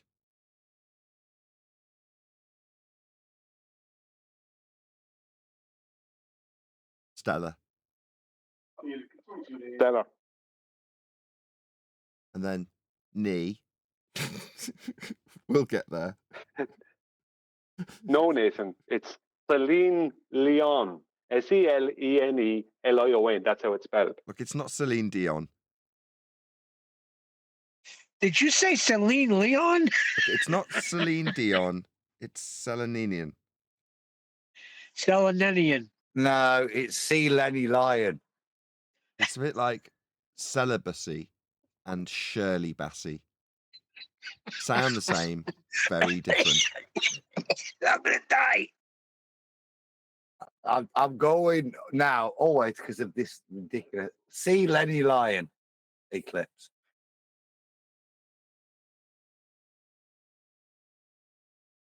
Salmon sea lion. C-S-E-L-E-N-E, sea Lenny, L-I-O-N, lion, sea Lenny lion. Now we know why they call it the impossible eclipse, because there's a whole bunch of ballers out there in years gone Can't even by say it. going Seleninian, and Seleninian lion, impossible eclipse. That's what's impossible about. I like it. And what is that actually?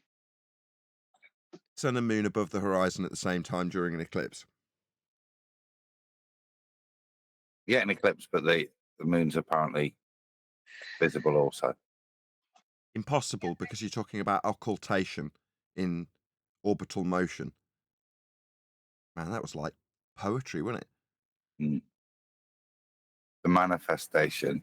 No, it is actually occultation in orbital motion. I'm not just saying it because it sounds good. That is actually what you're describing. The occultation of whichever body you're seeing being eclipsed, that's the shadow, as they describe it, moving across it as a result of the light being blocked by a body that's between it and the item you can observe from the surface of, in that instance, the occulting body that you're standing on, occulting the other body in the orbital motion. But if you've got both the body that's illuminating it not being blocked by the body you're standing on, then in heliocentric orbital terms, that is, impossible. You can't have something occulting something else when you can see that it's not occulting it.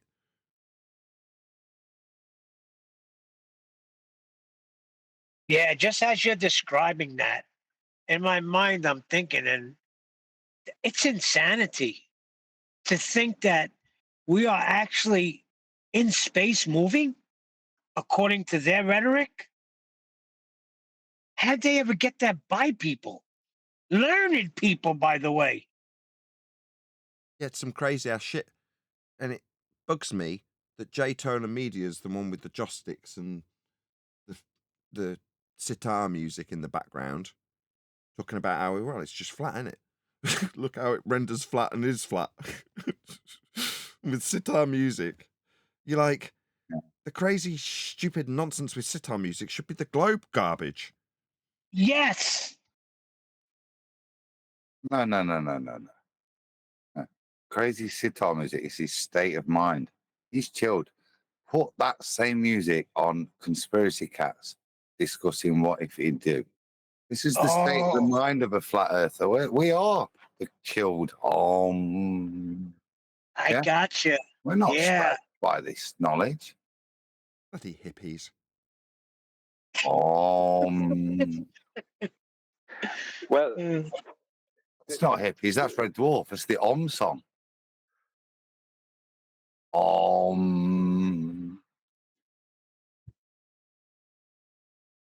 It's the first time I heard that. That was he's on Red Dwarf. Okay, I'm going to criticize Jay Tolan here now. I said to Jay Tolan, I said, with this new camera he has that deals with the temperatures, and he's showing the moon's temperature and how there's this blue cold ring around the outside of the moon, yet there seems to be temperature internally, starting with red going out to orange to yellow, and then suddenly this blue ring around the moon, right?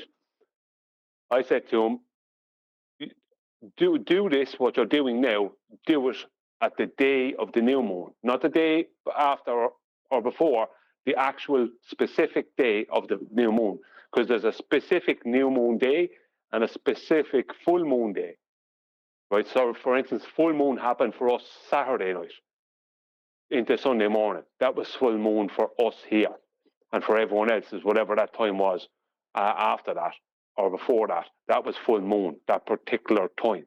It's exactly the same for new moon. I asked him to do it for new moon.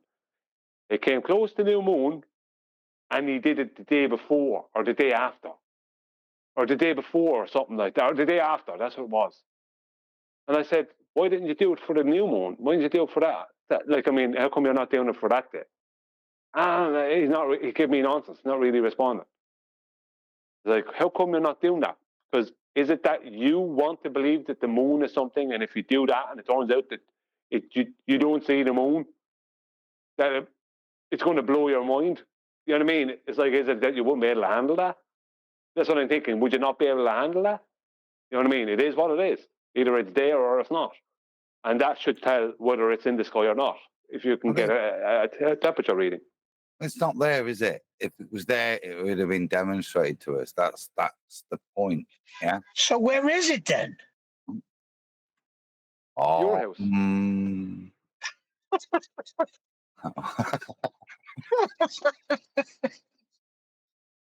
I don't know, Neil. Do I care? Does it matter to me? I don't have a paradigm to hold together where I have to place where it is at that point, even though reality says it's not there, even though I say it has to be there. Isn't that trippy, though? It's just not there. The majesty of the heavens. Why is that trippy? Because you see it all the time, and then it's not there. It's like, where is it? No. It's not. No. How much do you actually pay attention to the moon? It gets smaller and smaller and smaller, and then goes away. Then it comes back. No. Have you not watched the past week? She's fucking mental. Yeah. I'm so sorry. She's flipping mental. No, she is. She's chuffing mental. If you watch the path, yeah, and the change each night, especially when she's that full, yeah, at the moment, right? It's bonkers, mate. You could go and build your own analemma, like over just a couple of nights and just look at it, yeah. Such a different behaving object. It just does its own thing, unique to anything else, right? More unique than the sun. It just messes around in the skies. I don't know if I agree. Yeah, I've been watching it the last few nights, and you say it's doing its own thing. Well, no, it seems to me very cyclical in terms of what it does, and in terms of how it comes up, where it comes up, how high it goes, and how it moves across from high to low. I don't see it as being that much different to what the sun does from my point of view, from my vantage. No, but the problem is that the only problem I'd have with that is that they won't show you the moon and the lemma, because they can't, because that will go against what they need it to be. They won't show you that. What's the moon and the what's the path of the moon through the month? They won't show you that. I've looked and looked and looked. They won't show it to you. Maybe they can't. I'm saying that, and when I said it does its own thing, what I meant by that, its path and behavior is so unique. So, sun does what it does, and it's offset by the stars that do what they do. Then we've got the planetas, but then the moon is very different and so much more erratic and changing from night to night, from and cycle to cycle. It cycles and more rapidly changing. It is very different. It's the most erratic thing out there, I think. Even the planets, they're a bit more chilled, yeah. Even though they're offset from the sun and they're doing their thing and they're against the star background, but the moon is against all of this and then doing its own thing with it, which is, I mean, to be fair, that's how it's described even heliocentrically. But not. That's the other way. But anyway. I don't know. Well, I just see it rising in the east, and then throughout its cycle, it'll move further round towards the back of my house, whatever direction that is, as it comes up. But that's the same exact path, albeit at different times, that the sun will take as it goes through its seasons and recedes further and further back, and then. I can see the moon rise out of the kitchen window as well as it goes and progresses through its cycle. It's just not doing it at the same time the sun is doing it. No, it's doing the same cycle more or less as the sun. It's just doing it at different. It's in the same position the sun was in, but it's in it now. And whereas the sun was in that position last November or something. You're not going to do it. It's doing it kind of. Different What I'm saying is, if we take this from if we take this just from a flat Earth perspective and elevation angles, and we just plot it with regards to the tropics to describe our NLMers, then the sun does and the moon do the same thing.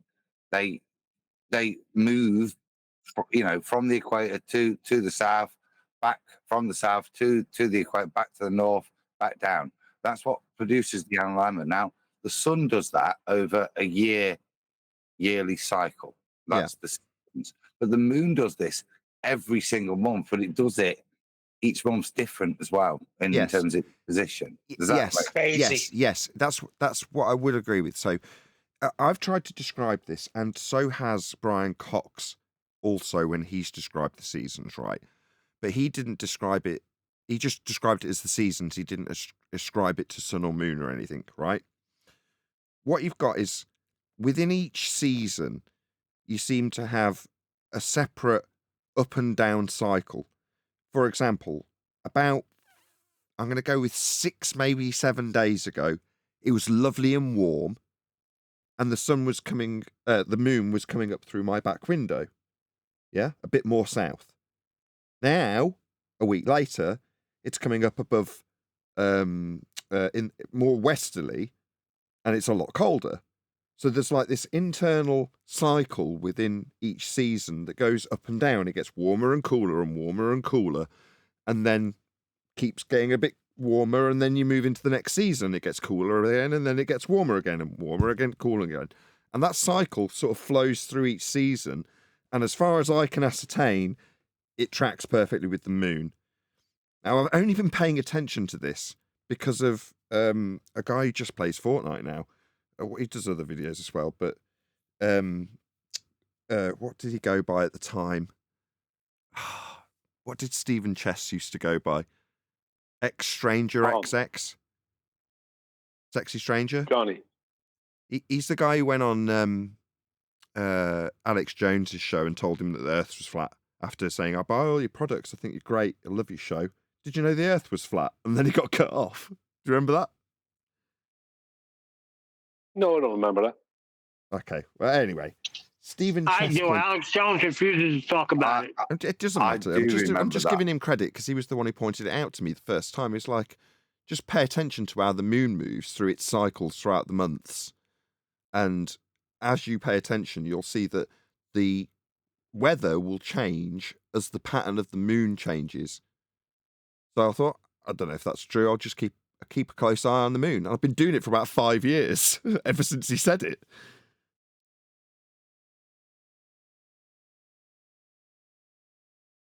But yeah, there seems to be an internal cycle in each season. And I could almost set my heating by it, which is to say next week, well, you can just, if you remember, you can make a note of this. I say for within 10 days, probably about a week from now, we'll have a warm snap. Moon will be coming up. It will be lower to the horizon when it comes up. How can I describe that? More southerly when it comes up, like Adam's just described. Now you're saying that's erratic. Well, I say no, it's perfectly cyclical. Well, I think it's warmer when the moon is out more in the daytime. Because if the moon, see, the sun creates heat, right? As in through radiation and whatever, right? What about if the moon is extracting that heat? Because a full moon night, it is definitely colder. That moonlight is cold. I don't care what anyone says. I've only ever seen that proven to be correct, right?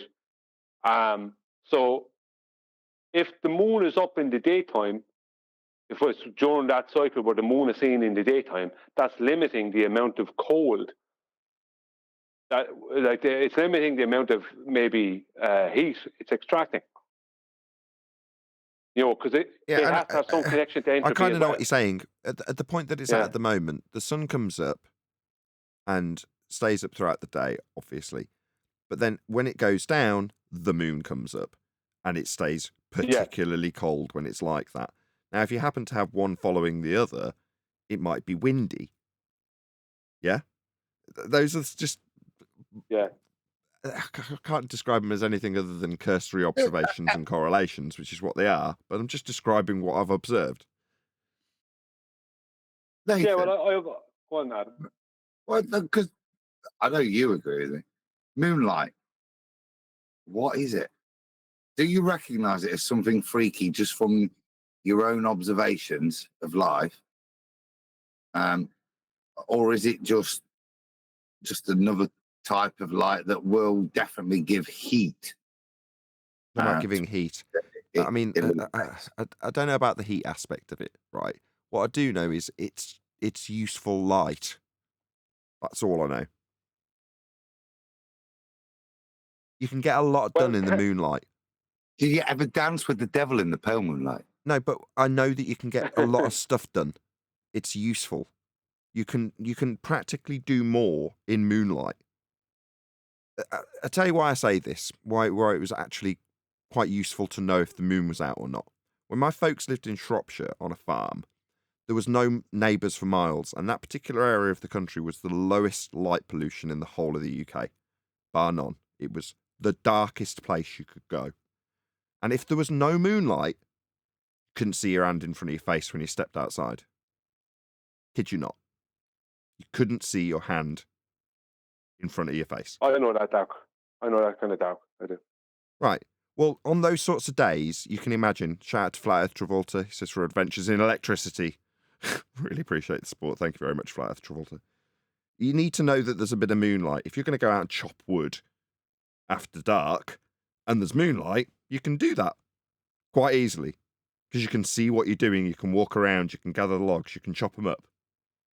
If there's no moonlight, you can't see your hand in front of your face. That's correct. That's correct. I grew up a good part of my life. You could try chopping wood. You might end up chopping your own Don't let dick off. anybody be around. If you have the full moonlight to work off of, and there's no other lights, like no unnatural street lights or like that working, going on. If you just have the moonlight, your eyes adjust to it very easy, and you can see. That No, when you're that distraction tactic, Brian, that you just bit. See, shiny thing over it. No, lovely. It's not what I asked. Oh, what did you ask, Adam? What did you ask? We've forgotten. We Sorry, distracted so well. I wasn't going to move away. I know you did. I was just. It was Nathan that thought red herring. You alluded to the nature of light, moonlight, and it being cold. You alluded to its presence during the day, lowering the daytime temperature and the sun's out. I asked Nathan, what does he think of that? It's one of those things that messes with my melon. I've done everything I could do in an empirical sense to observe this, okay? And that's all I did with my observations, observed the best I could as empirically as I could. And it messed with my head, yeah? It defied my initial premises of what light was, that even if there was only a small amount of light, it would either warm it up, yeah, or do nothing because it was so weak. Because I'm working on the premise it's rebounded. I got results that I still don't. I'm not able to understand today, but I stand by them because I did everything I could with all my training to make sure that they were honest. Do you know what I mean?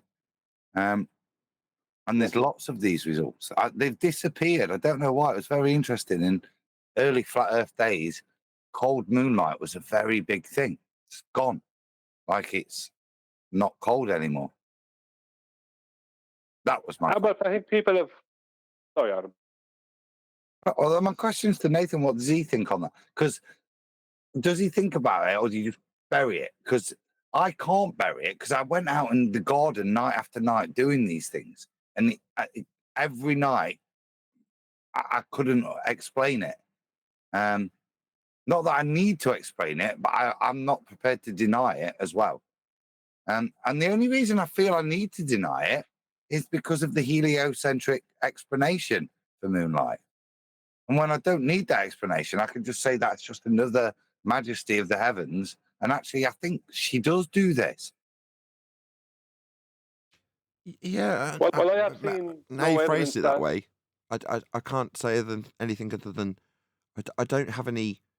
It doesn't seem amazing to me when I don't know anything. I have accepted that I know nothing about these things. I don't know what the moon is. or why it behaves the way it does. Now, are you saying, have you accepted how consciously it behaves in terms of temperature? Yeah, yeah, I've accepted that many years ago.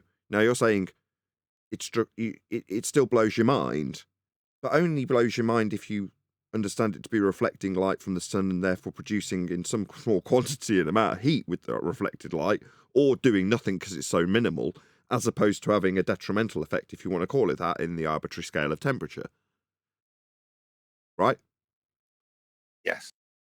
Well, we have a world that's beautifully balanced. So the fact that it does do that, I would only suggest to you that it absolutely must be that way.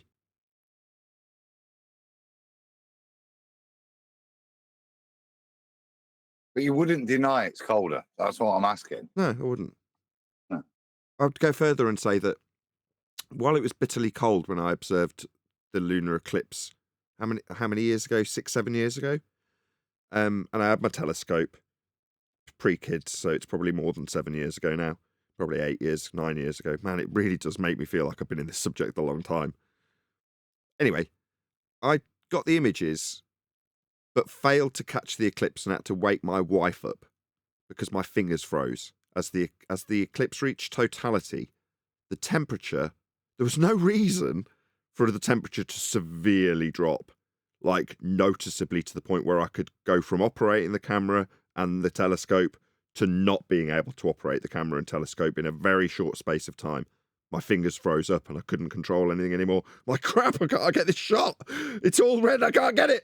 So I had to run upstairs, get my wife and say, it's an emergency. I've reached totality and the temperature's dropped so much I can't use my fingers anymore. So she had to come down, obviously noted how unbelievably cold it had suddenly got. And she took the last couple of shots of the actual eclipse through the telescope. Thank God she was around, because I just wouldn't have got those shots.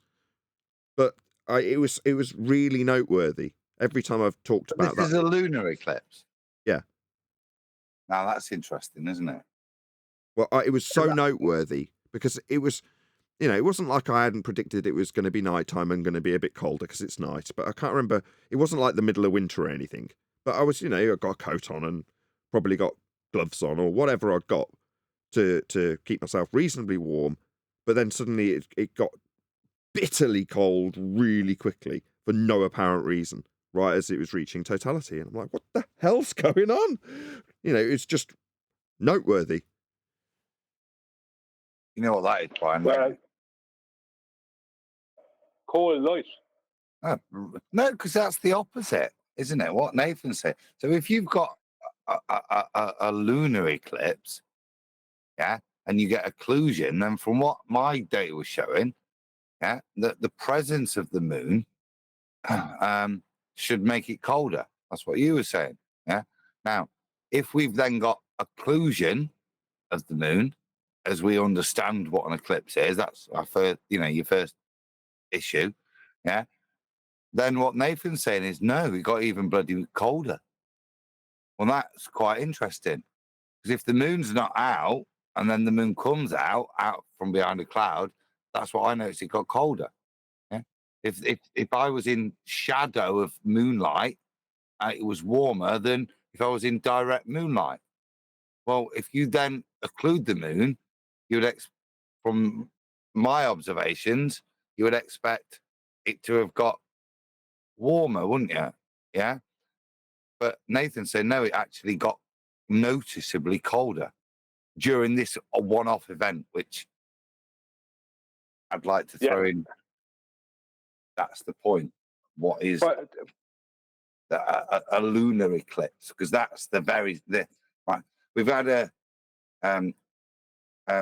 what is it? Sol Lenny Lion eclipse, which whatever it is, the sun's getting blocked, so that's fine. But what is a lunar? Now we're told that it's the Earth, aren't we? At this point, the eccentricity of the moon gets to the point that sometimes we do get this thing that Anthony Riley would claim should have happened every single month. That's the reality of what a lunar eclipse is to me. Am I? Yeah, in spot their on. explanation. Yeah, it's a big problem for them. I think Anthony O'Reilly was right. Back to Roger Ledwell. Says 5 horizons, 5 swans. I went sideways there, Brian. Sorry. But just that, what is the lunar eclipse is my point there. That's the what are we assuming that is then? Because you can invoke Rahu Ketu, can't you? Now suddenly you go, well, that's why. Why? It's Rahu that's come in front of it. Or as a heliocentrist, you say, no, because of the way the passage of the moon, it's the Earth. Well, let me add something to that. Just talk about eclipses. I always state, and I've stated for a few years now, that there is no such thing as a lunar eclipse because nothing is getting occulted. For something to be occulted, it means that you can't see it, right? The moon is not being occulted. We can see the moon. It's just changing in color. They're saying that the shadow of the globe out is occulting the moon, but it's not occulting the moon because we can still see the moon. It's just changing the color. It's going red or it's going orange or whatever color it goes, right? Because it changes around, right? So this thing they're calling a shadow is not occulting the moon. It's just the moon is changing color. So that's not an occultation. When we come to a solar eclipse, there is something occulting the sun. Now, I have shown this in the past where I could not find, and I got 2 different videos of the solar eclipse. And no matter what I did, I could not get to show that what went in front of the sun was the moon. It's something, and it has pattern on it, but those patterns do not match the moon. And that's the problem. It looks more like a helium balloon. That's the only way I could describe it, with the kind of a weird serrated edge. There's a pattern on this thing, and I use filter after filter, 3 different types of software with 3 different filterings in them, all these different filterings in these 3 different softwares. I did the best I could, and no matter what I did, I must have made about 30 or 40 images, and each one of them, this pattern shows up, but it's not, doesn't match the moon. And I got what the moon should look like from exactly where the video was taken in the US during the 2017 solar eclipse. What the moon, according to time and date, this is exactly what the moon looks like and would look like if they could see it, right, from that exact location. And when you compare that to what's actually shown, to what actually goes in front of the sun, it's just, I can't claim it's not the moon yet, but I'm a good 80% that is definitely, and that's being generous. I could be saying more than 80% that it's not the moon that goes in front of the sun, because I could not find anything that fit the moon. There's a pattern on this thing, and it's not any pattern that's on the moon, and it certainly doesn't. It didn't even match, even in any way, what the moon would look like on that day and for that person from that position. It was a pattern, and there isn't a load of other patterns, just this one main pattern, and that's it, and a few spots and different things. But there's nothing that matches the moon.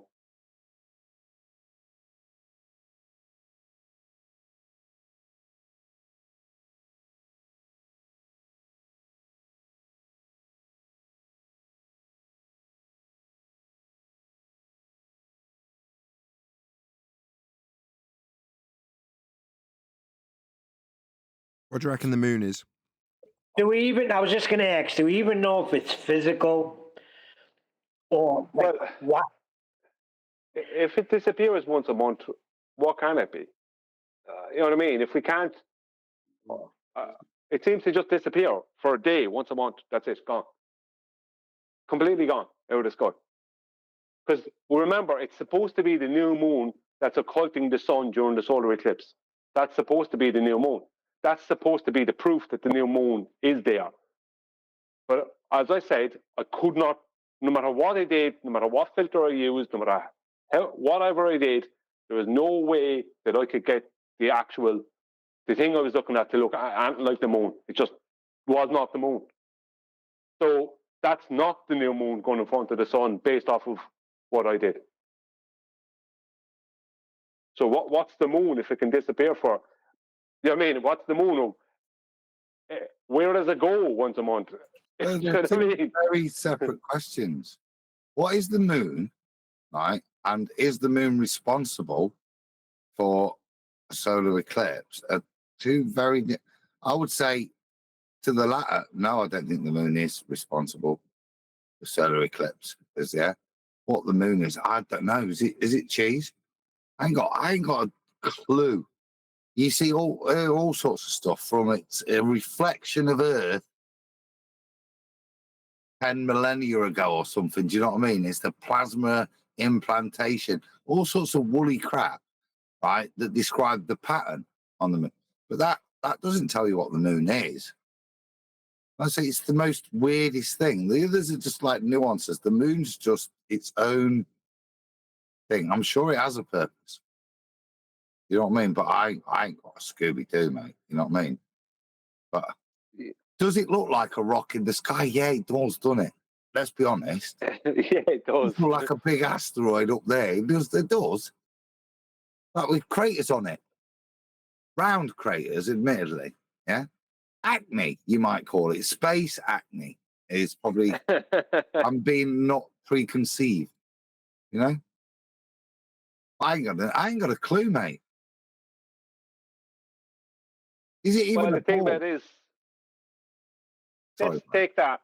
Sorry, just saying, let's take what you just said, that it does look like a big rock in the sky. It does. But, and at new moon, it's supposed to occult the sun during solar eclipse.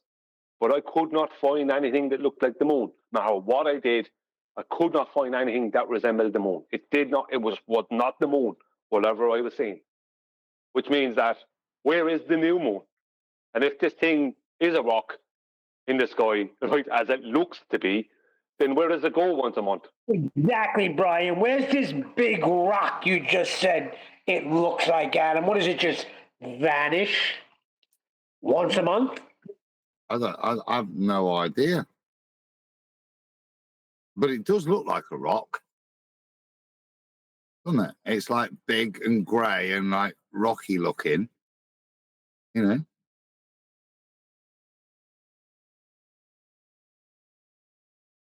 What's brown and sticky, Neil?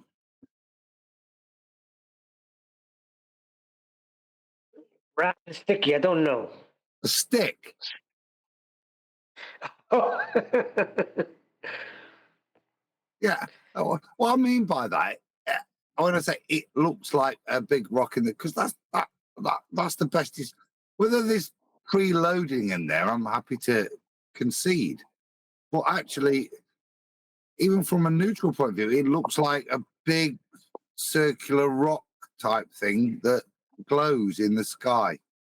Yeah.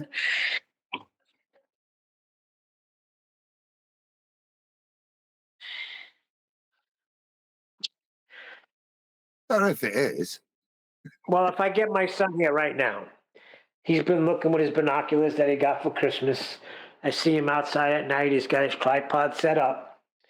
And he told me, he said, Dad, I've looked at the moon and I see shadows from little mountains that I see on the moon.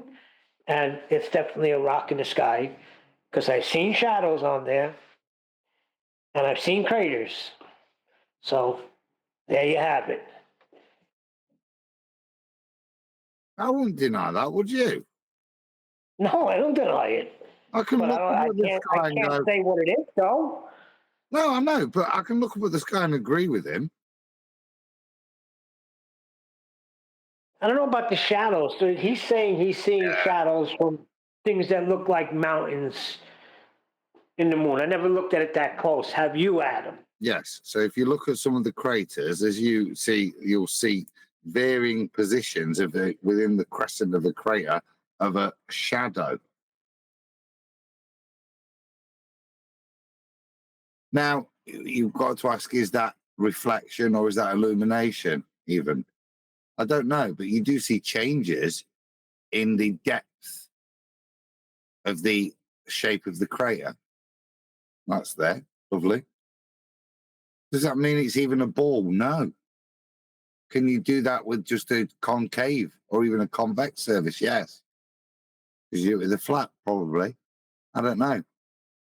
There's nothing from these observations that enable us to make anything close to a conclusion that that's even a crater. Yeah, never mind what type of surface it's on.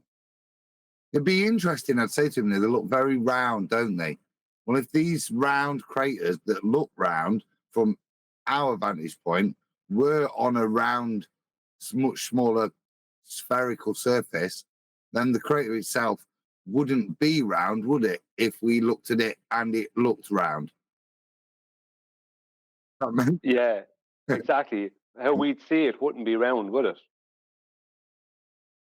Not if the crater was actually round, no. Yeah, how are we going to see it round from our vantage point? And if it's on a spherical surface, it's going to be more difficult, isn't it? As in, we're going to see them elongated and, things like that. Yes. So now we're back to square one. We don't know what the hell the moon is, or the sun for that matter, or the stars.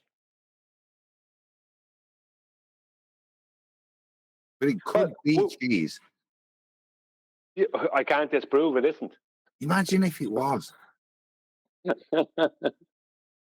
In history, in mythology and all those kind of things, legend, they always associated the sun with the male and the moon with the female. Obviously, the moon's cycle matches the female ovulation and all that.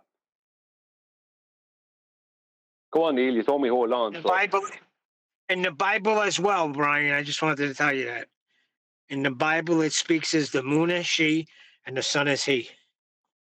Yeah, it's an old thing like that. They always view it that way. The sun as the male and the moon as the female. As I said, the moon's cycle is a 28-day cycle, and that matches the female cycle. Yep. That kind of thing.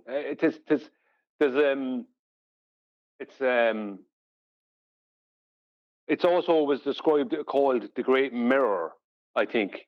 I think it was in old Britain, medieval Britain. They would have called like the kind of when they're talking about the kind of King Arthur legends and all these kind of things with Merlin. It was the Great Mirror, or so, it was seen that way, or called a Great Mirror or a big mirror. I don't like. I'm not saying they said it was a mirror, but I'm just saying that they were describing it as a great mirror for some reason. Maybe because they were believing it was reflecting light. You have that thing where they try and claim that there's a map of the world on the moon. This kind of stuff. I don't know how true, I don't know how correct and all that is, but some people were showing it. I was just about to mention that the tech guy deals with this computer or has been nursing it back to health over 16 months. He's of that opinion. He's even got a little flag that he purchased from somewhere of the moon, so we could lay it out and show me and show the comparisons and say, look, this is this continent and that continent. I mean, I thought it was interesting, but whether or not I buy it, I don't know. But I just thought I'd mention it because specifically Craig has brought that to my attention on more than one occasion and shown me where he draws those comparisons. Yeah, I'd have to look at it and look at Australia, because Australia would be the places south of the equator. See how well it matches that, because we know what size Australia is. We know what size it has to be. We know what size. We know the amount of degrees it fits within due to the time zones. You know what I mean? So I don't know.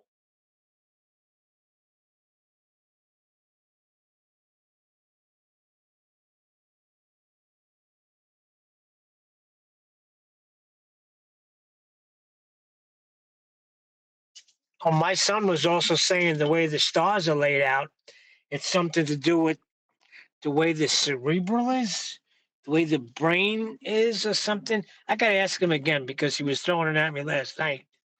Something to that effect. He watches much too much sci-fi. I don't know what he was talking about. I get lost with him sometimes. I'm like, oh my God, Jacob. There's a point with him, Neil, though. Like, I don't know. Maybe the Bible claims that it is a luminary in of itself, but as a flat earther, I've got no problem with it being radiated sunlight because of some connection that I don't understand. I've got no problem with the sun and the moon being intertwined and their synergy being every 17 and odd years. Yeah, I've got no problem with that whatsoever. I don't have to have a self-luminary moon which has its own phases.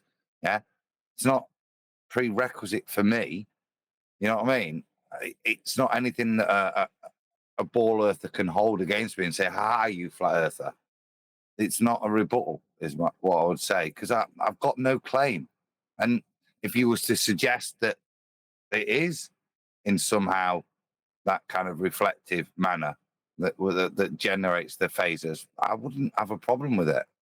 Still doesn't mean I know what the sun or the moon is, but it's not a rebuttal to either model, whether it's reflection or self-illumination. It doesn't matter, does it? Not at all. But it does have it as a luminary.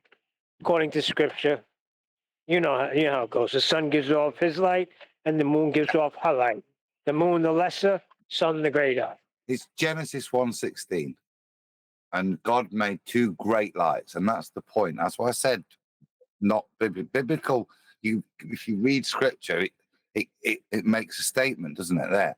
And God made two great lights, not one in a mirror. Right? The greater light to rule the day and the lesser to rule the night and the stars. So that's why I say scripturally. Adam, doesn't God make it so simple? He just says what it is. Yeah. Why do we complicate it? Totally agree, mate. Because actually, that makes, if you use Occam's razor, makes a lot more sense for them both to just have their own light, doesn't it? These things, these lights in the sky, it makes more sense that the lights in the sky have their own light, not that the one light is bouncing off of another light, or whatever cosmology you want, just from a basic principle. Lights in the sky should just be lights in the sky, not all lights in the sky except one of them, which is a rebounded light in the sky. Right. And the way he throws in, and he also made the stars, if you read it, right? They get thrown in there. Like they're a wonderment in itself, and that's like just a throw in. Yeah. Right. Yeah, but. And God made the two great lights. First statement.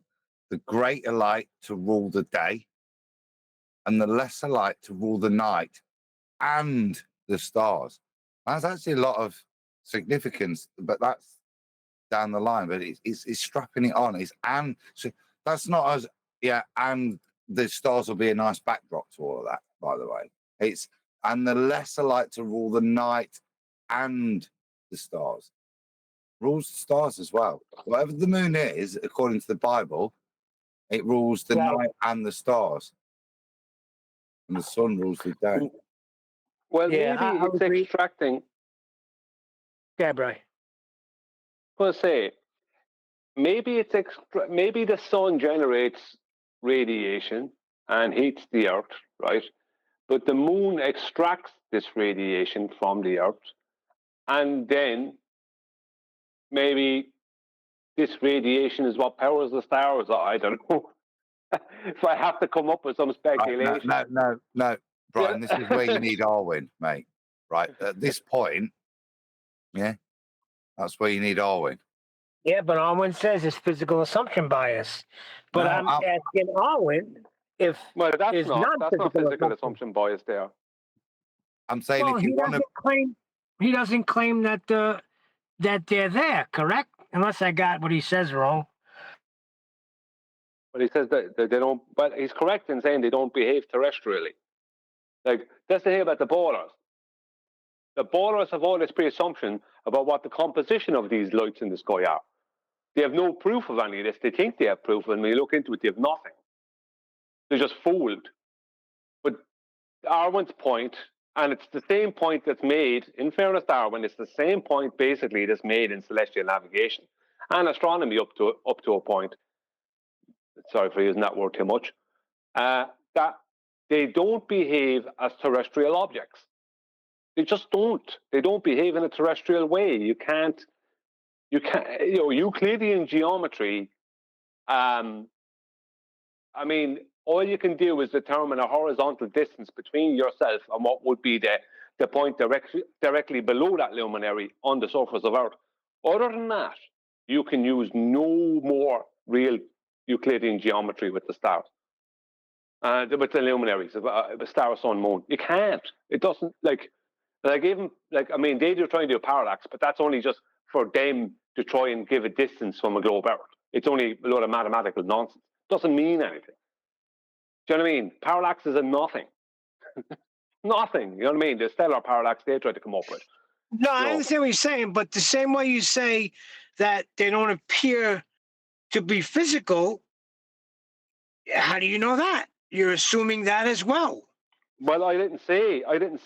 I'm not saying you. I'm talking about the way the way either way, but right. Yeah, that's what I mean. You can't say either way. No, you're correct. You can't say either way.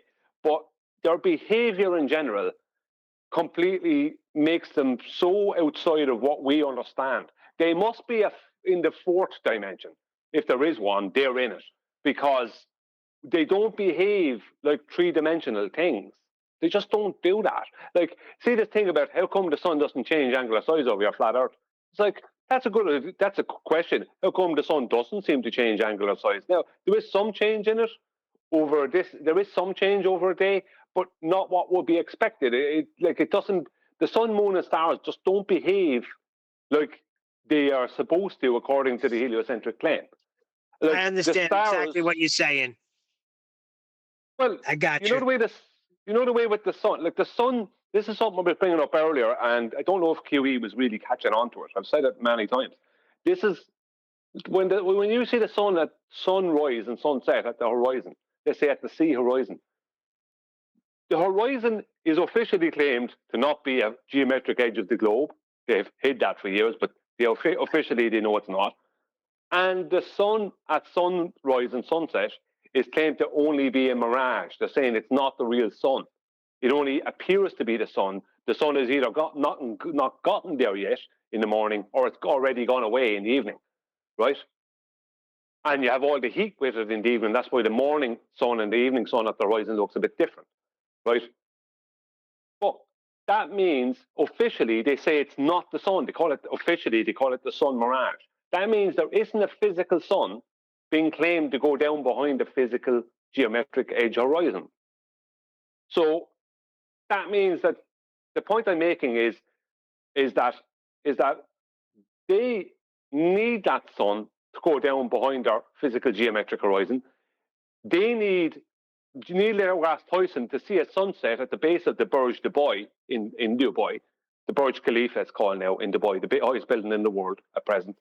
And then go up to the top of that building, up to the top, and see the sunset a second time, thinking that because he went higher, he got to see the sunset a second time. No, that will only happen with the sun. It doesn't happen with the stars, and as far as I know, I don't think it'll happen with the moon either. It only happens with the sun. How come you can't do that with the stars? You see the stars appearing to set at the horizon at the base of the Burj Khalifa, right? And it's in the desert, so you will see that. Go up to the top of the Burj Khalifa, you won't see that star back up above the horizon, right? It's already, once it reached the horizon, no matter how high you go, it's still at the horizon. Do you know what I mean? It doesn't change. That's crazy, right? I want to respond to Chow Young Cat in the chat. Chow Young Cat says, I'm afraid if I gift memberships in a membership-only chat, the power may go out at Nathan's. You can't connect the positive and the positive. Also, shout out to Roger Ledwell. He says, and they're all black. I don't know where that was relevant in the discussion, but thank you for the super chat, Roger. Neil, your son believe in scripture? Yes. He thinks he's an orthodox, but whatever. Right. Okay. So Isaiah 30, specifically 26, but I'm going to read from 25 just to put in a little bit of context. It's not really necessary, but what it will show is that if we're going to look at scripture, then the reflective prospect is very interesting. Because what I say to you, if I said to you, and we've talked about moonlight and what it is it 1/7 the strength of sunlight? In all my measurements, I'm pretty confident I could have demonstrated that sunlight was 1/7 the strength of moonlight. The other way around, vice versa. Yeah. So Isaiah 30, 25 through 26. In the day of great slaughter, when the tower falls, streams of water will flow on every high mountain and every lofty hill. The moon will shine like the sun, and the sunlight will be 7 times brighter, like the light of 7 full days. So there's my mathematical question there, but there's also the statement within Isaiah: the moon will shine like the sun. So it's going to shine as bright. It will shine, not its reflection will be 7 times greater. Correct. Yeah? That's why I would. They're the things where I say, if you read scripture, no, the moon has its own light. Flat Earther, I don't really have a problem where its light's coming from. I couldn't prove either. Well, as you were saying, I can't prove even its physicality, but yeah, Isaiah. But you know what my son will say to that? Yeah, the moon is shining as bright as the sun because the sun is shining 7 times brighter than usual. Lovely. All right. So then tell him, go and do the maths. If it's reflective, go and do the maths. If the sun is shining 7 times brighter, so that the moon is now shining as bright as the sun, time to go and do the maths. Oh, you're saying the maths don't work out? If he wants to say that as a rebuttal? Sorry, Charlie and Cat's on fire at the moment. Important to remember that the light of the day is not the light of the sun. The light was day 1, the sun was day 4. He's absolutely correct. Yeah, we know that. Yep. Daylight That's is totally interesting. different. Obviously in a biblical context, but thank you, Charlie and Cat. Well, I can't speak to how correct that is, but I can say that I've told the story several times, but I'll tell it again because it's relevant right now. In the summertime, I'm sitting here all night in the dark with the door slit open. Is this going to be filthy? Hold on. Where's this going? No, there's no, No, it's a good petroleum story. jelly involved. Right. I have this back door open and I have windows open. I'm sitting here in the kitchen and the air is coming in. And I'm in a pair of shorts and a t-shirt and a pair of pool slides, or just my bare feet, right? When the daylight comes, this is before the sun, this is daylight, I have to close the door because I get cold. When the sun comes, when the sun comes, then I can open it back up again if I'm up during the night. So I'm cold when the daylight comes, and the sun comes on and heats it up again. So the daylight, whatever is going on there, it actually cools me down. Actually makes things colder. So you just proven what I was arguing the other day, that we can't be ignorant. The sun has to be of a certain size because it's heating up this large Earth, right? So it can't be a small sun to do that work. But we don't know what it is. Let me ask you: when you go up with a hot air balloon, right?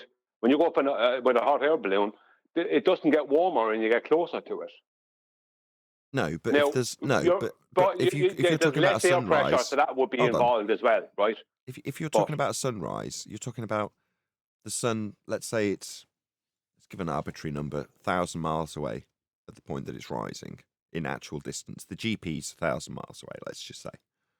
Well, if we take it as read that the sun is heating up the ground, then you can easily picture a heating of the air in that particular area some distance away from you, and just generating a little bit of a pressure differential, causing a little bit of a wind to come when you first get the daylight hit you. So it seems a bit colder because you've got a bit of a chill. That's it. Have you just made up a load of stuff, Nathan? Yeah. Right, that's Can I brilliant. go to scripture again? And Nathan, without his heating, have you got light bulbs on? Yeah. In your house, are they keeping you warm? No, they're creating a right draft. There's a little convection current being developed by those light bulbs. So, there is. So it is, if you go to Genesis, it's not until 1:16 that we've got the sun made, but we've got land, all the good stuff, day and night. It's already rocking. Yeah, it's already happening. Started on day one, whatever that is.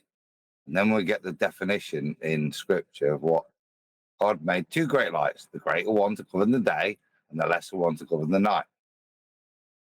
So it's not saying, and that was also to warm things up. Lights are lights when they're designated like that. And it's interesting that all of creation is put in place before the governors of day and night, if you read Genesis. So, yes, that's correct. I'm not going at him with the Bible because I don't read the Bible, and I'm not saying it's all wrong or anything like that. I'm not going to refer to that. But what does happen, as far as they can tell, is the sun heats the Earth's surface through radiation. Right? They say it's electromagnetic. No, that's not contradiction to scripture. Now, it doesn't say. Right, I'm not talking about scripture. No, well, that's what I'm saying there. The scripture says, yeah, and two great lights, the greater light to govern the day, right, and the lesser light to govern the night. Now, is temperature control and mediation part of governing? I would say, yeah, that's perfectly plausible. Yes. Right? But that doesn't mean it's the overriding. Let me just finish. It's not the overriding determinant of temperature, right? As demonstrated by the previous 15 verses, yeah. And I think that's why I don't have a problem with that, because I agree with your radiative heat and the convection currents, all of that. I totally agree. Is it the ultimate source of why things are warm still on the plane? I don't know. Is it the great disruptor to the thermal temperatures? Yeah. Well, yeah. It's a great. I always called it a thermal spoon, Brian. It's what the sun does. It comes around and stirs things up, makes all of the weather cycle. Yeah. And this is what I'm saying. Genesis says is, well, yeah, and it doesn't deny it because it just says the lights. Well, if you put your hand warm enough, Nathan's just talked about the convection currents those lights are creating. Perfect example. Do you get me? It doesn't mean that they're the ultimate source of our, but, and this is the point, but in the heliocentric model, they are. Yeah, they are. They are, totally they are. It's so you're saying I'm a heliocentrist? Wait for that bad boy to get bigger, you're going to boil, unless she just pops and then you're dead anyway. It's the ultimate source of everything, Helios. Well, I like the way you described it as a disruptor. That's pretty cool. But Adam is correct when he says it's a thermal spoon, because that's what the sun does. It's constantly moving, and so it's constantly moving what it's doing to different parts of the earth. And so what that does is it creates exactly what Adam is talking about. Like the convection, what they call the convection cells, the main convection cell is between the tropics, more or less. Now, they don't state it be exactly between the tropics, but it's basically between the tropics. And the next one then, they go from 0 to 30 degrees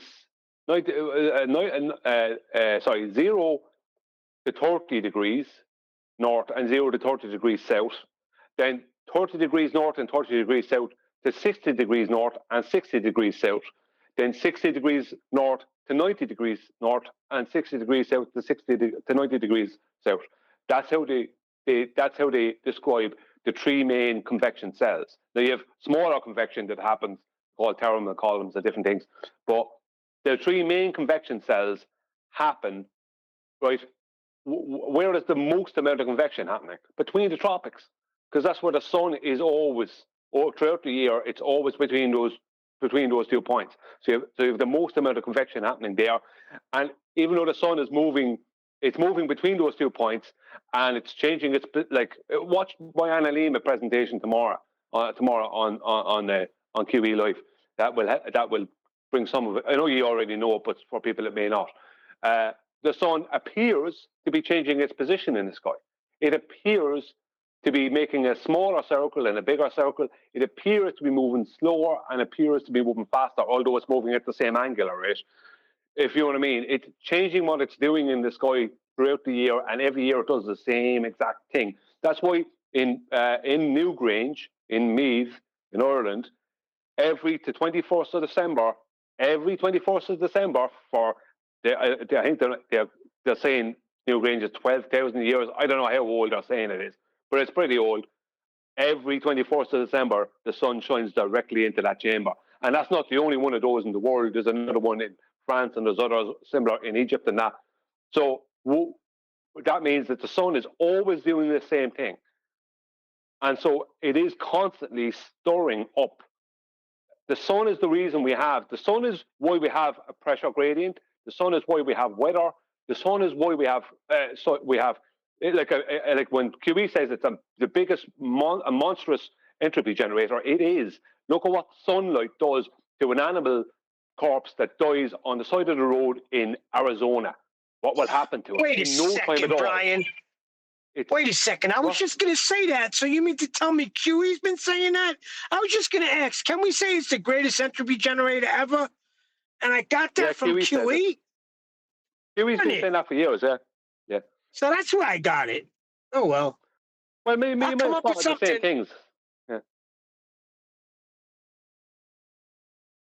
Sorry, Neil. Go ahead. Go on.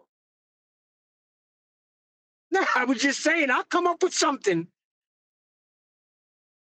Yeah, well, I mean, you will spot the same things. Like, I mean, as I said, you go to Arizona, especially in the summertime, a dead animal on the side of the road. How long is that going to last with the sun? How long is it going to last in the outback in Australia? That animal's corpse will disappear in no time. Why? Because of the sun. The sun is speeding up entropy. That's what happens. The more heat and all that, the more entropy, the faster things, the faster things work.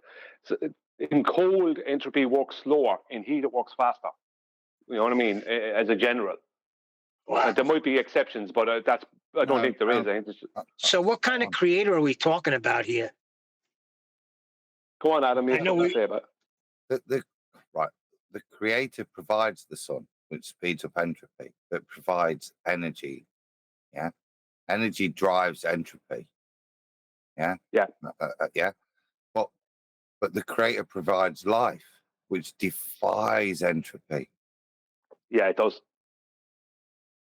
That's the only thing that defies it is life. You know, when we were talking on Ballbusters and we're on about how you make these amino acids, you can't make these amino acids just the building blocks of life. You can't make them by firing lightning into stuff. Yeah, that was my analogy then.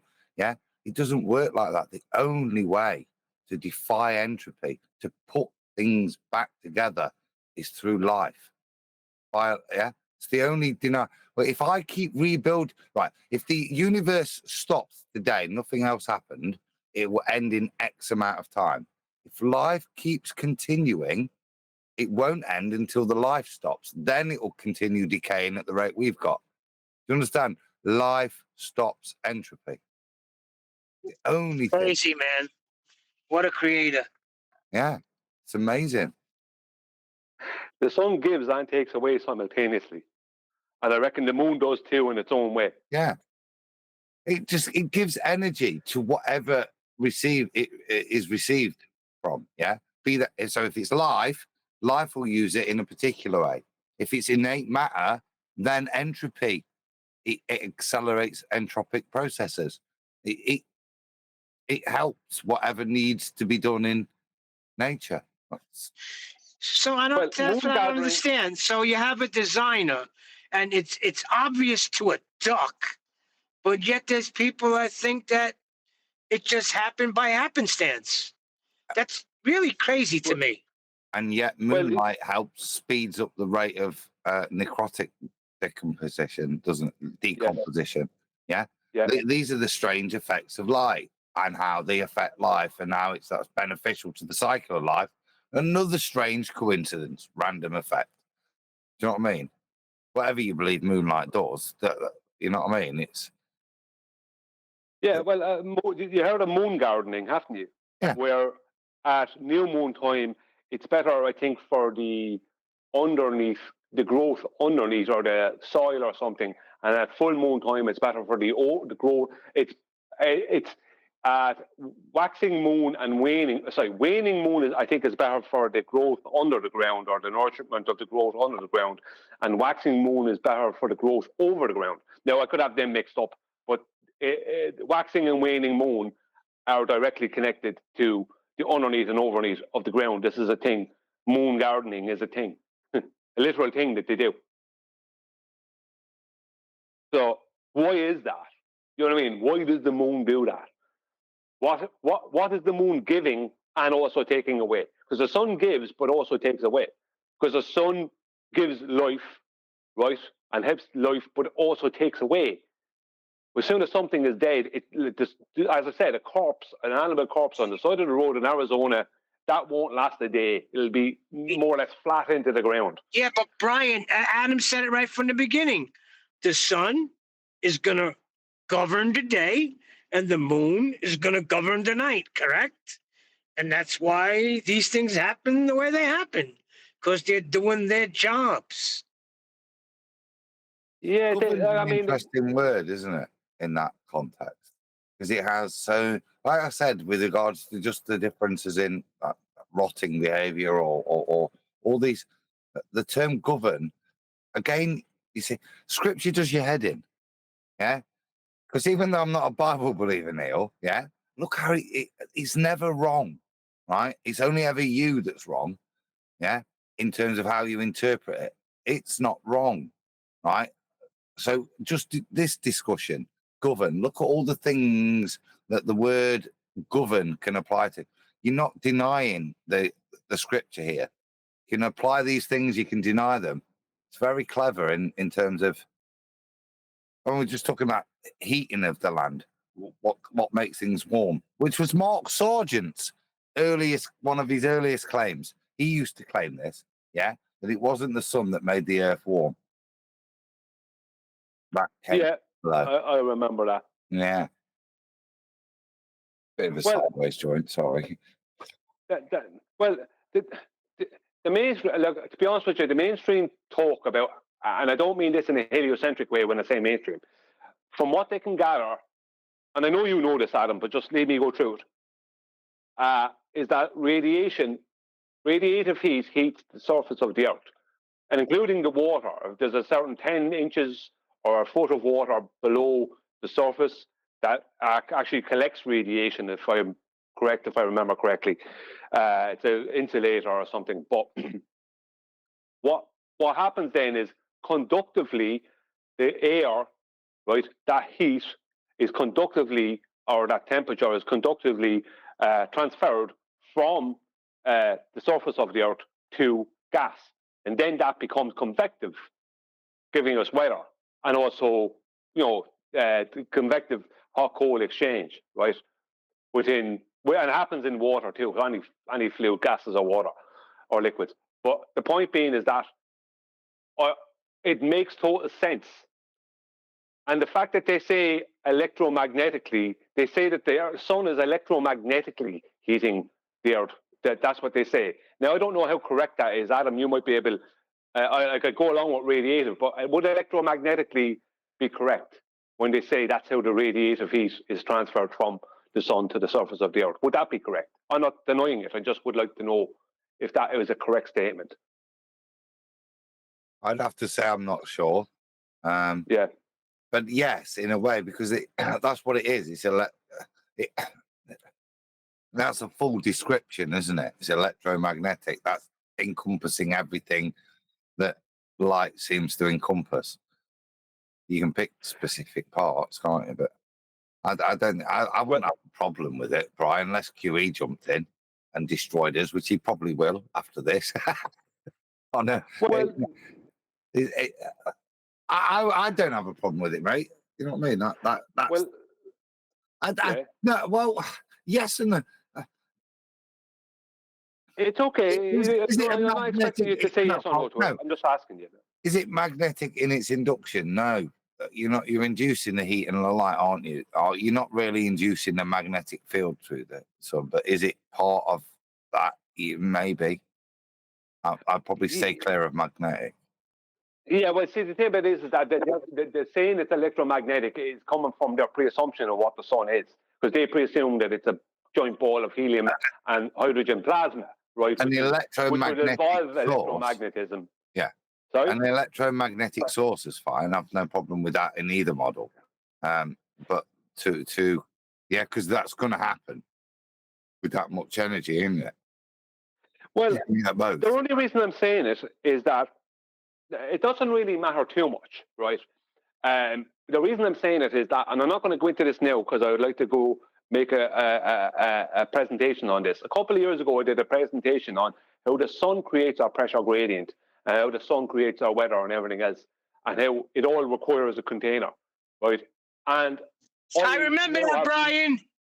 I remember that. 2019, I think it was. And I now have more information that will tie all that together.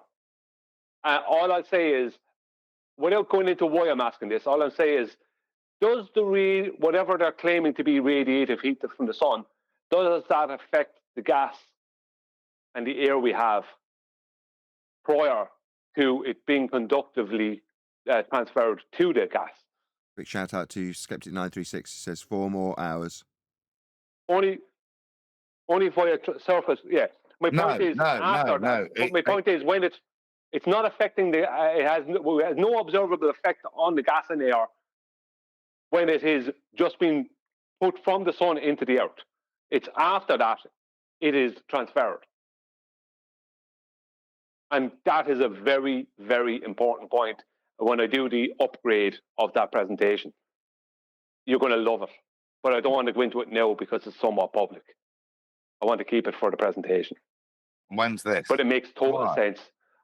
When my computer is fixed, or I'll try and do it on the old computer if I can.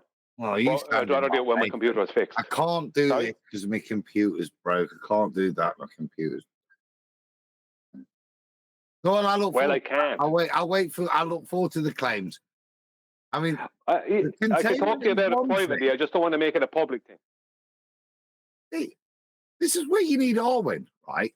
To just containment's one thing, but what if Mars is another sun, but it's so far away and that it's heating shit up, and so the container is a quadrillion times bigger than we ever possibly imagined, right? Oh yeah, that's possible. And there's lots of local heat sources, as the heliocentric model describes. So all those stars are. Maybe not what they are, you know what I mean? But that in their model, that's what it's described as. Well, if you then put that on a flat plane and you've got Planetas and you've got Vedic scripture that you look at, and suddenly you don't limit yourself to one particular like Hebrew box, yeah, and you expand it out. Well, then you've got a bigger volume. Then you've not just got one heat source to deal with, you've got the multiplicity of multiple thermal spoons, yeah, are all stirring up. Maybe we're the center of that, appears to be so. But the volume's an issue for me. Do you get me? In terms of we have a sky, and that would suggest an enormous volume. Because when I get to that disappearance point, if I get to that point and it's GP tomorrow, I can keep going and keep going, and then the stars thin out, and keep going and the stars thin out. You know what I mean? Even more. And then maybe that's when I see other stars and the planets as the scene. I don't know, mate, but volume is a big issue for me because of the sky. I can't limit it to the Earth, if you see what I mean. And I mean that in a sideways, not up and down perspective. The sky is so massive, it suggests such a big plane of volume to me. Well, that's the problem. The sky, though, doesn't adhere to terrestrial. I know, it's a bugger. Yeah, so that's the problem. You don't know what is really going on there. No, it could be because you can't. Yeah.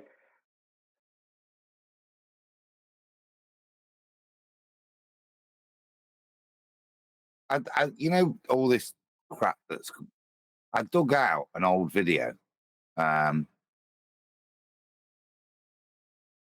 of us trying to, and it was like back in the 2016-17, us guys trying to be scammed, I think, and Paul on the plane was involved. A lot of the early flat earthers were tapped up with this guy. What his bloody name? He was trying to take us to the dome, which he pretended there was pictures and all sorts of rhetoric, and he was trying to get money.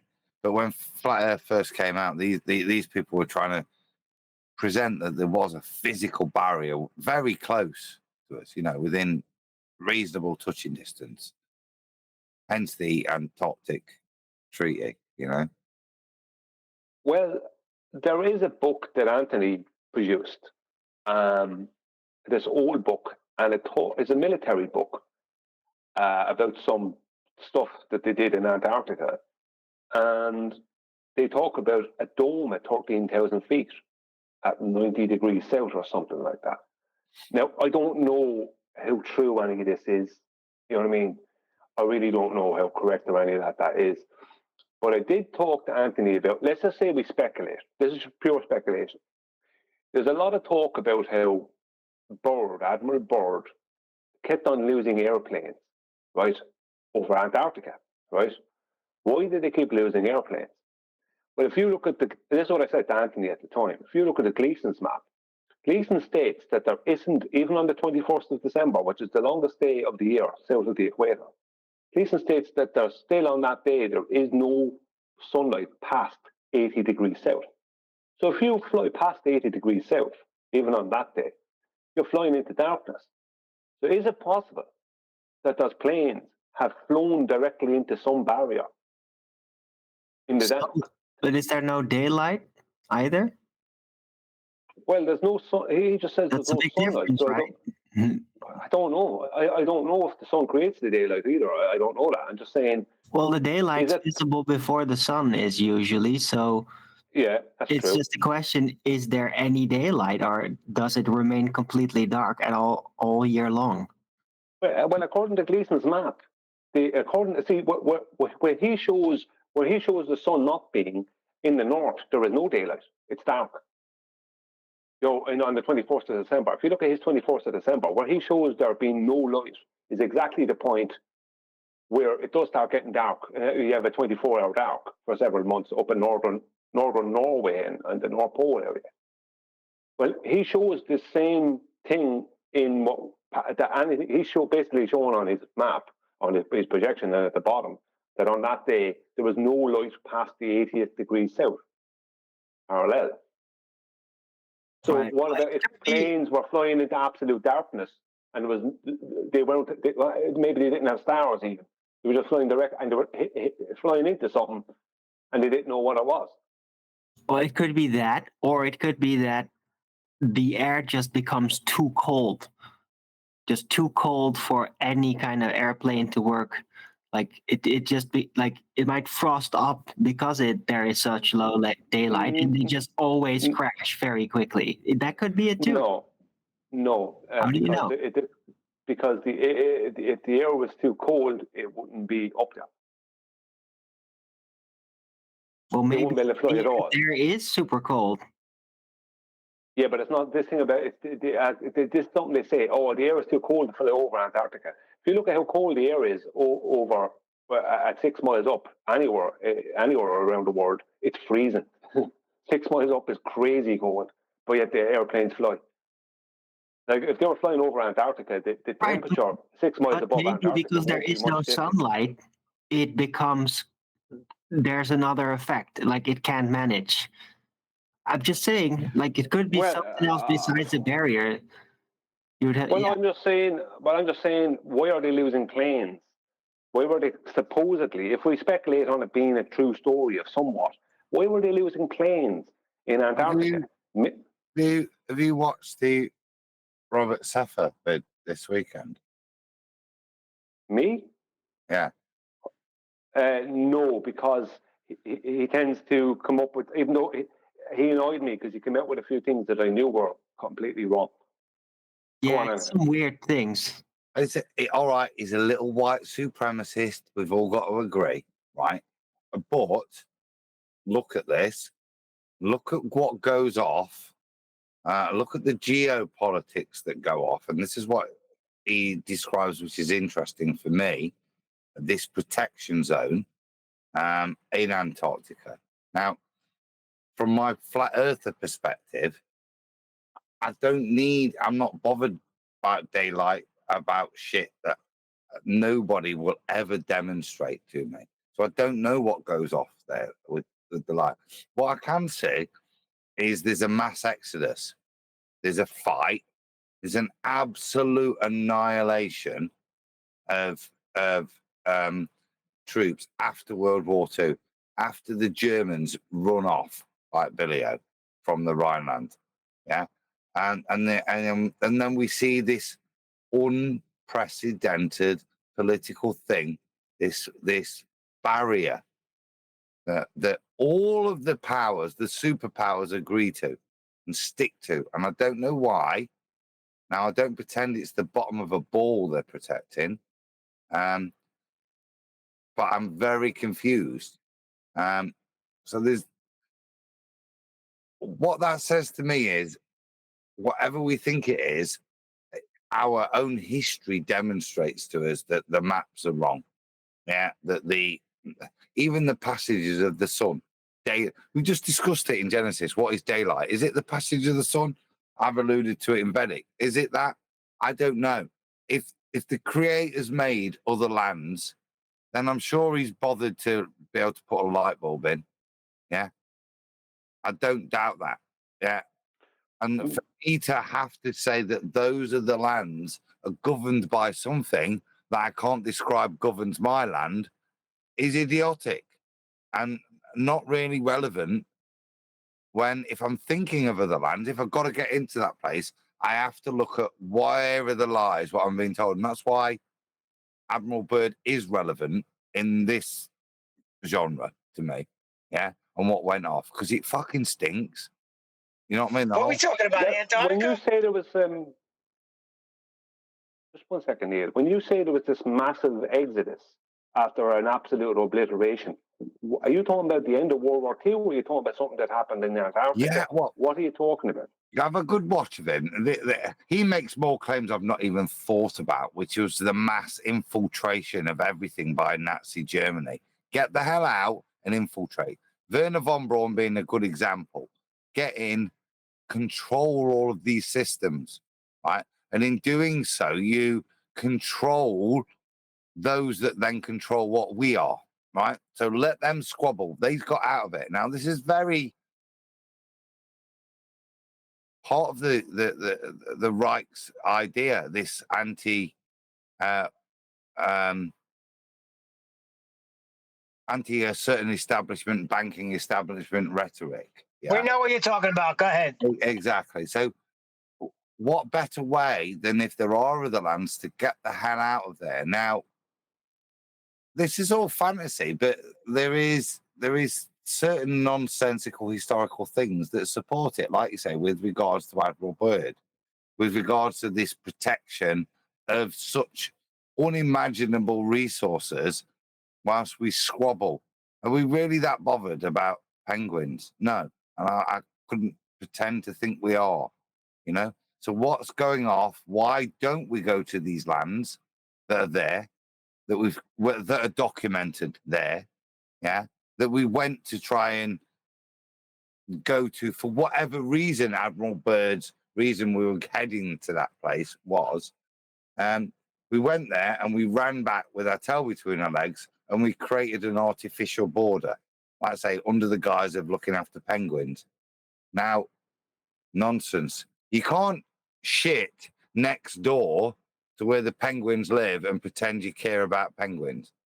To pretend because we do everything we do in this woke world, yeah, that we're protecting the planet, and none of what we do will go to that artificial border we've created is another mind trap, isn't it?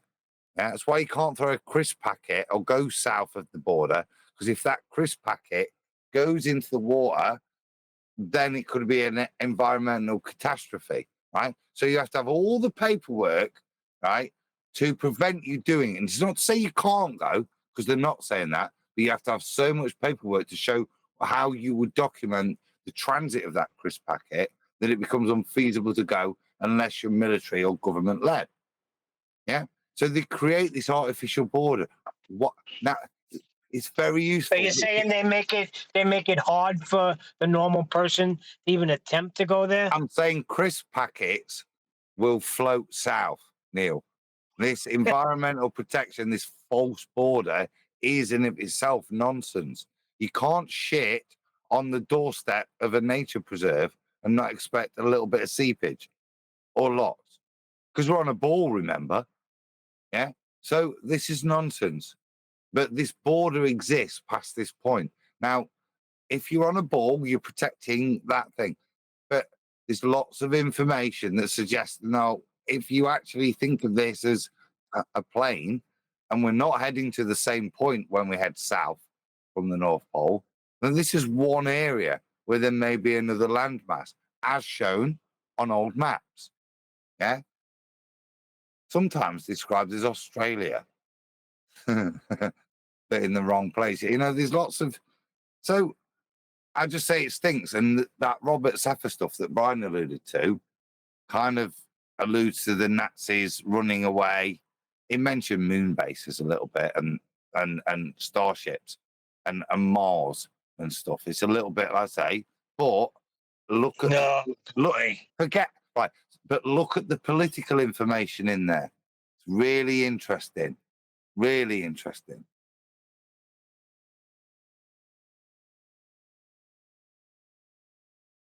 Oh, I don't disagree that politically the whole thing is makes no sense. You know what I mean? Like it makes no sense that they care so much about a place that is just basically they call it a desert. They say it was one big massive cold ice shelf. Like you wouldn't be able to do damage to it if you tried, according to what they say it is. It's so cold you couldn't get anything to work there. How are we going to mine anything when nothing will work? Because it's like even in the summertime, it's minus 30 or minus 50 degrees or something, according to them. And in the wintertime, it goes down to minus 80 and plus minus or even more. I mean, how are you going to get into work in those conditions? You can barely get stuff to work in Alaska in the wintertime. So, I mean, You're missing it. No They're sense. protecting the aliens there. That's what happened. There's an alien ship that landed there, and that's why I don't want anybody going to Antarctica. Haven't you seen the thing? Well, have you not seen the video? There's videos of them in Antarctica, and they're on a sunny beach in Antarctica. Old videos, black and white videos of them hanging around on the beach. Beaches of South Antarctica. What video are you talking about? Are we talking about a government video? An Admiral Byrd video? It was an American military video where they were on a beach in Antarctica. They're on a beach, and there's grass behind them, like kind of beach grass. And they're on the beach, and they've dogs there. Yeah, and the sun. Now, I'm not saying they're going around with sun cream on them, but they're sitting there on a beach, not a big ice shelf. You know what I mean? Like, there's sunny beach. I think it's going back into the 1950s. 1940s, 1950s, but it's black and white, but you can see they're on a beach, there's sun. They have sunglasses on them. But we don't even know if that's... because of the ice, but there's no ice they're looking at. They're on a beach looking towards the water. We don't even know if that's real. We don't even know if that was even accomplished. We're going by a story. That's my point. That's my point, Neil. Listen, the point is that they were showing us sunny beaches then. Now they're saying it's this massive, unbelievably cold ice shelf. I mean, their story continually changes. If you look at Google Earth showed the North Pole, what they showed the North Pole and the South Pole. It was a black hole, right? You just saw the North Pole. North Pole was a black hole. Then it was ice. Then it was water. Then it was ice again. Then it was a black hole. Then it was water again. And now it's ice. Do you know what I mean? Well, what's the problem, Google? Well, if it's ice, just leave it be ice. If it's water, leave it be. Why do you keep changing it? You mean, what is the purpose of these changes? No, Is Admiral Byrd the same one that said, hold on, is he the same one that said there's resources beyond? Okay, so I'm on the same page. Okay, Adam, go ahead. Well, I didn't mention Admiral Byrd. Adam did earlier. He's talking about destruction of planes. That was the retreat of the fleet. That's, I can't remember, is it 47, something like that? Looked it up the other day. Look. He has a number of trips to the south. There's Byrd, 4 or 5. Yeah. And there we go. I looked it up. Right. 1928, the first Antarctic expedition from Admiral Byrd. 1933, not surprisingly called the second Antarctic expedition. Now, the third, this is where he throws a spanner in. This is called the Antarctic Service Expedition, which I think is where you would allude to some of the footage. So the bits of, let me have a little look at the full description. Antarctic Service. This was the U.S. government-sponsored expedition led by Byrd, established by so I'm right.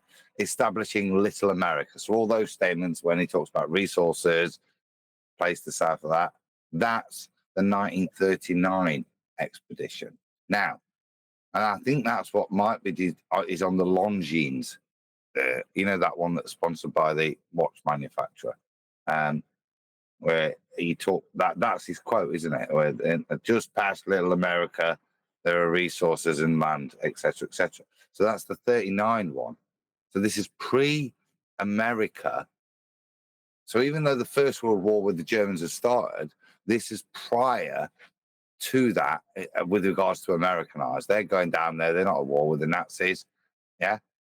Now, the next one, which is the one where we've got issues where the Allies come running with their tail between their legs, is Operation High Jump. So this is, so I'll read that one. Though Byrd was officially officer in charge, Rear Admiral Eric Lawson commanded the fleet. The large-scale U.S. Navy-led expedition established Little America number 4 in Roman numerals and focused on mapping on potential strategic interests. That's what they say. But if you look at what happens, they run like Billy O and they come back and they never go back. And there's this establishment. Are you talking about the American military do this? They just suddenly leave? High jump. Yeah, mate, they get battered. Whatever happens is this stuff of, 1980s TV kind of document. What we don't know, do we? Because they've had so long to cover it up.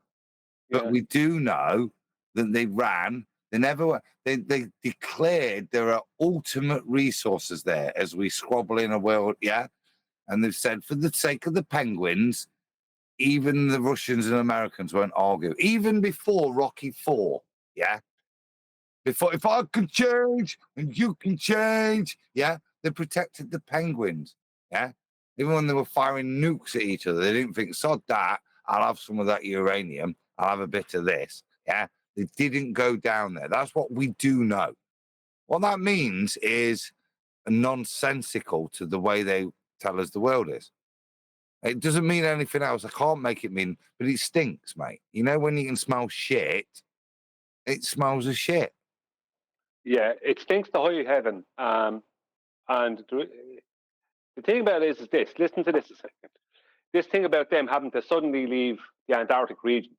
Now, originally, Bird went to the North Pole, and supposedly the story goes that there was some battle went on there, and that Bird lost. The US lost an aircraft carrier, right, and planes and different things. Now I don't know who the battle was with. It's all hush hush.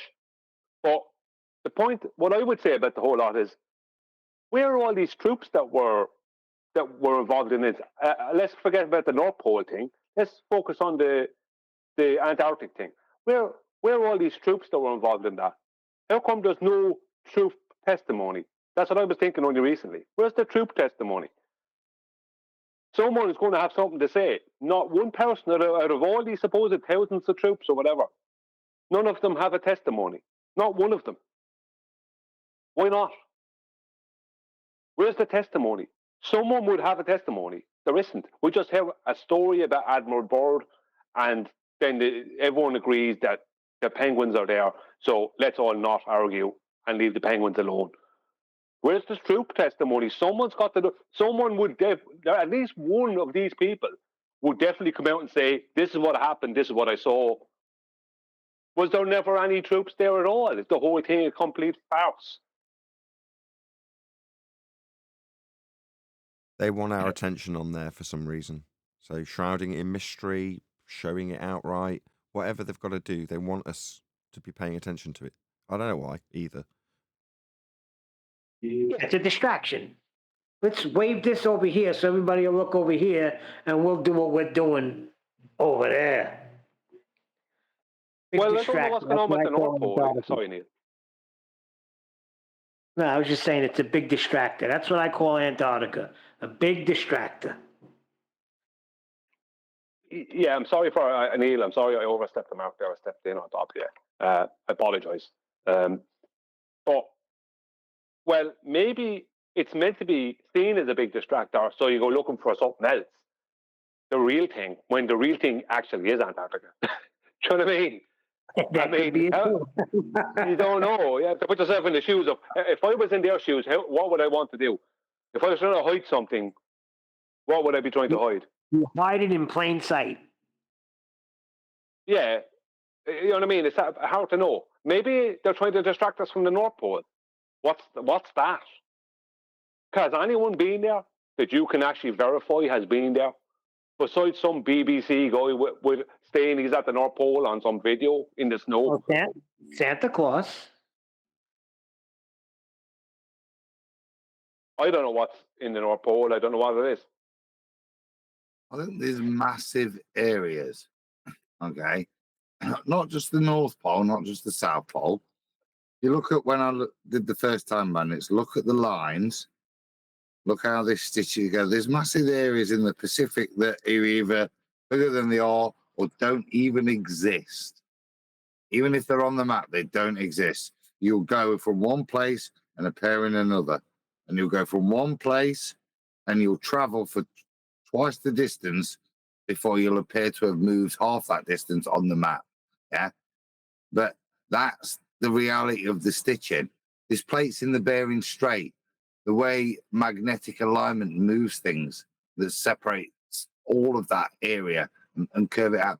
There's so much perversion of what we think we're dealing with that any form of mapping other than locally is just bent because of this, because of what's been put in place as to how we can map.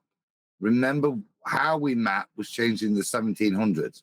The invention of the chronometer is the changing of how we map. The loss of the moon is how we changed mapping. Both of those things, yeah, are there for a reason. And there's a reason adequate systems were eradicated that still carried a lunatic on board until new systems were sufficient to remove old systems. This is what governments do. Look at what governments do, how governments behave. What government wouldn't do is send people out without the ability to map and be able to map. They do that, how? With the full celestial knowledge. people on board are called lunatics. Yeah. Now they don't get that. I bet they were called sir in the early days. Yeah. But afterwards, after the invention of the chronometer, and we then validate that the chronometer is as good as these guys, we can remove this knowledge and then insult the people that we do still carry on board just in case. Lunatics. Yeah. This It's a derogatory term now. But a government doesn't do it unless that knowledge was already there in the first place. It's gone now. And all of our map building is based on this new chronology. Now, don't think for 1 second that it took them all that time and all the great competition to build an accurate chronometer. What they were doing in that time, I don't know. It's perverting the system is what they're doing, changing everything. So that with history, this is how clever they are. At that time, nobody sees this. It's just a crap competition. But after it's highlighted and it's put historically, that's how we learned to fucking navigate. Yeah? Nonsense. Could already navigate. Exactly. Kepler needed the longitude lines to exist to create his analemma. Those longitude lines existed well before the 1700s. They just want to give you the impression that they created the chronometer and that allowed them to determine longitude, whereas the lunatics could determine longitude before that. And it's like, to give a comparison, it's like someone being called an engineer in today's world. Oh, an engineer. Okay, that's a respectable term. Respectable, someone's an engineer. People respect them, that they do, engineering stuff. It's important in the world, tangibly.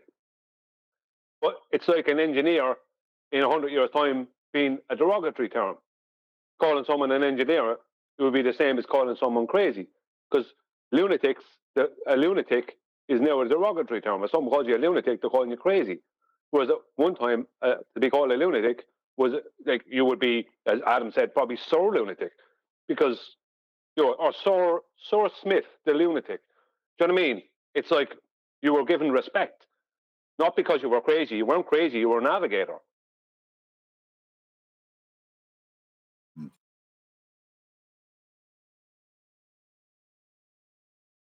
The point you made there is the lines were there first, weren't they? You know what I mean? They just wanted a new way of matching up to the lines. But you have it's the order of things, isn't it? This is the lie here. What's the order of things? And what's the competition? We want a device, to give us this latitude. Yeah.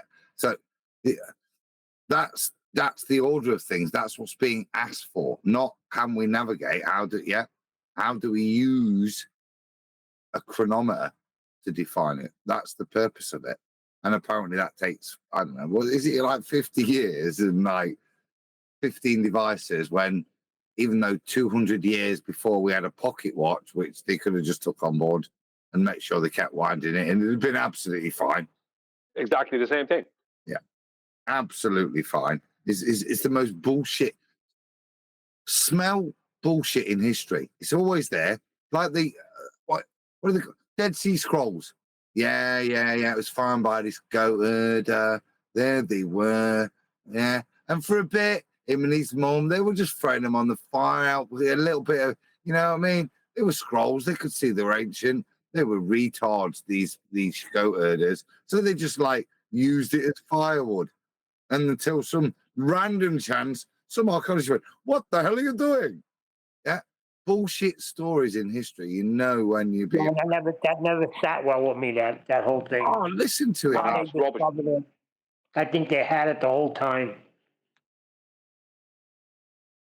Well, just to go back a second, what have we talked about tonight that we can find the least amount of information about? The moon. So when they removed lunatics from ships and replaced them with chronometers, what information did they remove concerning the moon? If you try and find out what the moon's movement is throughout a month, like a moon analemma, throughout a month or a year or anything, you won't find it. You'd have to become an astronomer to even get close to that. I mean, why? Why is the information concerning the moon always not there? It's always not there. You get some information concerning the sun and the stars. When it comes to the moon, you get nothing. You have to make it up yourself. Look at that. How long it was for me to find about the lunar valles. Something that existed. Yes. Yeah. Bad moon Existed shadow. to the point that somebody could make a Baroque, elaborate version of them, and that's where I managed to find out. There were that many versions of a lunar valal. Yeah. It was a common piece of timekeeping. Yeah. But it's only the exotic ones because they got rid of the rest, haven't they? But some of the aristocracy will have saved some of those things. That's why they still exist. Why do they exist? To tell the time. That was the, you know what I mean? I'm sure everybody had one, really. But that kind of stuff was destroyed, wasn't it? Then goes to moon dials, right? Yeah. Yeah. Yeah. The thing with the telling of the time, from what I understand, and it's something you need, I mean,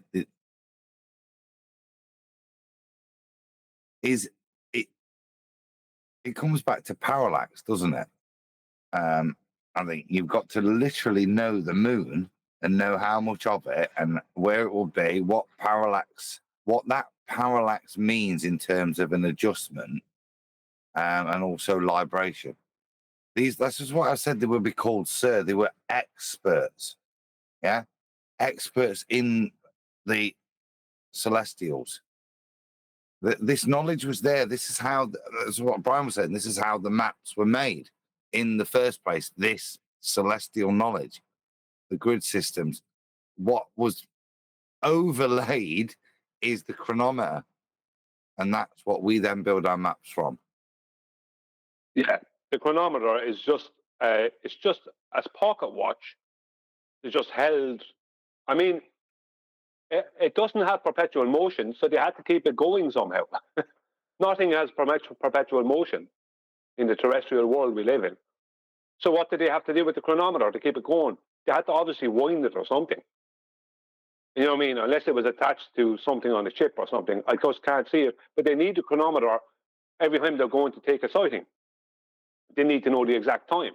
You know, when they go mark, the person looks at the time, and the assistant of the navigator, you know, will mark this, you know, mark this angle, this time. Mark the time is what they're asking for. You know, mark. You know, this is the, you know, 14.2 mark. Do you know what I mean? At this exact time, because they need the time. It makes no sense.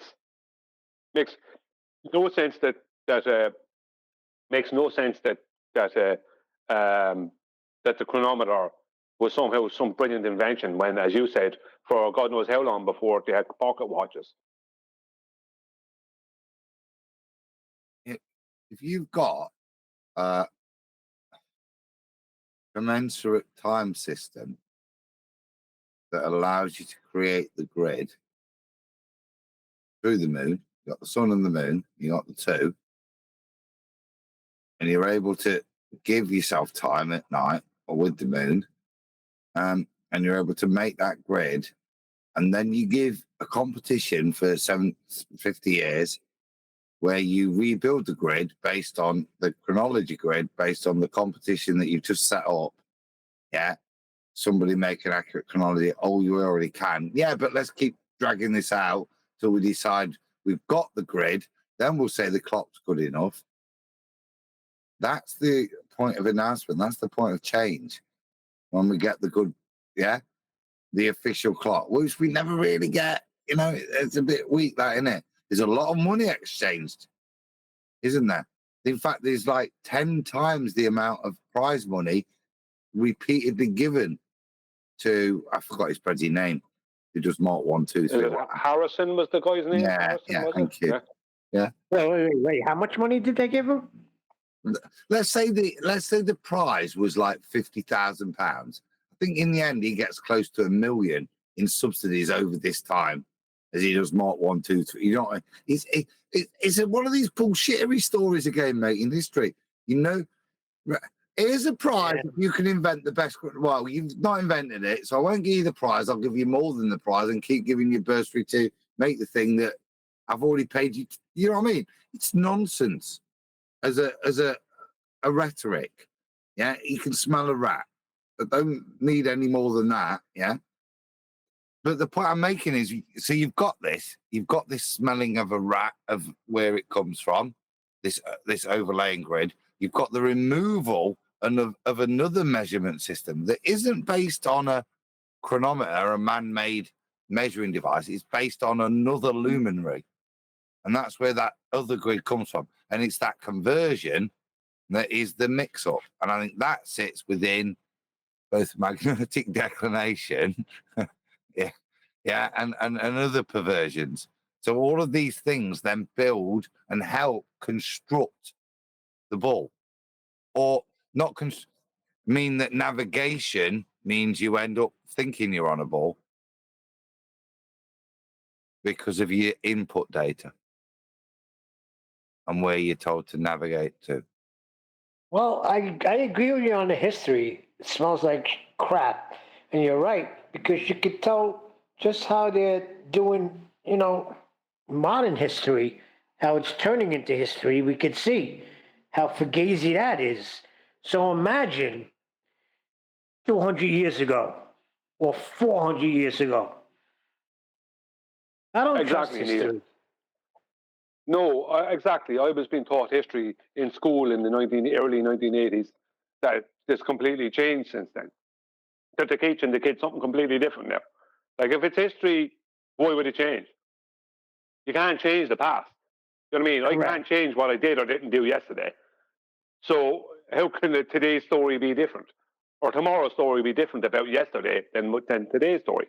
The only way you can change history is by basically lying, or history never being what it was supposedly supposed to be in the first place. Yeah, you can't. The whole point of history is it can't be changed. That's the point. Yeah, they say, look at the word history, his story. Well, that's kind of true, Whoever's telling a story, it's his story. It's a play on words. I think the word history is probably from a different language, or its origins might be. But then again, maybe it is just his story. I don't know. I have never looked at the origins of the word.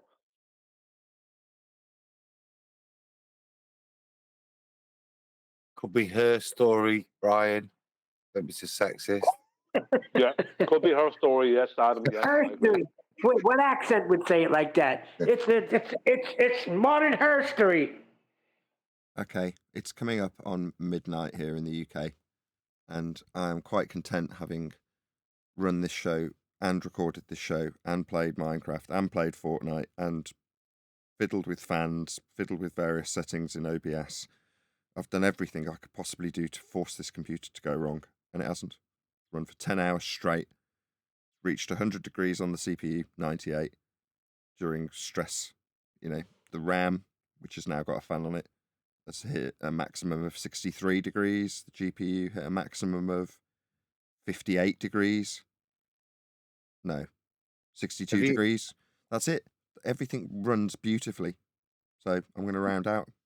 Thank you, gentlemen. You've made it a pleasure today.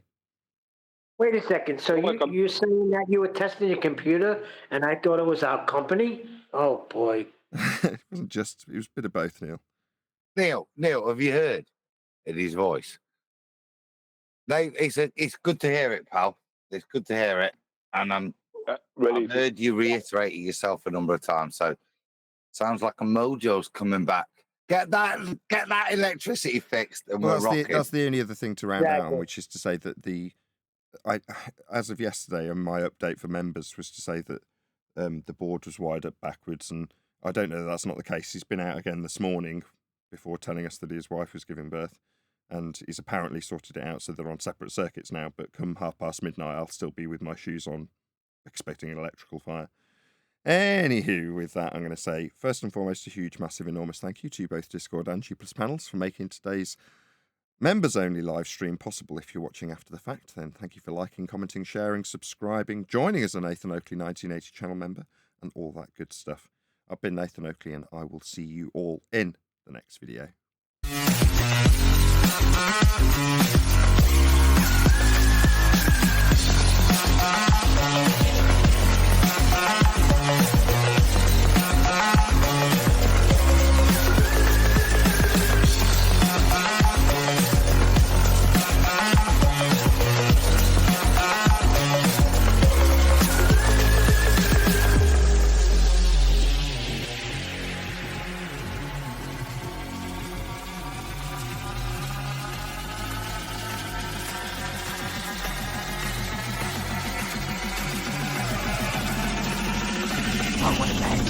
What a lovely day!